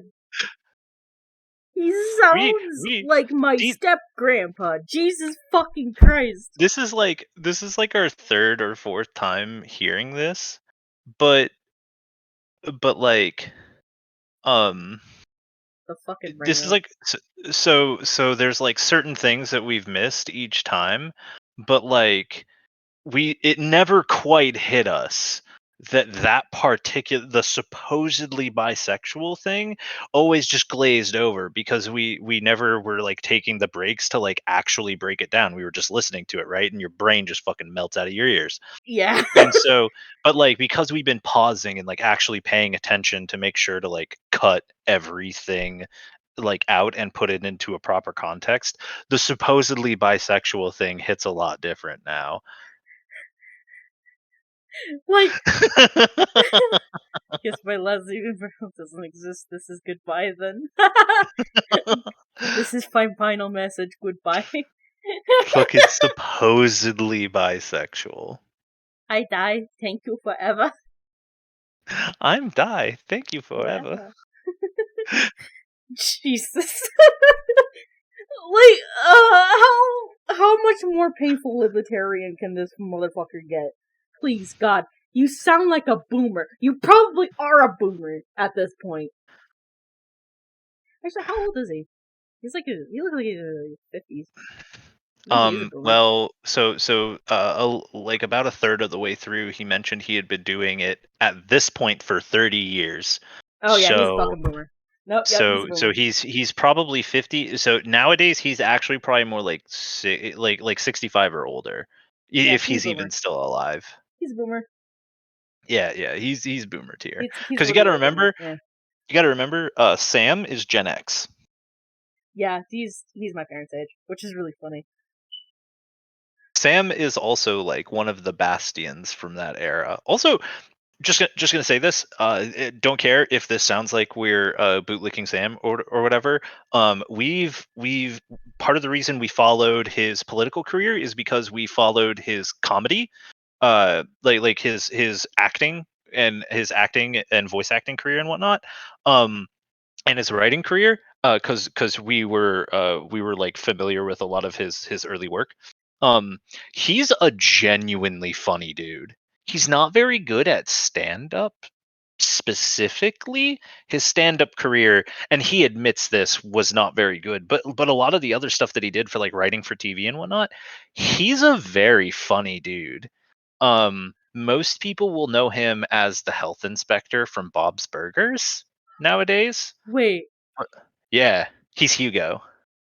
Holy fucking shit! Yeah, he's Hugo. That's awesome! And so like a lot of people know him from that, even if they don't know they know him. And if you go and listen, it's just Sam's voice. It's just Sam's voice. And they made and like at one point they made a show that was about a Jewish guy who wrote for a black comedy on TV, and they made a show about it where Sam plays the Jewish writer for the black TV show. And Oh. that show is very funny. If you can find what little clips of it still exist out, it was very funny. It was incredibly funny. It's one of the like it's very sad that series didn't really get to go, because like it's one of the best pieces of TV that's ever been written, in our opinion. He's a genuinely funny fucker. Yeah, like, it's clear that his intellect here backs it up. I'm sure he knows a lot about that kind of stuff. It's just, oh lord.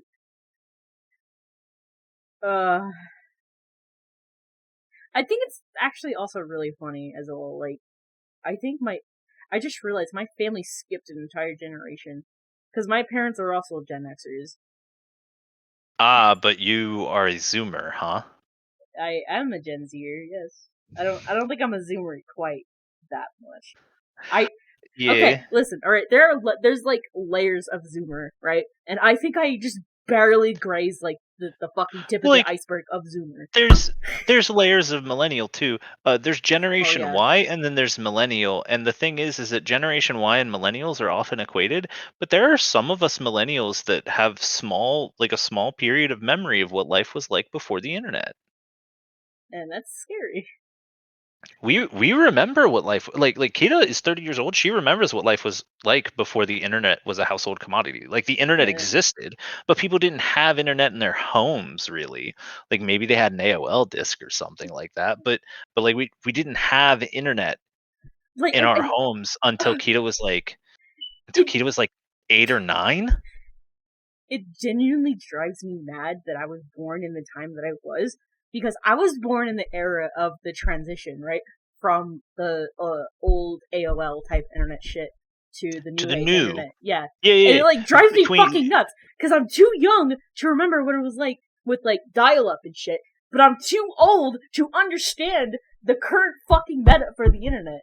Like, I tried using TikTok, and like, after I stopped using it, my brain stopped melting out of my fucking ears. Like, to be fair, I don't understand the youngins, but I'm too young to be saying that. It's probably less that you don't understand the young ones, and it's more that there's like a there is a we have found that our politics will often separate us from certain forms of entertainment in our life. So like the other day, our partner and one of our roommates were playing Wendy's training videos, the meme ones that are all like raps and songs and shit, and they thought it was the funniest fucking shit in the world. But we were just sitting there like, this is blatant corpo propaganda, and you guys are like we get why you're laughing at it, but at the same time, like fucking demon mama moment.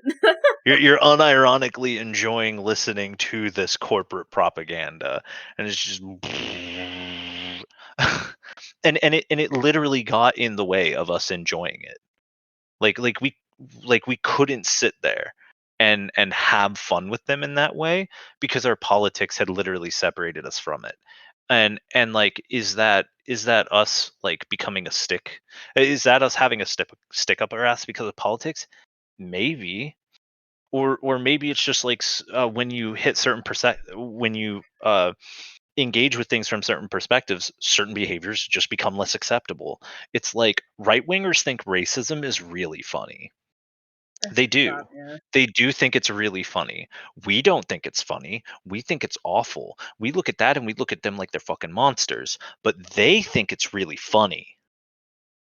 And from our perspective, we're not able to like engage with them and enjoy that humor because to us it's abhorrent. So like to be fair, I like to think of being conservative and or right wing in this day and age as a no, never mind. I shouldn't say that. That's really mean. I was gonna say like an intellectual disability, but like no, that's mean. Sometimes we question whether or not they were subject to a prion disease. I mean, you wouldn't be wrong. However, it seems very unlikely that they were subject to a prion disease. But sometimes we question. I mean, there are diseases that you can get and survive in the womb from that can actually inhibit certain types of growth. Although I feel like I do have a past to joke about this kind of stuff because I was born with a fucking lump on my head. They had to put a clamp on my fucking forehead to like swell that shit down. So I'm allowed to make that joke, damn it. So Cenk Uygur, from TYT, will often cite this study. He'll often cite this study, and this study talks about how an underdeveloped medulla oblongata is associated with a lack of ability to process fear chemicals, so they stay in the system longer. And just to be clear, we're summarizing. This isn't like please don't expect our summarization of this to be accurate. But what we understood the paper to kind of be getting at is that they associated an underdevelopment of a particular organ in the brain with a lack of capacity to process a particular neurochem. Oh wait, yeah, I think I remember out hearing of about the study before. yeah, and basically they had stronger and longer persisting fear reactions associated with conservative political beliefs. Fuck, who brought And this he up? will I think somebody else also brought this up like quite a while ago. I can't remember if it was Vosh or somebody else. Yeah, it was probably Vosh because Yeah. because we accused Vosh of sounding like Cenk Uygur when he said it. Now, Yeah. the thing is that study is accurate and that study is true, but you can't really use it to prescribe individuals. However, over the whole, there does seem to be a slight physiological difference between right wingers and left wingers on the whole. That's not necessarily going to be prescriptive of any individual. We're just talking about trends, and it kind of makes sense. It kind of makes sense that if conservatism, which has a lot of fear mongering in it, like conservative I also politics has a lot of fear mongering. I can also like chalk it up to like since they grew up in an era where the information wasn't as widespread as it is today. That being also probably that also probably being a part of it. And we're not necessarily saying that this is like genetic or anything either. And the people in the paper weren't saying it was genetic or anything either. It could be purely environmental effects on their development.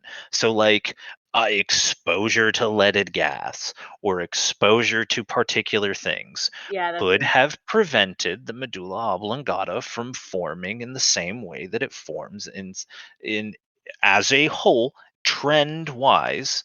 However, we can't accuse Walter Block here of having an underdeveloped medulla oblongata. we're just That would saying be in this poor pay testis, test. it We're would be a very statistically accurate statement, but we're not accusing.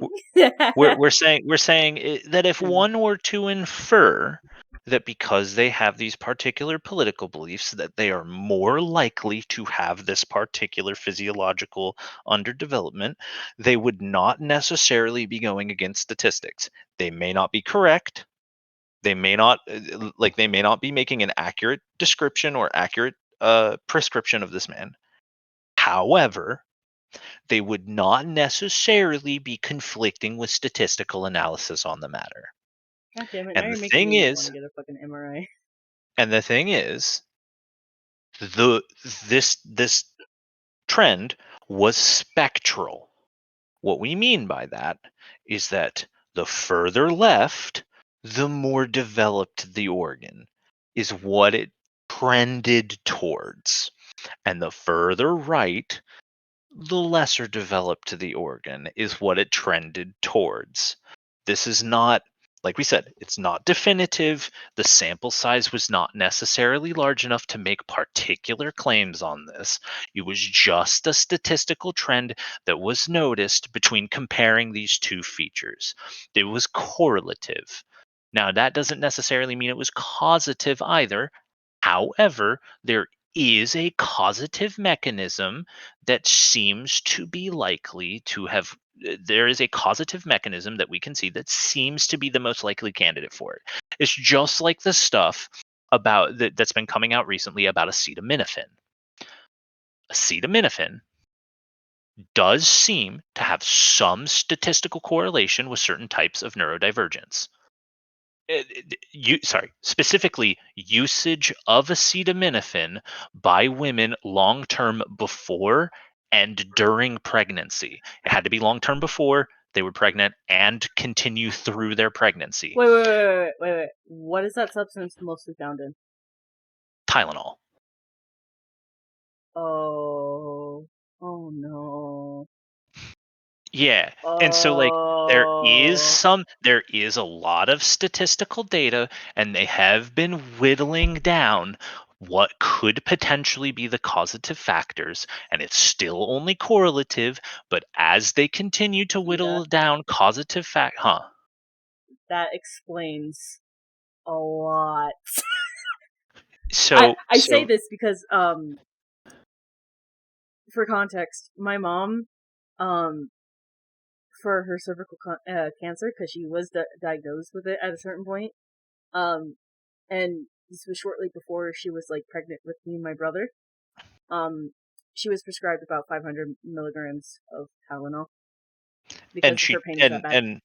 And we are imagining she took it throughout the course of the time before she was pregnant, and probably continued taking it while pregnant as well, we imagine.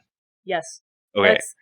That fucking explains a lot. So we're not necessarily saying. However, Sam Seder has a video on his channel where he's interviewing a tort lawyer, where he interviews a tort lawyer during a tort lawyer conference, where that lawyer is currently involved in a bunch of cases about Tylenol and its relation to about Tylenol and acetaminophen in general, and its relation to the development of neurodivergencies in children, specifically related to ADHD and autism. We're not saying that Tylenol causes ADHD or autism. We're not saying that.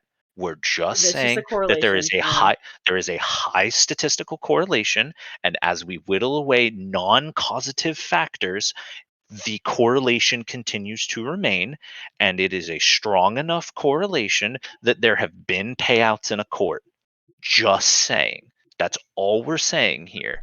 There does seem to be some statistical correlation between the need to take Tylenol before and during pregnancy and the development of these particular neurodivergencies rising in frequency. It's not that rising in frequency is not fully accounted for via the new diagnostic criteria that we've been developing over the last 20 years. It does not because you can determine who's caught by those criteria and who isn't. So like it doesn't account for the continuing statistical rise in people being born with these particular neurodivergencies. So like again, we're not saying it is definitively causative. We're not saying that taking Tylenol, that women taking Tylenol will give their babies autism. That's not what we're saying. Well, yeah, We're just it's on saying, like the same level as like saying vaccines cause autism. Like, yeah, because but that has even less but of a we correlation. But that has almost no correlation. In fact, actually, this is very well researched. We've posted links about it in Demon Mama's server before. We've looked. Sam Cedar has looked into it. We trust Sam Cedar to do his due diligence in this regard. He would not have had the tort lawyer on if he thought the tort lawyer was going to be like peddling bullshit or whatever. The dude sought him out, begging for anyone to cover it at all. Sam did his due diligence and decided it was worth covering.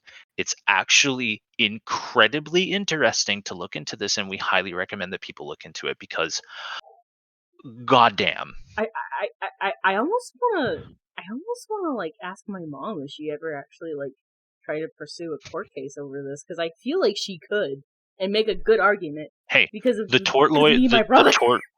the tort lawyers are like, they're still accepting people to go into these lawsuits. Seriously, not saying we should do this one today, because this is probably going to be the last one that Kita personally has time for. She's got other things that she'll have to do. And I'm like running out of juice. Yeah. But like, please look into it. Hell, stream that conversation if you feel so inclined. I probably will. It's very interesting. It's one of the most interesting clips that we've ever seen on Sam Cedar's show, because literally nobody was talking about it until Sam allowed it to be covered on the show. That's fucking insane. I guess I could see why, because it could probably come off as like fear mongering and very like similar to the and we got a lot of pushback. Yeah. We got a lot of pushback when we started posting it in politics. Yeah, but then we started posting the links, and everybody went, "Oh, there's actually a lot of research on this one." Oh. And Kita was very explicitly clear. She was mimicking a lot of what she was saying here. Just sorry for that little tangent. We just it's all good.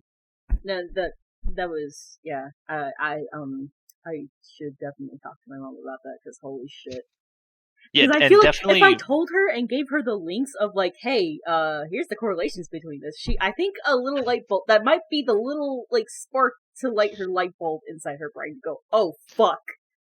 And if it is responsible for this, Tylenol has effectively so here's the thing.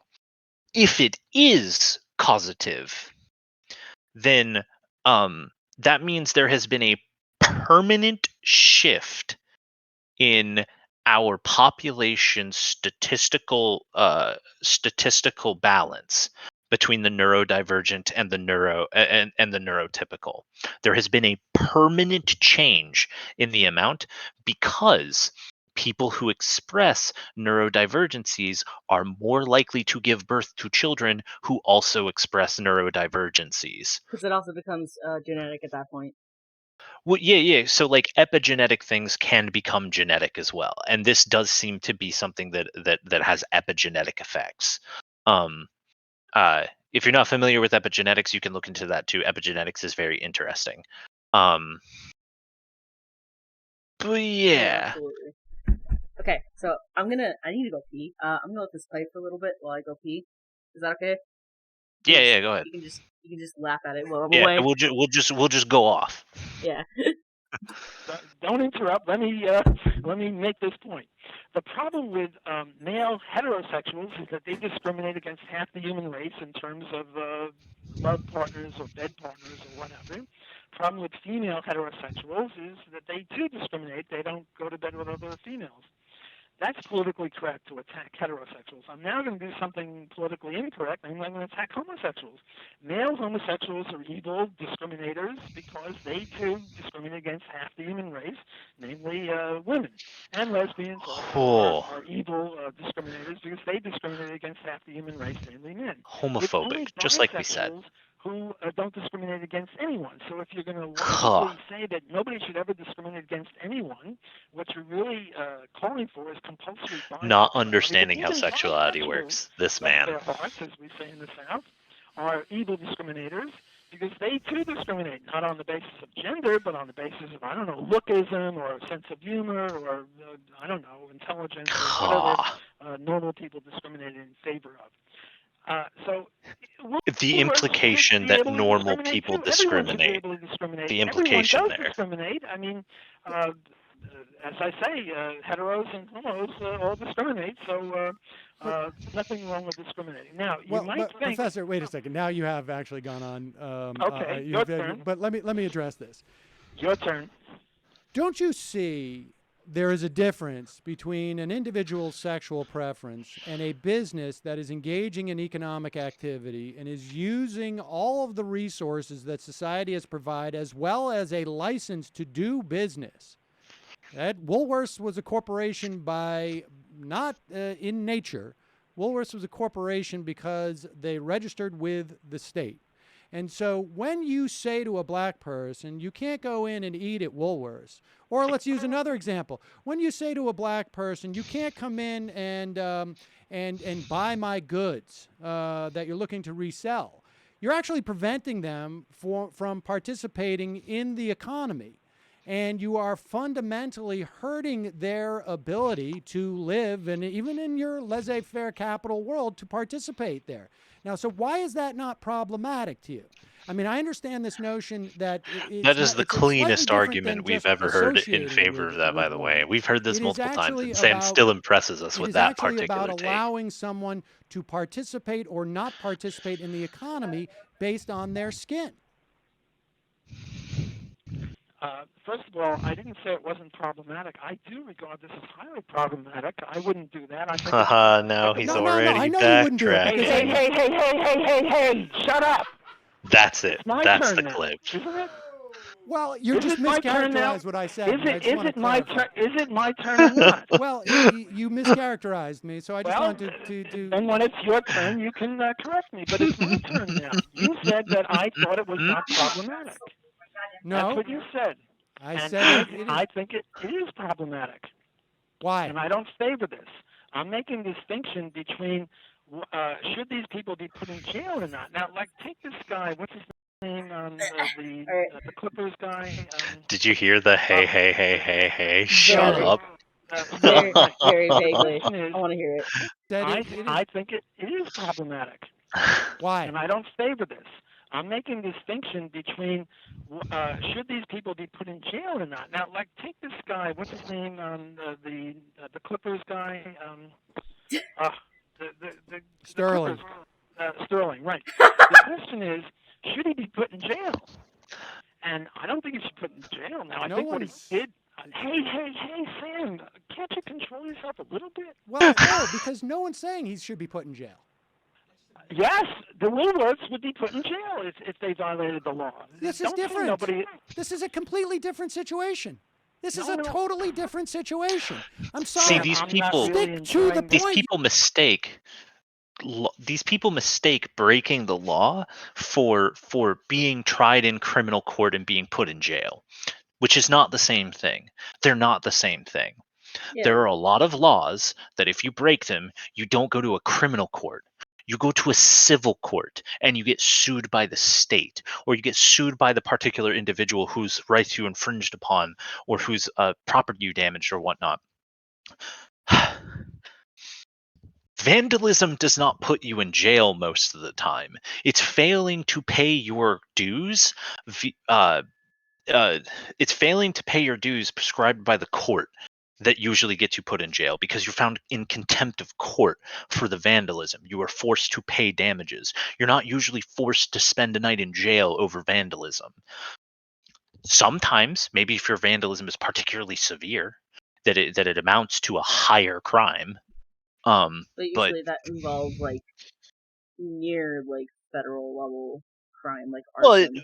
But even then, not just that, but like, yeah, arson would definitely be one of those issues where you would effectively be doing a higher form of vandalism, and you would receive certain penalties for that. But if you tag somebody's building, you're usually not going to go to jail for it. You're usually going to be forced to pay fees by the court. And then if you don't pay those fees, you're found in contempt of court, and then you go to jail. yeah. Basically, the court gives you the option to pay your dues or be found in contempt of court and go to jail. Now, again, we're not a lawyer. To preface all of what we've been saying about law and whatnot, we're not a lawyer, so we don't necessarily understand, and none of this is legal advice as well. But we can't say that we understand this like an expert, but like from what we do understand, not every instance of breaking the law leads to a criminal trial where you can go to jail. So if these and that's the mistake that we think these people are making. They are mistaking the concept of breaking the law with going to jail, which tells you a little bit about how they feel about laws and breaking them. And it's kind of weird for libertarians, supposed libertarians, to care so much about what happens if the law is broken. Because in their mind, they want their laws to be respected, and they want their laws. It's literal fifth grade behavior. Where it's like, no, you didn't do that. You said that. You know, the fucking like play pretend shit. Yeah. And people want a power game. It's literally that, but like adults doing it. The more you think about libertarianism, even if you're like not moved in all the way from it, the more it just starts to sound like childish. Because if you actually like challenge these types of people on like their ideals,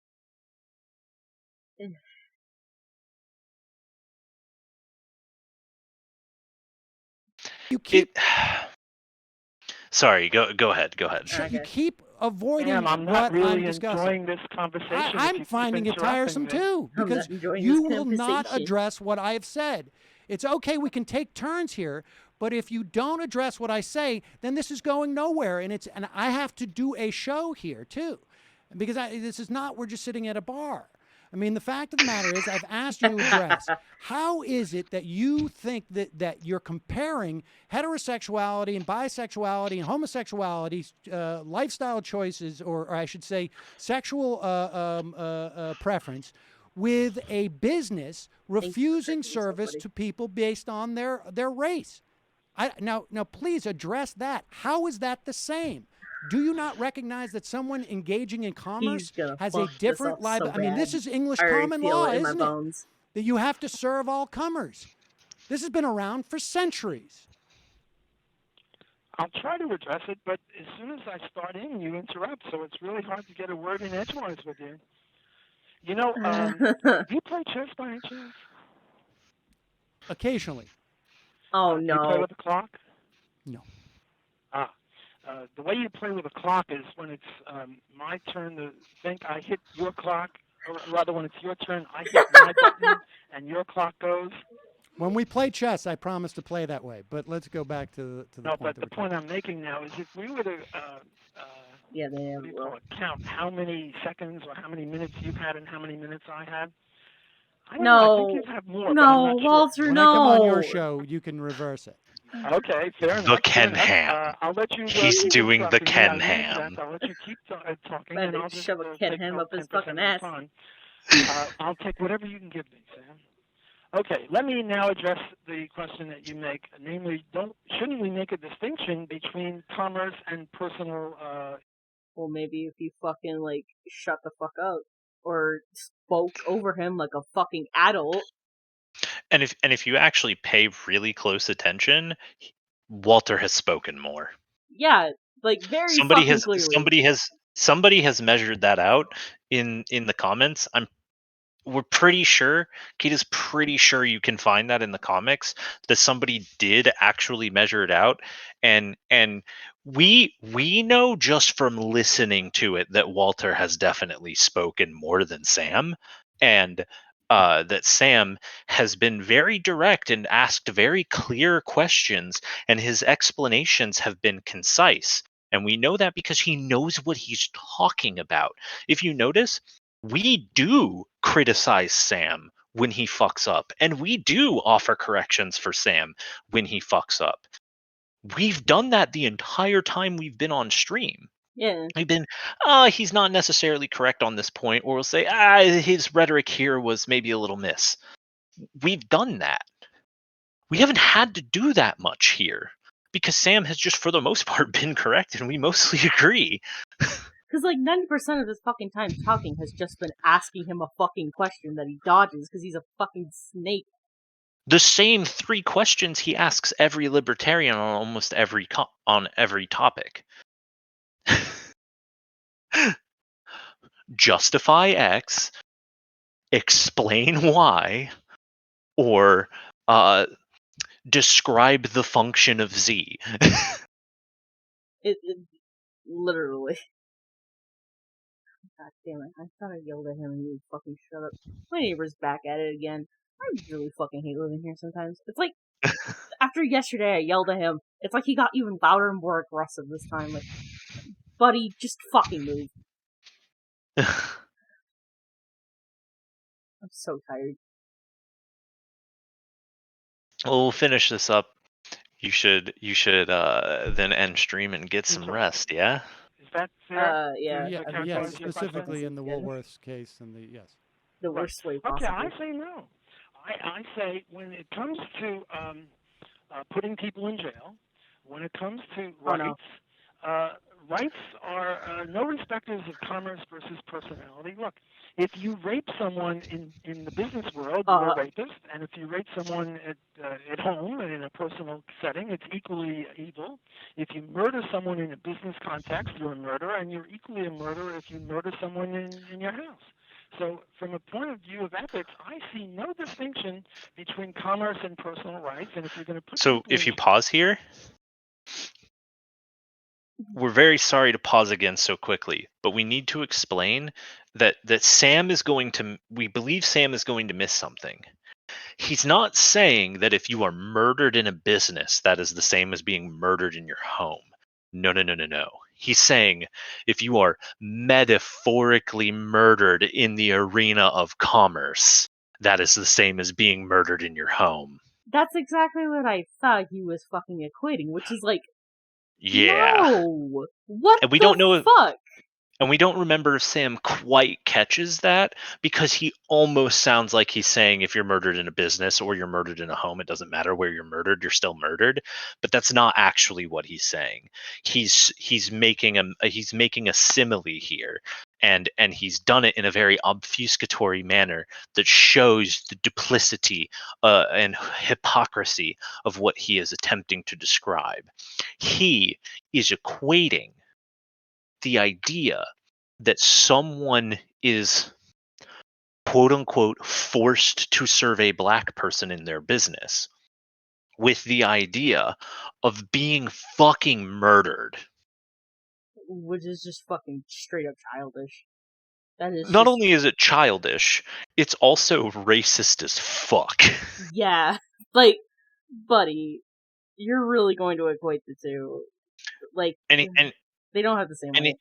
I'm sorry. And he argues it from the perspective of like the human right to free association, which if you actually if you ever want some funny shit there, Umbra, you can like look back at some of our conversations that we've had with one of the mods in DM's Discord, where we talk about like actually structuring an anarchist society post Velvet Revolution and stuff like that.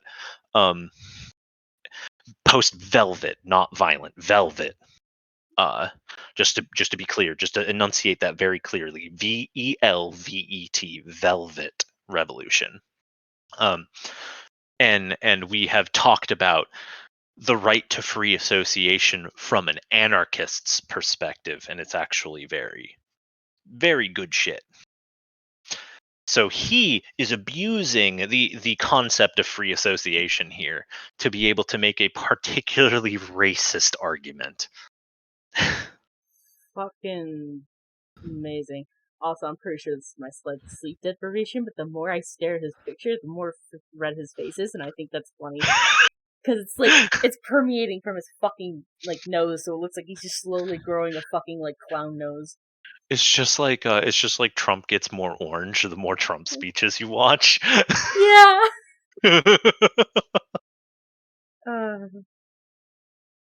Jail for discriminating in the business world, well, then you should, if you're going to be logically consistent, put them in jail for discriminating in the personal life. And if you're not going to put them in jail for or use legal sanctions against them personally, like in the heterosexual, homosexual case, well, then you shouldn't do it either in the business world.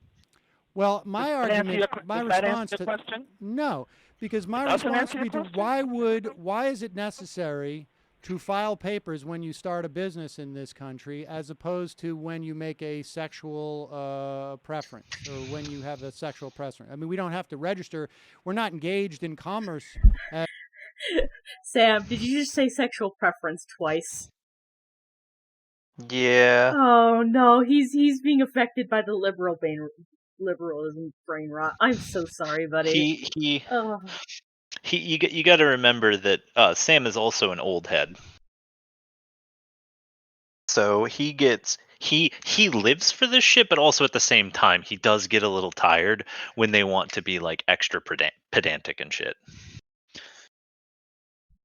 Man, when we are heterosexual, we are not using public resources in any way when we're engaged. I mean, there's fundamentally a difference between who I choose to sleep with, unless I was a brothel. In which case, then I am engaging in commerce. But the idea that there's no difference between commerce, hell yeah, represent sex workers, and hell yeah, choosing who I associate with in my personal life is I'm afraid I just don't even know how to respond to that. And there's no difference between anything. The fuck is a normal people anyway?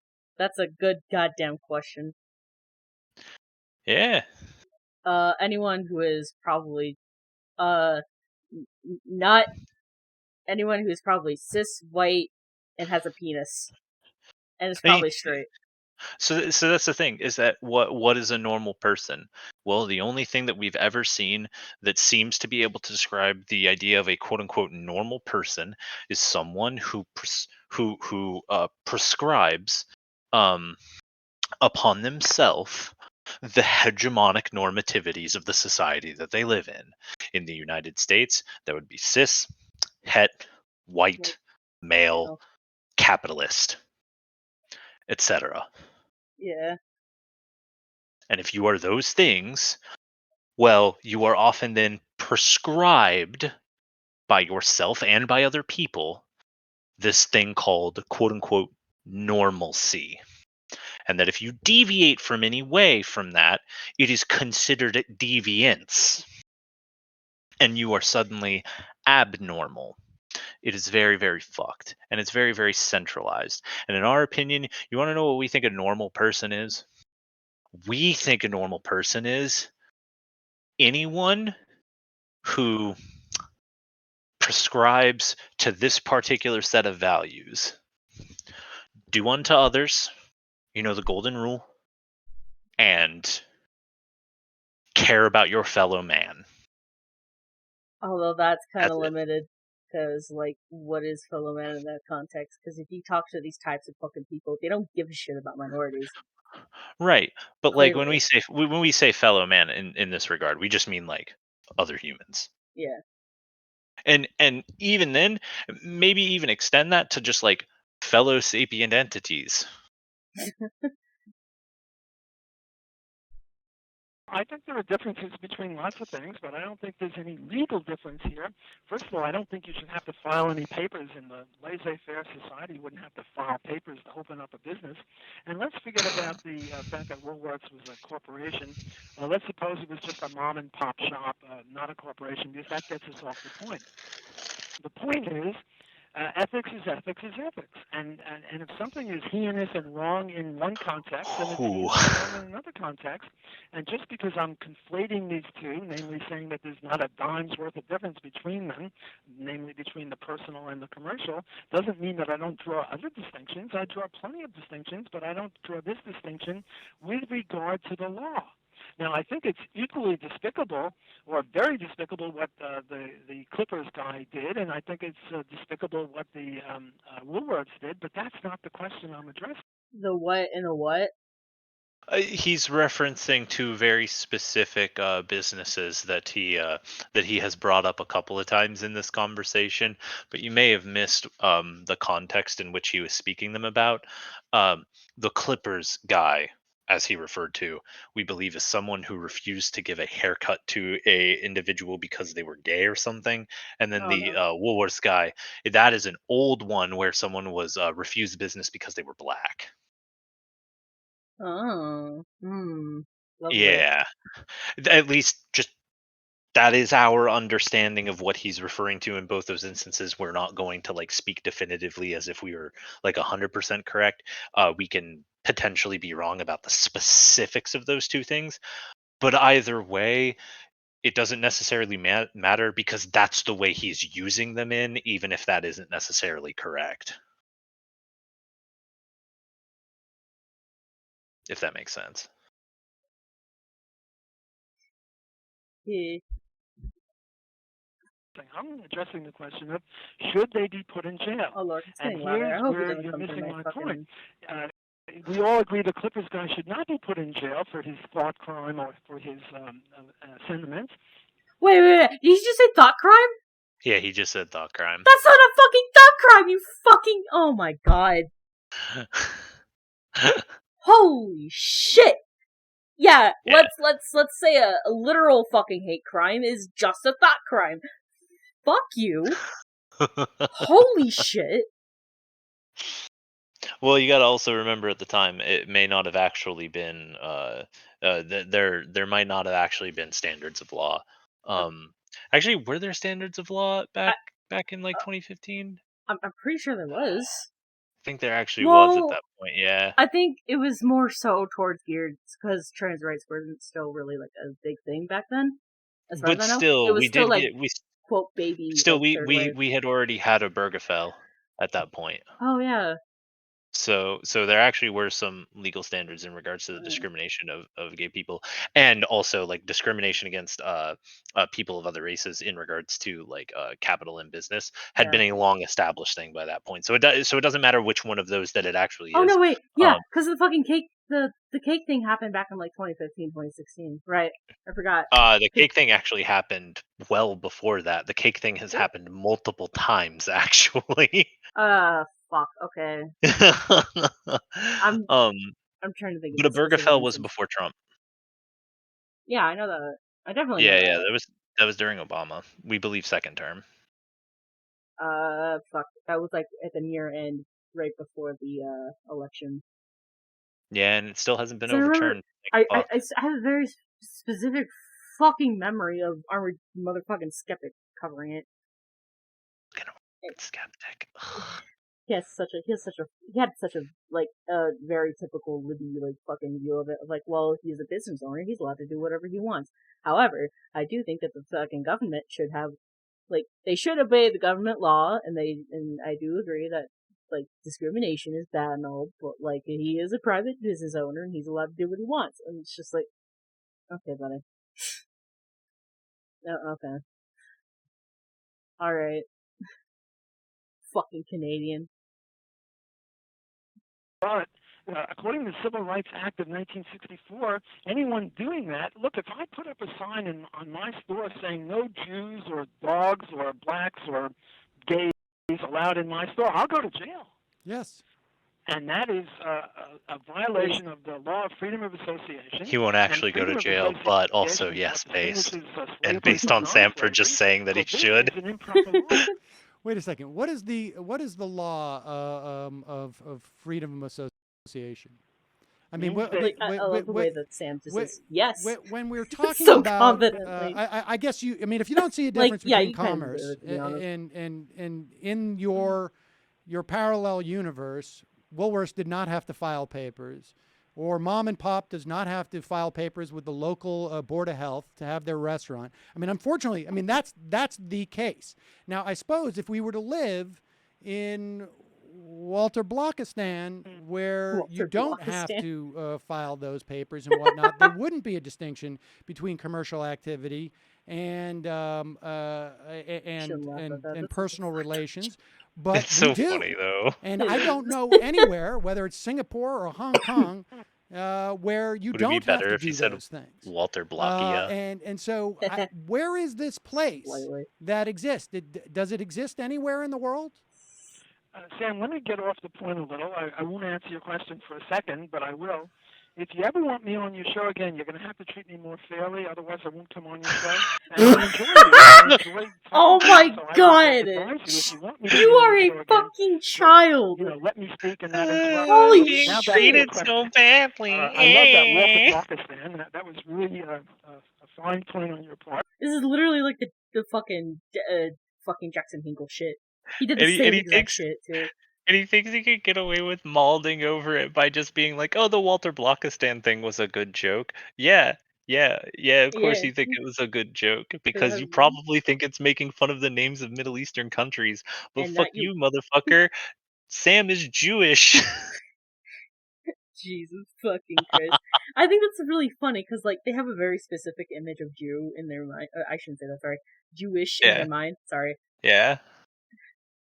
Well, I mean, they do. They do have a very specific image of Jewish people in their mind, like libertarians in general do seem to, and Sam does not necessarily comport with that most of the time, unless you're Steven Crowder, apparently. Yeah. We unfortunately cannot actually watch the Sam making fun of Steven Crowder thing on Twitch because of just like actually how racist Crowder is. Yeah, and also I'm pretty sure it breaks to us another way too, because I'm pretty sure Crowder is actually banned. Crowder is actually banned, yeah. Yeah, which is okay. I mean, more less room for bigotry on my platform. Yeah. Not like I'd ever watch him on fucking stream anyway. Ugh.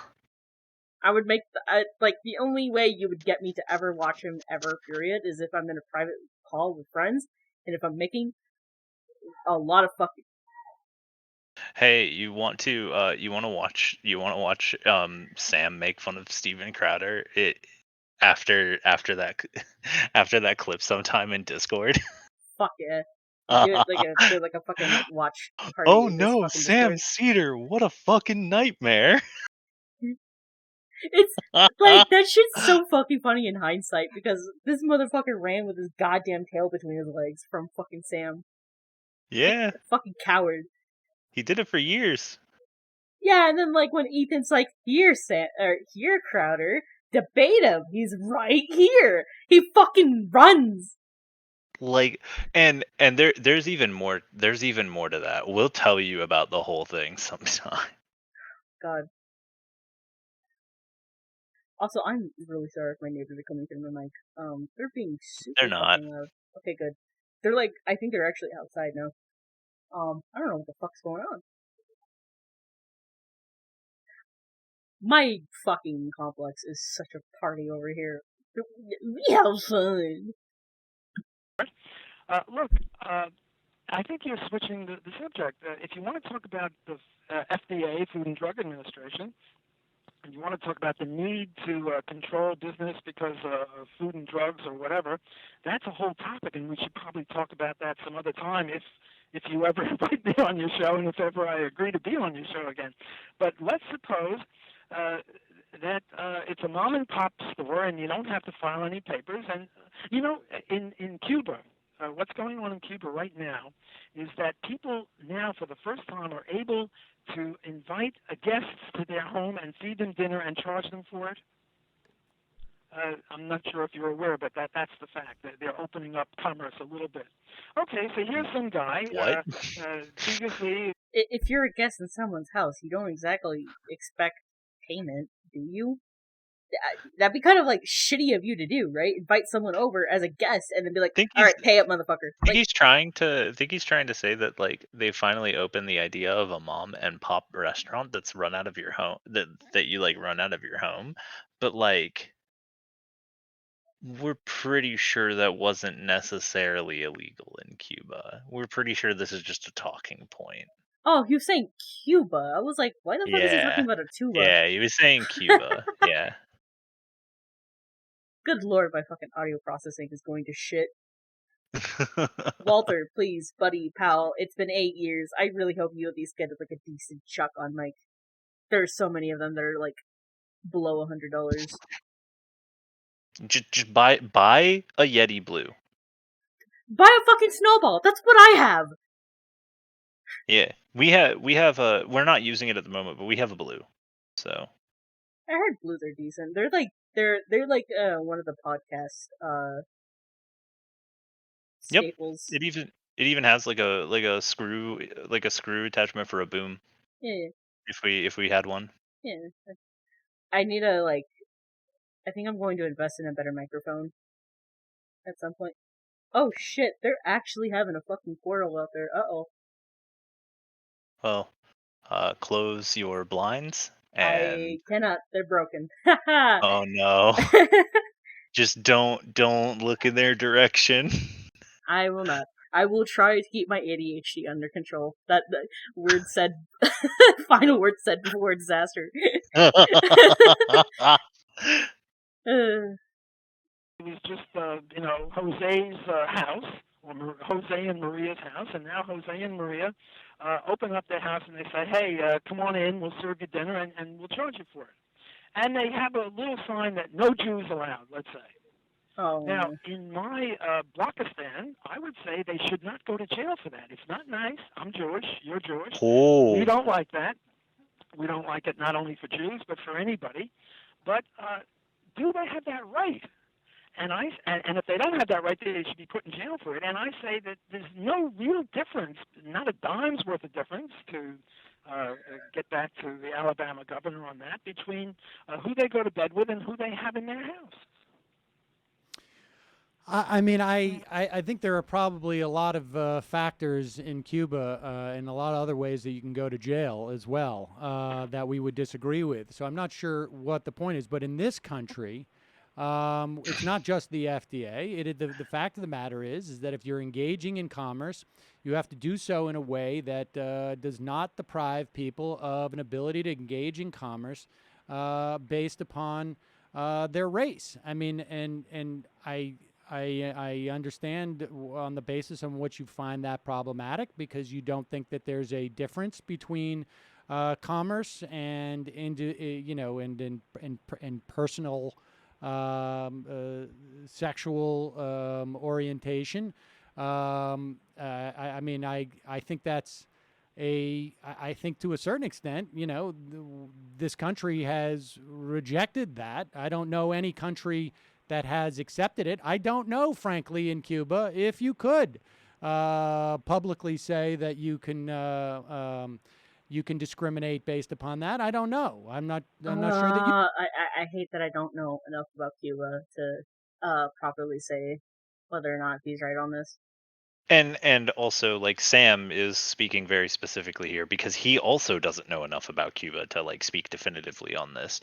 And the thing is that Walter probably chose Cuba specifically because he doesn't think that people will know enough to actually challenge him on this. Because he also doesn't fucking know, the fucking spineless coward.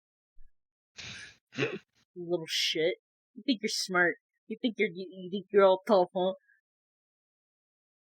It's actually funny because Sam does know a little bit about Cuba, and he does reveal that he knows a little bit about Cuba. They're like when he started this particular bit, because he says that he knows of some laws that that are different between the U.S. and Cuba that he personally would not agree with. So like he does have some knowledge, but he just doesn't necessarily have enough to challenge him completely on this point. And so Sam speaks very carefully here, and we appreciate that. Yeah, because it's And he really also hard because you gotta like tiptoe around this shit with people like him, especially since he's a fucking snake. well, and also he explains how it's irrelevant. Yeah. He's like, that's Cuba. We're talking about the U.S. Yeah. We're talking about the differences. We're talking about the differences between what Walter Block wants in his country versus what we actually have here in the U.S. And Sam is defending one of the defensible portions of the U.S. policy, which is it is illegal to discriminate people on the basis of race in regards to commerce.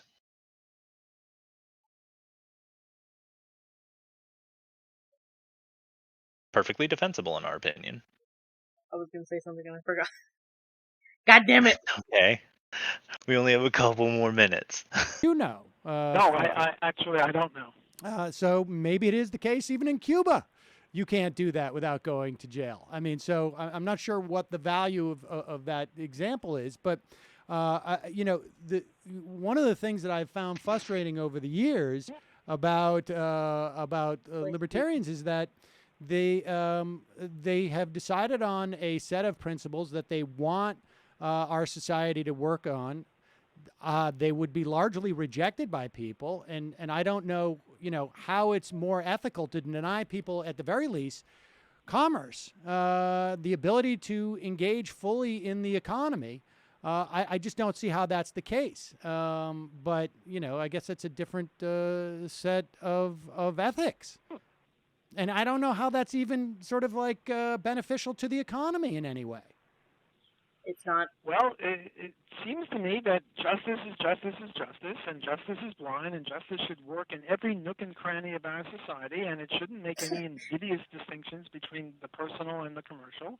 And if something is right in the commercial, it should be right in the personal, and if something is right in the personal, it should be right in the commercial, and vice versa. If it's wrong in the commercial, it should be wrong in personal, and again, vice versa. I don't see how you make such a gigantic difference, and you're willing to put people in jail for something in the commercial realm, but not in the personal realm. Do you think that we should abolish Different the notion? I contexts mean, if require someone's different rules. a corporation Exactly. in this country, if someone works at a corporation, Jesus. and they're engaged in something like, I don't know, let's just use the case of GM, knowingly not recalling these cars, which led to the deaths of some people.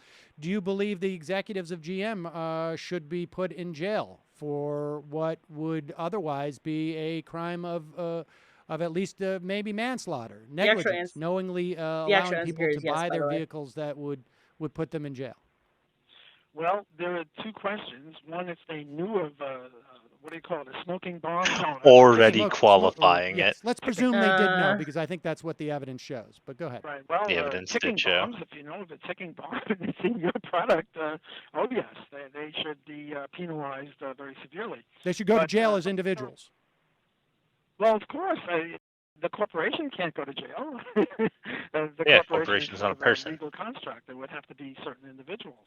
If they knew of a ticking bomb, he admitted it. The corporation is not a person. Severely, individually.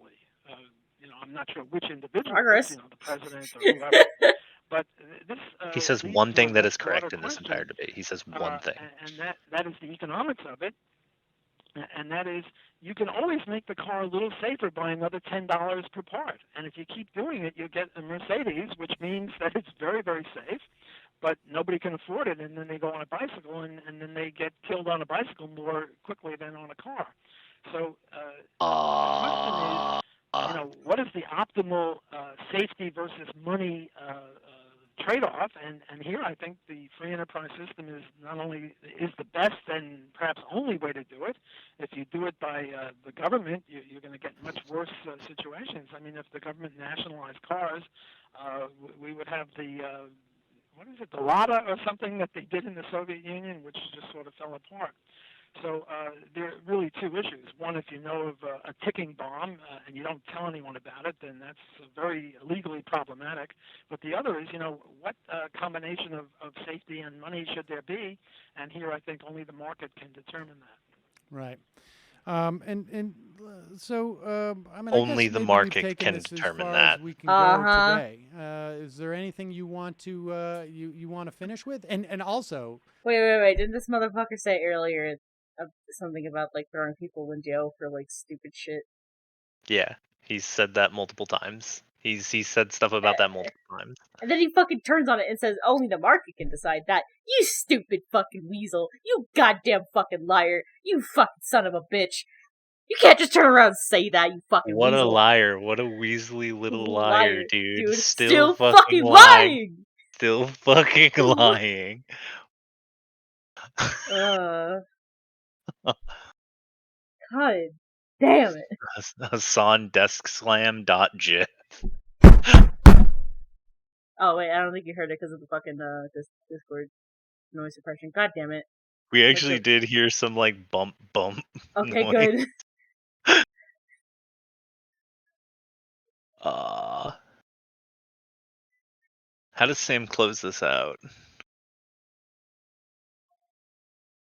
Oh, no. He's getting louder. Are you fucking kidding me? Oh, we still can't hear them. Oh, thank fuck. I encourage you to actually to calculate how many minutes you got versus how many minutes I got. I think you'll find you got better than 10%. Oh, I'm sure I got better than 10%. I was just using that as a hypothetical. No, I think overall, this is our first shot at it, and I enjoyed talking to you. I enjoyed debating people, and I think you're a very bright person. And I'd like to 10 minutes ago. You're not making this very fun for me. We'll do better next time. We'll try. We'll try. Okay. Professor Walter Block from the Joseph A. Butt College of Business at Loyola University. Thank you so much for your time today. Thanks for having me on your show. I like that smug fucking smile on his face. It's always gonna be a risk. So try not to show the comments on YouTube if you can help it. But if you can, see if you can't find the one where the dude actually breaks down how long each of them talked. It's okay. I don't think my channel is that at risk. Yeah, we're just worried because showing the comments on stream. Always risky.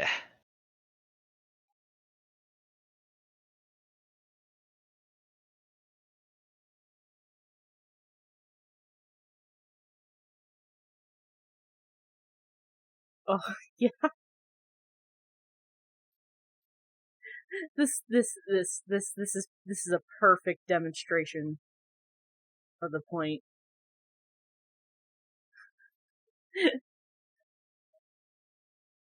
People need 3.5 liters of water a day to survive. Well, here's 1 liter of water. They should be grateful it's more than nothing. Why? No one can survive on that. Well, 1 is more than 0. Do you not accept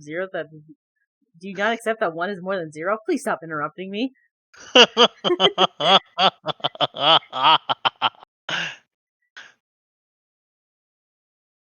If you play chess and your opponent makes an illegal move, you are in fact allowed to interrupt. That's a good point. That is a very good point. It does not seem that the comment is either still here or that or it got buried because they never pinned it, which is unfortunate. Aw. Let's see. Oh wait. Thought we almost saw it.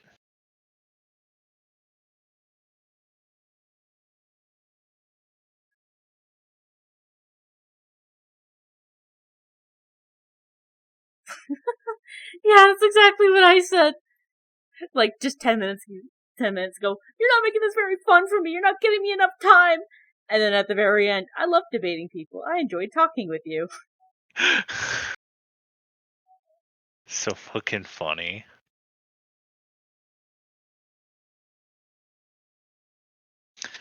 Well, don't scroll through these for too long, Umbra. Yeah, I don't see it. You gotta unfortunately. get Yeah. some sleep. Although with this guy screaming, I don't think I will be able to sleep. Oh. It sounds like he's right next to his fucking door. What the fuck is this man doing? Jesus Christ, get off Facebook, you fucking boomer. I don't Sounds like one of our old neighbors.